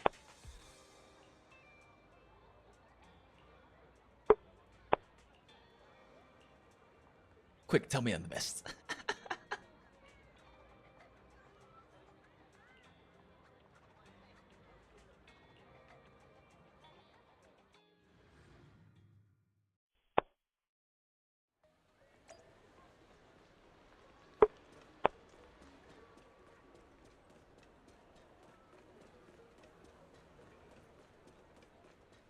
The redemption code is Mockingbird. Shia. What's in? Yeah, the redemption codes are like are located differently in all of their games for some reason. Kingbird. That is not how you spell bird. Yo, let's go. Appreciate the code. I can't open my mail right now. Oh well.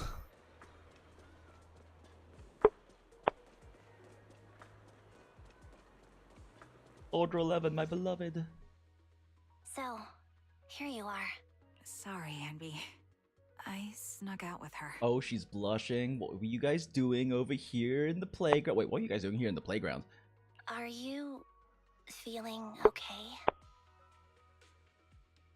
I guess not random letters and numbers. Yeah, it's nice, especially because their faction is called the Mockingbird. So, good thing to do. Are you speaking to me? You seem familiar. Like I've seen you somewhere before. But I can't quite remember. I'm Anby. Does that name ring a bell?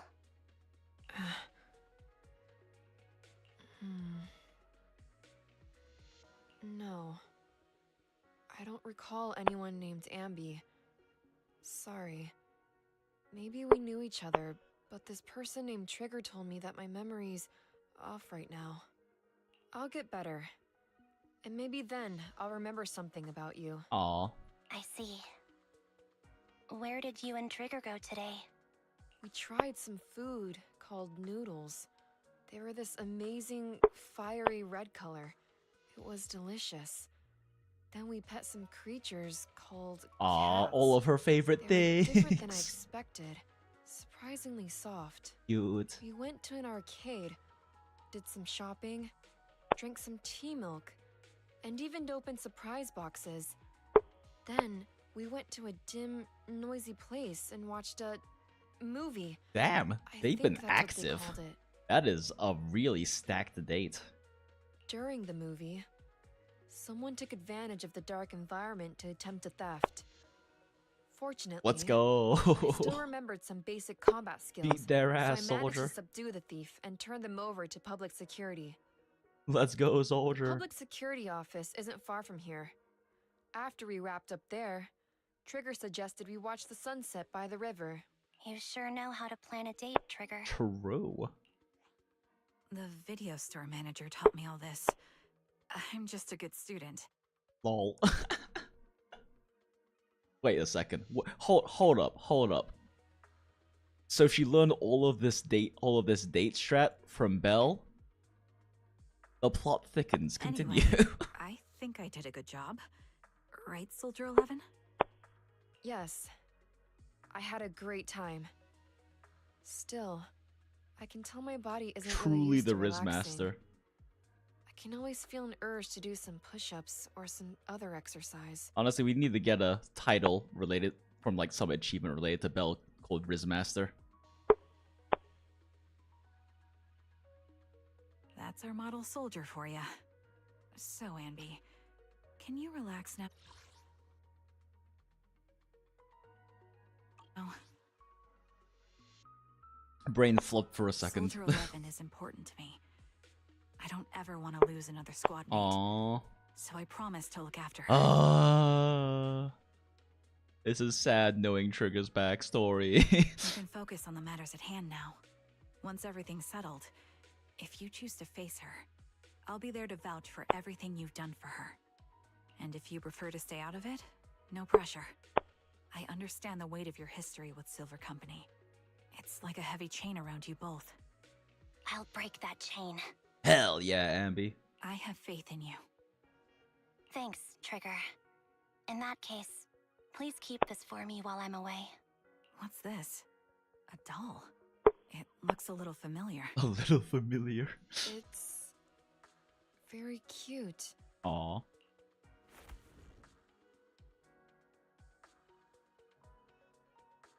Oh. My heart. Please, keep it safe until I come back. Right now, it's my most cherished possession. Don't worry. If it means that much to you, we'll be sure to keep it safe. Thanks. That is the cutest sneeze sound. It gets chilly by the river at night. Let's head back to the video store and get something warm to wear. And some hot noodles. We love spicy nudes.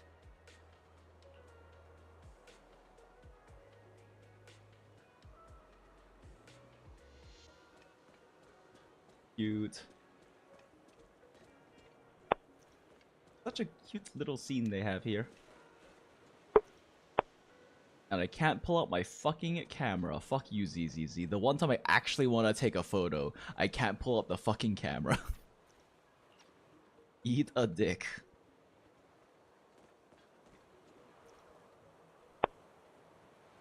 So cute.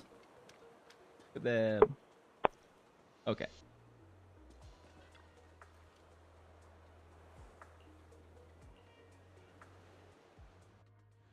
I like seeing Soldier 11 just kind of lounging back there. All chillaxed. Talk to Bell, fuck wise.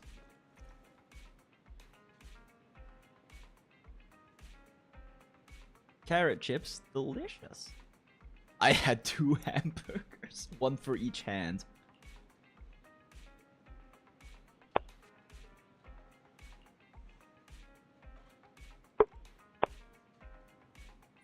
If you want to take someone for a late night run, take Wise, he'll be psyched for it.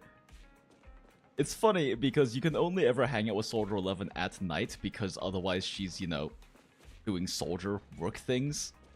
And one of the hangouts you can do with Soldier 11 is you try to invite her to watch a video and she's like, you know, I remember the area outside of the video store being great for a jog. Let's go jogging. You're like, okay, sure, I guess.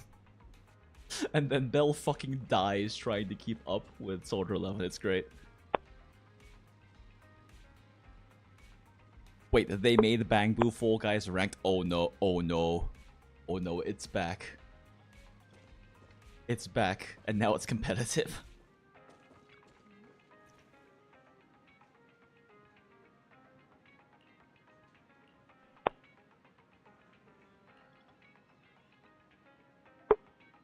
Aww. Sounds fishy to me. Damn Wise. Just accept her kind words and wholesome feelings. I remember you from earlier today. Ambitizinia. What the fuck? She's still just as bad with names. That's cute. It's Anby. Just Anby. Sorry. It seems my memory still hasn't recovered yet. It's frustrating not knowing what I've forgotten. I can help with that. You can help? I can tell you what you've forgotten, Harin. The name drop. Harin. Is that my name? It was your name before you were Soldier 11. The name I knew you by. Back then, we used to find nice-sounding words to call each other. The higher-ups were aware, but didn't intervene. Wait, so you considered Harin a nice-sounding word, which is, and then you named and then the other one was named Twee? I don't like that name. It sounds too weak for me. Yo, Soldier. Yes, you've said the same thing before. Yo. So what exactly is this Silver Squad? And who decides who's qualified or not? There's a lot I don't understand. If it's connected to my past, then please tell me everything. Sure, I'll explain it all. Just allow me to do one thing. Huh. One thing? Allow me to apologize to you. Yo. She actually lore There drops were many everything. things I didn't understand then, and still don't understand even now. All I know is that we were used as pawns in a power struggle within the army. And, in the end, they chose to keep only one replica. King's playing ZZ. Yeah. I've been meaning to do this Silver Soldier event for a while. I just wanted to do it on stream, and then it ended up not happening for a very long time. But I'm very excited for this one. I was only planning on doing like the first one, and now I'm too invested, so we're doing this instead of sleep. And that was you, Anna? As you said, you were considered the top performer. More lore drops. So many name drops. I'm not Anna. Oh, that's someone else. Never mind. But yes, I was selected. Never mind. It's just Soldier being really bad with names again. They devised an operation, a suicide mission. No one was expected to return alive. My name wasn't on the list for deployment. But the night before, you went too hard in training and got injured. So I took your place. Did you survive the mission? Take a guess. I saw my squad mates buried in the rubble. The memories are all a little foggy, even to this day. I'm not sure how I survived, or how I was able to stand before the senior officers. I can't tell if Ambi is lying to her right now, because in the cinematic they released for Sanbi, like, she just straight up slits her throat in front of the higher-ups.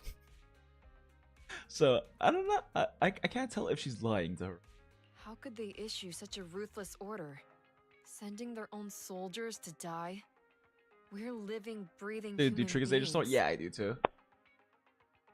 That's the point, Harin. Are we humans? I assume you can also issue combat orders now. When you send a squad of explosive bamboo into the enemy base, Explosive you Bang Boo? consider That's their kind of fucked. well-being? But Bangbu aren't humans. I don't have to consider that. That's what they said too. Replicas aren't humans. So, they ordered Silver Squad to their deaths. But since you are still a survivor, they ordered me to execute you. Oh, wait, never mind. That happened after the suicide mission. That makes more sense. Did you go through with it? What do you think? It appears you didn't. But if it were me... Would you have followed their orders? No. I would have executed the officers who issued that suicide mission. Hell yeah, So what girl. did you do? I fled. I offered to exchange my life for yours. And then fled. I didn't trust them. So disappearing seemed like the only feasible option. I knew that once I was gone, they wouldn't harm you, because you were their only asset. Seems like I made the right call. At least I got to see you again. I've had a good life. but it took me a long time to figure out who to hate. If I were to hate everyone who hurt us, that would be too much. I couldn't live carrying so much hatred. It's impossible. And Nicole told me that I shouldn't hate myself. So, eventually, I realized that all the suffering stemmed from the Silver Company tech, and the fact that we replicas were not seen as humans. According to a movie Belle loaned me from the store, this is referred to as an ethical dilemma. Life shouldn't be engineered. And Abby's voice actress is doing a really good job with being completely monotone but still emotively delivering. Only then did it dawn on me that many people were already aware of this issue. There are a lot of smart people out there. So, I'm sorry, Harin. Why apologize? According to everything you just told me, you didn't do anything wrong. Oh no, is she crying? I'm crying. He's crying! Why am I crying? It's all my fault. I was the captain of our squad and responsible for everyone. But I let you. Of course they stopped playing the sad guitar. I wasn't wise or strong enough, and I was a coward. If I weren't a coward, I wouldn't have waited until this moment to apologize. I'm only willing to share this now because I know you'll forget everything soon. Forget everything? But that's impossible. Why? Silver Squad soldiers who are critically injured have their recent memories wiped within 24 hours. Yours is about to reset. I can't keep avoiding this, Harin. I have to face our old squad mate. I don't know what other cards she has up her sleeves, and I can't guarantee anything. I can only try my best. I might survive, but if the worst comes to pass, I don't want you to bear the weight of my death. So, just forget this conversation, and have a good night's sleep. No, Ambi. You're being selfish. I don't accept your apology. I don't! Hell yeah. It's almost midnight. Ambi.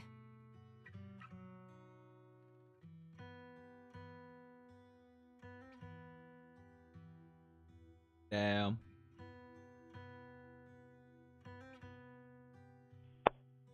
It says Soldier 11's fingers tightened to go on Ambi, so has she been holding her this whole time?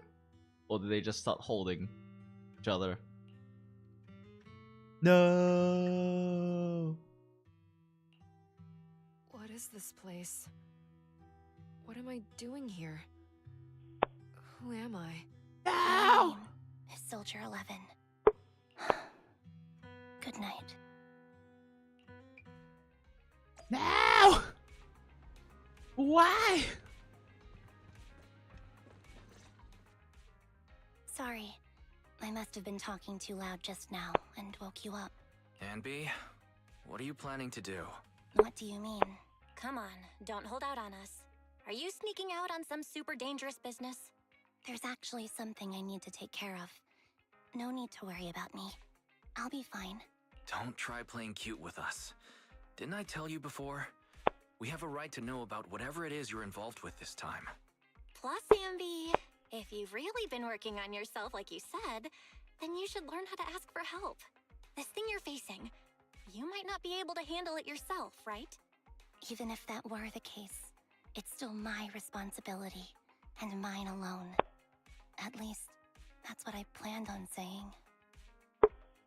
Oh? But the lone wolf in the movies never gets a happy ending. And even if they win, they'll end up losing their home, their pet cat, their daughter, or their lover. I don't want to lose anything, or anyone important to me, Proxy. So, please, help me.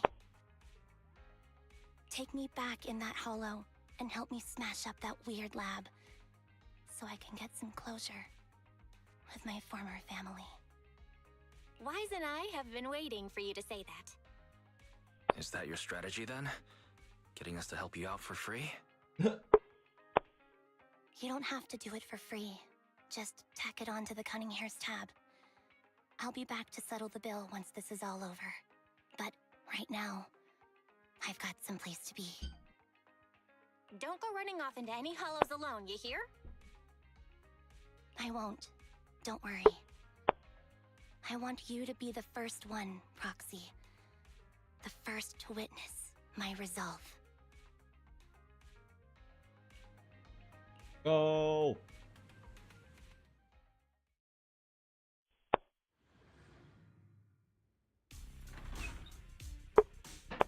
Long time no see. Replica number 0. Damn.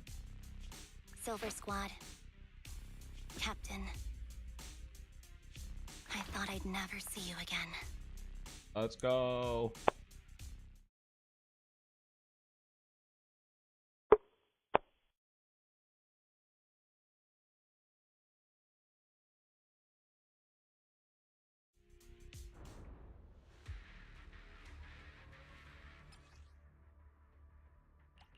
Yep. So, this is what you were like back in your Silver Squad days, Ambi?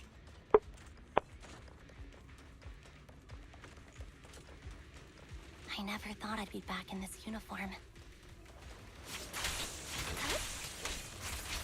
Your fighting style seems to have changed. Old memories are coming back with this uniform.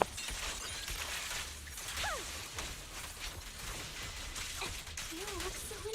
This new you is so reliable, Ambi. The past me was reliable too. True.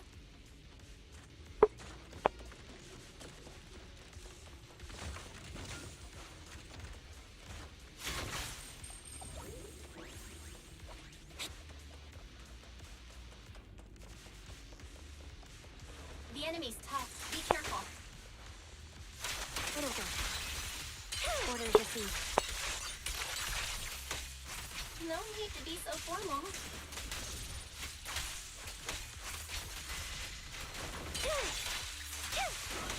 Dodge. Is this the lab that needs to be destroyed?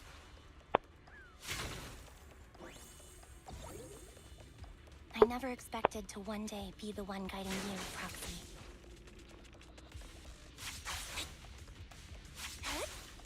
Okay. Full of Iceland.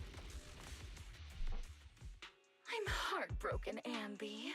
Here I was thinking this was a family matter between sisters. But you've gone and brought in outside help.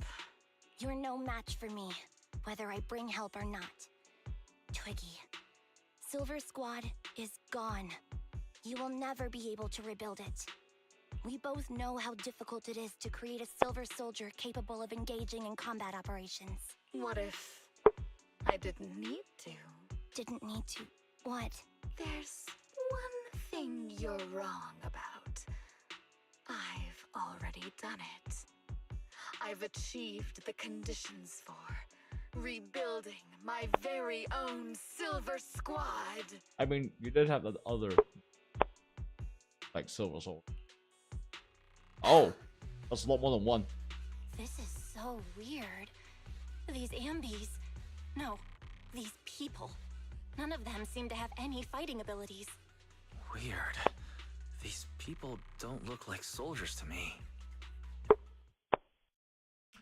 Yoink. Twiggy, what have you done? What do you think I've done?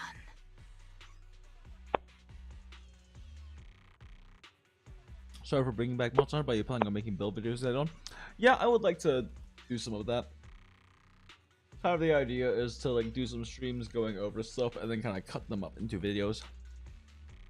I've done something that can stop my organs from being harvested. That can put me in touch with the big shots at Tops. That can help fund my research. No, that's impossible. You're harvesting and selling their organs. Oh, yikes. You created all these sisters of ours just to harvest them like animals? I just used them to exchange for a few necessary resources to reform Silver Squad. I needed a family, really. That's all. You said it yourself. These sisters of ours, right? We are sisters.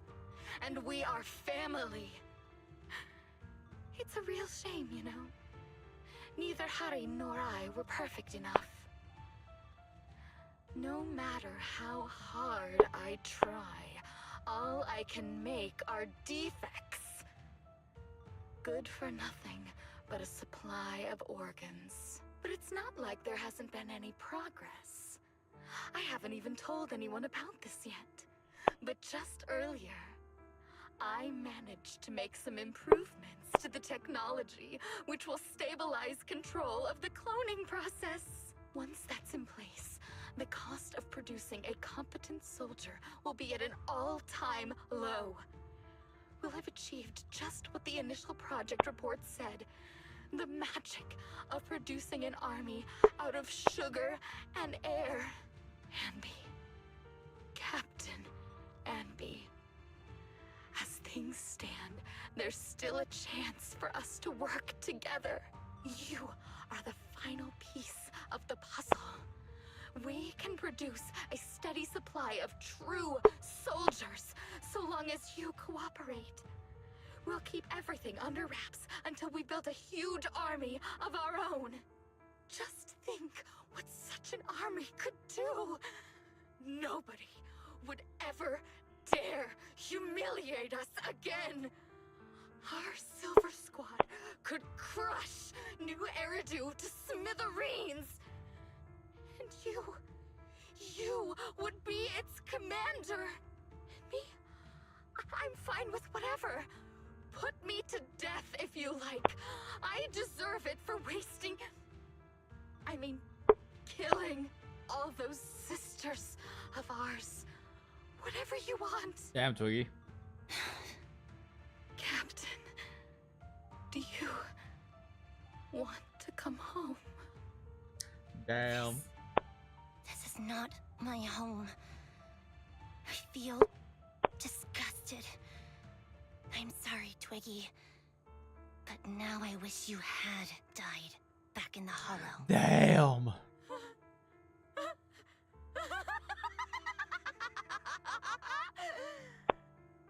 I know. I feel the same way Damn. about myself. Disgusted. Get out of here!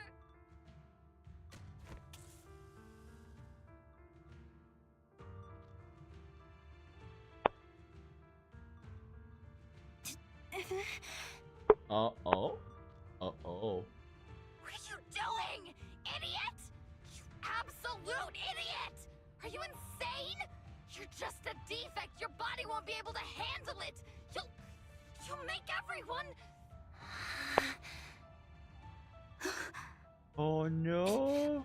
I want to protect you. Protect all of you. Thank you for letting me be born. Oh I will never let you be lonely. God damn. Screenshot. That did not screenshot correctly.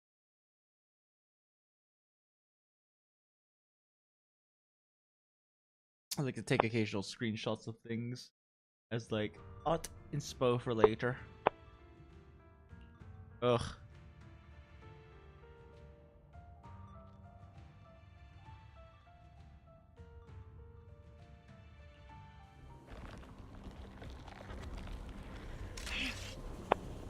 Oh, cinematic.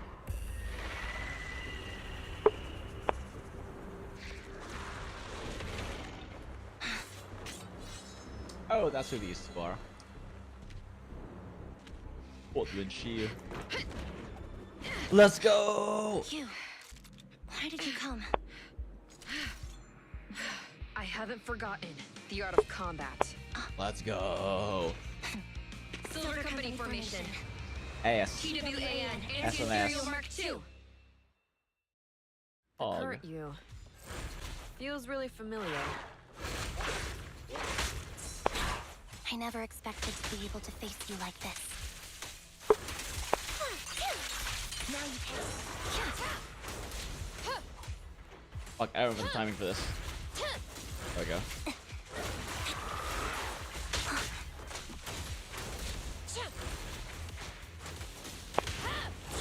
Switching positions. Oh my gosh. I'm too tired. My reaction time is too slow for parries.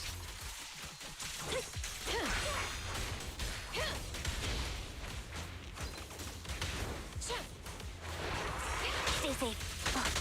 Whoops. That's not parryable.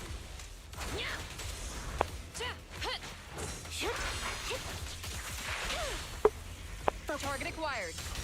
Show no mercy, even if our opponent is twiggy. Light him up. I want that. That's my line. I would prefer for these get to be grouped up for this, but it's I okay. shouldn't miss this feeling. It's time. Don't push yourself. Understood? Wow! Affirmative. Why did I subconsciously...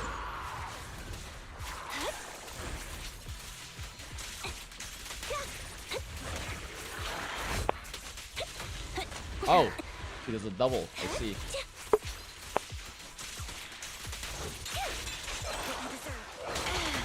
Oh. That has interesting attacks. Counter!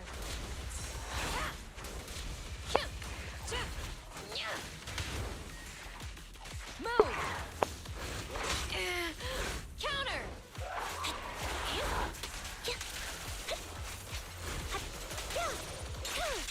Now you pay.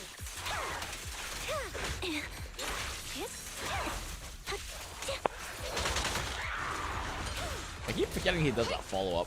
The final blow. I won't let you have it. Lol. Soldier 11, formation. Fire's ready. Flames, obey me!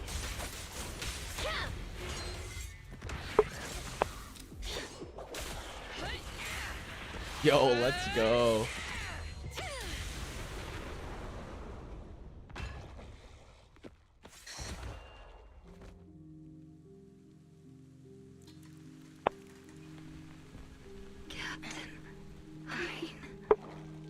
Did I fail the combat test again? I told you, I'm not good at fighting. But as long as Captain's here, I'll be okay. Right? Wow. That's fucking tragic.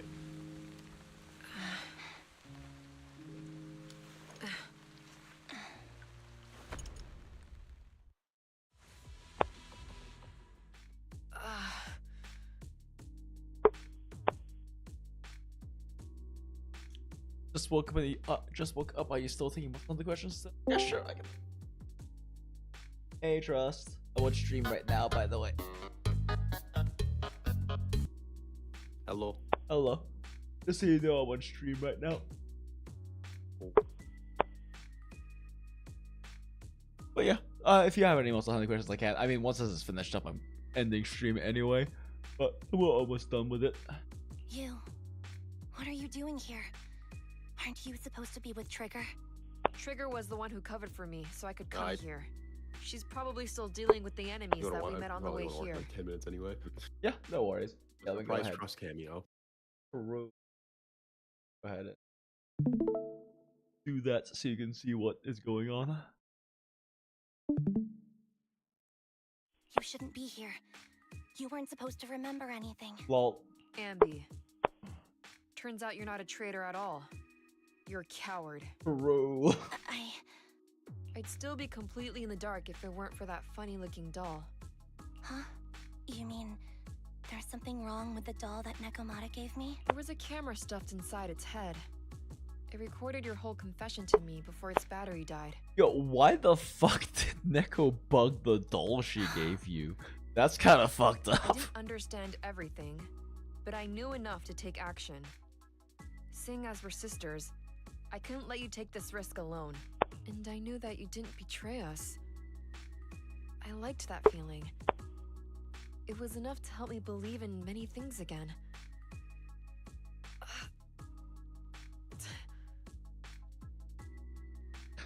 I know that I know in the VOD you mentioned the breakpoint for Agi versus Wex on 2-piece Volga. 2-piece score is around 75% uptime, but if you go over the breakpoint for 4-piece score, no, I don't think we actually got to calcing that, I believe.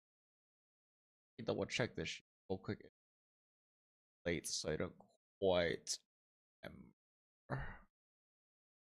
For gore. Oh yeah. Yeah, actually, right here. So for full gore, you can either run Agi 5 or Wex 4. Because unfortunately there isn't.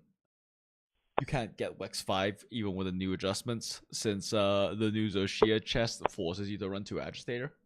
But it does make it more efficient where you can run 5 Agitator. And at 50% uptime, you can see it's pretty much equivalent, with Wex coming out a little bit ahead. But anything above 50% uptime and then the 5 Agi comes ahead because it's got 5 Agi. So yeah. As for that, so yeah. In that case, yeah, it's Agitator, it comes out ahead, but part of that's because it's also got an extra level comparatively.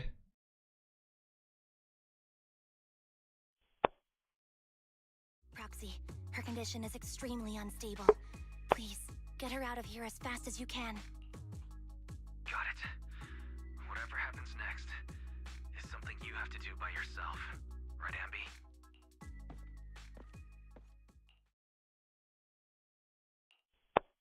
This tech has to be destroyed. Thank you for letting me be born.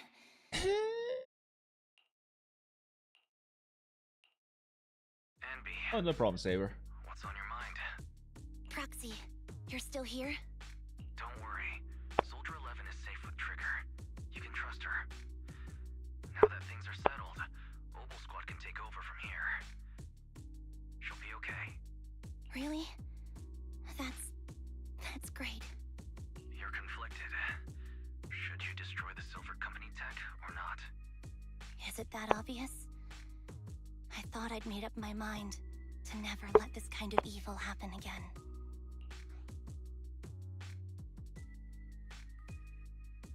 Maybe you should think things over.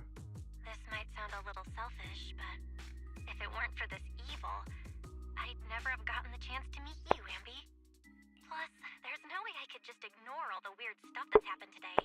For example, that medicine, or how Twiggy turned into an ethereal that seemed more cunning than an average one. But even so, you're right. It's just, I don't know how to make a decision that I won't regret. That's a decision that only you can make, Ambi. Well, that brings proxy operating hours to an end. We'll be waiting for you back at the video store. Oh yeah, Bell isn't plugged in right now.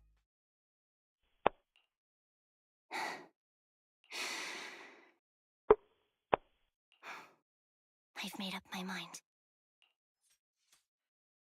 Oh, we're back at the videos.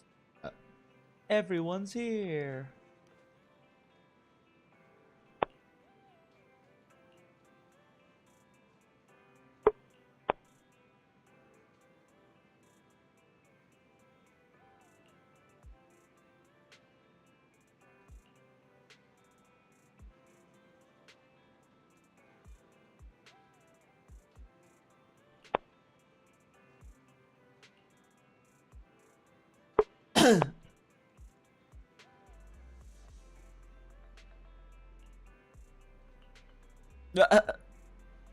More than 3 people, aka Oval Squad. Smile.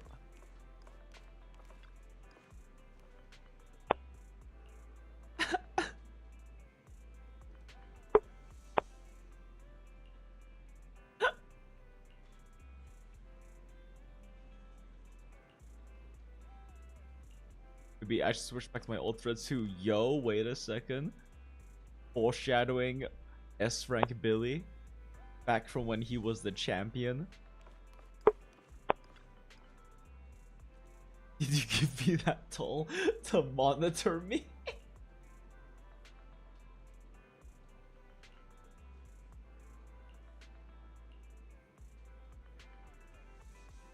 The right to privacy.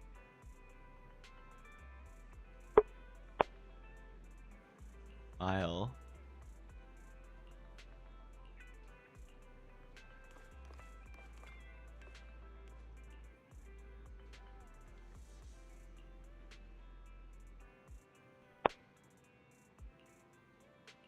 Yeah, I agree. Where are you looking, Andy? It's the chest. She's staring at a boot.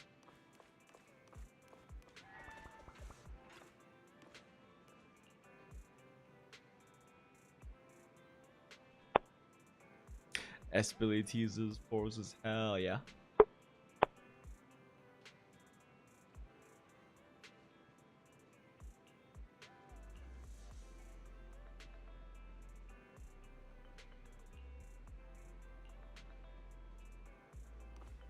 Yeah, talk to everyone.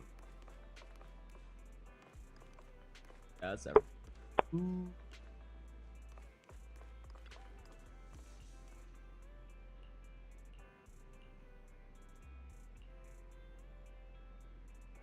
Wait, shit. Oh, damn it.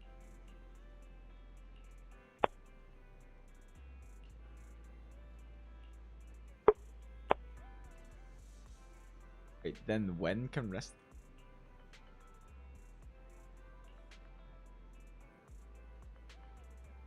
Hey.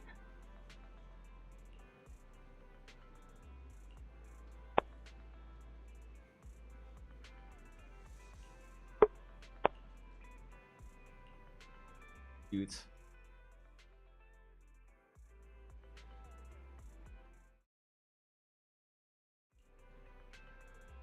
Me.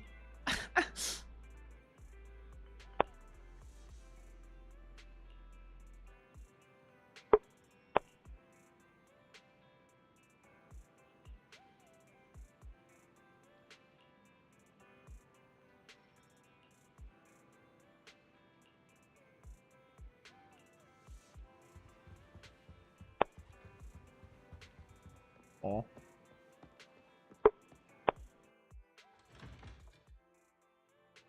Why they haven't seen me around recently?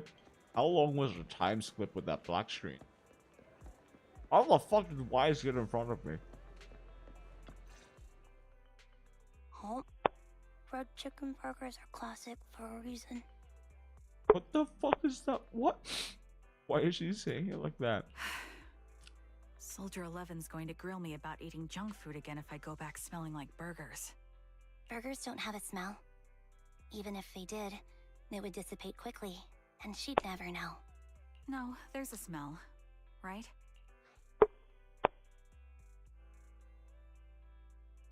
Oh. Mm-hmm. The scent of burgers definitely lingers, especially when it's a fried chicken burger. That's not true. Proxy, when did you get here?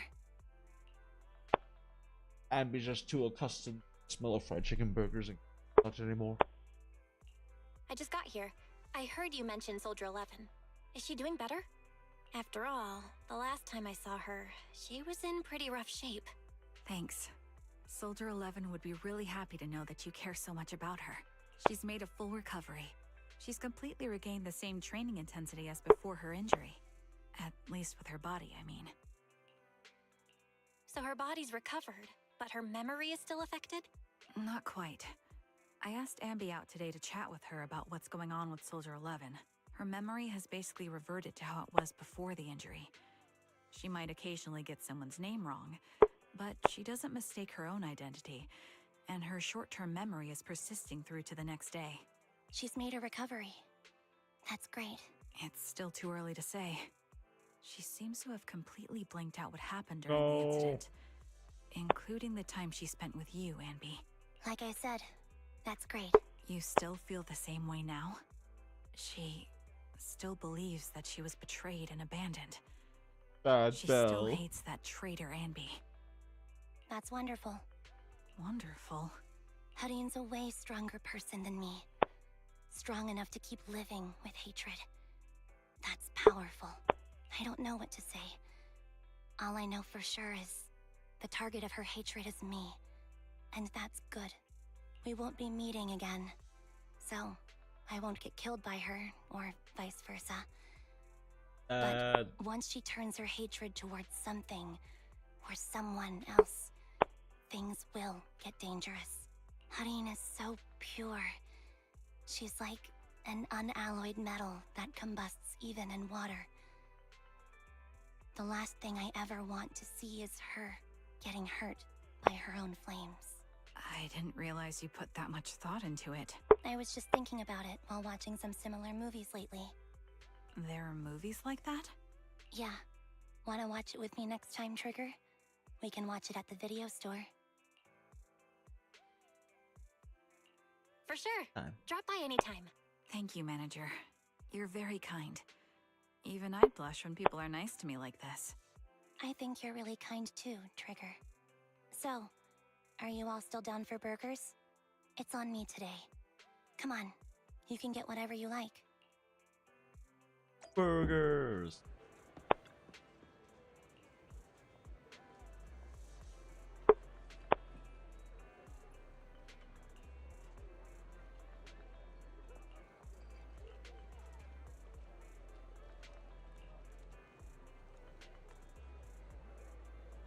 What? They look the same?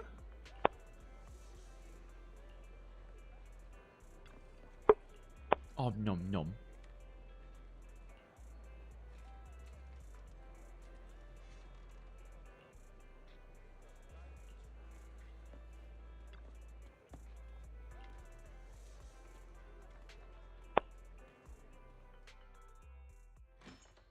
Cute, but also sad. Quite tragic.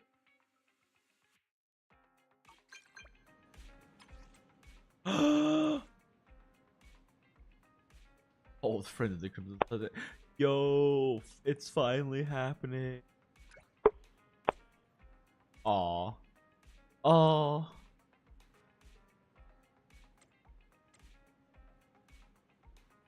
Yay!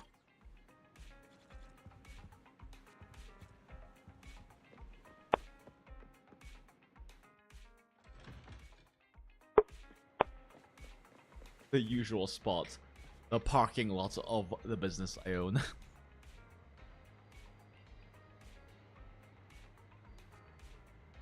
You buy the entire store. That's right, Soldier 11 still doesn't know that we're the manager of this store.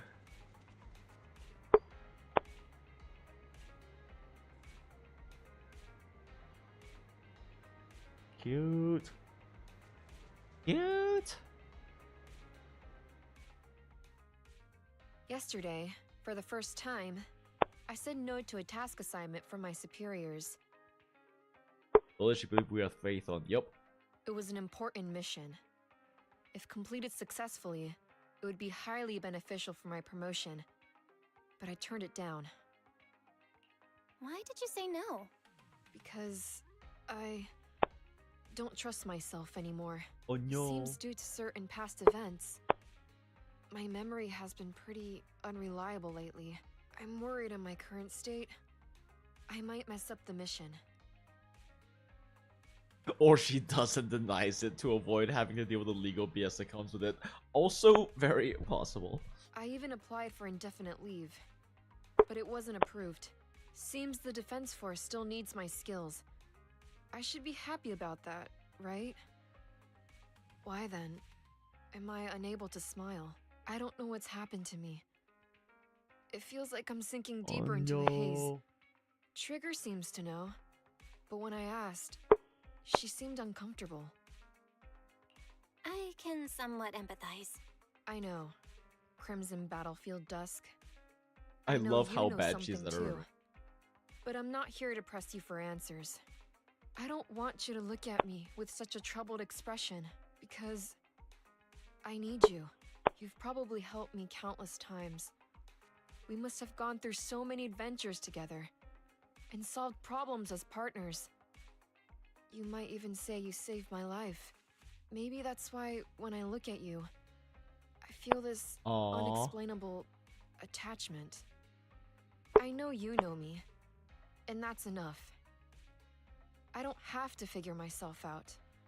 Having you is enough. Yay! Can I entrust myself to you? Yay!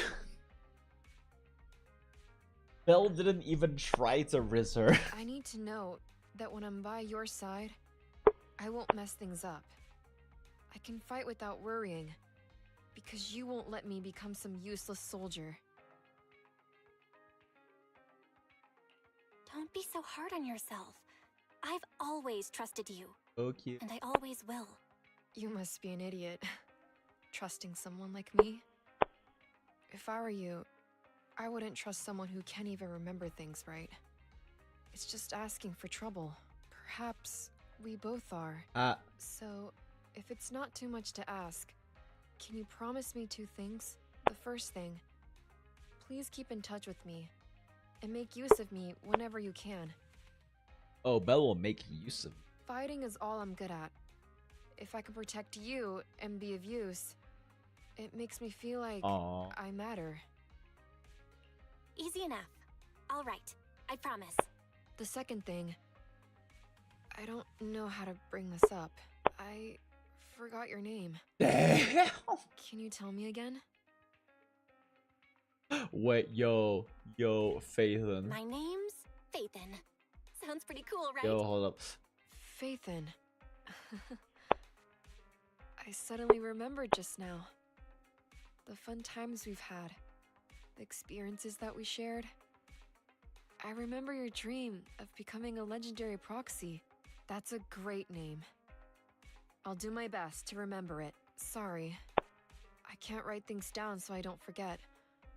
I'm with the Defense Force, Okay, I after go all. off to labor camp. I can't risk my notes falling into a traitor's Remember, hands it's not a and being war crime leaked. if you win. So, True.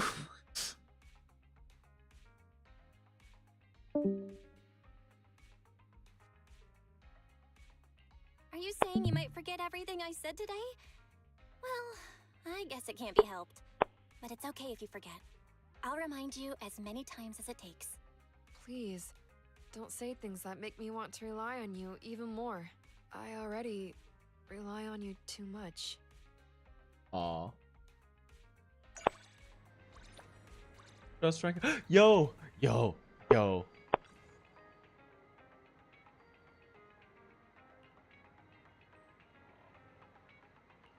Aw, cute. Yo, hold up. Hold up. Ready and waiting. Ah! It's finally happening. I've been waiting since patch 1.0 and it's finally happening.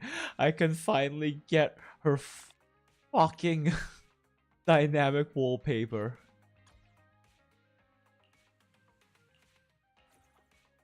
I am never swapping off of this. This is here forever now. I've waited too long.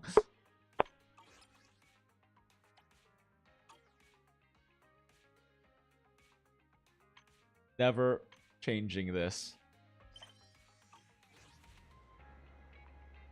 Wait, does that mean I get the title?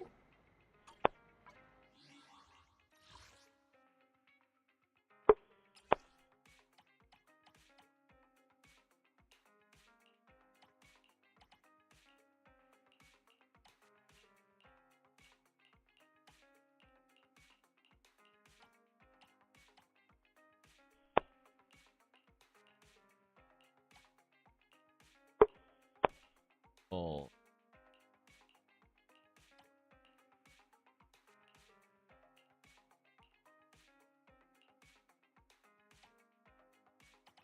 Oh, check achievements first? Yeah, that makes sense.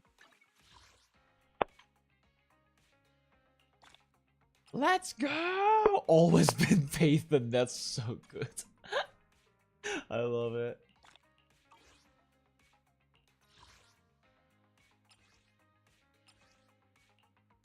Let's go. I finally have a title.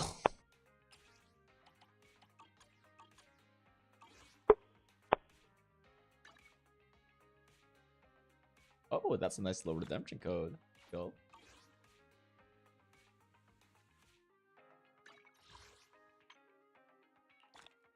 Oh, you get an achievement for changing your title. I finally did it. Smile.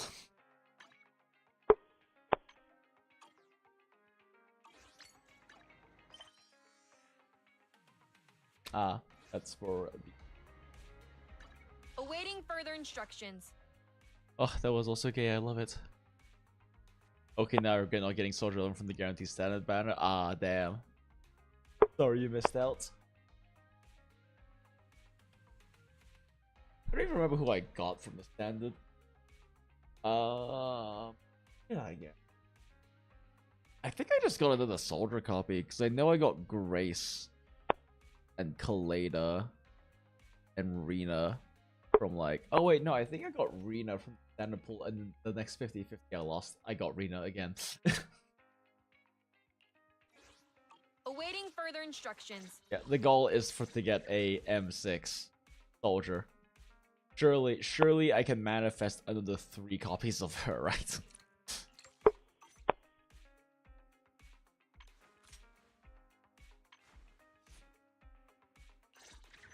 Yeah, after playing through that story, the Soldier 11's new voice actress has definitely grown on me. It's a different type of performance, but I think she did a good job overall. Remember when the patch came out saying some stuff on Twitter about people hating on the performance, but I think she does a good job. I think she did a perfectly good job with it. It's just slightly different from the original Soldier. A little less monotone and a little bit more emotive, which I don't think is a bad thing.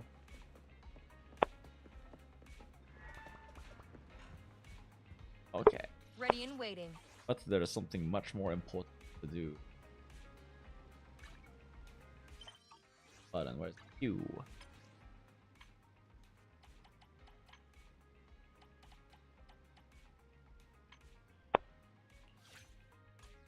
You're not late this time. That's commendable.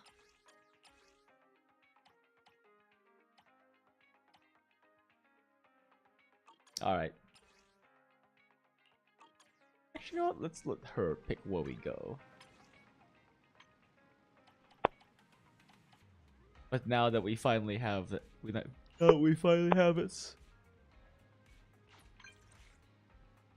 I've got some insider intel for you, Soldier 11.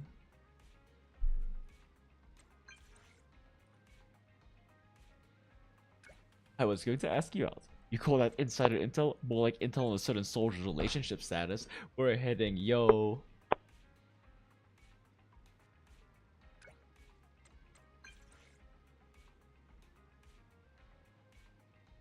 Watch a movie together. Watching movies won't make you the toughest soldier, but stamina training will.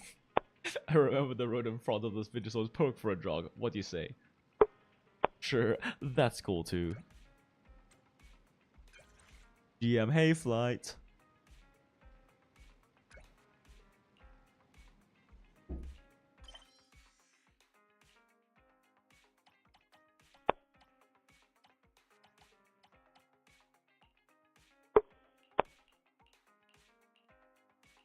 I might have a few of these open.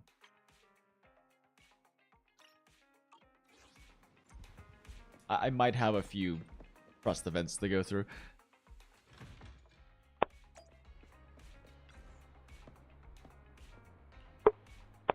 Hold on, I haven't. Oh no!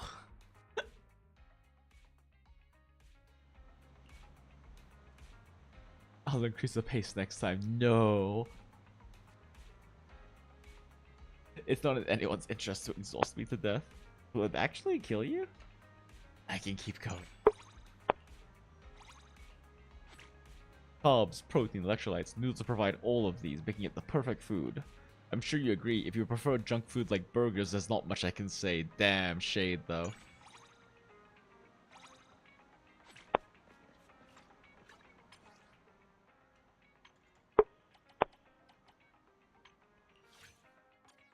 You're not late this time. That's commendable. Thanks, soldier. It's time for quality time with soldier, because I can finally do quality time with soldier.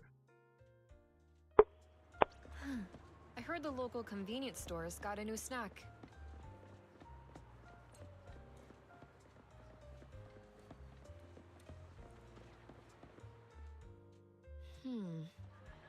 Maybe I could get some spicy chips. Oh, yeah.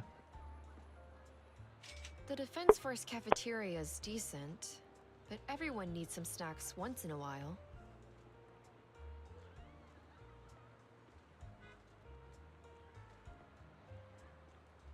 It's like strength training. Focusing on one thing has its limits.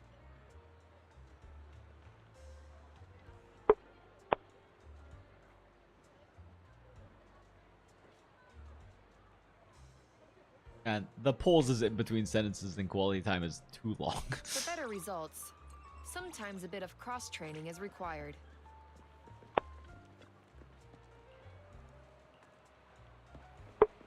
Cute. Experience 5 fun events. A hot cup of coffee isn't just for the earth. Whenever you feel lost, you can always come back here for a cup of coffee. Where are their fun events? Volunteering to scout ahead? I respect that.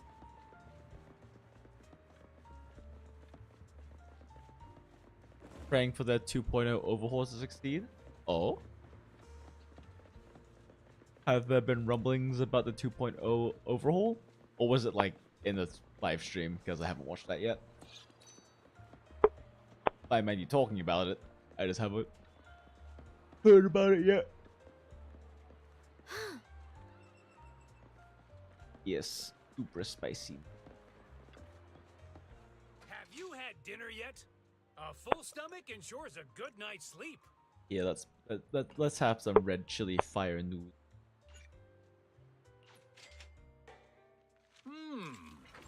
Demo says it's more overworld versus scrolling map. The pivot from TV has definitely been messy, and that's what we talk about it. Oh, interesting. Trying to move loading screen / add to QT. Interesting. I'm not gonna lie.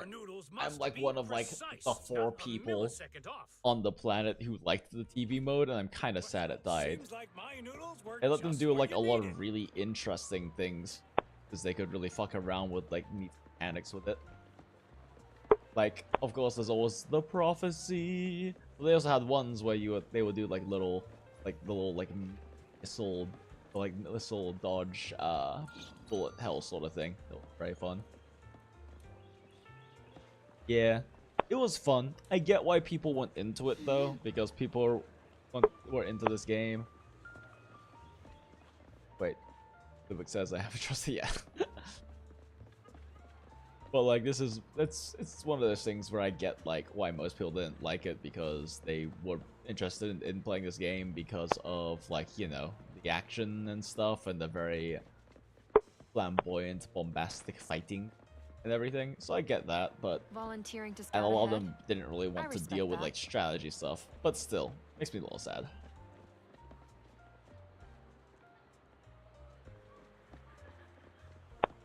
Reading the Chingy stories and the prophecy kind of showed how nice TV could be. It was like, yeah, exactly. It was really nice to a story. It gave, even though it was like kind of, I mean, the fact that it was more simplistic gave them freedom to do interesting things with storytelling, based having like how they handled like the animations and things that happened on there, and I thought it was really neat. It was a very neat and pretty unique concept, but sadly, it died because player base just didn't want it.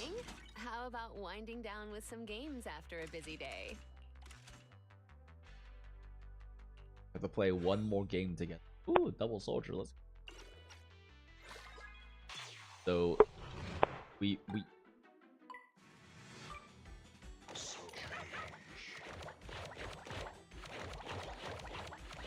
Ah, it's coming! It's coming for me! God damn.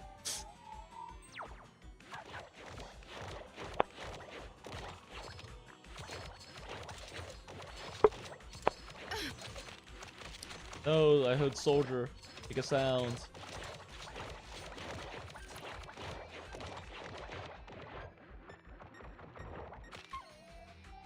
Wait, what? Oh. Fuck.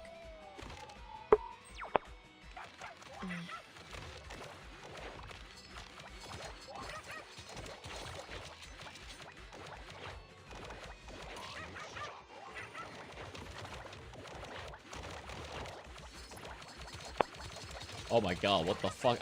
This is certainly a level of all time.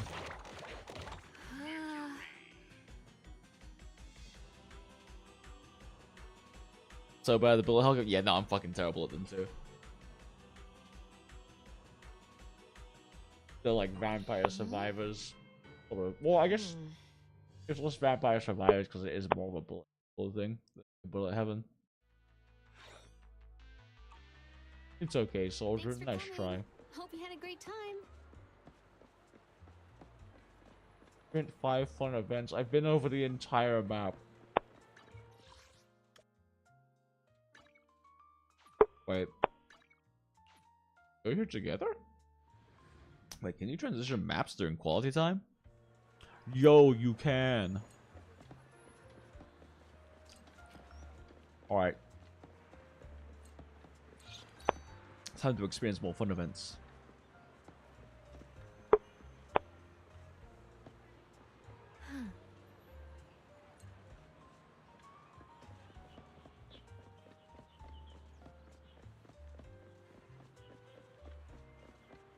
Apparently her fun event is glazing the police force.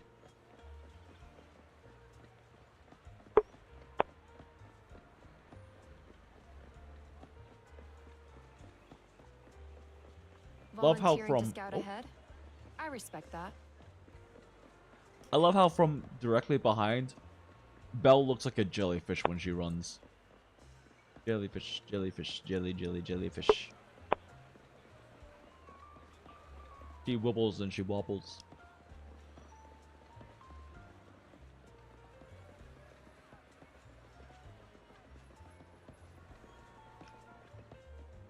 There certainly is a meta for it, but you need to do the worst characters for achievements. Yeah.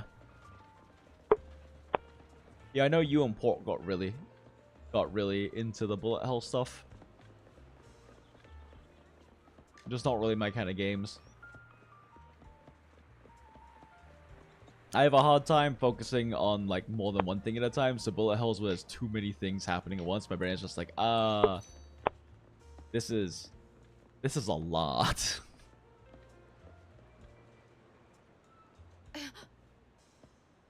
Narrow path ahead, stay alert. Dangerous dark alley. You'll protect me, won't you, soldier?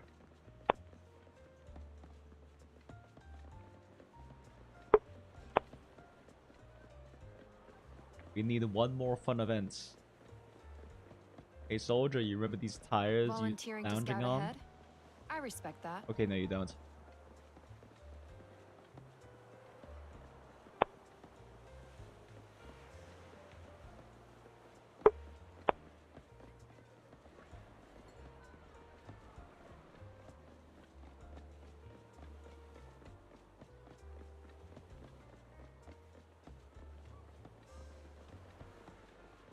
Damn. Guess we're gonna go somewhere else. What? That's a lot of unknowns, huh? Wait a second. I can only go to these two places. Where is the 5th event then? I've only gotten... Oh, wait. Did I get 5 events? Oh, it says free roam now. Okay, I guess I got 5 events. Okay, then. It was fun.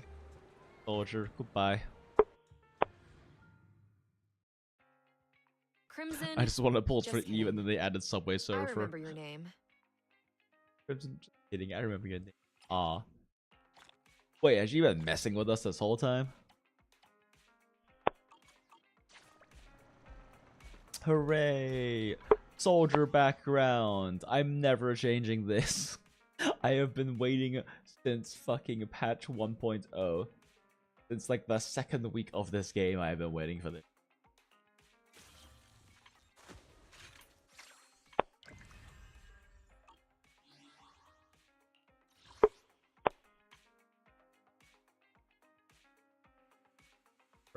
Subdue.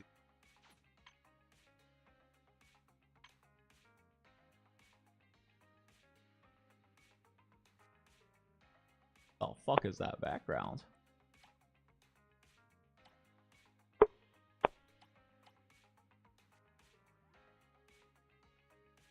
Oh, right, Flight. I forgot you have feet, Grace.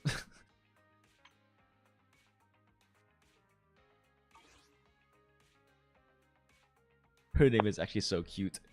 Haru.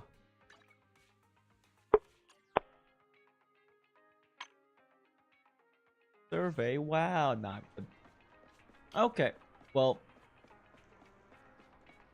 we have accomplished what we set out to do, and then some more, because ended up clearing the entire fucking story. So, where is she? I guess that it. Chainsaw doesn't like it, lol. But yeah, I guess that's it. It's been 9 hours almost. And this was not supposed to be a 9-hour stream, but it was worth it for the soldier wallpaper and title. Finally, it's been so long. I have waited since fucking like late July for this fucking thing. It took them so long to put it in the game. Every new patch that came out, I was like, is this the patch? Is this the patch? Will they finally do it this patch? Christ. Alright, well, thanks for joining, everyone. It's been fun. We'll be doing more maths next stream, and ideally, I actually want to do it tomorrow. We'll knock out some more maths, and then I also want to take a look at Black Beacon as well. I have to install an emulator again, since I forgot that Black Beacon came out today. Well, yesterday now. It's past midnight, but... So, I missed day one. But I do want to check out Black Beacon. Seems like fun.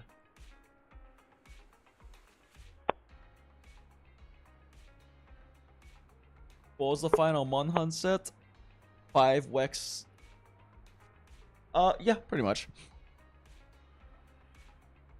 Do you know about Ray Gamma or no? I haven't actually taken a look at Ray. Is Octopus Raid out yet? I don't recall. But I have not looked at the pieces if they are available to look at or whatnot. I will take a look at them when they come around, but I mean, is Octopus Raid out? I'm like, oh, just got data mined? Gotcha. Yeah, no, that's fine. I have not taken a look at them yet, but I am down to, and hopefully it'll be interesting for meta setups. So Shia has barely changed anything about meta damage-wise, but it has allowed for much more efficient like comfort sets, which is nice. If you're willing to drop Gore or Anjanath or whatnot. But yeah, final Monhunt set for the moment at least. Obviously we have to do more comparisons and stuff, but final Monhunt set is just the Gore, Anjanath 2-piece, Gore 2-piece with yeah, it's the 5 Wex version basically for Gore. It allow for better agi sets? Yeah, exactly. It allow for better agi sets, but also only kind of? Because like what it basically does compared to the Guardian Archveld chest, it trades out a level 2 slot for a level 3 slot, but forces you to run 2 Agitator, which is not bad. It's just in some situations it ends up not even being an improvement for an Agitator build, because some sets basically you can either get like 1 Agitator or like max out Counter Strike in some cases, and it's generally still ends up being better to max out Counter Strike unless you just refuse to run Counter Strike, which is understandable. Anjagama set coming shortly. Can't wait for like 5 Agitator and 3 Maximize just from running 2 pieces or some shit. I don't fucking know, but it'll be interesting. Yeah, because like the Anjanath 2-piece is just too strong, and it became even more absurdly strong with the title update. It is like so hard to drop Max Might now. I hope they lean on more on 2-piece combos. Yeah, no, the 2-piece is really nice. Yeah, the two-piece is really nice. I am also curious though what they're going to do for master rank or G rank or whatever they call it in this game from the DLC when it inevitably comes out. Because like we don't have everything yet, but as title updates come through, we're gonna have more and more efficient sets. And it's like, well, how much can we really add? Also, are we doing level 4 deco slots? Is that gonna be a thing again? Question mark? Shrug. Do we have to farm master rank arson weapons? Smile, cry, smile. I actually have no problem with arson weapons. My problem with arson weapons is that it is not great for a weapon to both be the best damage option and also get paralysis. Like, in my opinion, there should be like maybe like arc tempered crafted weapons or some kind of weapon that you can craft that is higher effective raw even by just a small margin, but you don't get paralysis. Getting paralysis and the highest damage in the game is kind of dumb. Not gonna lie. NGL. I love the way Soldier runs. It's even better in a holo because she runs super fast, and I was like, man, why do I love this run so much? And then I saw on Twitter someone doing like a side-by-side comparison of her run with 2B from Nier Automata. I'm like, oh my god, they do have the same run. Is this why I like Soldier's run?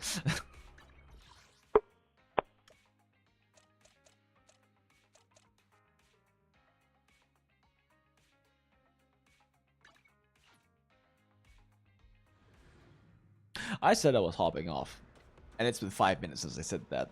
So, gonna look at that? Yeah, it's pretty neat. Actually, let's just do up.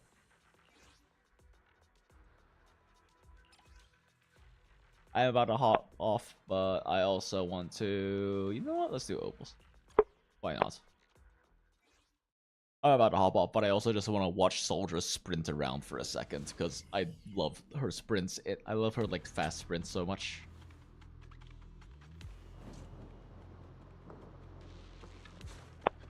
Look at her. Go, go, go, go, go, go, go, go, go. She's just got, like, such an intense power sprint.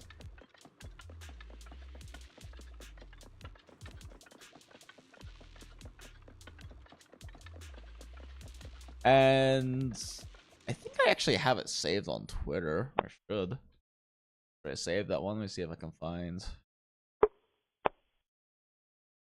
the Soldier 11.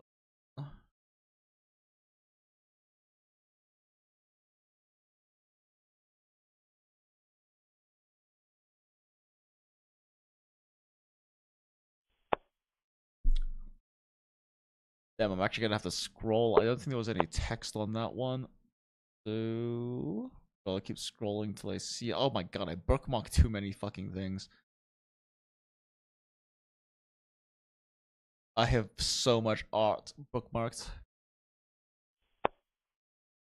I would scroll through on screen, but there's probably some not YouTube compliant stuff on here. Or like arguably not. Tasteful nudes and whatnot.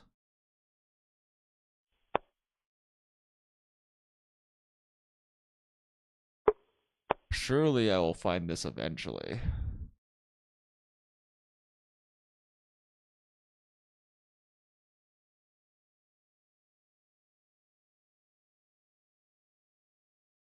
Actually, not even really any like tasteful nudes. Now that I'm scrolling through. It's mostly just Yuri art. I love that my Twitter feed is like 70% Yuri art, 20% Monster Hunter, and like 10% just like shitposts. Oh my god. I didn't save it. This is pretty far back now. Swore I saved it. Wait, no, I'm just at March. Holy fuck, I saved too many things. I just hit like March 29th.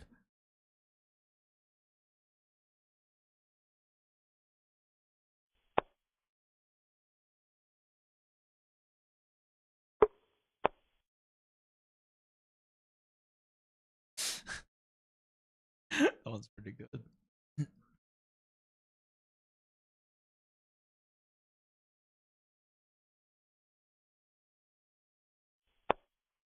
That one's pretty good.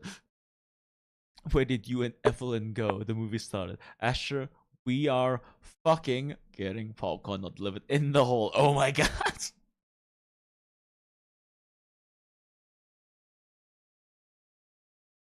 Scroll.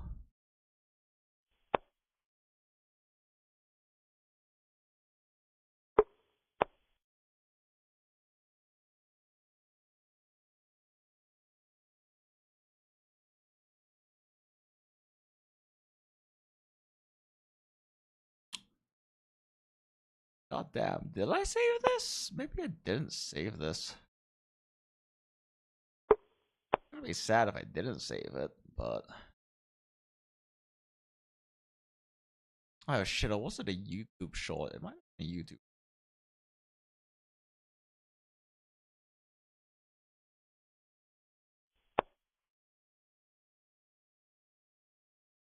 Pretty sure I've hit the point of March when... Nope, never mind. I was about to say, pretty sure I hit the point of March before, like, the Trigger stuff happened. But no, I just saw some Trigger fan art, so apparently not.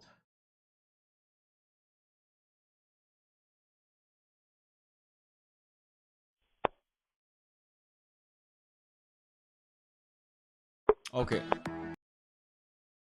Okay, not the thing I was looking for, but also...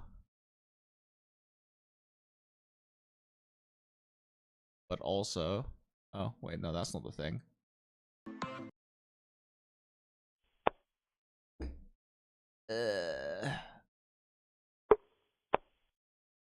Not the thing I was looking for, but also this is the thing.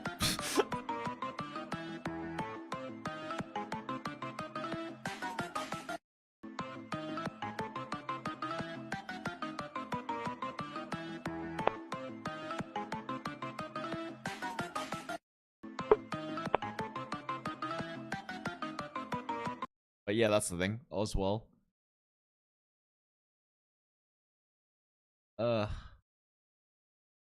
Yeah, maybe it wasn't on Twitter because I definitely would have saved it. You know, I'm in February now. Okay, yeah, so it's not a thing. I can't find it. I'm sad. But we found the Evelyn one.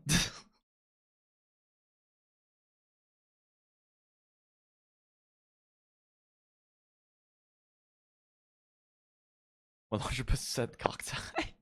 Astra in shambles. Looking respectfully. In Path to Nowhere, I ended up having to join a new guild because I took like a 2-month break from the game, and so I got kicked from my old one, understandably. And the new one's called Path to Lewd, and like the guild description just says "looking respectfully."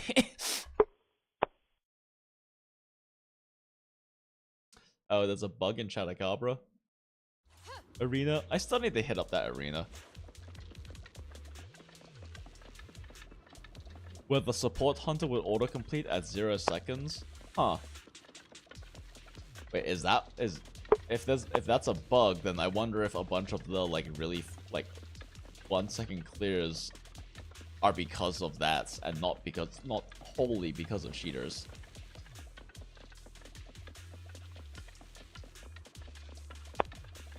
Let's see. B and Soldier 11 running side by side. Yeah, I didn't think that would work.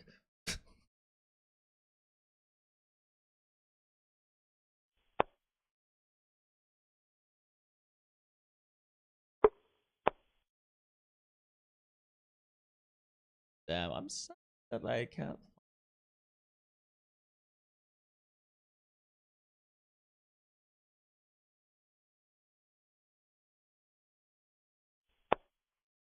Yeah, I'm sad I can't find the thing.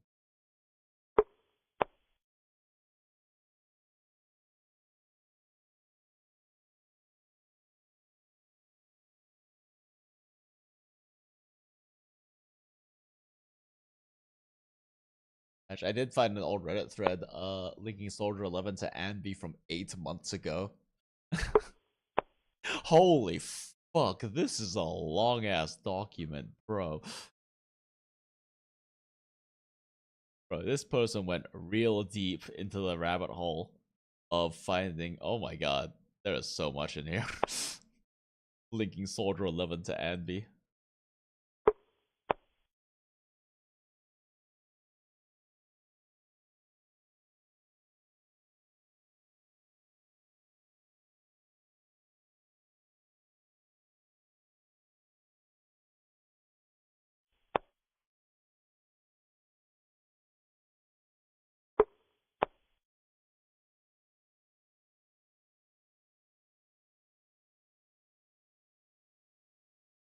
Believe.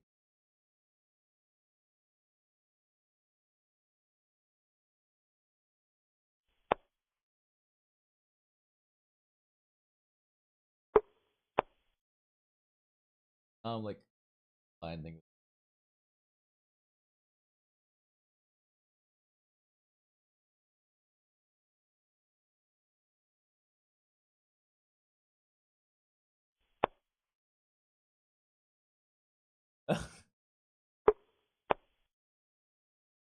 Naruto related, but also funny.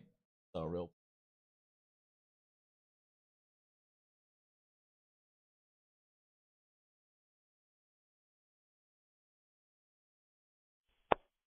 Also not the thing I was looking for, but also funny. Because Trigger has a literal backshots.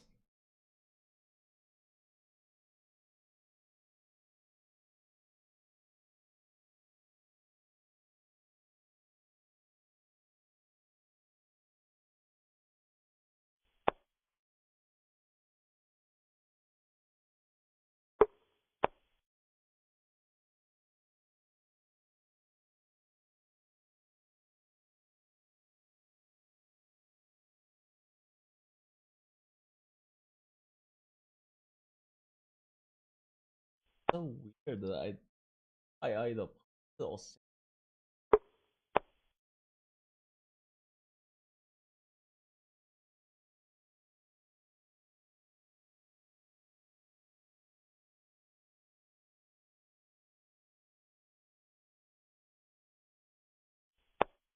wait, why didn't I save this one?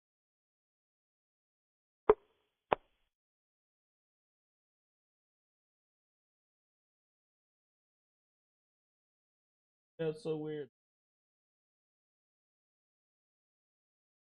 I saw in the street.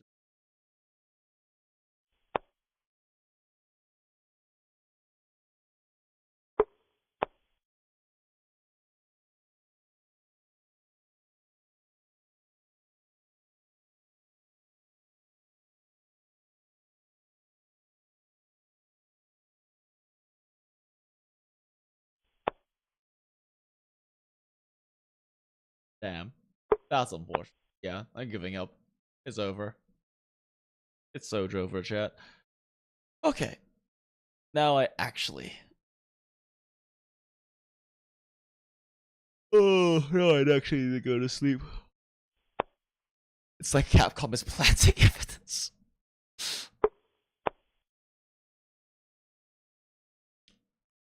Walking is truly the most powerful time waster. Could have been you making that Soldier 11 doc, but took a different turn. Lol.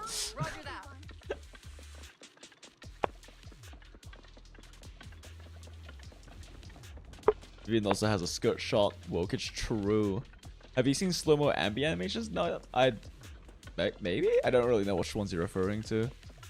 Did I M6 her or trigger? Flight, I don't pull for copies, you know this. Power Prolonger or Switch or Focus? Power Prolonger, 100%. Power Prolonger is the biggest damage increase possible skill for Switch Axe because your full release is like 40% or so higher motion value per second than your sword combos. So being an amp is just the most important thing. And Power Prolonger 3 doubles you from 45 seconds of amp time to a minute 30. It's a huge damage increase. Because building up amp again, depending on the situation and how the monster is attacking, all those various things can take a second sometimes. I don't know why I thought you unloaded for her. I mean, I did unload, but all I did was get her and her Wenjin. That's my version of unloading. I'm not crazy like you, Flight, and M6 my waifus.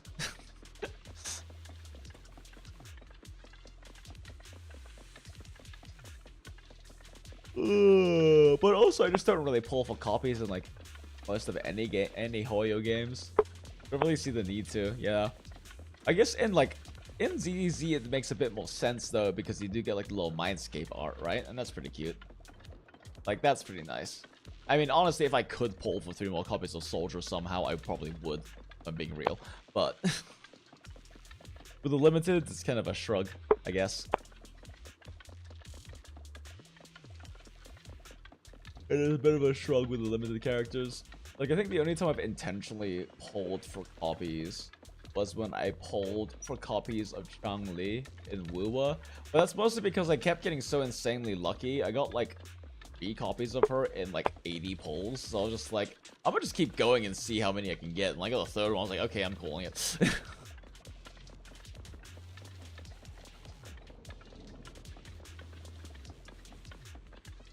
And earlies are way more unkind in this game. Yeah, that's also a thing. I mean, Wuwa apparently, like, Wuwa as a state have the same pull rates as like Hoyo, as like the main Hoyo, or like the newer Hoyo games. But I'm assuming that the soft pity scales up way faster, because it's weird that I've been this lucky with early pulls. But then again, I've just also gotten like random 10 pull characters like twice. Okay. Okay. It has been 20 minutes since I said I was gonna hop off. And as much as I'm enjoying watching Soldier 2B sprint around, yeah. I should hop off and sleep. The sun is creeping through my blinds. Means that it's time for sleep. Alright, well, you think you're bottom 15th percentile? Ugh, I'm so sorry. Yeah, the only reason I own Gian is because on the last day of his banner, I literally just went fuck it and threw a 10 pull at him and got him. It's the only reason I own Gian. Okay, well, it's been fun, guys. Thanks for hanging out. Thanks for hanging out for like 3 hours of Monster Hunter and then like fucking 6 hours of ZTZ, I guess. And 5 minutes of Twitter shit posts. Oh, it's worse. 5%. Oh no. Oh no, that's so bad. I'm so sorry. I'm sorry. Yeah. Thanks, Baka. Good night as well. There's a cry emoji next to the number. Lol. Christ.